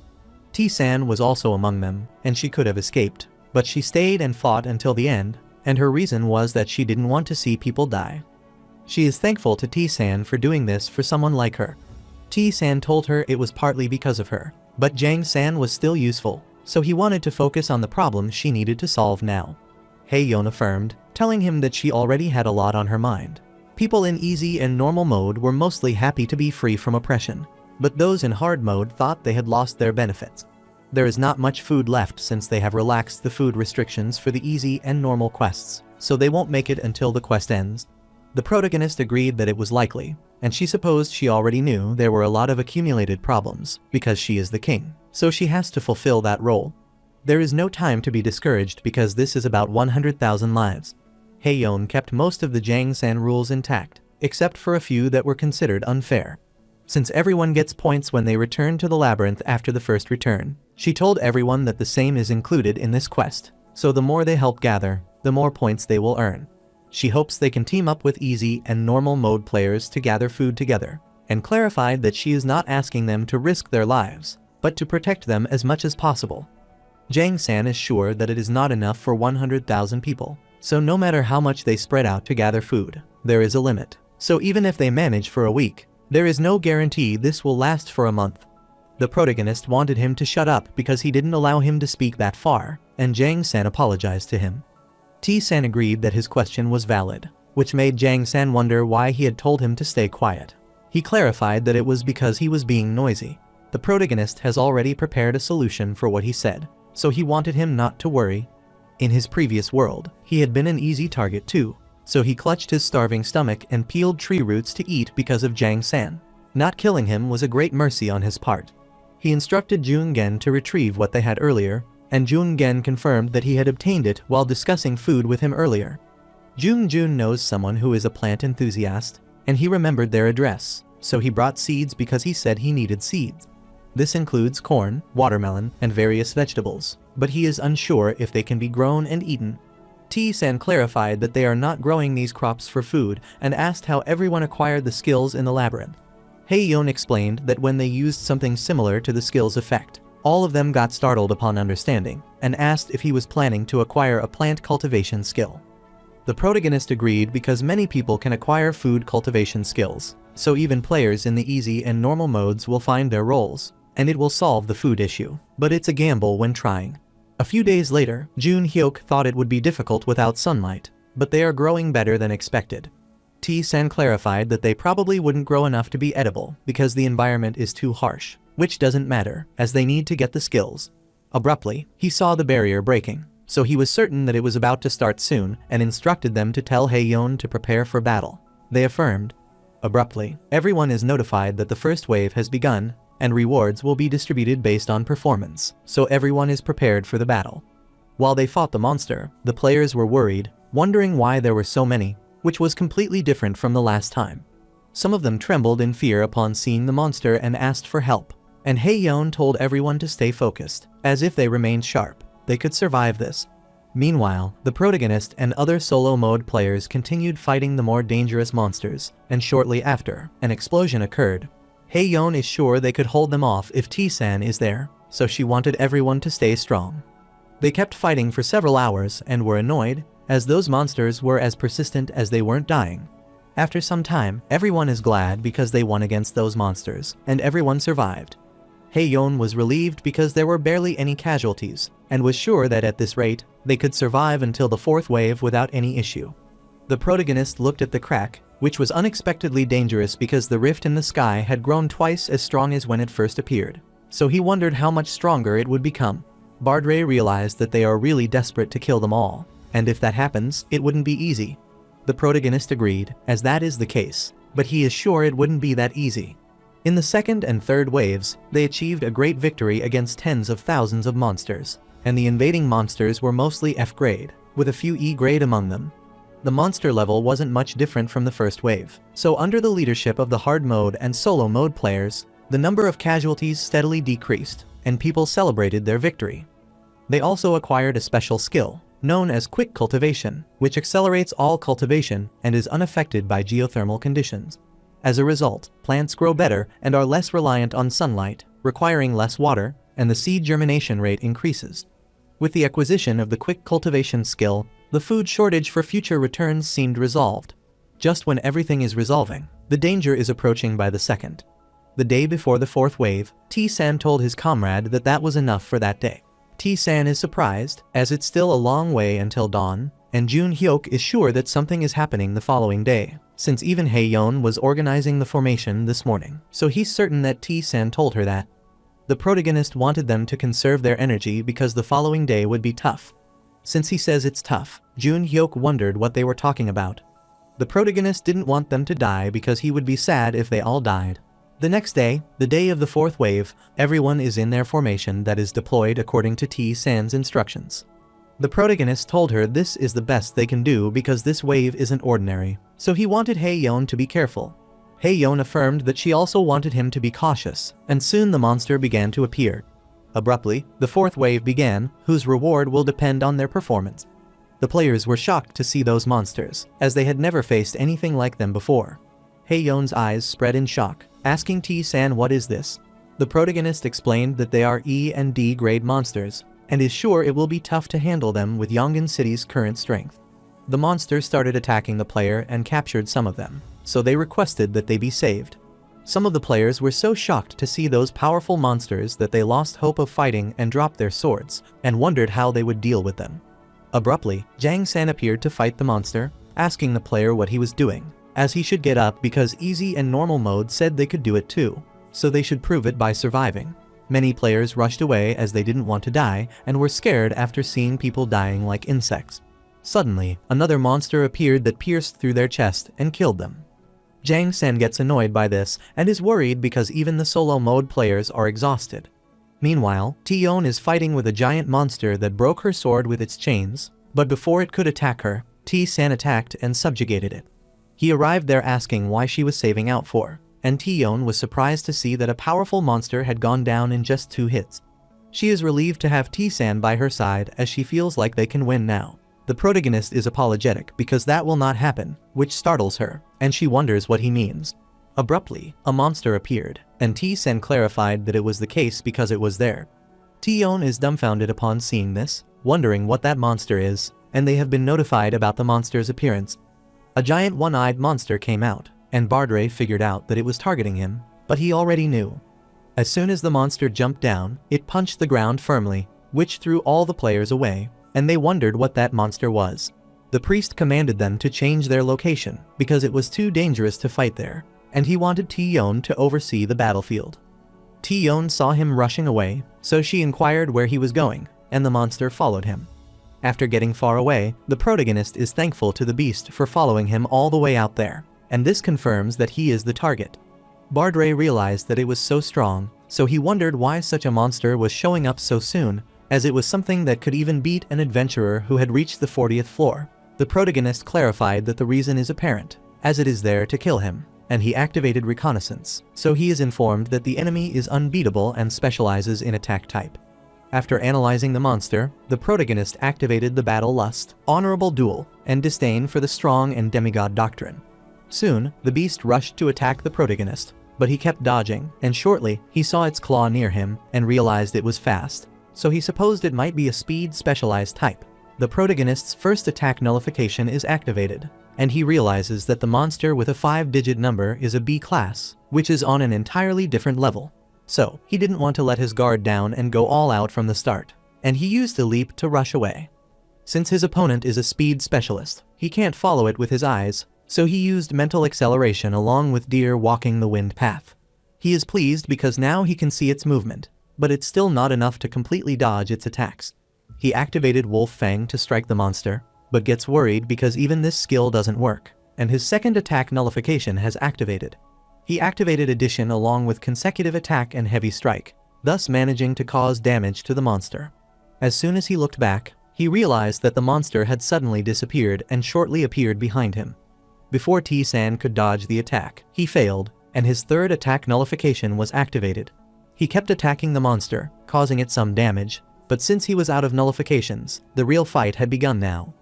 The protagonist has faced thousands of specialized types of monsters in his past life, and if his opponent is fast, then he needs to stop its movements. He activated Decorabia, distorted Flora to tie the monster's legs, then used Acceleration and Frost Arrow to strike it. He was struck by the main explosion and lightning strike simultaneously, but the beast was faster than he was, even dodging instantaneous attacks. However, that was all it had, because these monster movements were so predictable. So, he rushed toward it and attacked it. The monster's eyes turned red in rage, and T-san smirked because of the speed at which it had. While he rushed toward the monster, he could see it trembling and uttered that it had been a long time since he had fun like this, and he wanted the ancient god who was watching over him to send someone stronger next time. After he defeated the monster, his spirit level up activated, and he gained mastery of one skill. He could see an eye staring at him from the crack, and he uttered that a B-rank monster didn't appear in his past life, tried to kill him, but like a thorn in their side, he survived again. The ancient god laughed on hearing this, found it amusing, and agreed that it was correct. The protagonist's hidden quest is completed, so the god of strife and death descends upon them. Bardray becomes worried upon seeing the ground cracking because it is about to happen. Then something came out of the crack, and T-san realized that he was Rakarada's. Rakarada's affirmed that it is right, as he is the one who governs strife and death. The protagonist wondered why he was here, and was sure there must be a cost for Rakarada's to descend from his seat in the labyrinth. Rakarada's clarified that it is due to a contract, which is a form of transition, and he is confident that he could do it himself because he is intelligent. Since the strong monster appeared earlier than in T-san's past life, he supposed it could be related to the beast or the ancient gods. Rakarada's laughed because that was correct. Since they had crossed the line, he had made a contract, so he wanted to fulfill his part of it first. He gives the protagonist divine authority and a blessing to descend, which is both a reward and a gift to mortals. The protagonist is surprised because this isn't a simple reward, such as a stat increase or level up, but something more fundamental, the acquisition of combat instinct, so he asks if that is Rakarada's power. The protagonist obtained the divine blessing, the talent of strife and death. Rakarada's wanted him to be grateful and show reverence, because this blessing is normally reserved for the rare few who follow him. The protagonist inquired if he was the only one, or if all surviving humans received this. Rakarada's explained that such power isn't meant for insignificant beings like him. But things have gotten interesting. The protagonist is shocked because giving a divine blessing of this magnitude as a reward is something that could make the weakest easy mode players at least twice as strong as they were in their past life, and he asks what is going on here. Rakarada's clarified that he is worthy of hearing this in his current state and explained that they created the labyrinth to witness battles between great heroes and warriors. He thought it was fascinating to see strong individuals from different worlds clash. However, the disgraceful ancient gods, who refuse to accept defeat, are crushing and trampling worlds that could enter the labyrinth, but they are not just standing by and watching. The protagonists suppose that might be why they summoned them to the labyrinth, because Earth was also a world nearing destruction, and Rakarada's affirmed. Bardray also has a question, so he requested if he could dare to ask one. Rakarada's acknowledged his courage, so allow him to speak so that he can do what he wants. Bardray is thankful, but according to the one he inhabits, most people there haven't entered the labyrinth. Instead, they have entered other places modeled after the labyrinth, called easy, normal, and hard. So he wondered if this is also because of them. Since, except for solo mode, all of them are fake, but this unnecessary mode caused people to split apart. Rakarada's explained that all of them would have entered their world labyrinth, but the ancient god intervened, making it troublesome. As the world connected, cracks formed and dimensions twisted, which was quite annoying before, but not this time. Rakarada's clarified that that was all he could tell, but if they wished to know more, then he wanted them to find him, as he would be waiting in the depths. The protagonist understood, so Rakarada's also wanted to speak as he wanted T-san to be his apostle, as he would grant him the honor of standing by his side.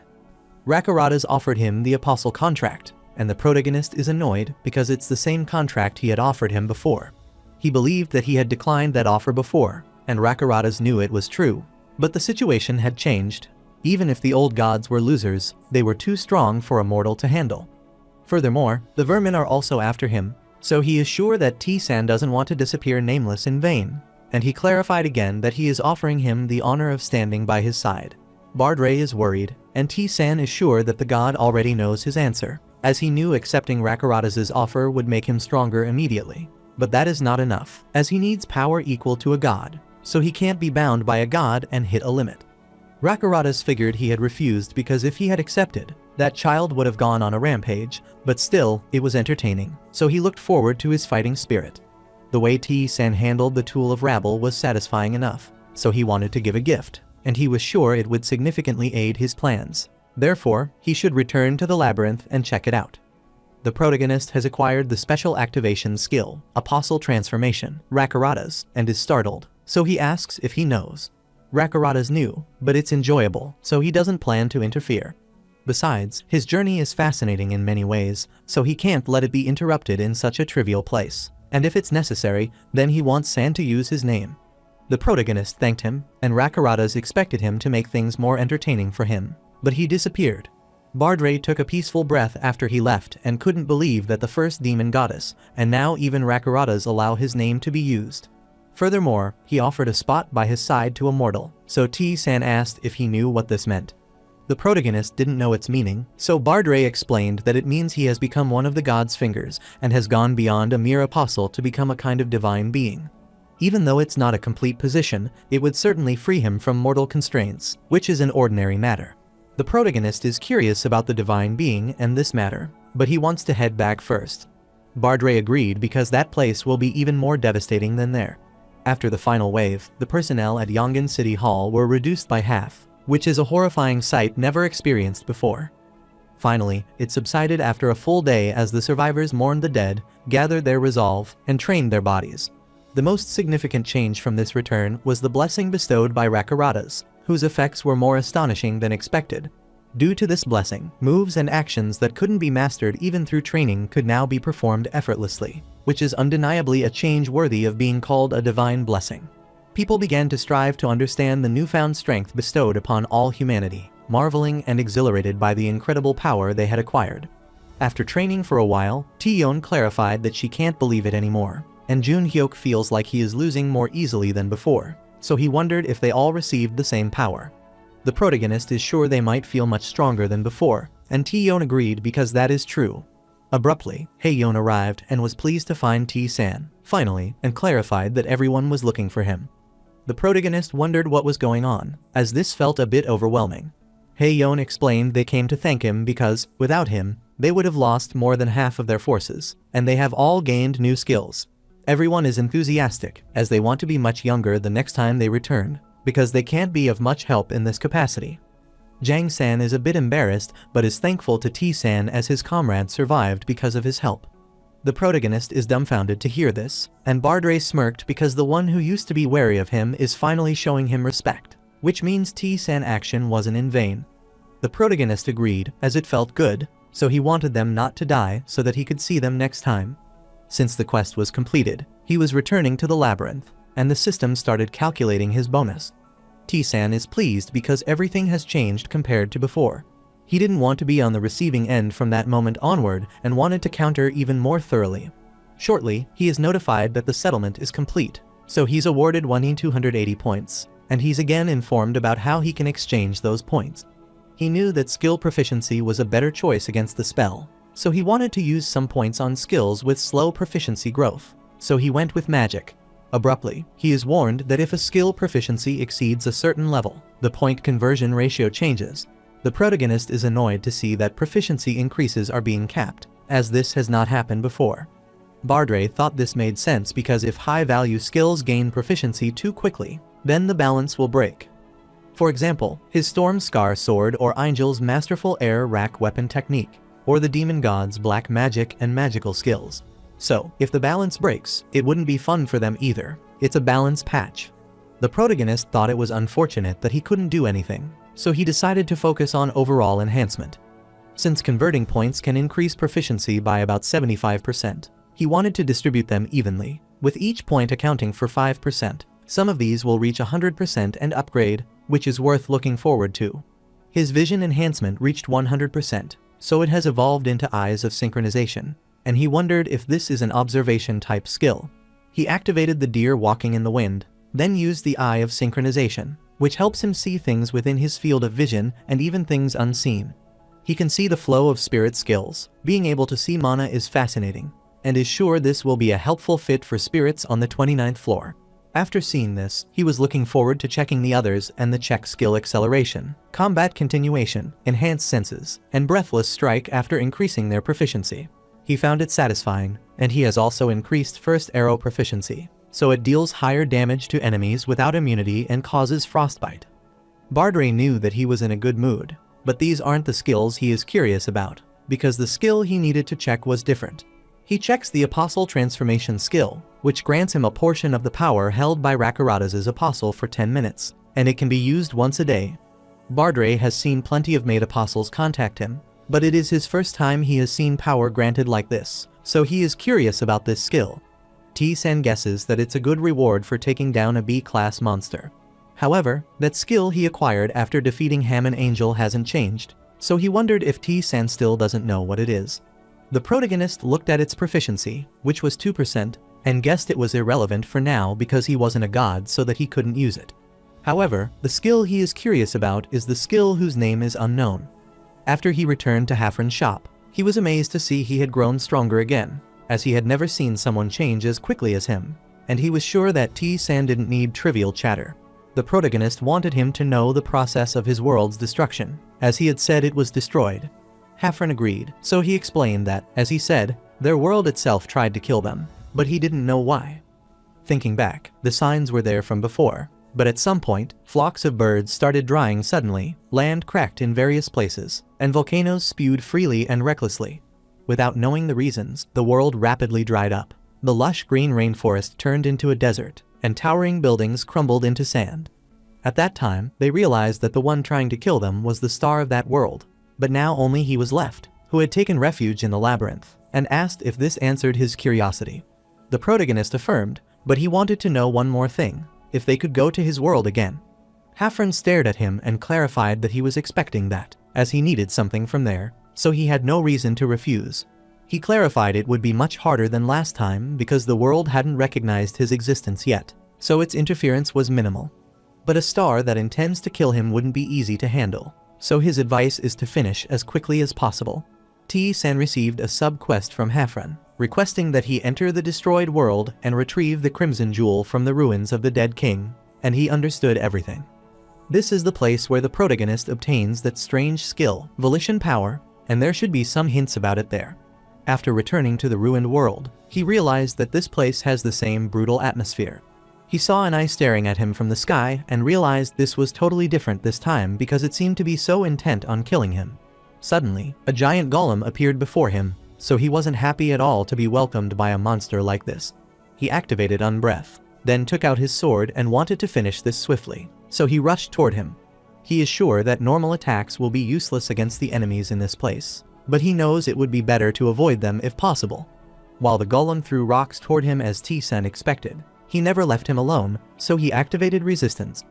The protagonist realized he doesn't need to face all those ignorantly large giants individually, if it's like last time, because he is sure there's some core inside that gives orders to the attacker, so he has to find that core. Abruptly, he activated the deer walking on the wind path, and he guessed he was not stupid enough to show his weakness on the outside. He rushed toward the golem and activated a powerful attack, wanting to see where the monster was hiding. After striking the golem, he finally found the core, so he cut that core in half, which made the golem disappear. His spiritual power enhancement is activated, so his competency level of unknown skill increased along with the competency level of volition power.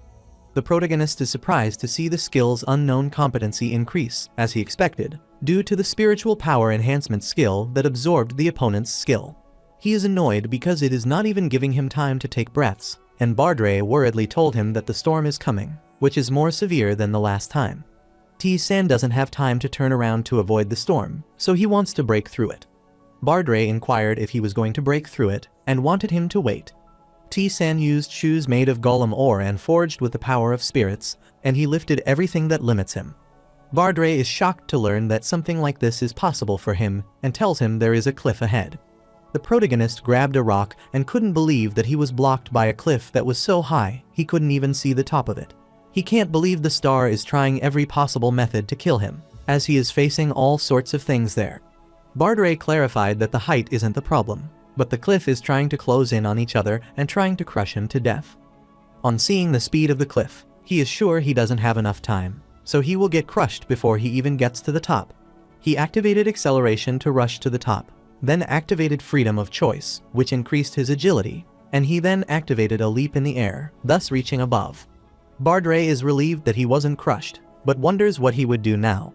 T-san asked him what he meant, as he had prepared himself to get a new skill, so he activated firmness and rose to the ground. He took 1243 damage and landed on the ground from a very high place, so he acquired a special activated skill, leaping and landing. Bardre was worried about him, but as expected, T-san already knew about it. The protagonist affirmed that he was going to test his skills comfortably, but he guessed that it would never give him the time to do so. Bardre agreed, as it had gone all out for this. Unfortunately, the ruins weren't too far away. The protagonist saw a door leading to the basement and guessed that what Hafren was looking for might be there. The protagonist broke down the door and realized that this place was too shabby to be considered an important site, and there weren't any traps either. Abruptly, he found the jewel, wondering if it was the item he wanted, and wondered if this material could be made into something extraordinary, but Bardre didn't know, as he didn't know the details. Suddenly, a shadow appeared behind him, transformed into the monster, and he was so surprised that he tried to attack it, but failed. So he asked the ghost what it was, and Bardray clarified that it was volition aggregation, so T-san inquired what he meant. Bardray explained that a strong will can manifest in a physical form so that it may have originated from the will of the world, rather than from an indistinct existence known as embodiment. The protagonist understood, so he asked if that attack was just a spatial distortion, and he was sure he wouldn't be able to put up any resistance and die if it was for the eye of sympathy. However, the method used was slow and clumsy, and Bardray worriedly told him to finish it quickly because the ruin was crumbling. The protagonist knew, so he rushed toward the monster, sliced its arm away, which activated his spiritual power enhancement, causing his unknown skull competency to increase. He then gained the Crimson Magatama, and his special quest came to an end. After he returned, Hafren was pleased to see that he was safe and glad that he had taken an interesting item from it. However, he wanted San to gather 5 more materials of the same level as this so that he could produce something decent. However, that is not the problem for the San, so he wanted to give it to him.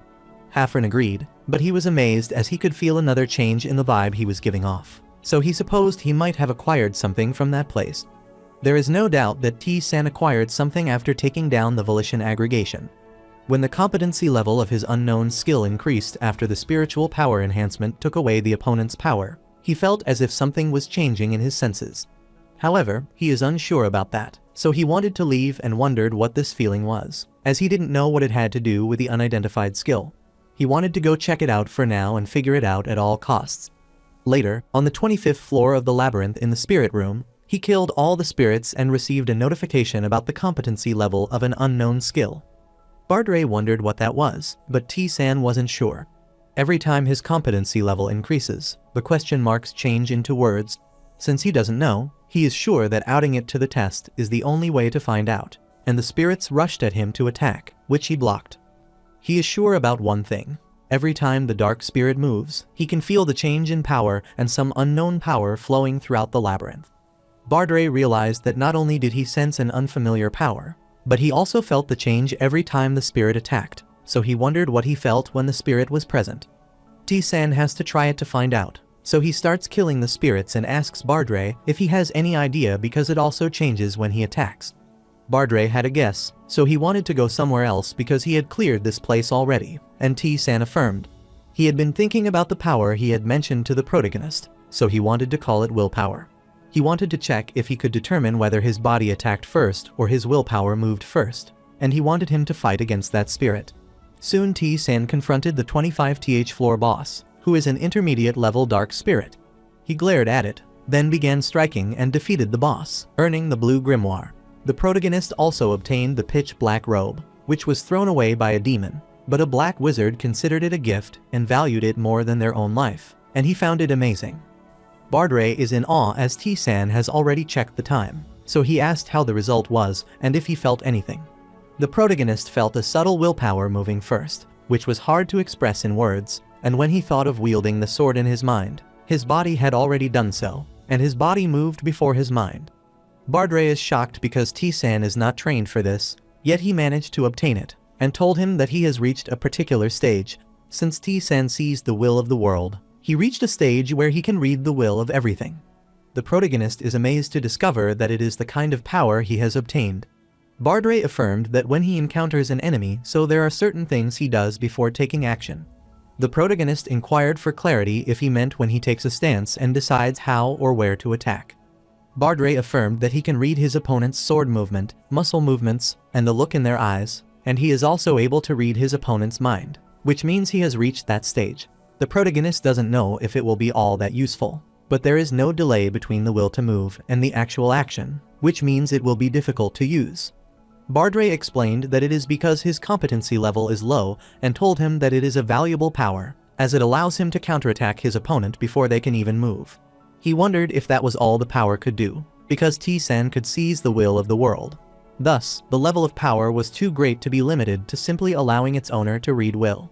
So once his competency reaches 100%, it will probably go beyond reading one's will and, suppose, it might be to embody will itself. However, Bardray wanted to discard all these thoughts because that was impossible, as its power only allowed transcendental beings to exist. but that is already something that makes no sense for a mortal to seize the will of the world. And he has never heard of something like that, especially the skill of spiritual power enhancement.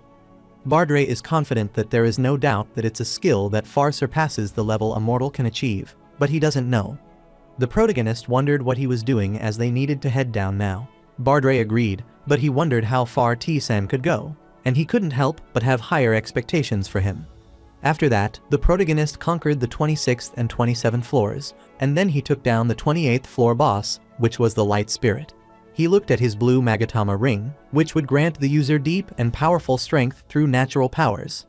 Bardre inquired if he was planning to take a break now, as he had taken the 28th floor down so quickly.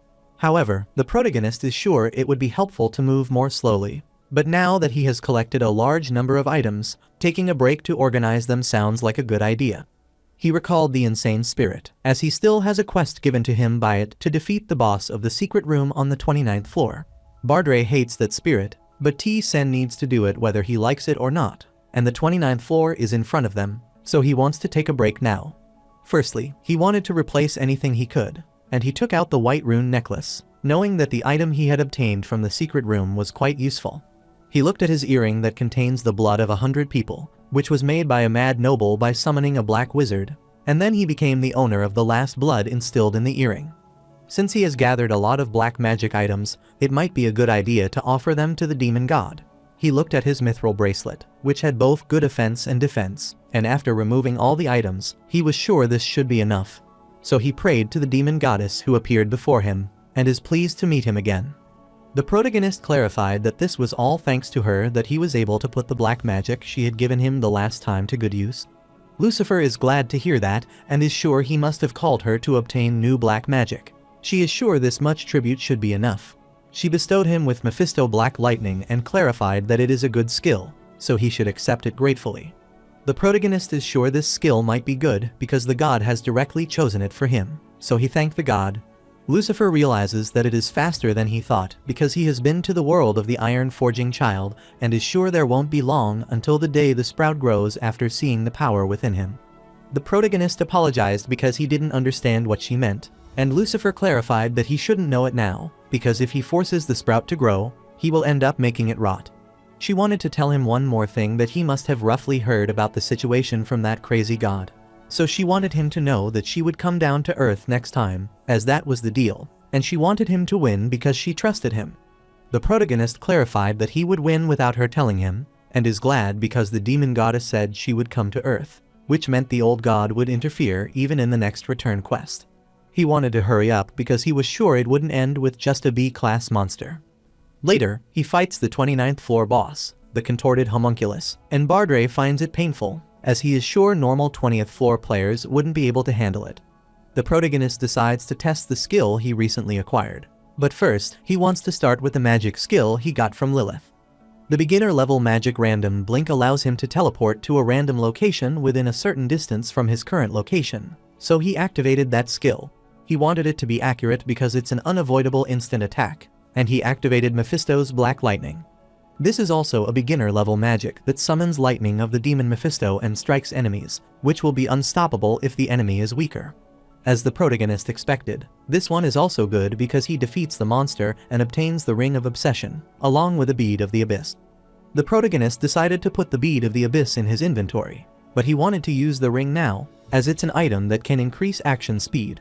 The Ring of Obsession is created by someone who is unwilling to be separated from someone, causing them to become obsessed with a target in a particular situation, and all actions accelerate. He decided to head toward his next destination, and Bardre remembered that it was the floor about which the insane spirit told him. The protagonist affirmed that he had been scouting the area using reconnaissance, and remembered that the spirit had told him to bring the roots of the tree that protected that land. He wondered what that spirit wanted, and what it meant by almost complete. He can't see anything with reconnaissance, so that it will be more complex than the previous one, and it will be hard to find the entrance. Since that was the case, he wanted to use a skill one level higher and activated natural synchronization, finally finding it.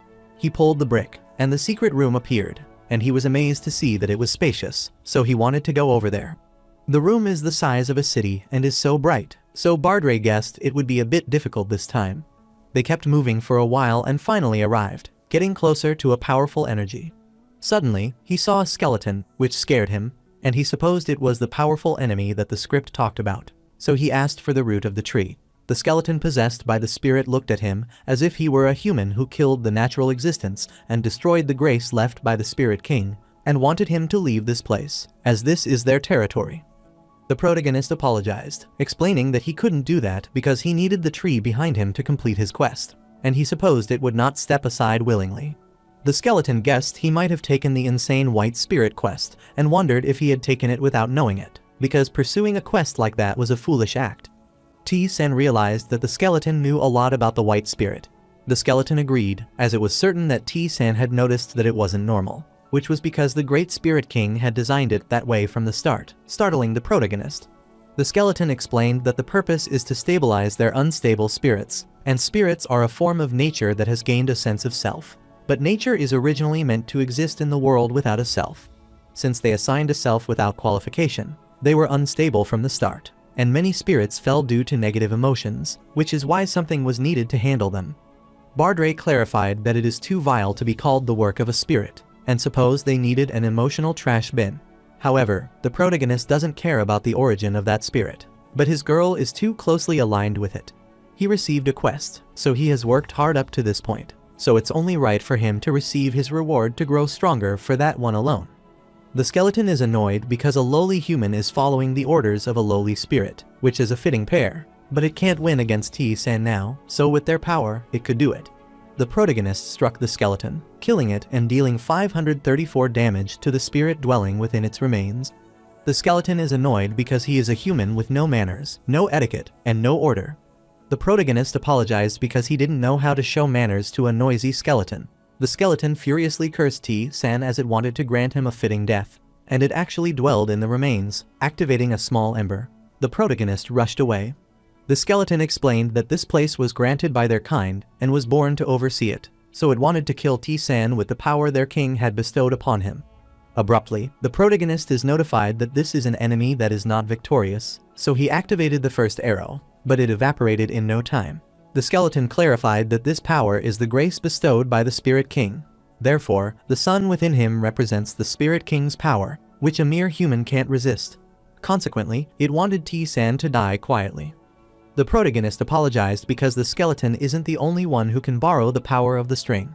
He is sure that the Spirit King might be a being who descends to the seep layer, but Rakarada's was on another level, so he borrowed his power and urged him to kill. He dispels the sun that the skeleton created, terrifying the spirit because this power is that of an apostle. The skeleton don't want him to get cocky with his body, as he can barely draw out a tenth of its full potential, and that power himself will soon devour him. The skeleton uttered that there is no need for it to fear because the dog of God has lost its intellect. However, the protagonist is continuously told that he is an enemy, so he should kill it and fight. The protagonist told those voices to shut up and agreed, because, as the skeleton said, just holding on was tough enough. He wanted to end this quickly before his consciousness was consumed. They kept fighting, and the skeleton couldn't believe that a mere adventurer could withstand his king's power. And he couldn't accept this because he had the power of his king. He wondered how a weak adventurer like him could fight back, because even if his rank had increased, his body shouldn't be able to keep up, and he clarified that the power that doesn't match the body will eventually consume it. The protagonist agreed, as that is true, but this is more than enough for him. When T-Sen came in apostle form, countless pieces of information flooded his mind, revealing that this skeleton is a flame spirit that borrows the remains of a dead adventurer, a spirit king's power. Its source of power is a fragment of the Spirit King, which could destroy the world, but that is all it can do because it falls far short of the rank of a transcendent. The protagonist is annoyed as such a thing is brought near the god apostle, so he struck the skeleton and bid it farewell. The skeleton couldn't believe this, and T-Sen activated the wind-walking stag, which suppressed the Spirit King's flames. He clarified that even a high-level spirit skill can easily extinguish the Spirit King flames when the rank changes. The Spirit King is annoyed as he dared to touch the Spirit King's thing and requested his king to let this adventurer burn in hellfire and meet the cruelest death if he ever met him. The protagonist is soon notified that he has defeated the spirit dwelling in the remains and destroyed the spirit world, so he acquires the title Defeater of Nature and levels up thrice. The protagonist is amazed by the reward, and his spirit rank up is activated, which permanently increases strength, agility, intelligence, health, and mana. Since T-San destroyed the spirit world, his infamy has spread among them, and causing 20% damage to the spirits has drastically decreased the spirit's favor toward him. He attained spirit skill Small Ember, which is a faint ember that the spirit has formed both to dwell within themselves and exert significant control over flames during the duration. The protagonist is certain that this skill might be useful someday, even though it is underwhelming at present. He looked at his skill, Giant Killer, which increases his attack power and defense when facing a difficult or seemingly impossible situation. He is certain to show an effect of over 10%, considering the increase in skill. Furthermore, when he used Apostle form, not just power but an overwhelming amount of information came in. He is sure that the sheer volume of information would have caused him to lose his sense of self, if it weren't for him, which is a world he hadn't recognized before, and all the landscapes were beyond human perception. The protagonist barely took any damage from the Spirit King's flames, so he asked Bardre if he knew why.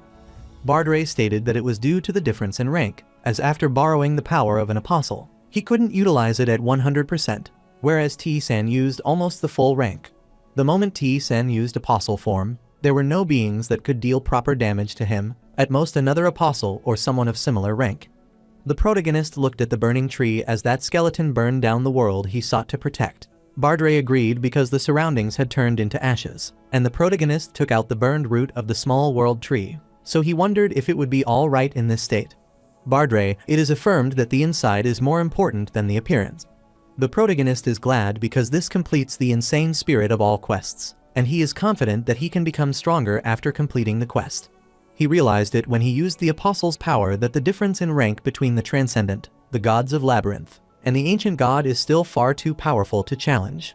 As the protagonist delved deeper, he became stronger, and in turn, he needed greater power to become even stronger. Only then could he stand against them. The knowledge that the protagonist gained through the apostle transformation lingered faintly in his mind. Since a transcendent has escaped the shackles of mortality and risen to a lofty position, even the thousands of mortals gathered together would fall with a simple gesture. While heading up, Bardre advised him not to overthink, as his level was usually too low to grow significantly.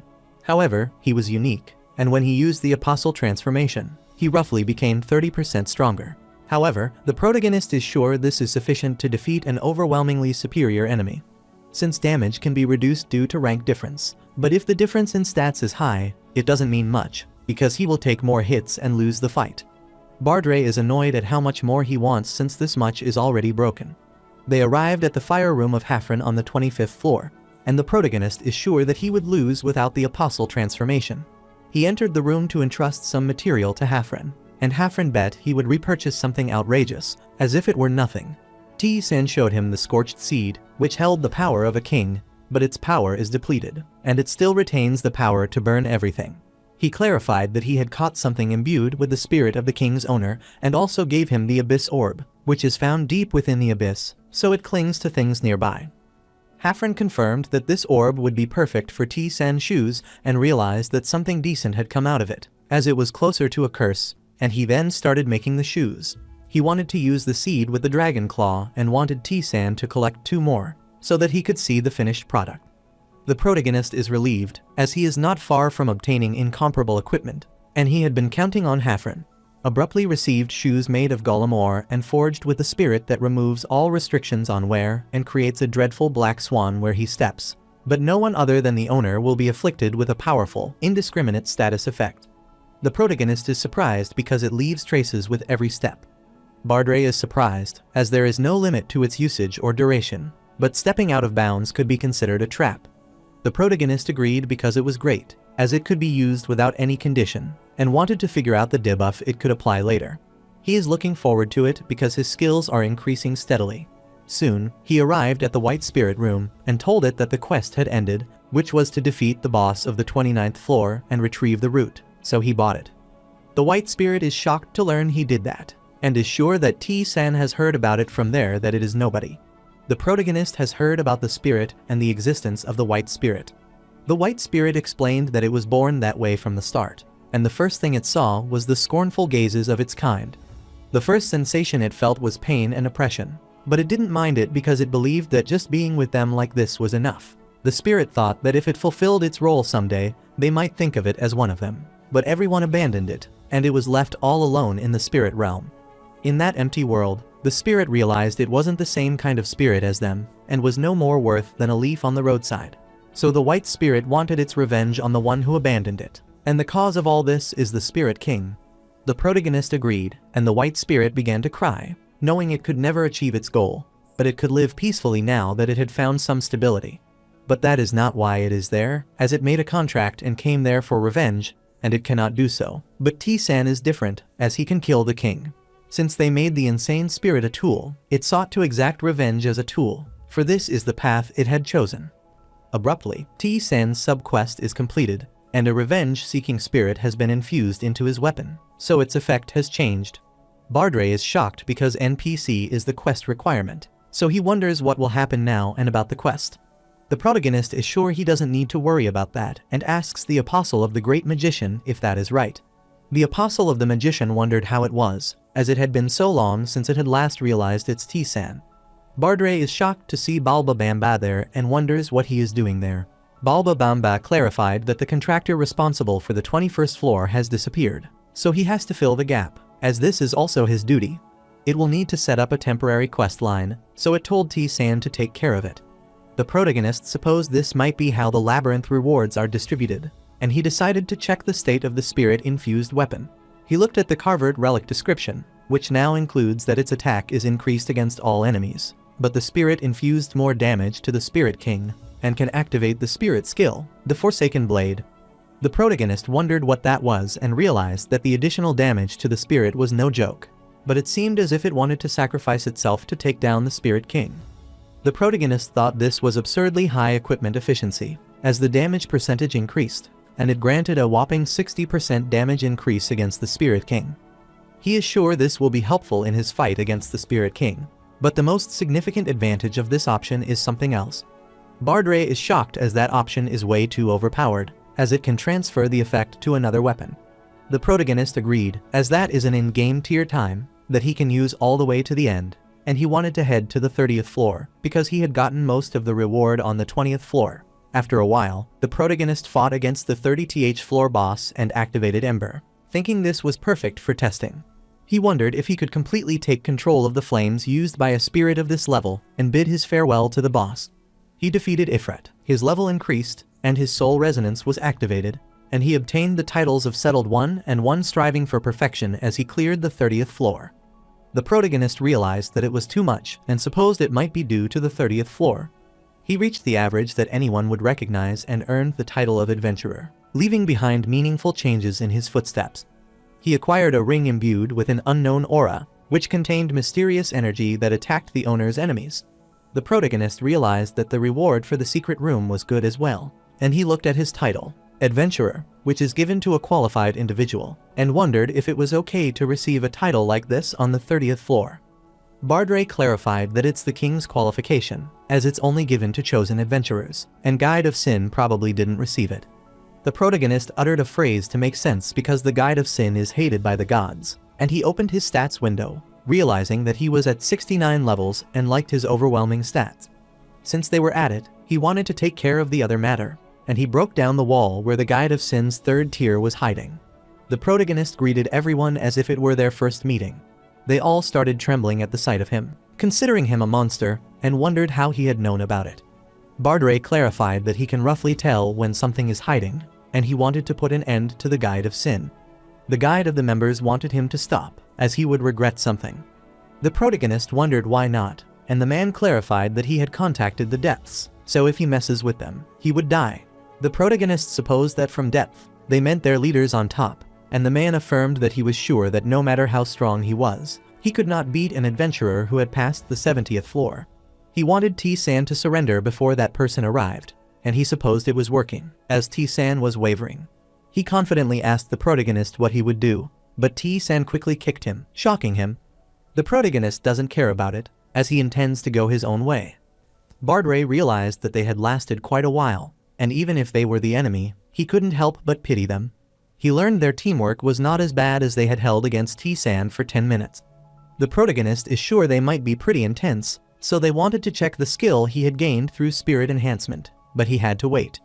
The Sinful Path leader Ambrosia Marin is surprised to see that everyone is already dead when he comes down there and asks T-san if he killed them all. The protagonist looked at him and asked what he would do if he did it. Ambrosia Marin found it impressive as their 30th floor adventure defeated 5 from the same floor. And, suppose rumors aren't lies, so he guessed he should have seen the pair earlier. Bardre inquired how it is going, which startled Ambrosia, as he is also there. Bardre saw him after a long time, and thought he might be after stabbing people in the back. Ambrosia realized he might be the hero, so he greeted him, and Bardre cursed him, then clarified that it was not fine at all. Ambrosia felt awkward, requesting that he not misunderstand. He wasn't planning to exploit an opening to hurt someone, because it was shameful. Bardre inquired if he wanted him to spare him after what he had done to him. The protagonist recalls that the old ogre lord told him the sinful path leader was the one who hired the 10th floor boss for his assassination. Ambrosia clarified that there was nothing to be forgiven, as Bardre had already died, and asked if he was going to interfere. Bardre didn't want to get in his way and told him to do what he wanted. The protagonist activated reconnaissance, but some of its effects were sealed due to the power difference, and only his name was displayed. Ambrosia wondered how he could wipe out the team crossing the uneven ground with his weak self. He wanted to recruit T-San to his side, but he supposed it was better to say goodbye and attack him. However, T-San nullified his first attack, which startled Ambrosia, as he was sure he had hit them, and wondered what was happening, so he asked what that was. The protagonist used his apostle transformation, so he was required to kill his enemy, and Ambrosia is surprised, wondering what he is doing. The energy surrounding him wondered how that trash dared to attack him and wanted to kill him. The protagonist wanted Ambrosia to see for himself and then struck him, but dealt 0 damage to him. Ambrosia realized that skill is a transformation and wanted him to wait for a moment because the damage isn't going through at all. The protagonist activates Mephisto's Black Lightning, telling Ambrosia that he would stop, then strikes and deals 0 damage. Bardre realized that T-Saw was pressing on despite having no chance of winning and wondered why he was doing this, as he was not acting like his usual self, so he wondered what was on his mind. Ambrosia realized that it was ridiculous because he was even using black magic, but the difference in power was noticeable, as this still caused 0 damage, and he clarified that it wouldn't work on him, no matter how much he struggled and attacked him. The protagonist realized that his overwhelming strength, as he had expected, was something he couldn't handle in his current state. But to overcome a challenging foe, he couldn't even touch it. There is a skill earned by fighting without losing one's fighting spirit, even against an overwhelming foe. The protagonist is relieved that he has finally managed to acquire it, and he has gained the special skill, the Blade of Fighting Spirit. Bardre is surprised to see this, as he was wondering why T-San fought so recklessly, and it was for the skill. Ambrosia is shocked because T-San is an apostle of Rakarada's who even uses black magic. The protagonist is certain that he can see this and asks if he will continue fighting, clarifying that the next attack will land. Ambrosia gets worried because if he messes this up, they will be doomed, and he knows that the gods don't favor them. However, they can't interfere because of the labyrinth's law, but they had crushed them the moment they had an excuse. So if 2 gods favor T-San, and if they killed that adventurer, it would cause them trouble. Ambrosia wanted to call it quits for now, as he thought this was way beyond what he could handle, and the protagonist told him to leave immediately. Ambrosia apologized because he couldn't do that, as he was an enemy, so he couldn't let him go. He needed to consider everyone's judgment and requested that he cooperate. He took out the secret key, which helped him head to the 70th floor, and using it again will bring him to the previous floor. Bardre is surprised to see that he is using that product and told T-San that he can trust it this time because the shopkeeper only sells it to those who have ventured into the depths. The protagonist wondered how he should use it, and Bardre clarified that he should think about going there in his mind. The protagonist understood it, so he didn't want to delay and get it over with quickly because he needed to descend further into the labyrinth. Ambrosia is shocked to see he is going right now, and supposes he doesn't fear the depths at all. The protagonist considers venturing to the depths of the labyrinth and eventually arrives at the 70th floor. He acquired the title of the Walker of the Rift because he used the secret passage to reach the depths. Ambrosia was congratulated on reaching the 70th floor because he was the first to reach this place without even being level 150. The protagonist looked around and realized that this was the door of the labyrinth. Ambrosia told him to rest there for a bit as he would bring the others and prepare a meal for him, clarifying that this is his hobby, so it once contained poison. The protagonist agreed to do this and sit quietly, wondering if this was really the depth, as it was incomparable to what he had seen up to the 30th floor, which was spacious and did not have a hidden or boss room. Since he made it there successfully, He wondered what he should do next and remembered that in his past life, only T-Yon was the solo mode conqueror. He heard from T-Yon what could be obtained on the 70th floor, so he wanted to go look for it. Meanwhile, at the 70th floor Sinful Pathfinder meeting room, the Lion King wondered if this was something everyone was gathering and making a fuss about, and wondered why Ambrosia called all of them there. Spirit King knew that the reason was simple. The ghost-marked adventurer Ambrosia had said he had dealt with, and was sure it was to handle him. Ambrosia affirmed that this was right, but there was also the fact that he was right there, and he had used their secrecy key, which shocked all of them. Ambrosia wanted him to calm down and listen, as there was a reason for this. Lion King gets infuriated as he clearly tells him to kill that guy without talking, and considering their goal, each key is invaluable. Lion King is sure that he might have a reason to use it, and Ambrosia wants him to come down as he will explain. Ambrosia explained that he seems to be favored by the gods, including Rakaratas and the demo goddess. Everyone is startled as a human is favored by the demon god, and even Rakaratas, who is a demanding and self-centered one. Spirit King supposed he might have grown stronger thanks to the guest, and wondered if he could attach himself to that adventure just for revenge. Ambrosia supposed they thought T-San was a ghost puppet, and wondered if he was sure about this, because from what he had seen, he seemed to be acting on his own will. Meanwhile, the protagonist arrived in front of a statue, and Bardray asked, "What is this place?" Bardray can't believe there was a secret room like this on the 70th floor. The protagonist discovered the statue of the nameless goddess and recalled that something was hidden within it. Since the protagonist prayed to the goddess whom everyone had forgotten, he obtained the goddess's blessing, which was the blessing of regeneration from the goddess who had lost her name. Abruptly, he received a special quest, a forgotten goddess, as everyone has forgotten the goddess, but T-San's prayer has awakened her, so she is hoping for him to save her. Since those who the goddess blesses can feel the energy form the goddess stone statue hidden in the maze, so he should find it and offer his prayer. Bardray is startled as he didn't know this kind of quest existed, and the protagonist looked at the detail of his skill god blessing, which increases all of his regenerative skills, and it's still in a state where it's too weak to be called a god blessing. The protagonist agreed that he would have missed it if he hadn't had the information. He remembers T-Yon telling him that she would have scoured the entire maze and conquered the goddess statues if he had known there was such a quest, because her recovery speed could increase after praying at all the goddess statues. The protagonist supposed it was too late for her to discover the goddess statue, so she didn't get much of an effect. T-Yon affirmed that it's not useful for her, who has already gone all the way down to the 70th floor, but even if she went back up and found the statues, the reward from the floor would have been reduced to the point that they were worthless. Bardray is shocked because this means that if he collects all of them, it would be an excellent skill for him to possess. The protagonist agreed because that is right, as it would speed up all of his recovery skills because he has demon energy and a protective shield, so even with simple calculation, he can estimate that the effect he will get will be twice as high. Bardray is infuriated, as he believes that it is unfair, and wonders why it is only he. The protagonist thought it was better as he got the chance to obtain the goddess's grace multiple times, and wanted to keep moving because the members of the Guide of Sin would be back soon. After a while, the protagonist is surprised to see that only 3 of them have come. Ambrosia was planning to bring all of them there, but some of them refused, which is why he only brought those who wanted to meet them. The protagonist wondered if that was the case, but wondered why those people didn't seem like they were there to welcome a guest. Lion King is surprised to see the protagonist didn't flinch even though he could sense their energy and uttered that he suppressed his power, but he didn't expect him not to move an inch. However, the protagonist clarified that he was not as strong as he was, and the Spirit King was surprised as he could sense his energy. He felt the power of the child he had cherished and made a territory inside T-San, so he wanted to know more. The protagonist activated the small ember to confirm if he was talking about this, and clarified that he had obtained it by defeating the boss guarding the world tree on the 29th floor and was now using it effectively. Spirit King already knew he would be killed someday, but he was still angry, so he attacked him.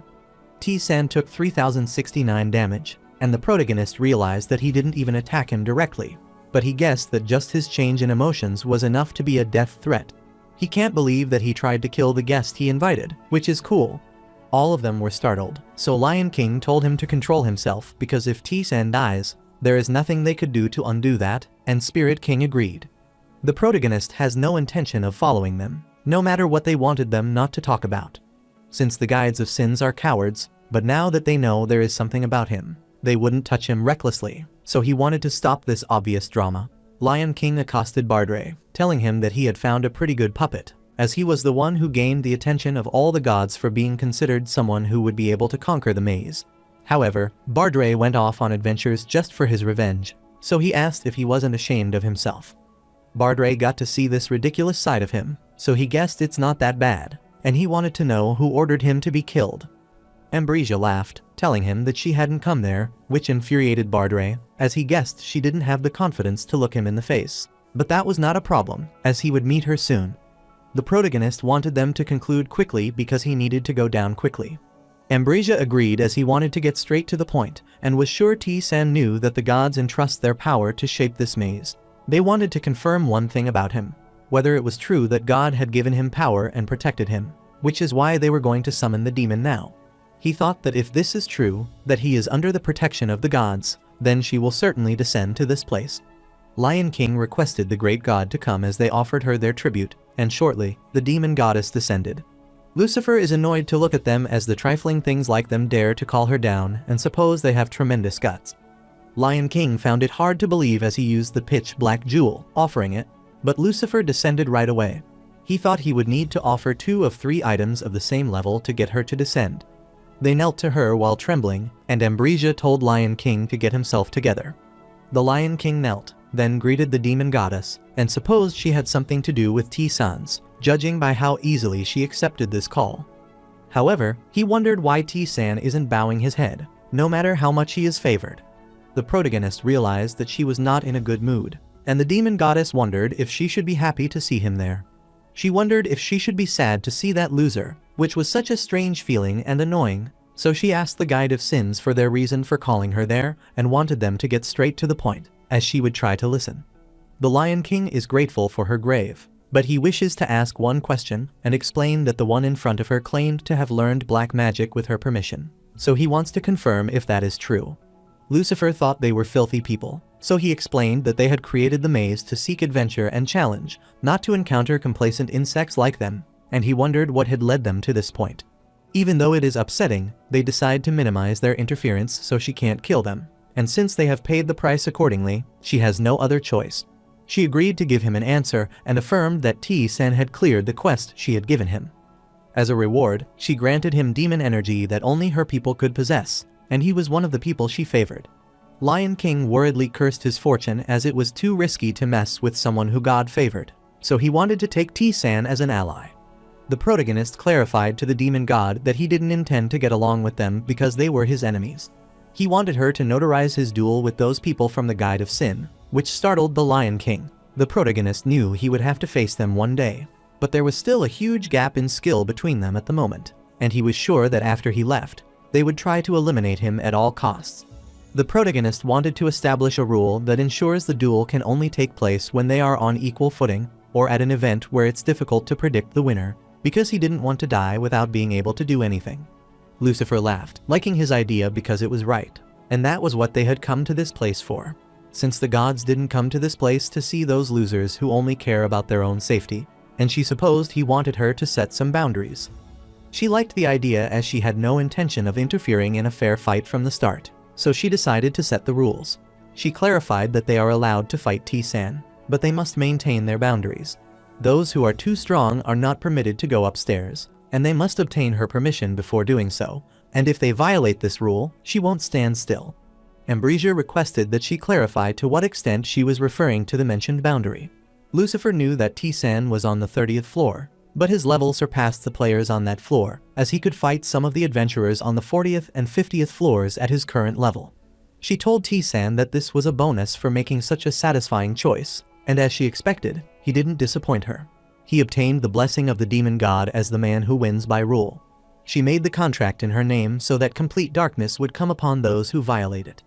Before leaving, Lucifer clarified that she will be waiting for the day when T-san comes back to the place where she resides. Ambrosia is shocked as a god calls a human by his name, so he wonders what the true identity of T-san is. The arrogant and powerful gods do not remember mortals, so even after they become apostles, the gods can't say their names. Therefore, Lion King wondered how a god could call a mortal by his name and get annoyed. The protagonist clapped to get them back to their senses and is sure they can't go against the goodwill, no matter how upset they are. He took out the key as he was going to return to the 30th floor, so it's up to whether they want to send someone with a similar level to him or not. Lion King smirked on hearing this, because that was not bad. Even if they had limited conditions, they could send participants ranging from those at the same level to those that were difficult for him to beat. Moreover, they will be able to mobilize the members of the guide to Sin in the 4th and 6th tier to attack him, which would be a good thing. Lion King wanted to trample on him at all costs and told T-San to do as he pleased, as he had no more business with him. He thought it would be nice if they could meet again someday, so it would definitely be difficult for him to survive, and he wanted him to put in his best effort. The protagonist refused, as he was sure they would meet again and was confident about that. Soon, he returned to the 30th floor, and Bardray was relieved when they arrived safely. But that isn't that bad for T-San, as he unexpectedly gained something as he got to the strength of a higher power he had heard about. Every single one of them is a person who has reached the edge of mortality, so if he continues to seek guidance from others and continues to rise, then he will eventually attain that power. T-San guessed he couldn't lose at this, so he opened his status window and looked at his stats. He realized that his level had risen by 3, and thanks to the spiritual power enhancement, his stats had also been improved. Bardray wanted him to assess the skills he had gained and eliminate those people from the Guide of Sin. One of the skills is ground shaking, which causes the ground to shake, and is still at a level where it is hard to find proper balance. The other skill is reduction, which reduces the level of damage he takes, and is at a very insignificant level. And the last one is the blade, if fighting spirit, which triples the damage he causes. Bardray affirmed that it is what he is talking about, but the skill that T-San gained while fighting against Ambrosia, which he also found helpful. The protagonist thought that if he applied addition to the blade of fighting spirit, then he could double the damage that had already tripled, so that he could multiply by 6 times in one go. The protagonist realized the skill is on another level, even after considering the 1-hour delay. Then he looked at the skill he acquired for the demon goddess, which helps him receive additional reward after achieving a fair victory, according to the rules set by the demon god. Bardray guesses that skill will be activated when he fights the Guide of Sin, but T-San doesn't know its extent, but he is sure it has a good effect. The protagonist guessed he could get stronger faster than he is now, so he wanted to go down. Bardray is annoyed, as nothing can stop him, but wonders if there is nothing else in his head besides getting stronger, and he clarifies that the next one is 31 floors. After arriving on the 31st floor, he was instructed to defeat the boss and receive the white sword as a reward. The protagonist isn't surprised after seeing that the maze theme has turned dark because he heard about it from T-Yon. Bardray laughed cunningly since this is the 31st floor, so there is that NPC, and it's sure T-San could complete the quest that guy gave him. Abruptly, the NPC laughed loudly, which startled T-San as his ear almost burst. He was notified that he had encountered the god escort Vargan, who was pleased to see an adventurer after a long time, and was surprised to see Bardray after a long time. Bardray agreed, as it had been a long time since they last met, and had never met again. Vargan supposed T-San might be the adventurer that Angel told him about. The protagonist supposed he might have heard about him, and it had been a long time since he last heard Angel's name, but he was the one who helped him get strong when he was still on the 1st floor. He is slowly making good use of the air rack weapon mastery skill, which increased the damage dealt by the weapons he has. Vargan clarified that he had praised him a lot, and said that he had finally become a great adventurer after a long time. The protagonist assumes a fighting stance, so Vargan tells him not to worry about him, as he is just an evaluator there, who can hear the details from Bardray, since Bardray has to explain it so easily. It's some qualification test, but he doesn't know much about it either, because he failed it, which startled the protagonist. The protagonist is shocked that this warrior claimed during his lifetime to have cleared 85 out of the 100 floors in the labyrinth, but even someone like him failed, so he wondered what this test was. Vargan clarified 2 things he is going to test, which include assessing whether he is qualified to come there, a straightforward test that requires him to demonstrate sufficient strength. The protagonist activated the enhanced acceleration and breathless attack to block the strike. Vargan told him that there was no rule preventing him from going further down in this maze if he failed, but he would most likely die with those skills, so he wanted T-San to be better off, stopping and being satisfied with his achievements up to that point. The protagonist wanted to know about the other condition, as he blocked his attack. Vargan is amazed to see that T-San has blocked his attack and clarified that this is a test to assess his qualification to enter the battlefield of the gods and to inform the greatness of this labyrinth. Vargan is certain that he would know the standard of assessment without being told. and is confident it wouldn't be bad if his opponent were T-san, so he wanted to start it for real now. Abruptly, the sub-quest begins, which is a test by God, escorting Vargan, and he would receive a reward if he passed the test. He was then challenged to a duel. The protagonist knew that he had informed him about this before they started and recognized it as a good opportunity to fight a formidable enemy without getting killed, so there was no reason to refuse it. He wanted to start it immediately, and since he approved the duel, Vargan rushed to strike as he wished to T-san to prove to him that it wasn't a coincidence that he blocked his attack, because no one of the adventurers could stop his attack. T-san knew the gap in the stats was high, so he had no chance of winning if he confronted him head-on, and he activated Random Blink. Since T-san was in the air now, Vargan guessed it was over now because his next attack would be unavoidable, and rushed toward him. The protagonist leaped into the air and asked Vargan if he was certain it was unavoidable, as he would only know for sure after trying.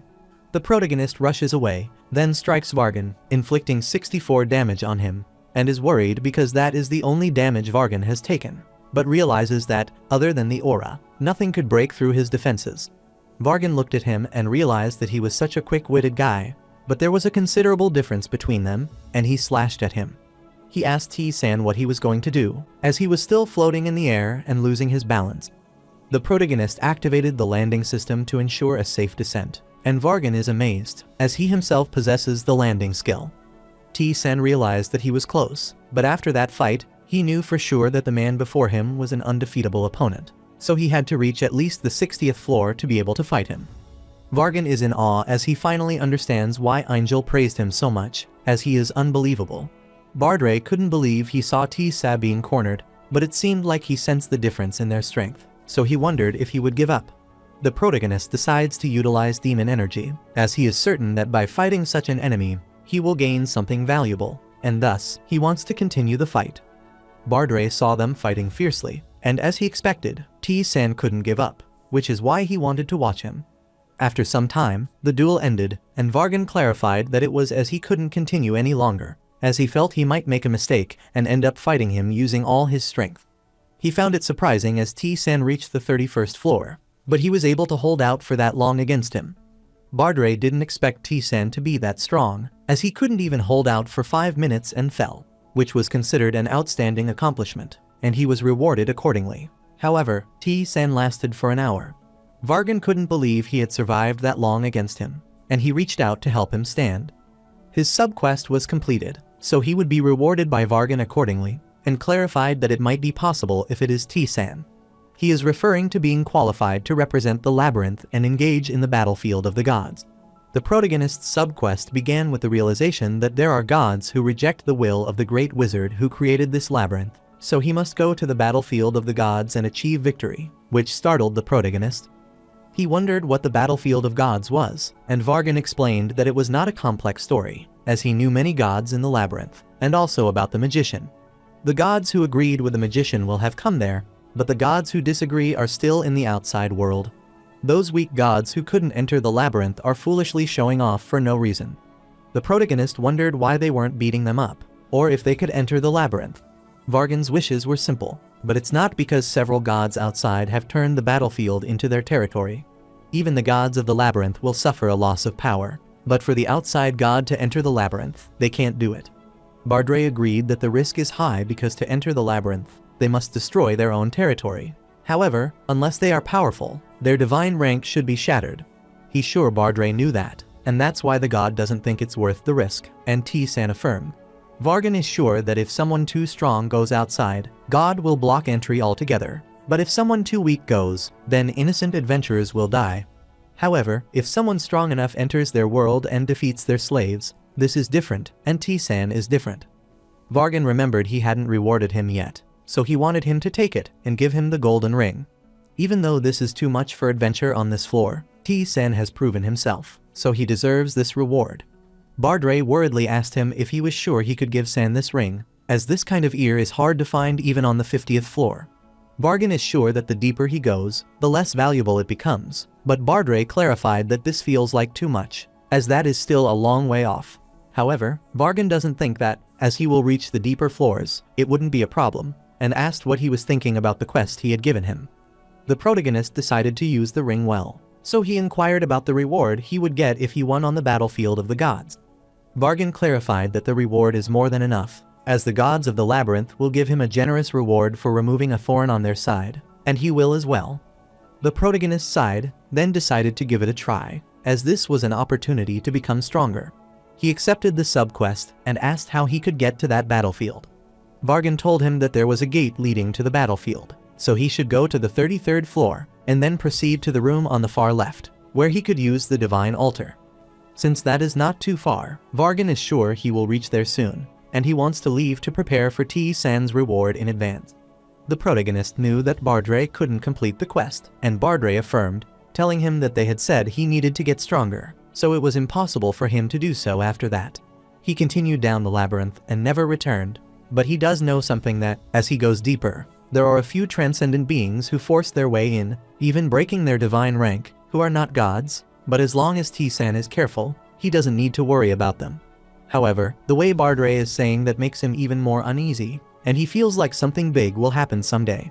Meanwhile, in normal mode, on the 10th floor of the labyrinth, the player is glad as he has finally defeated a goblin, and he never thought this day would come for him.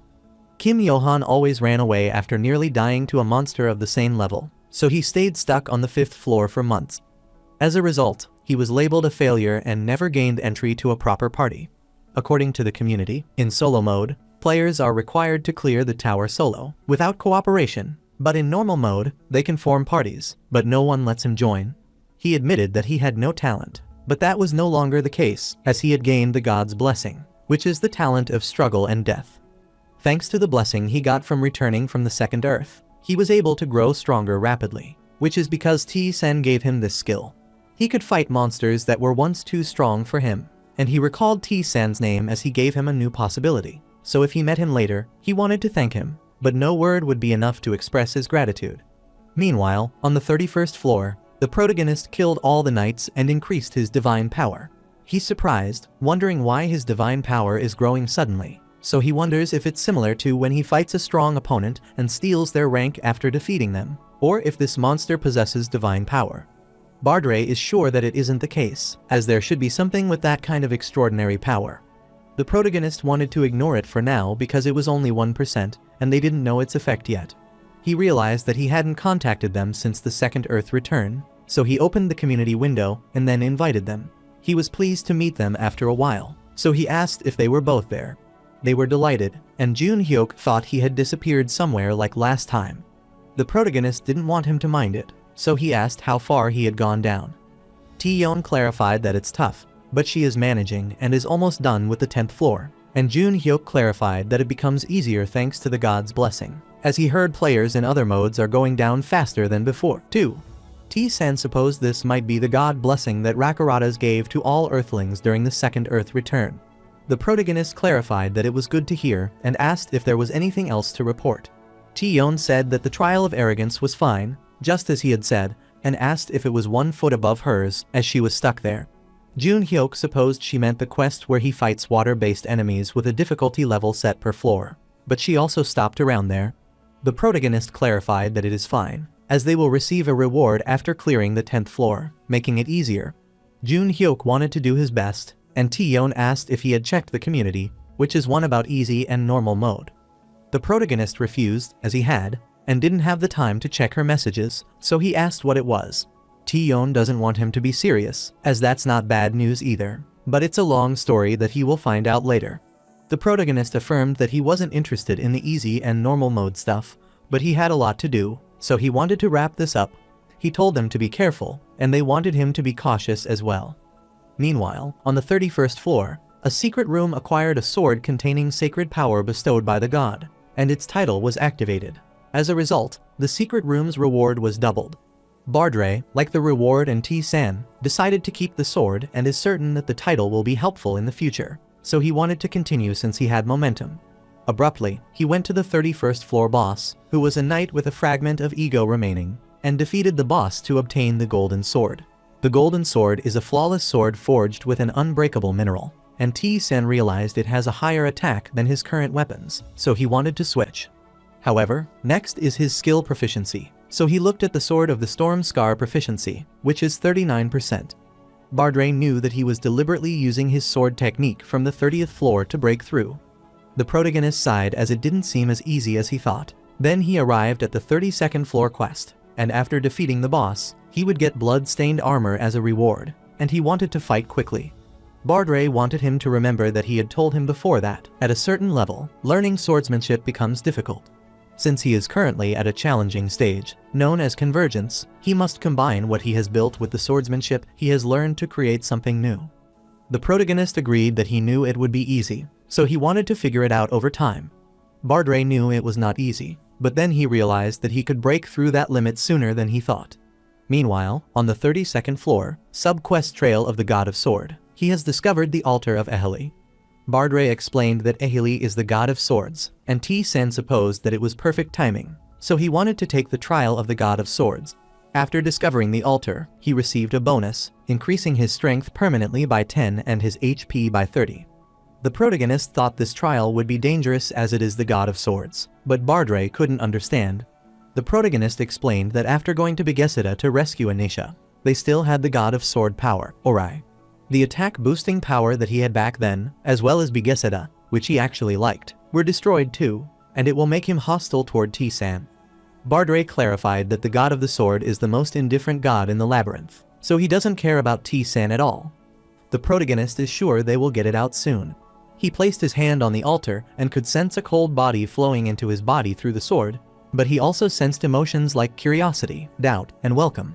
He is thankful that there is no hostility, and his sub-quest has started, so the Eheli interference zone has shrunk. Eheli wished to test him by coming to his altar, and if he accepted, the strengthening trial would begin.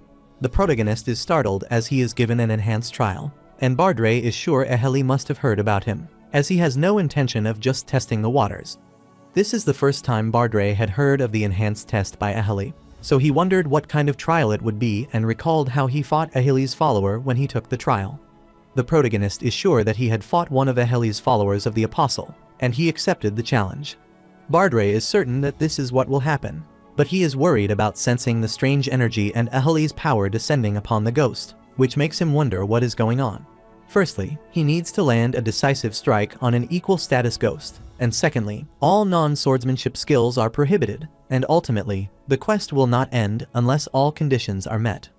The protagonist is surprised to see Eheli is even recreating the body of the dead, and supposes this is what an old power could do. Bardre looked at his hand and found it unsettling, and he was notified that the prince of a ruined world, Bardre, had appeared. Bardre requested that T-Sen show him the mirror, if he had one. The protagonist activated the frost arrow to use instead, as he doesn't have a mirror, so that Bardre couldn't see himself. He never thought something like this was possible and realized God of Swords has a really nasty sense of taste. So he might have prepared this temporary body for T-San to use until he clears the trial. However, after the trial is over, he will revert to being a ghost, which makes him reluctant to complete the trial. Yet, he must do what is necessary. He grabbed his sword, clarified that T-San's stats are similar to his, which is nothing compared to his prime, but isn't bad. Furthermore, he can only use the Dancer Dance and Wolf Fang's sword technique, so the trial condition makes it a completely fair match. The protagonist knew that the condition was that all non-swordsmanship skills were prohibited, and he rambled, which he found unfair, as Bardre knew that swordsmanship wasn't his main skill. Bardre pointed his word at him, clarifying that that is what trials are all about, wondering why he is complaining, unlike his usual self, and supposed he might be scared because he is strong. He clarified that this might be frustrating, but it's also an excellent opportunity for him, so he asked how long he would have to stand there, because if he didn't attack, the trial would never end. The protagonist knows that the trial will finish after he lands a decisive hit, but Bardre is a master in swordsmanship, so that half-hearted tricks wouldn't work. Therefore, he rushed to attack him, and Bardre dodged it, clarifying that coming with full force is the answer, but it doesn't guarantee success. Bardre started attacking the protagonist, whom he hardly managed to dodge because the skill gap was too wide. He knew this wouldn't work, so he wanted to take another approach and rushed to attack him. The protagonist blocked the attack, then tried to hit, but Bardre wanted him to forget about the trail, as he hadn't landed a hit on him. The protagonist realized this is his 100th attempt, but this isn't working, and no matter how much he changed things, his swordsmanship is based on the ghost style. His first and second swords are all techniques from Bardre, so he blocks his attack with ease, as if he already knows what he is going to do. Furthermore, Bardray was a warrior who cleared up to the 80th floor of the labyrinth during his lifetime. Therefore, no matter how he tries, he will become everything, and as a result, he cannot win, so he thought of giving up. However, he cannot give up because he needs a different sword technique, which is completely new. Bardray supposed he might have found the answer, and he figured it out in 100 tries, which is amazing. Since T-San's talent isn't extraordinary, and if he had to listen to people more talented than him, he could name at least a dozen. However, what he believes is his true strength is that he finds solutions based on his experience, regardless of how challenging the situation is. This is an ability greater than natural swordsmanship talent, and now he understands he can't win using his swordsmanship style. Bardray wondered what answer he would find this time, and what trick he would use to surprise him. Abruptly, the protagonist is notified that he has begun the creation of a new sword technique. Bardray supposed he had already found the answer, and the protagonist affirmed that it's more likely the case. Bardray prepares as he has been waiting for an hour, and after T-San agrees, he doesn't want to hold back anymore, then strikes him. The protagonist blocked his attack, and Bardray is amazed to see his sword feels more aggressive and wilder now, and his blocking is better, but it's the wrong way to use it. The protagonist clarified that this doesn't matter because the sword of the Stormscar isn't his, so he can't wield it perfectly, so now he will focus on what he is best at. He used acceleration to rush toward him, then strike, and Bardray was worried, as skills weren't supposed to be wrong in this space. Bardray couldn't understand the reason for T-San's sudden increase in speed, with his sword strike twice as fast. He wondered how this was possible, as even the gods don't allow exceptions in trial, which means this is the answer he found. He asked the protagonist if this was the sword technique he created, and T-San activated a decisive strike. Bardray realized his power was incredible, but he continued to endure despite the activation, waiting for a decisive strike to end. How the protagonist activated Leap, which threw Bardray away, wondering why his leap skill affected him, and couldn't understand why Strong Strike wasn't disappearing. Bardray inquired what this was and wondered if he had altered skill effects, but T-San activated Deflection as Bardray attacked him, so he kept dodging it. Bardray becomes worried as his movements are unrecognizable and inquiries about the kind of broken swordsmanship. Shortly, the protagonist appeared close to him, pleased to see he left an opening, then activated consecutive strikes, and then attacked him. Abruptly, he is notified that he created the advanced swordsmanship ability sword, and Bardray is glad that he finally made a skill that suits him perfectly. Since the conditions are met, the quest ended, and Eheli is pleased with the outcome. He acquired the special skill, the one who holds the sword, which is recognized by the Sword of God, and he could detect his opponent's weakness and open easily with this skill. He also gained a pommel crafted by Eheli, which is meticulously crafted by a believer of the God of Sword and contains traces of Eheli's power, which maintains sword balance. He developed his swordsmanship technique, earning the title of Master, and his achievements were unparalleled, which enhanced his strength, agility, intelligence, and HP. His advanced swordsmanship, known as the Sword of the Stormscar, is integrated into his exceptional swordsmanship ability.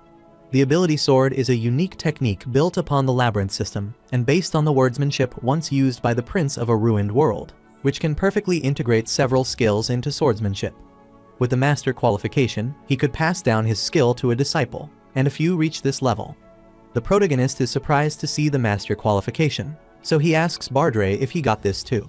Bardray got it as he reworked the original Sword of the Stormscar to fit him, just like he did, and thought this was a good title with the proficiency boost of at least 40%. The protagonist is surprised, wondering if the title is that good, and Bardray guessed it's fine, as not everyone can get it.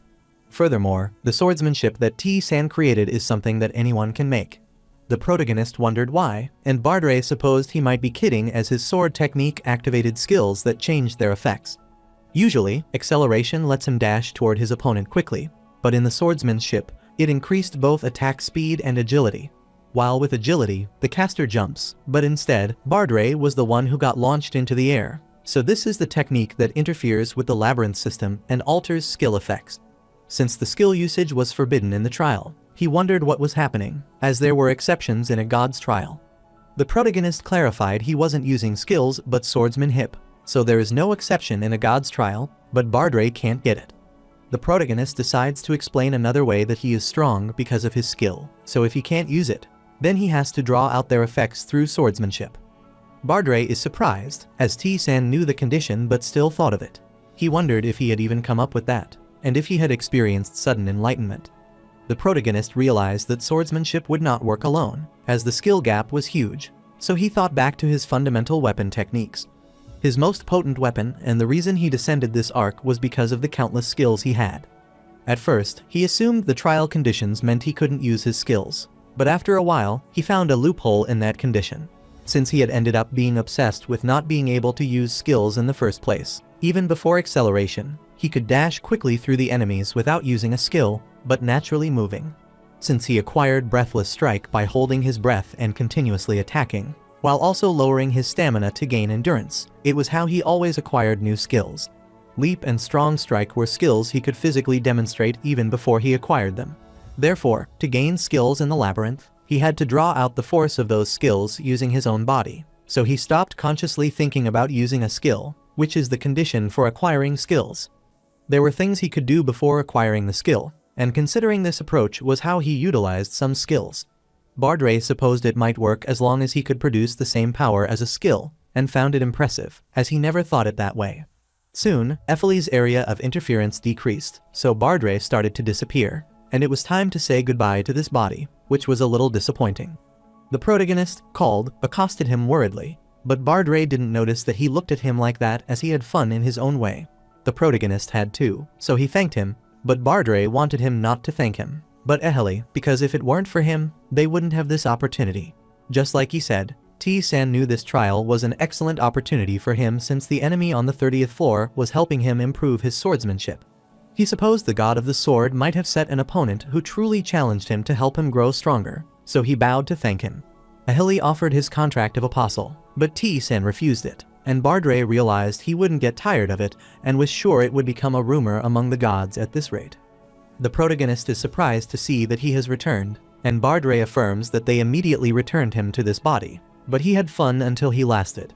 He asked T-san how his experience was after seeing his body in person, and he supposed it was cool, as it was perfectly balanced with no excess.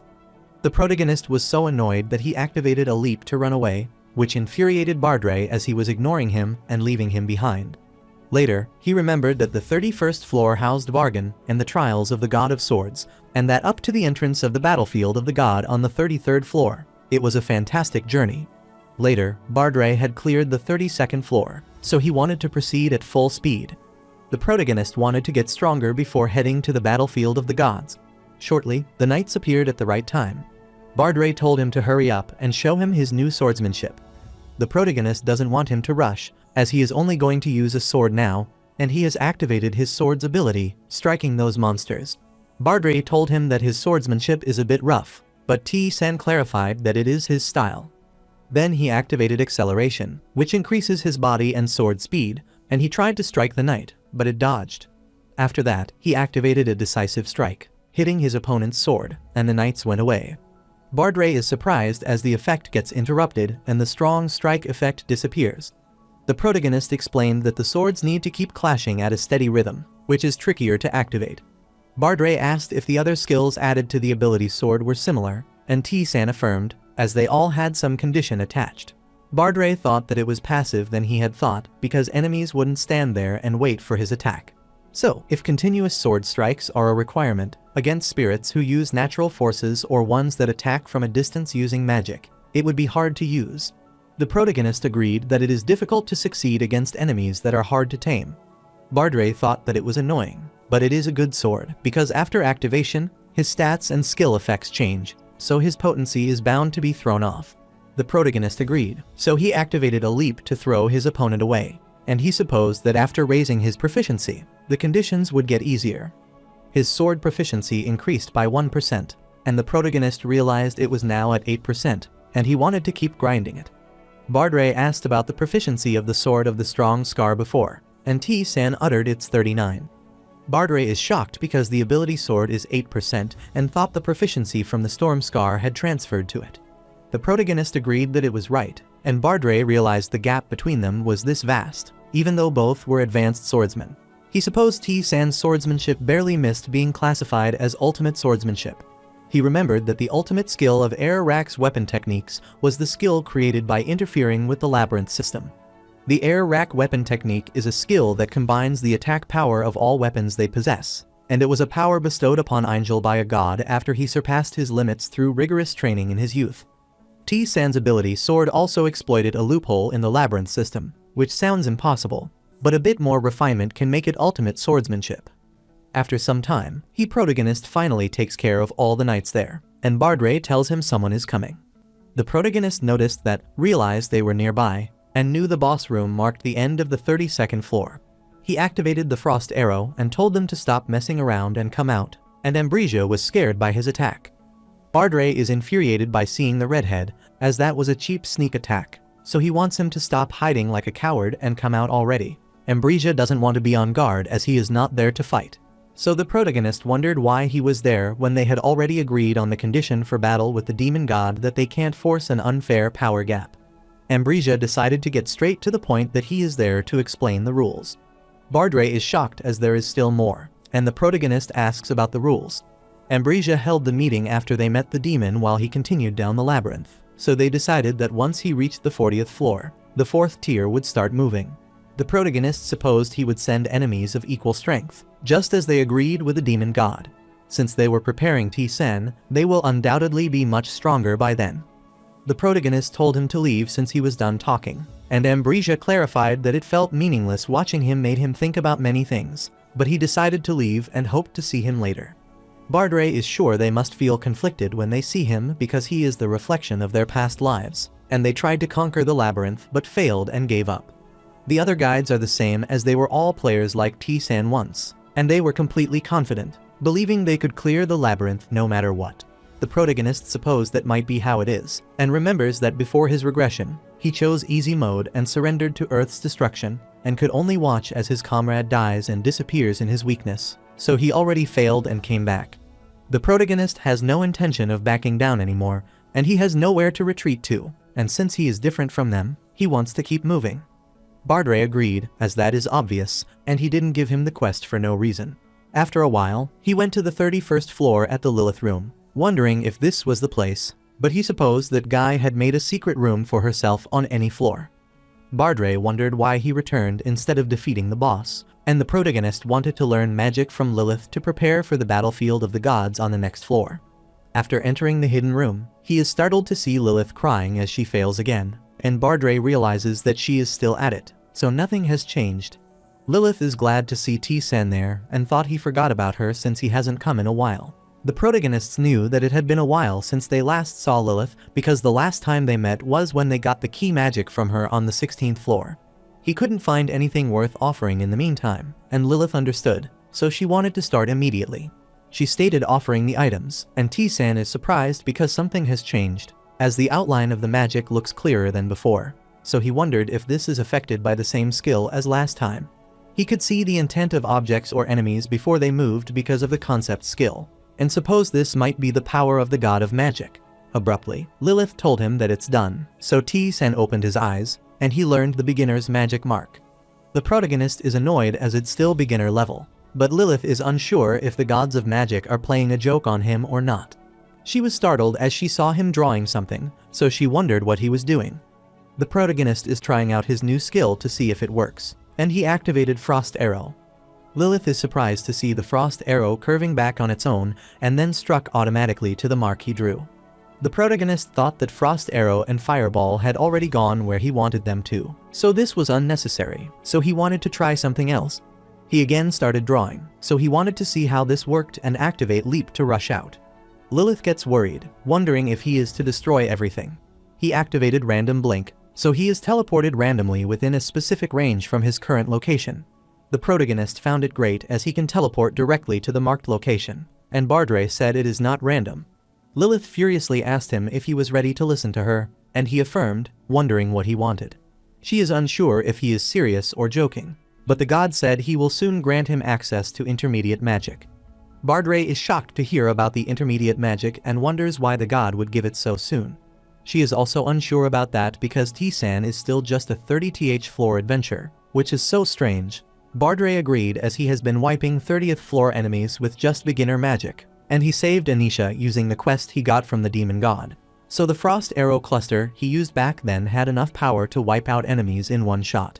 They call it beginner magic, but the value is way higher than swordsmanship, and he is a special case because people without talent can't even get close to it.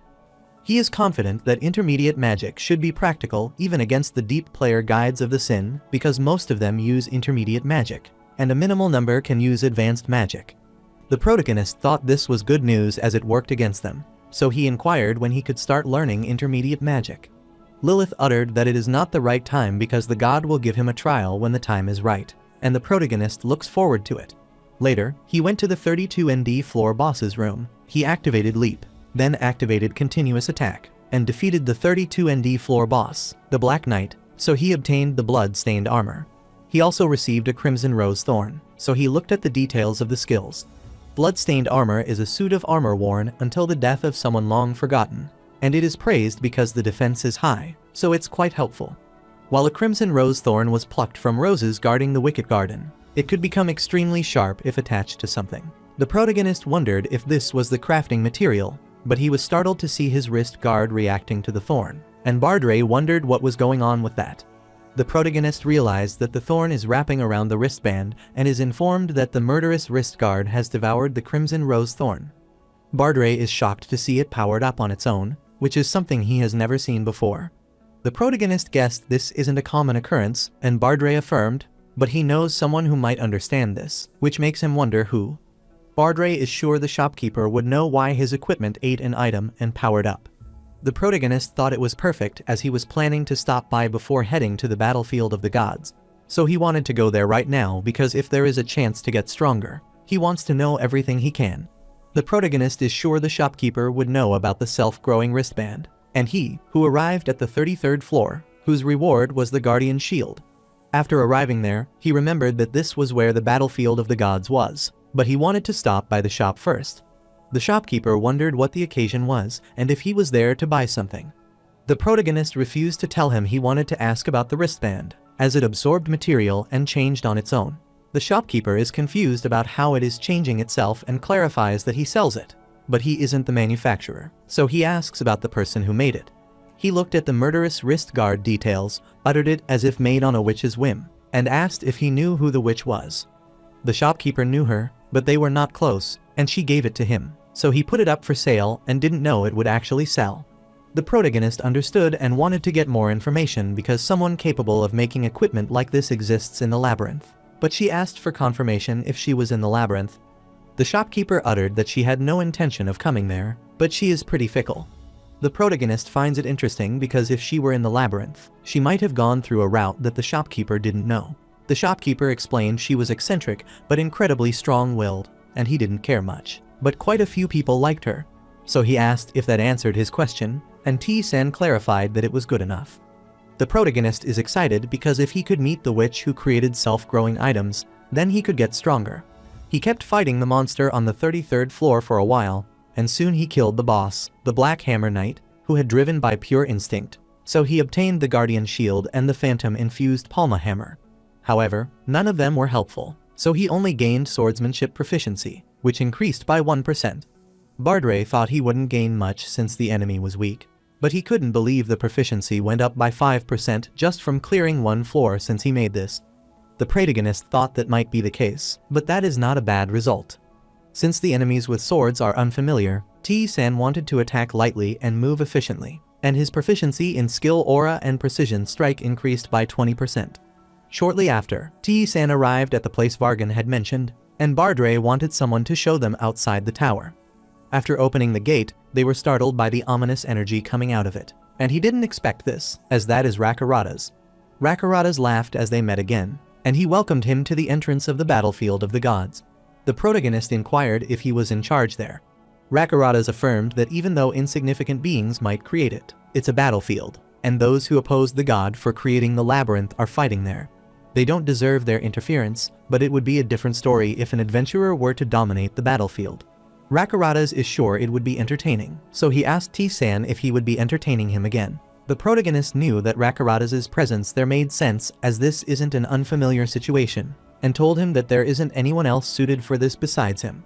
Rakarada's admitted that it is true because worthless outsiders put useless restrictions in place, so it took a long time to find someone suitable. But he supposed the long wait was finally about to be rewarded, So this was the time to sweep away those losers who didn't align themselves with them and wanted T-San to entertain him once again. He obtained the special quest to participate in the battlefield of the outside god and show them the greatness of the labyrinth. The protagonist accepted the quest, which pleased Rakuratas, as that is delightful, as it has been so long since he has felt this way after he took this boring seat. Bardre is terrified of him, so he is hiding behind T-San.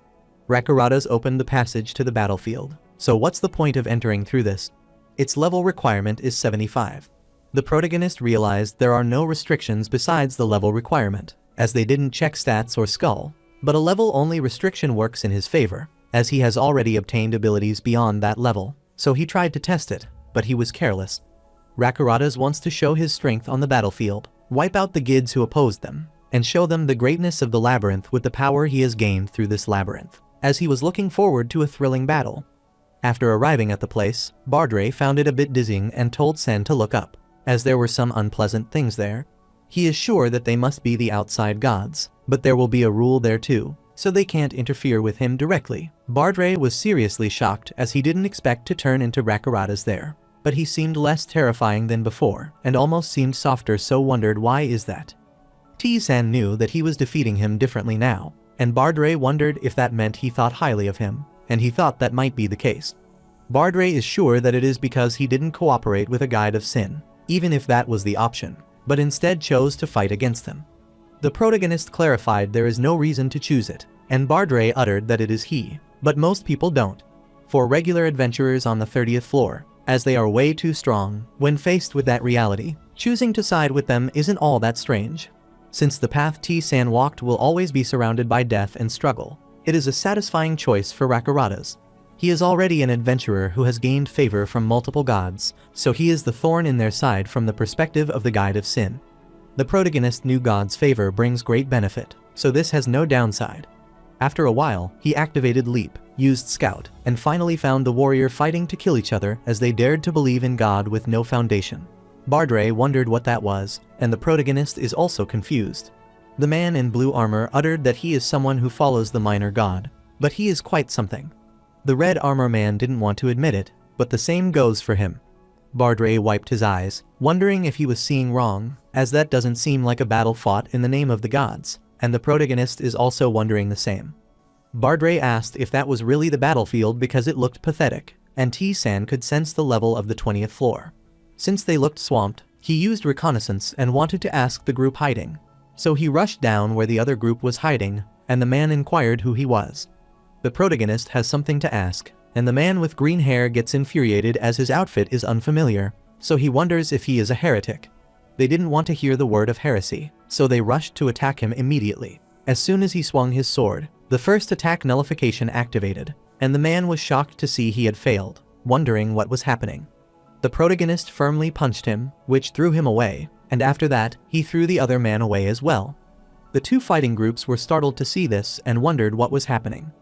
After some time, the protagonist appeared, clarifying its arduous task to control his strength because the weak die too easily, even with the slightest force.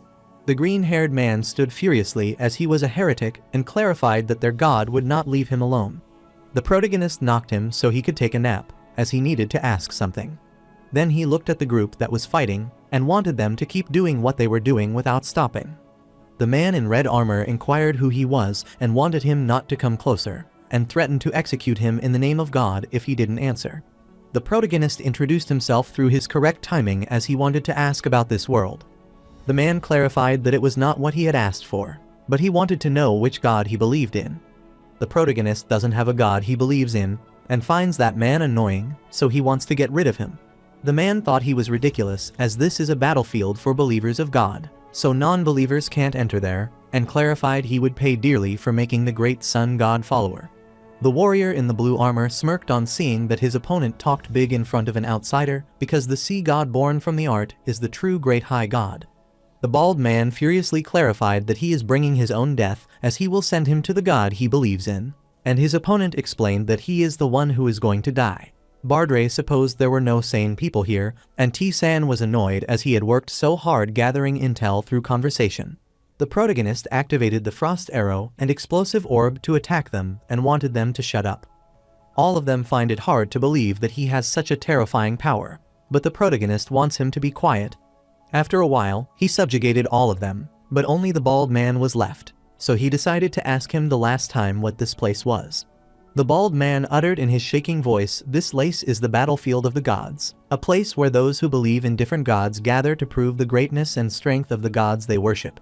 Bardray supposed that it was the battlefield of the gods, and T-san supposed that proving their god's strength meant killing each other.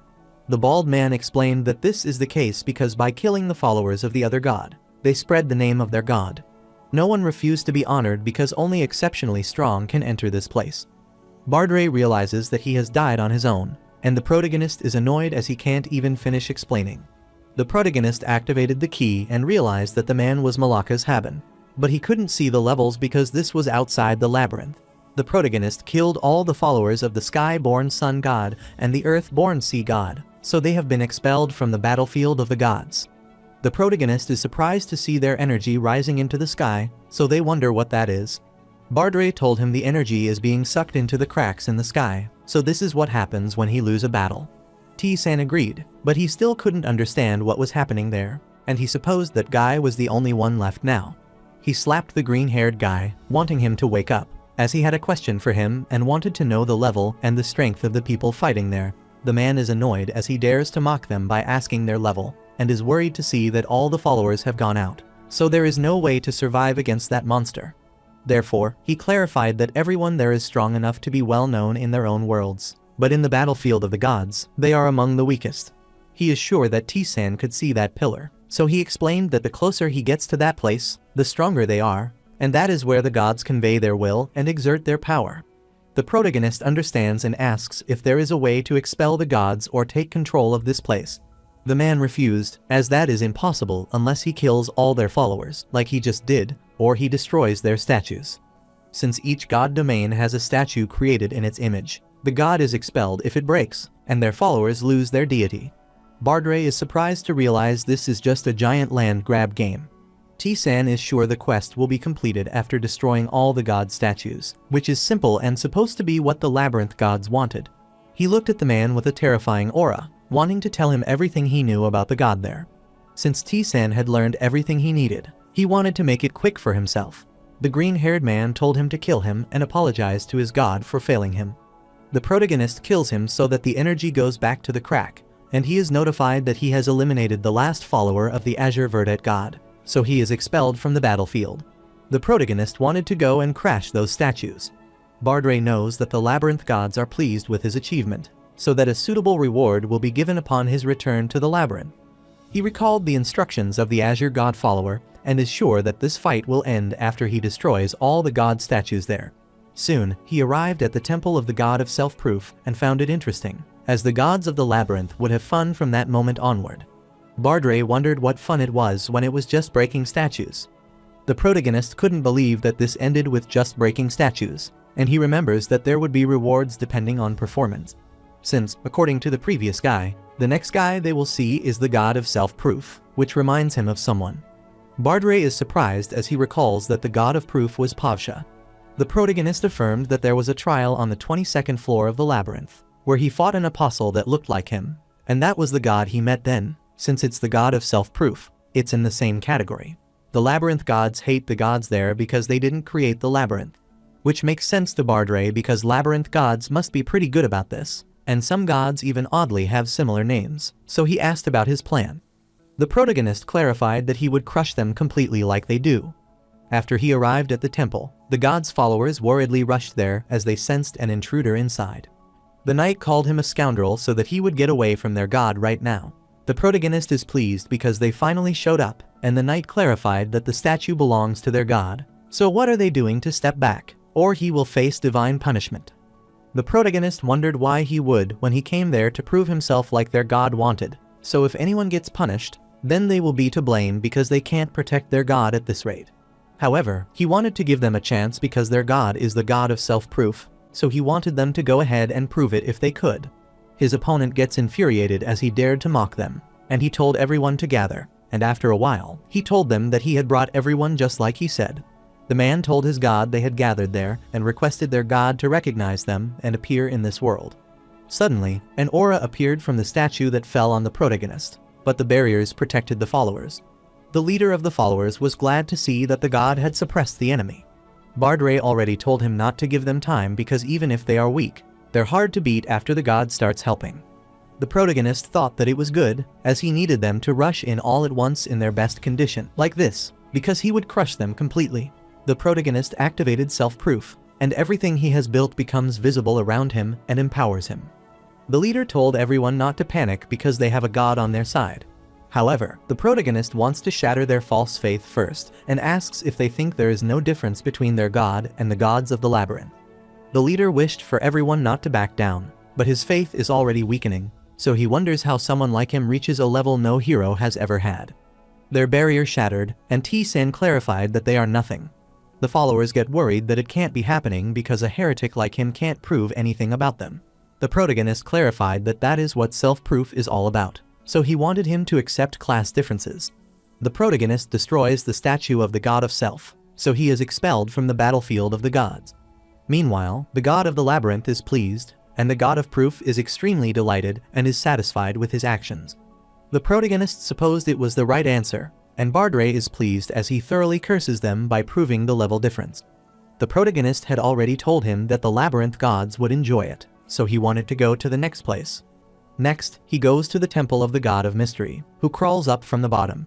The protagonist is amazed because he thinks the god of mystery sounds fancy, but it's just magic. The protagonist activated the blazing sphere to break it with his magic, and the god followers were overwhelmed by his terrifying power. The protagonist couldn't understand why they were so weak, as if nothing was worth saving, but Bardray thought he was the strong one. He destroyed the statue of the god of mystery, who crawled from the bottom, which delighted the god of magic, and he is satisfied with his actions. T-San is sure the god of the labyrinth is watching over, so he wanted them to stack up the rewards and wait, as he will keep entertaining them. The third was the temple of the god who moves the twisted cliffs, and the followers were charging to crush the heretic to death, since they possess the power to push mountains and have requested the god to give them strength. The protagonist is amazed to see their brute strength, so they also wonder if there is a god of strength in the labyrinth. Bardray affirmed, but he had never seen an apostle act like that. The leader of the followers wanted to crush T-San now because the power was overflowing. The protagonist uttered that this is cheating to grant strength during a fight, which is quite heavy. Bardray uttered that it's the battlefield of God so that they might give power to their followers, but the fact that they keep interfering in battle sounded like T-San's infamy is spreading among the gods there, and he is worried that he would cross the line soon at this rate. The protagonist activated Heavy Strike, thus destroying the mountain, and uttered that it wouldn't matter. The followers of God were dumbfounded to see this kind of strength, as that is not possible. After the protagonist broke the statues of the god of the twisted cliffs, the god of strength was delighted and satisfied with his actions. At night, the protagonist is unsatisfied because his opponents are too weak. Bardray reminded him that he is too strong, but these gods don't know about the labyrinth, so they judged his level by his stats. He is sure that normally that would be enough to gauge someone, but T-San is out of the norm as his skills and stats aren't normal. Bardray is sure these gods might be confused and start moving themselves soon. Suddenly, a golden light appeared before him, which startled the protagonist, and Bardray clarified that the devil they were talking about was already there. The god can't believe how a mortal possesses such power, and T-San is notified that he has encountered Manhwa, the god of the ornately adorned sword, who is surprised that his energy is strong. The protagonist activated Scout, thinking it might be an avatar if this were not the true form. Manhwa remarked that he is arrogant as he tried to evaluate a god who initiated his fear, confusion, and intimidation check. The protagonist told the god to be gone, and all his checks were successful. Manhwa is startled to see that a mere mortal has such presence, but still it's incomplete for now as it is born from something vile. But that doesn't matter. He wanted to give T-San a chance. If he became his servant and offered his soul, then he would be granted glory. The protagonist smirked upon hearing this, as Manhwa thought he had accepted it. Manhwa gets infuriated, telling him that only death awaits him, and this is over for him. The system checked instant death, but the check failed, so death descended upon him, which terrified Bardray. The protagonist is aware that he can't fight his opponent because it's a god, but he also knows he wouldn't die there, so he tries to get rid of the golden energy. Shortly, Rakaradas's energy appeared there, telling that it is enough, and lifted the instant death check from T-San. The protagonist realized that he was later than expected, and Rakarada's clarified he was waiting for the dramatic moment, which makes his arrival more welcome, and he is notified of the god of death and struggle's appearance. Bardre gets worried because this got serious quickly, because two hostile gods just ran into each other, so he wondered what they should do now. Mantra wondered how he managed to descend there, as he shouldn't be able to do that, and asked what was happening. Rakarada's agreed that this was the case until now, but now the balance of power is broken, and Mantra wondered if that is all because of him. T-San knew that he had stayed at the battlefield of gods and brought many of them down, so his voice weakened the battlefield's power left from the gods he defeated. The labyrinth holds, and the battlefield gods each have their domains, so he supposed the labyrinth gods found a gap to exert their power. Mantra furiously clarified that it wouldn't be easy for him to win there, as that is their domain. Rakarada's wanted him to calm down because if they fight among themselves, the outcome is obvious, which is no fun. Mantra is worried as he pushes off his power easily, so he wonders what he is planning. Rakarada's heard that Mantra saints are there, so the mortal matter should be handled by themselves because that is fair. Mantra is supposed to suggest a duel between Rakarada's apostle and his saint. Rakarada's clarified that he is mistaken because T-San isn't his apostle, and Mantra is shocked to know he descended for someone who is not even his apostle. Rakarada's clarified that he is not the kind of god who cares about such titles, and he also wanted to hear T-San's opinion. The protagonist is willing to fight the giant, who represents the god of war, as he describes the labyrinth gods and has no objections. Rakarada's uttered that he accepted, which left Mantra with no choice but to agree. He wanted to make him regret it as he would turn Rakarada's toy into his plaything, and then disappear. Bardre is relieved to see he is fine, and Rakarada's knows that he is a patient guy. The protagonist realized that gods are more emotional than he thought, and Rakarada's clarified that it isn't strange because they were once mortal as well. But they rose to greatness and became transcendent, and except for the ancient gods, they all gained their level that way, which is why emotions are precious to them. Since they are the only special thing that can comfort them through eternity, he believes that someday T-San will reach this place as well, and he will be waiting until the day he arrives there. The protagonist supposed that it is the realm of the transcendent, but he is still far from it. Someday, he will also become one. Bardre slapped him, wanting him not to overthink and keep going like he has been doing. The protagonist guessed he was right and wanted to do what they could for now and move forward. After that, 3 more gods were defeated, and now only 2 gods remain, so he arrived at the temple of the spirit god born from the source spring. The spirit started attacking him, wanting him to die as he is the enemy of the spirits, so it tried to turn him into ashes. Bardre wondered why this one was so much more hostile than the others. The protagonist supposed that it might be because of the title, the one who opposes nature, as he destroyed the realm of the spirit. Bardre asked if he was talking about the thing he got after defeating the skeleton last time. The protagonist added that he took down all the spirits in the labyrinth, too, and he activated a small ember with a wind path deer, as he was not planning to go down easily. After he struck the spirits, he was notified that he had defeated all the spirits of the spirit god born from the source spring, and the spirit god had been expelled from the battlefield of the god. The primordial spirit had remained silent about his actions, and he supposed the spirit god didn't have any good feelings about him. Bardre realized that the final battle was the only one left, so he wanted him to be ready. The protagonist is sure that even if his opponent is a saint, he will borrow the power of a god, but that doesn't matter, as he will clash head-on like always. Bardre felt reassured, like always, because it means T-San is always ready to fight, and that he is always willing to risk his life to get stronger. He arrived at the temple, and the saint realized the labyrinth representative was there. He clarified that he is Cain, saint of Mantra, the god of the ornately adorned sword, and stared at him. He realized that T-San is strong but wanted a fair and honorable fight, so he apologized because he had to borrow power directly from his god. The protagonist named him to bring it on, if that is how he wants it, and Cain prayed to his god as his loyal servant and requested him to grant his strength to serve him. Abruptly, Mantra power fell on Cain, which destroyed the temple, and Cain smiled wickedly as he was thankful to his god because it was an honor. Bardre realized that Cain had fully turned into an apostle. The protagonist is notified that the opponent is hard to defeat. Cain didn't want to bring shame to Lord Mantra, so he wanted to fight with everything he had. Bardre warned T-San to be careful because his opponent is on an entirely different level from the apostles he has met so far. The protagonist knew that because the god directly intervened, and Cain supposed he didn't receive the blessing of his god. The protagonist clarified that he doesn't believe in God, and Cain clarified there is no way for him to win because he is a non-believer. Cain rushed toward him to bury him in the ground because he believed only in himself. The protagonist wonders if it might not go as he expects, and he activates a craving for battle, which increases all of his stats, and he activates the apostle contract from Rakaratas. He clarified that it might not be a blessing, but he still received something from the gods. After that, T-San activated his sword ability and counterattacked. Cain is in shock, wondering how that is possible, since he heard he was not an apostle. T-San clarified that he was not an apostle, and that this was just something he had received. So he asked what was wrong, as he should have hurried up and tried to bury him. Cain can't believe this because he, the greatest warrior, can only borrow the power if an apostle for a brief moment. However, a person who doesn't believe in God can receive such power, which is an offense against their gods. The protagonist realized his opponent was becoming agitated, but he needed to win this while apostolize was maintained, so he struck him. Cain found his tricks laughable, but was surprised to see his hand bleeding and took 150 damage. He was shocked that the sword didn't penetrate, so he asked what he did and wanted him not to use such cheap hexes in the sacred battlefield of the divine. Bardray knew that T-San's swordsmanship was scary because the opponent didn't know what was coming, and it had a different effect depending on the skill.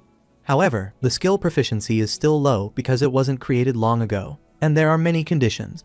However, since the opponent has never seen anything like this, it is a variable. T-San wondered why he called it hex when this was part of his sword skill. Cain found it laughable because such sword art could not exist. T-San thought he was narrow-minded because this was his way, no matter how he tried to reject its existence. Cain becomes agitated as a mere non-believer is mocking him, so he rushes and keeps striking T-San, and he wants to smash apart that haughtiness of his. The protagonist grinned annoyingly because he sure did squeal so noisily, so he wanted him to come and try him, thus activating the power strike. Cain wondered how he had such power when he was an apostle. The protagonists activated acceleration and rushed behind him, and Cain worriedly looked behind and cursed him as if he were sneaking like a rat. The protagonist rushed away to dodge it, telling him to acknowledge the fact that his sword skills are a step above his own. Bardray told him to finish this match quickly because after Apostolize ends, his attacks wouldn't work. The protagonist knew, and had roughly 3 minutes remaining, so he needed to end this immediately. Cain caresses him as his god mantra power wouldn't lose to anyone, so there is no way it can lose. The protagonist charges as well, telling him he knew the feeling when death approaches and his mind grows numb, making them not know how to believe in it. Cain is infuriated by this, so T-San clarified that if he has something he believes in, then he shouldn't let it waver. After striking his sword, he shattered it away, and Cain is infuriated as a mere non-believer dares to say that mantra wouldn't lose to someone who doesn't believe in any. But the protagonist told him that he has lost his faith. The protagonist remembers that when he was an easy mode player and ignorant about the labyrinth, he didn't believe in his weak self and blamed others.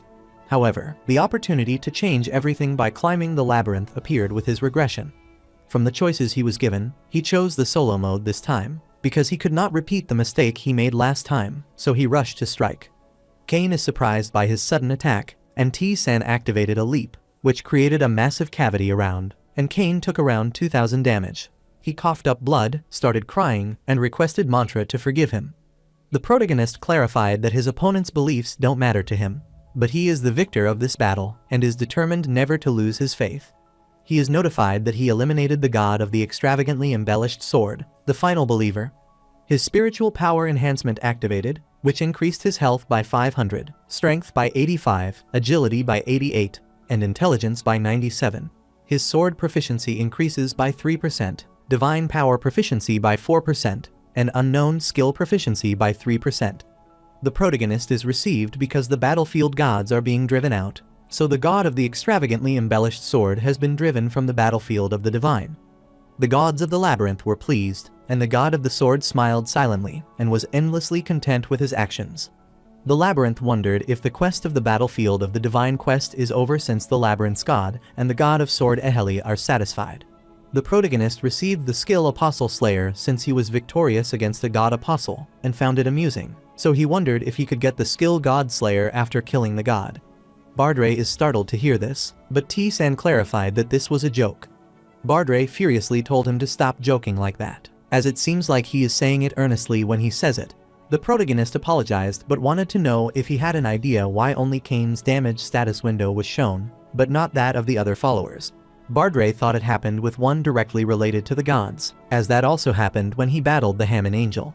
The protagonist supposed that might be right, and suddenly the wind pressure increased, and a gate appeared. Bardray told him to look behind as the battlefield is collapsing, and T-San supposed this might be because he defeated all the gods there, so it's losing its power, as it was artificial land the gods created. But this is the time to reflect on things comfortably, so he decided to run away and enter the gate quickly. The special quest was completed, and Bardray asked him what he had discussed while fighting that apostle. The protagonist grinned, telling him it's not a problem, so he doesn't want him to worry about it, and he returned to the labyrinth. Abruptly, T-San is notified that the special quest is successfully completed, so he returns to the labyrinth. He was safely back at the 33rd floor of the labyrinth at the entrance to the battlefield of the gods, and Bardray was relieved because they almost couldn't make it back. The protagonist wanted to check his skills first because he had completed the battlefield of the god quest. The competency of several skills was enhanced, including divine power, which reached 6%, and unknown skills at 20%. However, he still doesn't know what they are, but he is glad to find one that is interesting. And he acquired the Apostle Slayer skill, and is surprised to learn that it forcibly lowers his opponent's level.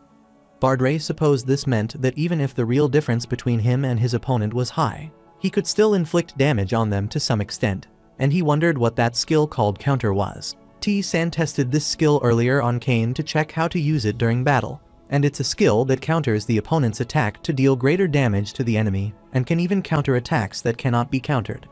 Bardray finally understood why that apostle was confused, as he was taken aback because he thought he couldn't get hurt, and realized the skill was too unfair. The protagonist uttered that his swordsmanship strength is unpredictable. So many things are still uncertain based on his skill. However, it is risky because there is a condition where he must fail to counter the attack, so he cannot use it recklessly. Bardray knew he was right about that, but still, it's a good skill. Shortly, the notification pops up that the labyrinth gods are satisfied with his result, so that he will be rewarded appropriately, and the majority of the gods question the decision of the minority of the gods. The protagonist is about the reward, but wonders what he meant by the question. Abruptly, the god of choice, the god of proof, the god of victory, and the demon god's interference area are reduced. Furthermore, the god of battle and death, the sword god, and the magic god's interference area is reduced, and the protagonist wondered what was happening. The majority of the gods respect the opinion of the minority of the gods, and T-San wondered what the meaning of this is. Bardray guessed the gods are pushing them too hard this time, and T-San wondered what he meant. Bardray wanted him to think about when the odd interference area is reduced. The protagonist remembers what happens when they intensify their test, or when they give a reward to someone who passes their tests. It happens when they want to achieve something, even if it means sacrificing their possessions. Bardray affirmed that the gods who appear in the status window are the ones who administer the test directly, and those gods have once again reduced their areas to give him a good reward, and the other gods respect their decision. The protagonist is pleased to hear this and can't wait to see the rewards, and after checking the rewards, he feels that the rewards have become even more advanced. Firstly, he got the combat sustain bonus from Rakaratas, the god of battle and death, which is combat frenzy. This increases the movement speed and enhances power during the long battle. The next one is Maria, the go-to choice, who advanced T-San's skill freedom of choice to selfish choice, which increases user stats. Since that skill has changed always to be activated, its effectiveness has also increased by about 10%. Pavsha, the god of proof, also strengthens existing skills and has advanced to 3 proofs. He has proven himself to everyone, so what he gathered has become a phenomenon that stays around him and gives him a tangible form. The effects are still similar, but the difference is that it provides a tangible impact. The protagonist also received the title of Capability of Victory from Baltazar, the god of victory, which increases almost all stats, so even in a simple calculation, he can tell that it has strengthened him by 10%. The next are rewards from the demon god and the magic god, who permanently increased his demon energy by 100, and the competency level of the black magic increased by 10%. Surprisingly, they increased both demon energy and black magic, which were challenging to increase. But what surprised him the most was the reward for the magic god, as he obtained the beginner level magic, the area of regeneration, which allows him to regenerate the stamina and mana of all selected existences. The protagonist is in awe because this is not just a title, but the magic god granted him the magic of recovery, and he obtained the title qualification of magic, and is qualified to learn magic skills in a deeper area. However, the rewards were so good that the demon god complained, and she showed dissatisfaction as the magic god gave him that, and Bardre worriedly told him to get rid of that. The protagonist smiled because he understood the demon god's reaction, because it's hard to describe how valuable recovery skills are that can not only restore the condition of its use, but also others would be. Therefore, if it were used on Earth, it might be a great help when an incident like that happens again. The last one is Aheli, the sword god, who gave a functional sword as a reward, which is the sword of the now vanished one. This sword is used by the person who owns the detached snowy mountain, and is a weapon that has been used for an extended time, so it has a weak ego and follows its owner. Beret gets worried that this is dangerous because his sword will get thrown away at this rate, and they need to find the sword he used to use. The protagonist agreed and wanted to hurry up, and Bardre affirmed.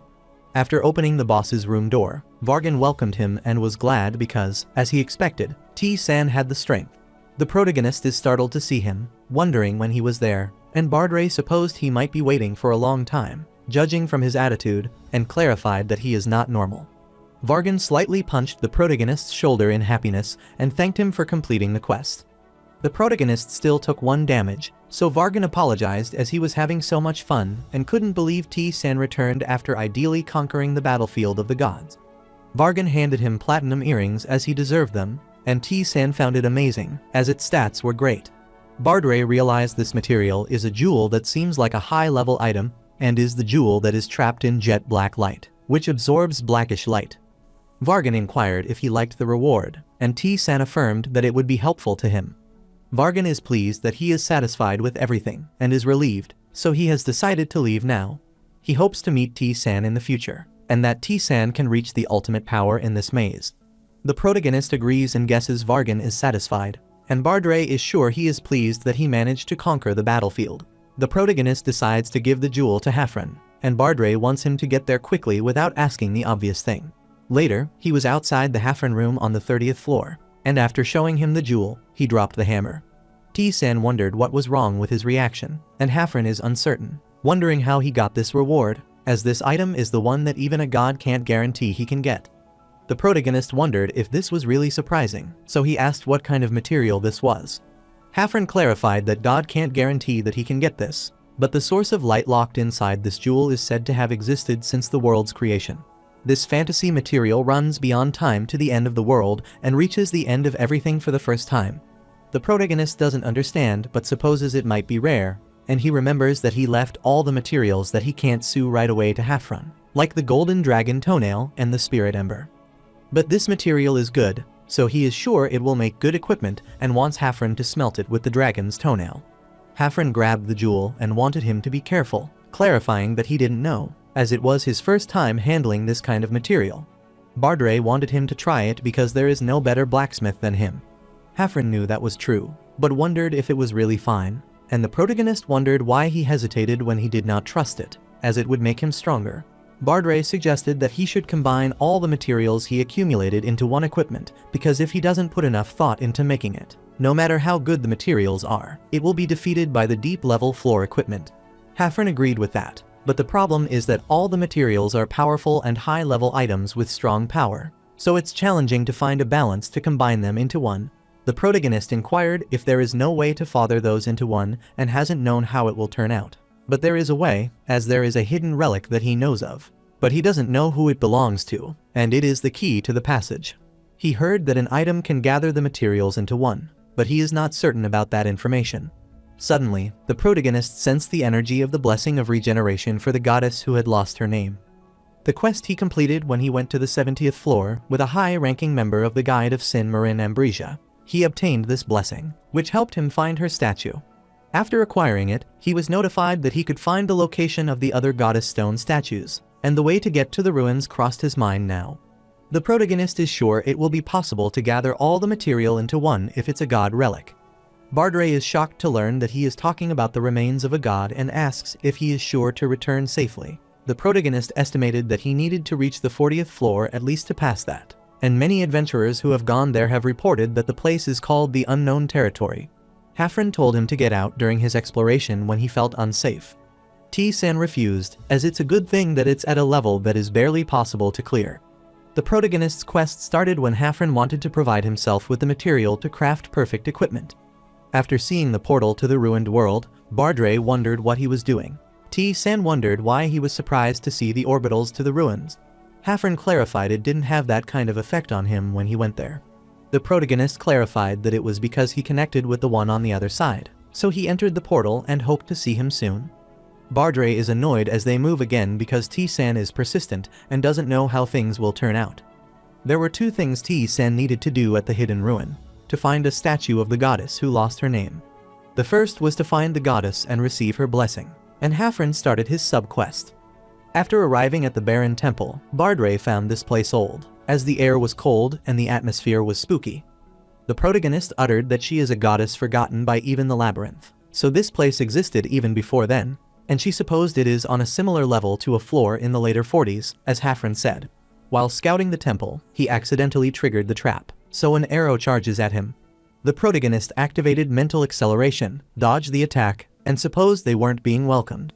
Bardre told him to look behind because that arrow is coming back, and the protagonist grabbed his sword and then slashed it into the halves. T-san realized that the trap isn't different even in the ruins of the gods. Bardre clarified that this is an ordinary arrow, but an item, and is an arrow with its own ego, which moves on its own to protect its owner. This arrow was quite tempting for T-san as it protects its owner, and he could use the arrows that came out of the secret rooms, but he wondered if he could use them too. Since that was worth trying, he pushed the trigger, which released another arrow toward him. Bardre gets worried thinking he is crazy, and wonders why he is intentionally tripping the traps. The protagonist activated mental acceleration and clarified that he needed to obtain something he needed, which is why he activated it. The protagonist grabbed the arrow and smashed it down, but Bardre realized it would break. The arrow is trying to run away, but the protagonist isn't releasing it, so it wants it to calm down and finally obtain an arrow with its ego. The protagonist is glad that the Bardre is surprised as he tamed it. After he released the arrow, it kept swirling around him, and Bardre supposed it could be trying to act cute. The protagonist is glad to see this, but he can't overlook the good item and activate the trap, which releases two of them and worries Bardre. However, the protagonist wanted to exchange one of the arrows for the other arrow, which swirls around the arrow, and he grabbed the other one. He obtained the two, and he tamed another arrow and thought that was great, so he wanted to get one more. Bardre knew he couldn't be stopped and wondered why he was suddenly happy when he didn't even smile normally. After a while, he supposed that might be all the trash and thought it was unfortunate because there were only 4. Bardre is sure that suppressing them isn't easy because the number of arrows keeps increasing, and wanted T-san to consider obtaining another impressive thing. The protagonist decides to keep going, but thinks this ruin should have more things to obtain. The other traps continued appearing after that, which include giant spinning saw traps, landmine traps, and the wall trap that tried to crush him. The difficulty and destructiveness of the traps weren't too different from the labyrinth, so they weren't too difficult to pass. After getting rid of them, T-san is happy to have fun after a while, and Bardre realizes that he is weird. The protagonist saw some nets before him, and he thought they might be useful, so he wondered if he could bring them with him. Bardre explains that physical attacks don't work on them, so T-san decides to use magic and activate a fireball, but as he expected, it doesn't work. Bardre reminded him that he hadn't used the black magic yet, and T-san agreed, so they decided to try it out. He activated Mephisto's back lightning, and Bardre is relieved that it worked, but that place is full of things he can't understand. The protagonist finally obtained a burly net that received a god's blessing, which is pretty good, and he can use this to bind people who only use regular attacks. Bardre wondered what was happening as T-san passed the traps he saw for the first time. The protagonist is thankful for his skill that he can feel something coming for the traps, and Bardre wondered if conceptual skill is similar to the prognosis he mentioned before. The protagonist was aware of it as a feeling during battle, where he could see a little into the future about how he or his opponent would move. At first, it was just vibration, but he could see it more clearly after his proficiency increased.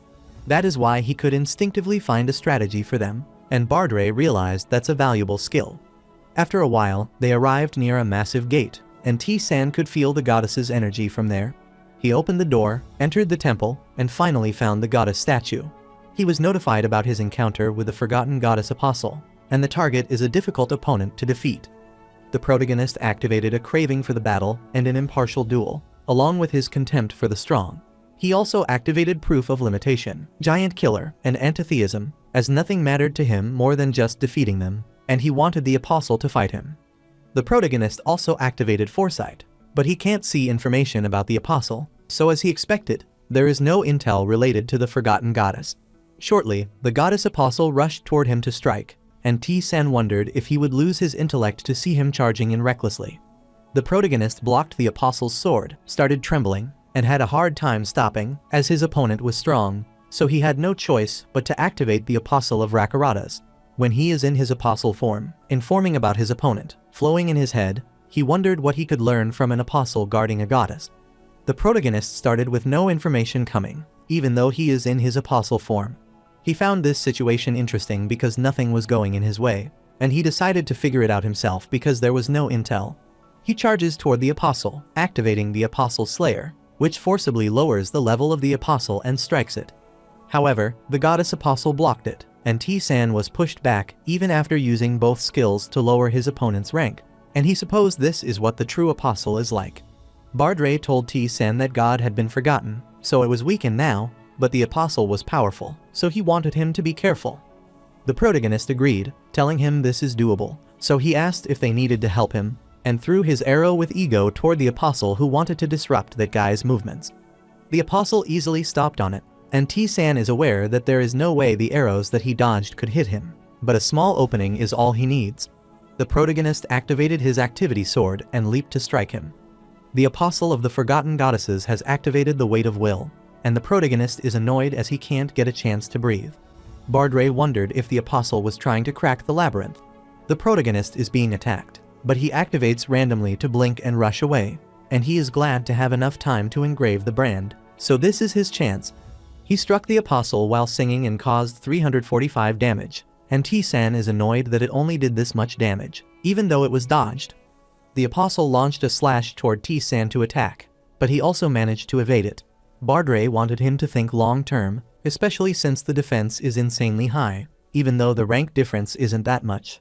The protagonist activated Breathless Strike, knew this wouldn't be easy and activated Breath of the Wind Path with a small flame. Bardre worries that this might become a long fight, so T-san can't keep using apostle skills as his mind can't endure it. The protagonist also realizes in the beginning how influential a true apostle is, but he doesn't dodge. He activates the acceleration along with the fighting spirit blade, multiplication, and a heavy strike, then pierces through its chest. This caused 130 damage to the forgotten goddess apostle, and the protagonist's first attack was nullified as his opponent tried to strike.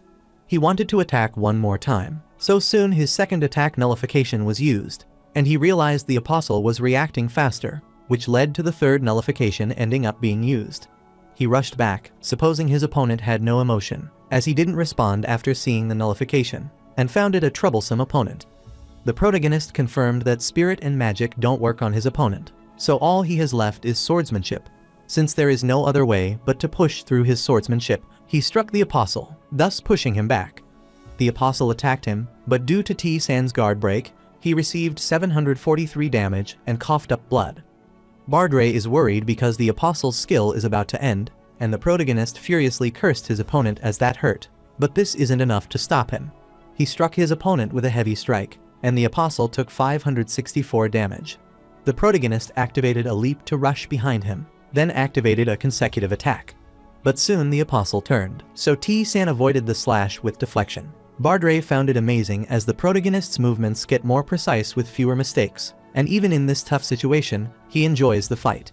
The protagonist activated a special passive skill, Madness of Struggle, and Bardre realized that he was enjoying the struggle because of that skill. After some time, the apostle knelt, which made T-san wonder if that was the end. Bardre affirmed but found it strange that T-san defeated the apostle even though the apostleship ended a while ago. The protagonist put back his sword and wanted to claim his reward since he had beaten the apostle of the goddess and prayed to her. But before T-san could do that, he was notified that the forgotten goddess apostle had activated Spirit Crash. The protagonist and Bardre were confused to see this, wondering what it was, and shortly, a fallen apostle had appeared, so he realized it wasn't an ordinary apostle. The protagonists asked Bardre what that was, and he explained that only those beyond the apostle could do something like this. The protagonist knew his spirit was crashed, so he activated the war and took some damage. He couldn't believe that shouting caused physical damage, so he wondered how strong his opponent had become. Bardre, remember that T-san said the apostle offered their souls to God, and T-san affirmed that in this way, they surpass the limits of mortals, just a little. Bardray clarified that one is obliquely lowering one's own level, and the soul that reached greatness is dragged back to the realm of mortals. That lowered rank turned into a power, but the problem is that there is no return. The protagonist wondered if he would die after the spirit crash ends. Bardray explained it could be worse than that because if the soul remains intact, he can remain as a spirit like him, or be resurrected like Maliston, who borrowed a body from Fobsha. But in that case, it's just the end.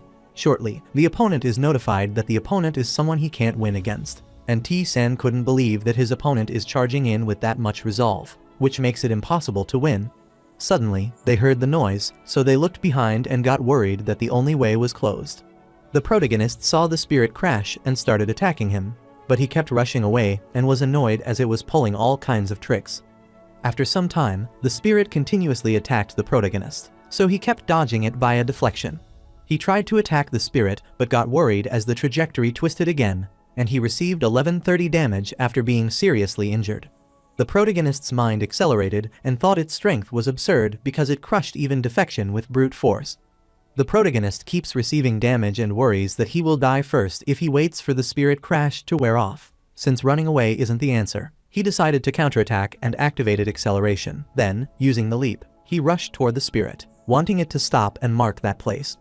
The protagonist managed to create an opening by activating random blinks to rush away, then activating Aura, Skill Addition, Acceleration, and Heavy Strike, which caused some damage to the fallen apostle. The protagonist is annoyed that the monster should have lost its apostle rank too, even if his apostolization ended, but it only caused slight damage, even after using almost all of his skills. Again, the protagonist received around 3000 damage and slammed into the wall. Bardray is infuriated because the difference in rank is too high, as T-san has lost his apostolization, and his skills are still active. Even though that monster is collapsing from spirit crash, it's much slower than T-san's stamina drain, so the fight would end worse if this continues. Bardray knew it was hopeless as they couldn't win, and T-san would certainly die before the monster collapsed. If that is the case, then he needs to reserve his soul like he did and find another way. He worriedly told T-san that he must not come there, and was surprised to see that even with that kind of gap, he is still not giving up. The protagonist is annoyed that he does not want him to decide he is dead on his own. He tried to get a grip to stay calm, as that is just one of his many unwinnable foes he has faced before, so even if victory seemed impossible, it's still possible to win. T-san has been through dozens of hopeless situations, as in his second return, he got a B-rank monster and ended up winning. On easy mode, he faced 2 S-rank monsters in a no-win situation, but he didn't give up and won again. He has overcome every kind of despair and unfairness to get there, so if he hadn't made it this far, he wouldn't have given up ever. The protagonist is apologetic for disappointing his opponent, who is used to despair, but he is the kind of guy who doesn't give up. He rushed toward his opponent to strike and knew he couldn't finish it in one blow with his current damage.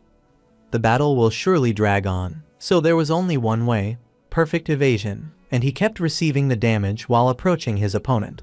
Abruptly, he activated a mid-air leap, then landed with a technique, taking the damage and mastering an unknown skill, which increases.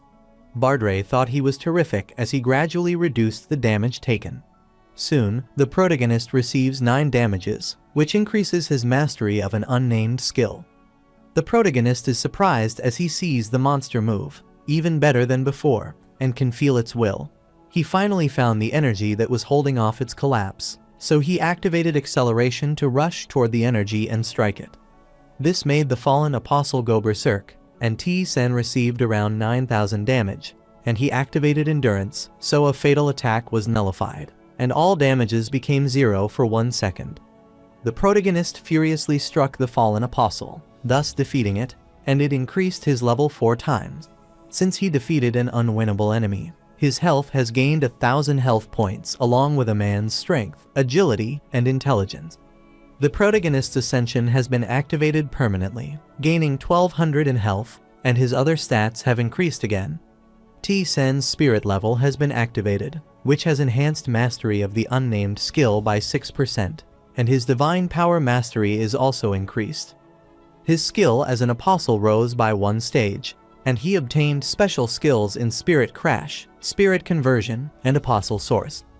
Bardray was thrilled to see that and shouted that he won and beat that. He wondered how T-Sen cleared the Forgotten Goddess quest. Since the protagonist didn't respond, Bardray called him again and got worried on seeing him collapse, so he told him to wake up. T-Sen clarified that it was nothing, he just wanted to sleep a little. Inside the ruins of gods, the altar of the goddess who lost her name, the protagonist kept sleeping and soon woke up, so he asked how long he had been sleeping. Bardray is glad to see him awake and tells him that he slept so long that he thinks he won't wake up again.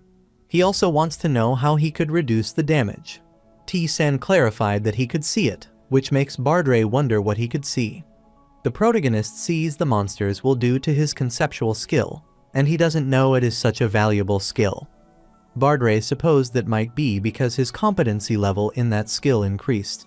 The protagonist explained that the monster could be seen more clearly, which is in a state of having no intelligence and has its strength and instinct left. The protagonist guessed it happened thanks to many things, but he got lucky again this time and asked what he would do if he died earlier. Bardray sighed, wondering what he thought he had been able to do, as he would have been shoved back to his grave because he failed the quest if that happened. He wasn't too worried about T-Sen because he knew even if he died, the gods would take his soul and offer him an apostle contract. The protagonist knew that might have happened, but he is not interested in that kind of thing, and Bardray doesn't find it surprising. The protagonist goes to the goddess statue because the only thing left is to receive the goddess's blessing. Bardray is surprised that the statue is still in the same state, even though the monster made a colossal mess. The protagonist supposes the monster is subconsciously protecting its goddess, which is fantastic, and he prays to the goddess whom everyone has forgotten, so he obtains her blessing. His soul received the goddess's blessing and rose to a higher status, but it's still in a state where it's too weak to be called a god's blessing. The protagonist wondered if that meant he could deal damage to an apostle even without apostolate skill. Bardray thought that might be right because the apostle is also one whose status is raised by a god. He realized it's a good thing because T-Sen's enemies are often of high status, and the kind of case where he has difficulty dealing with the enemy will also be significantly reduced. The protagonist agreed that he can't be like that every time he fights that kind of enemy, and some of his skill competency levels significantly increase as they are used, and his sensory enhancement is at 80%. Therefore, he can feel everything that happened within 2 meters around him, as if he could hold it with his hands and feel it very clearly. Furthermore, the Air Rack Weapon Master who applies the combined power of the equipment has also increased, which has changed quite a lot as he has become more skilled, which reduces any loss in the transmission of power. Bardray is shocked to see this because it means there is no limitation on the damage dealt. The protagonist supposed the damage would be 100 even if he used his feet and hands. He doesn't know about one skill that he obtained after killing that monster, which is spiritual conversion, which converts the soul level into power and inhabits the body, but losers will lose their life after a certain amount of time from the activation. The apostle uses the skill, and Bardray is shocked as the user will also lose their life instead of their soul. The protagonist thought it could change because of spiritual power enhancement, but it doesn't make sense to Bardray that it could be changed this way. He knew that spiritual fall is a skill that can make someone extremely strong to the point that the user has to sacrifice their soul in exchange, but the price of that power is only the user's life now. The protagonist still thought this was a huge price to pay because it would be impossible to conquer the labyrinth if he died. The protagonist is surprised because that might be possible if he combines all the skills he has acquired up to this point. He might unleash some extraordinary power as that apostle without losing his life, but he is unsure and wants to keep this as his hidden card. He is a bit confused as some skills have still changed, and Bardray told him to see the apostolate skill. After the enhancement of the stage, he could use the power of the Rakarada's apostle for 20 minutes. And the protagonist is pleased to know the duration has also been extended by 10 minutes because of the spiritual power enhancement. Bardray is dumbfounded because it even changes apostolate, which is a power granted by a god, and is a skill granted by Rakarada's, who handles 2 domains, battle and death, so he supposed spiritual power enhancement might be higher than that. The protagonist felt nice after resting for so long and guessed he should leave because a lot of time had passed. Bardray found him to be an unbelievable person, which made him wonder what the matter was. and the ghost clarified that he was talking to himself. T-san wanted to return to the maze immediately because Hafren must be worrying about them in his blacksmith's room.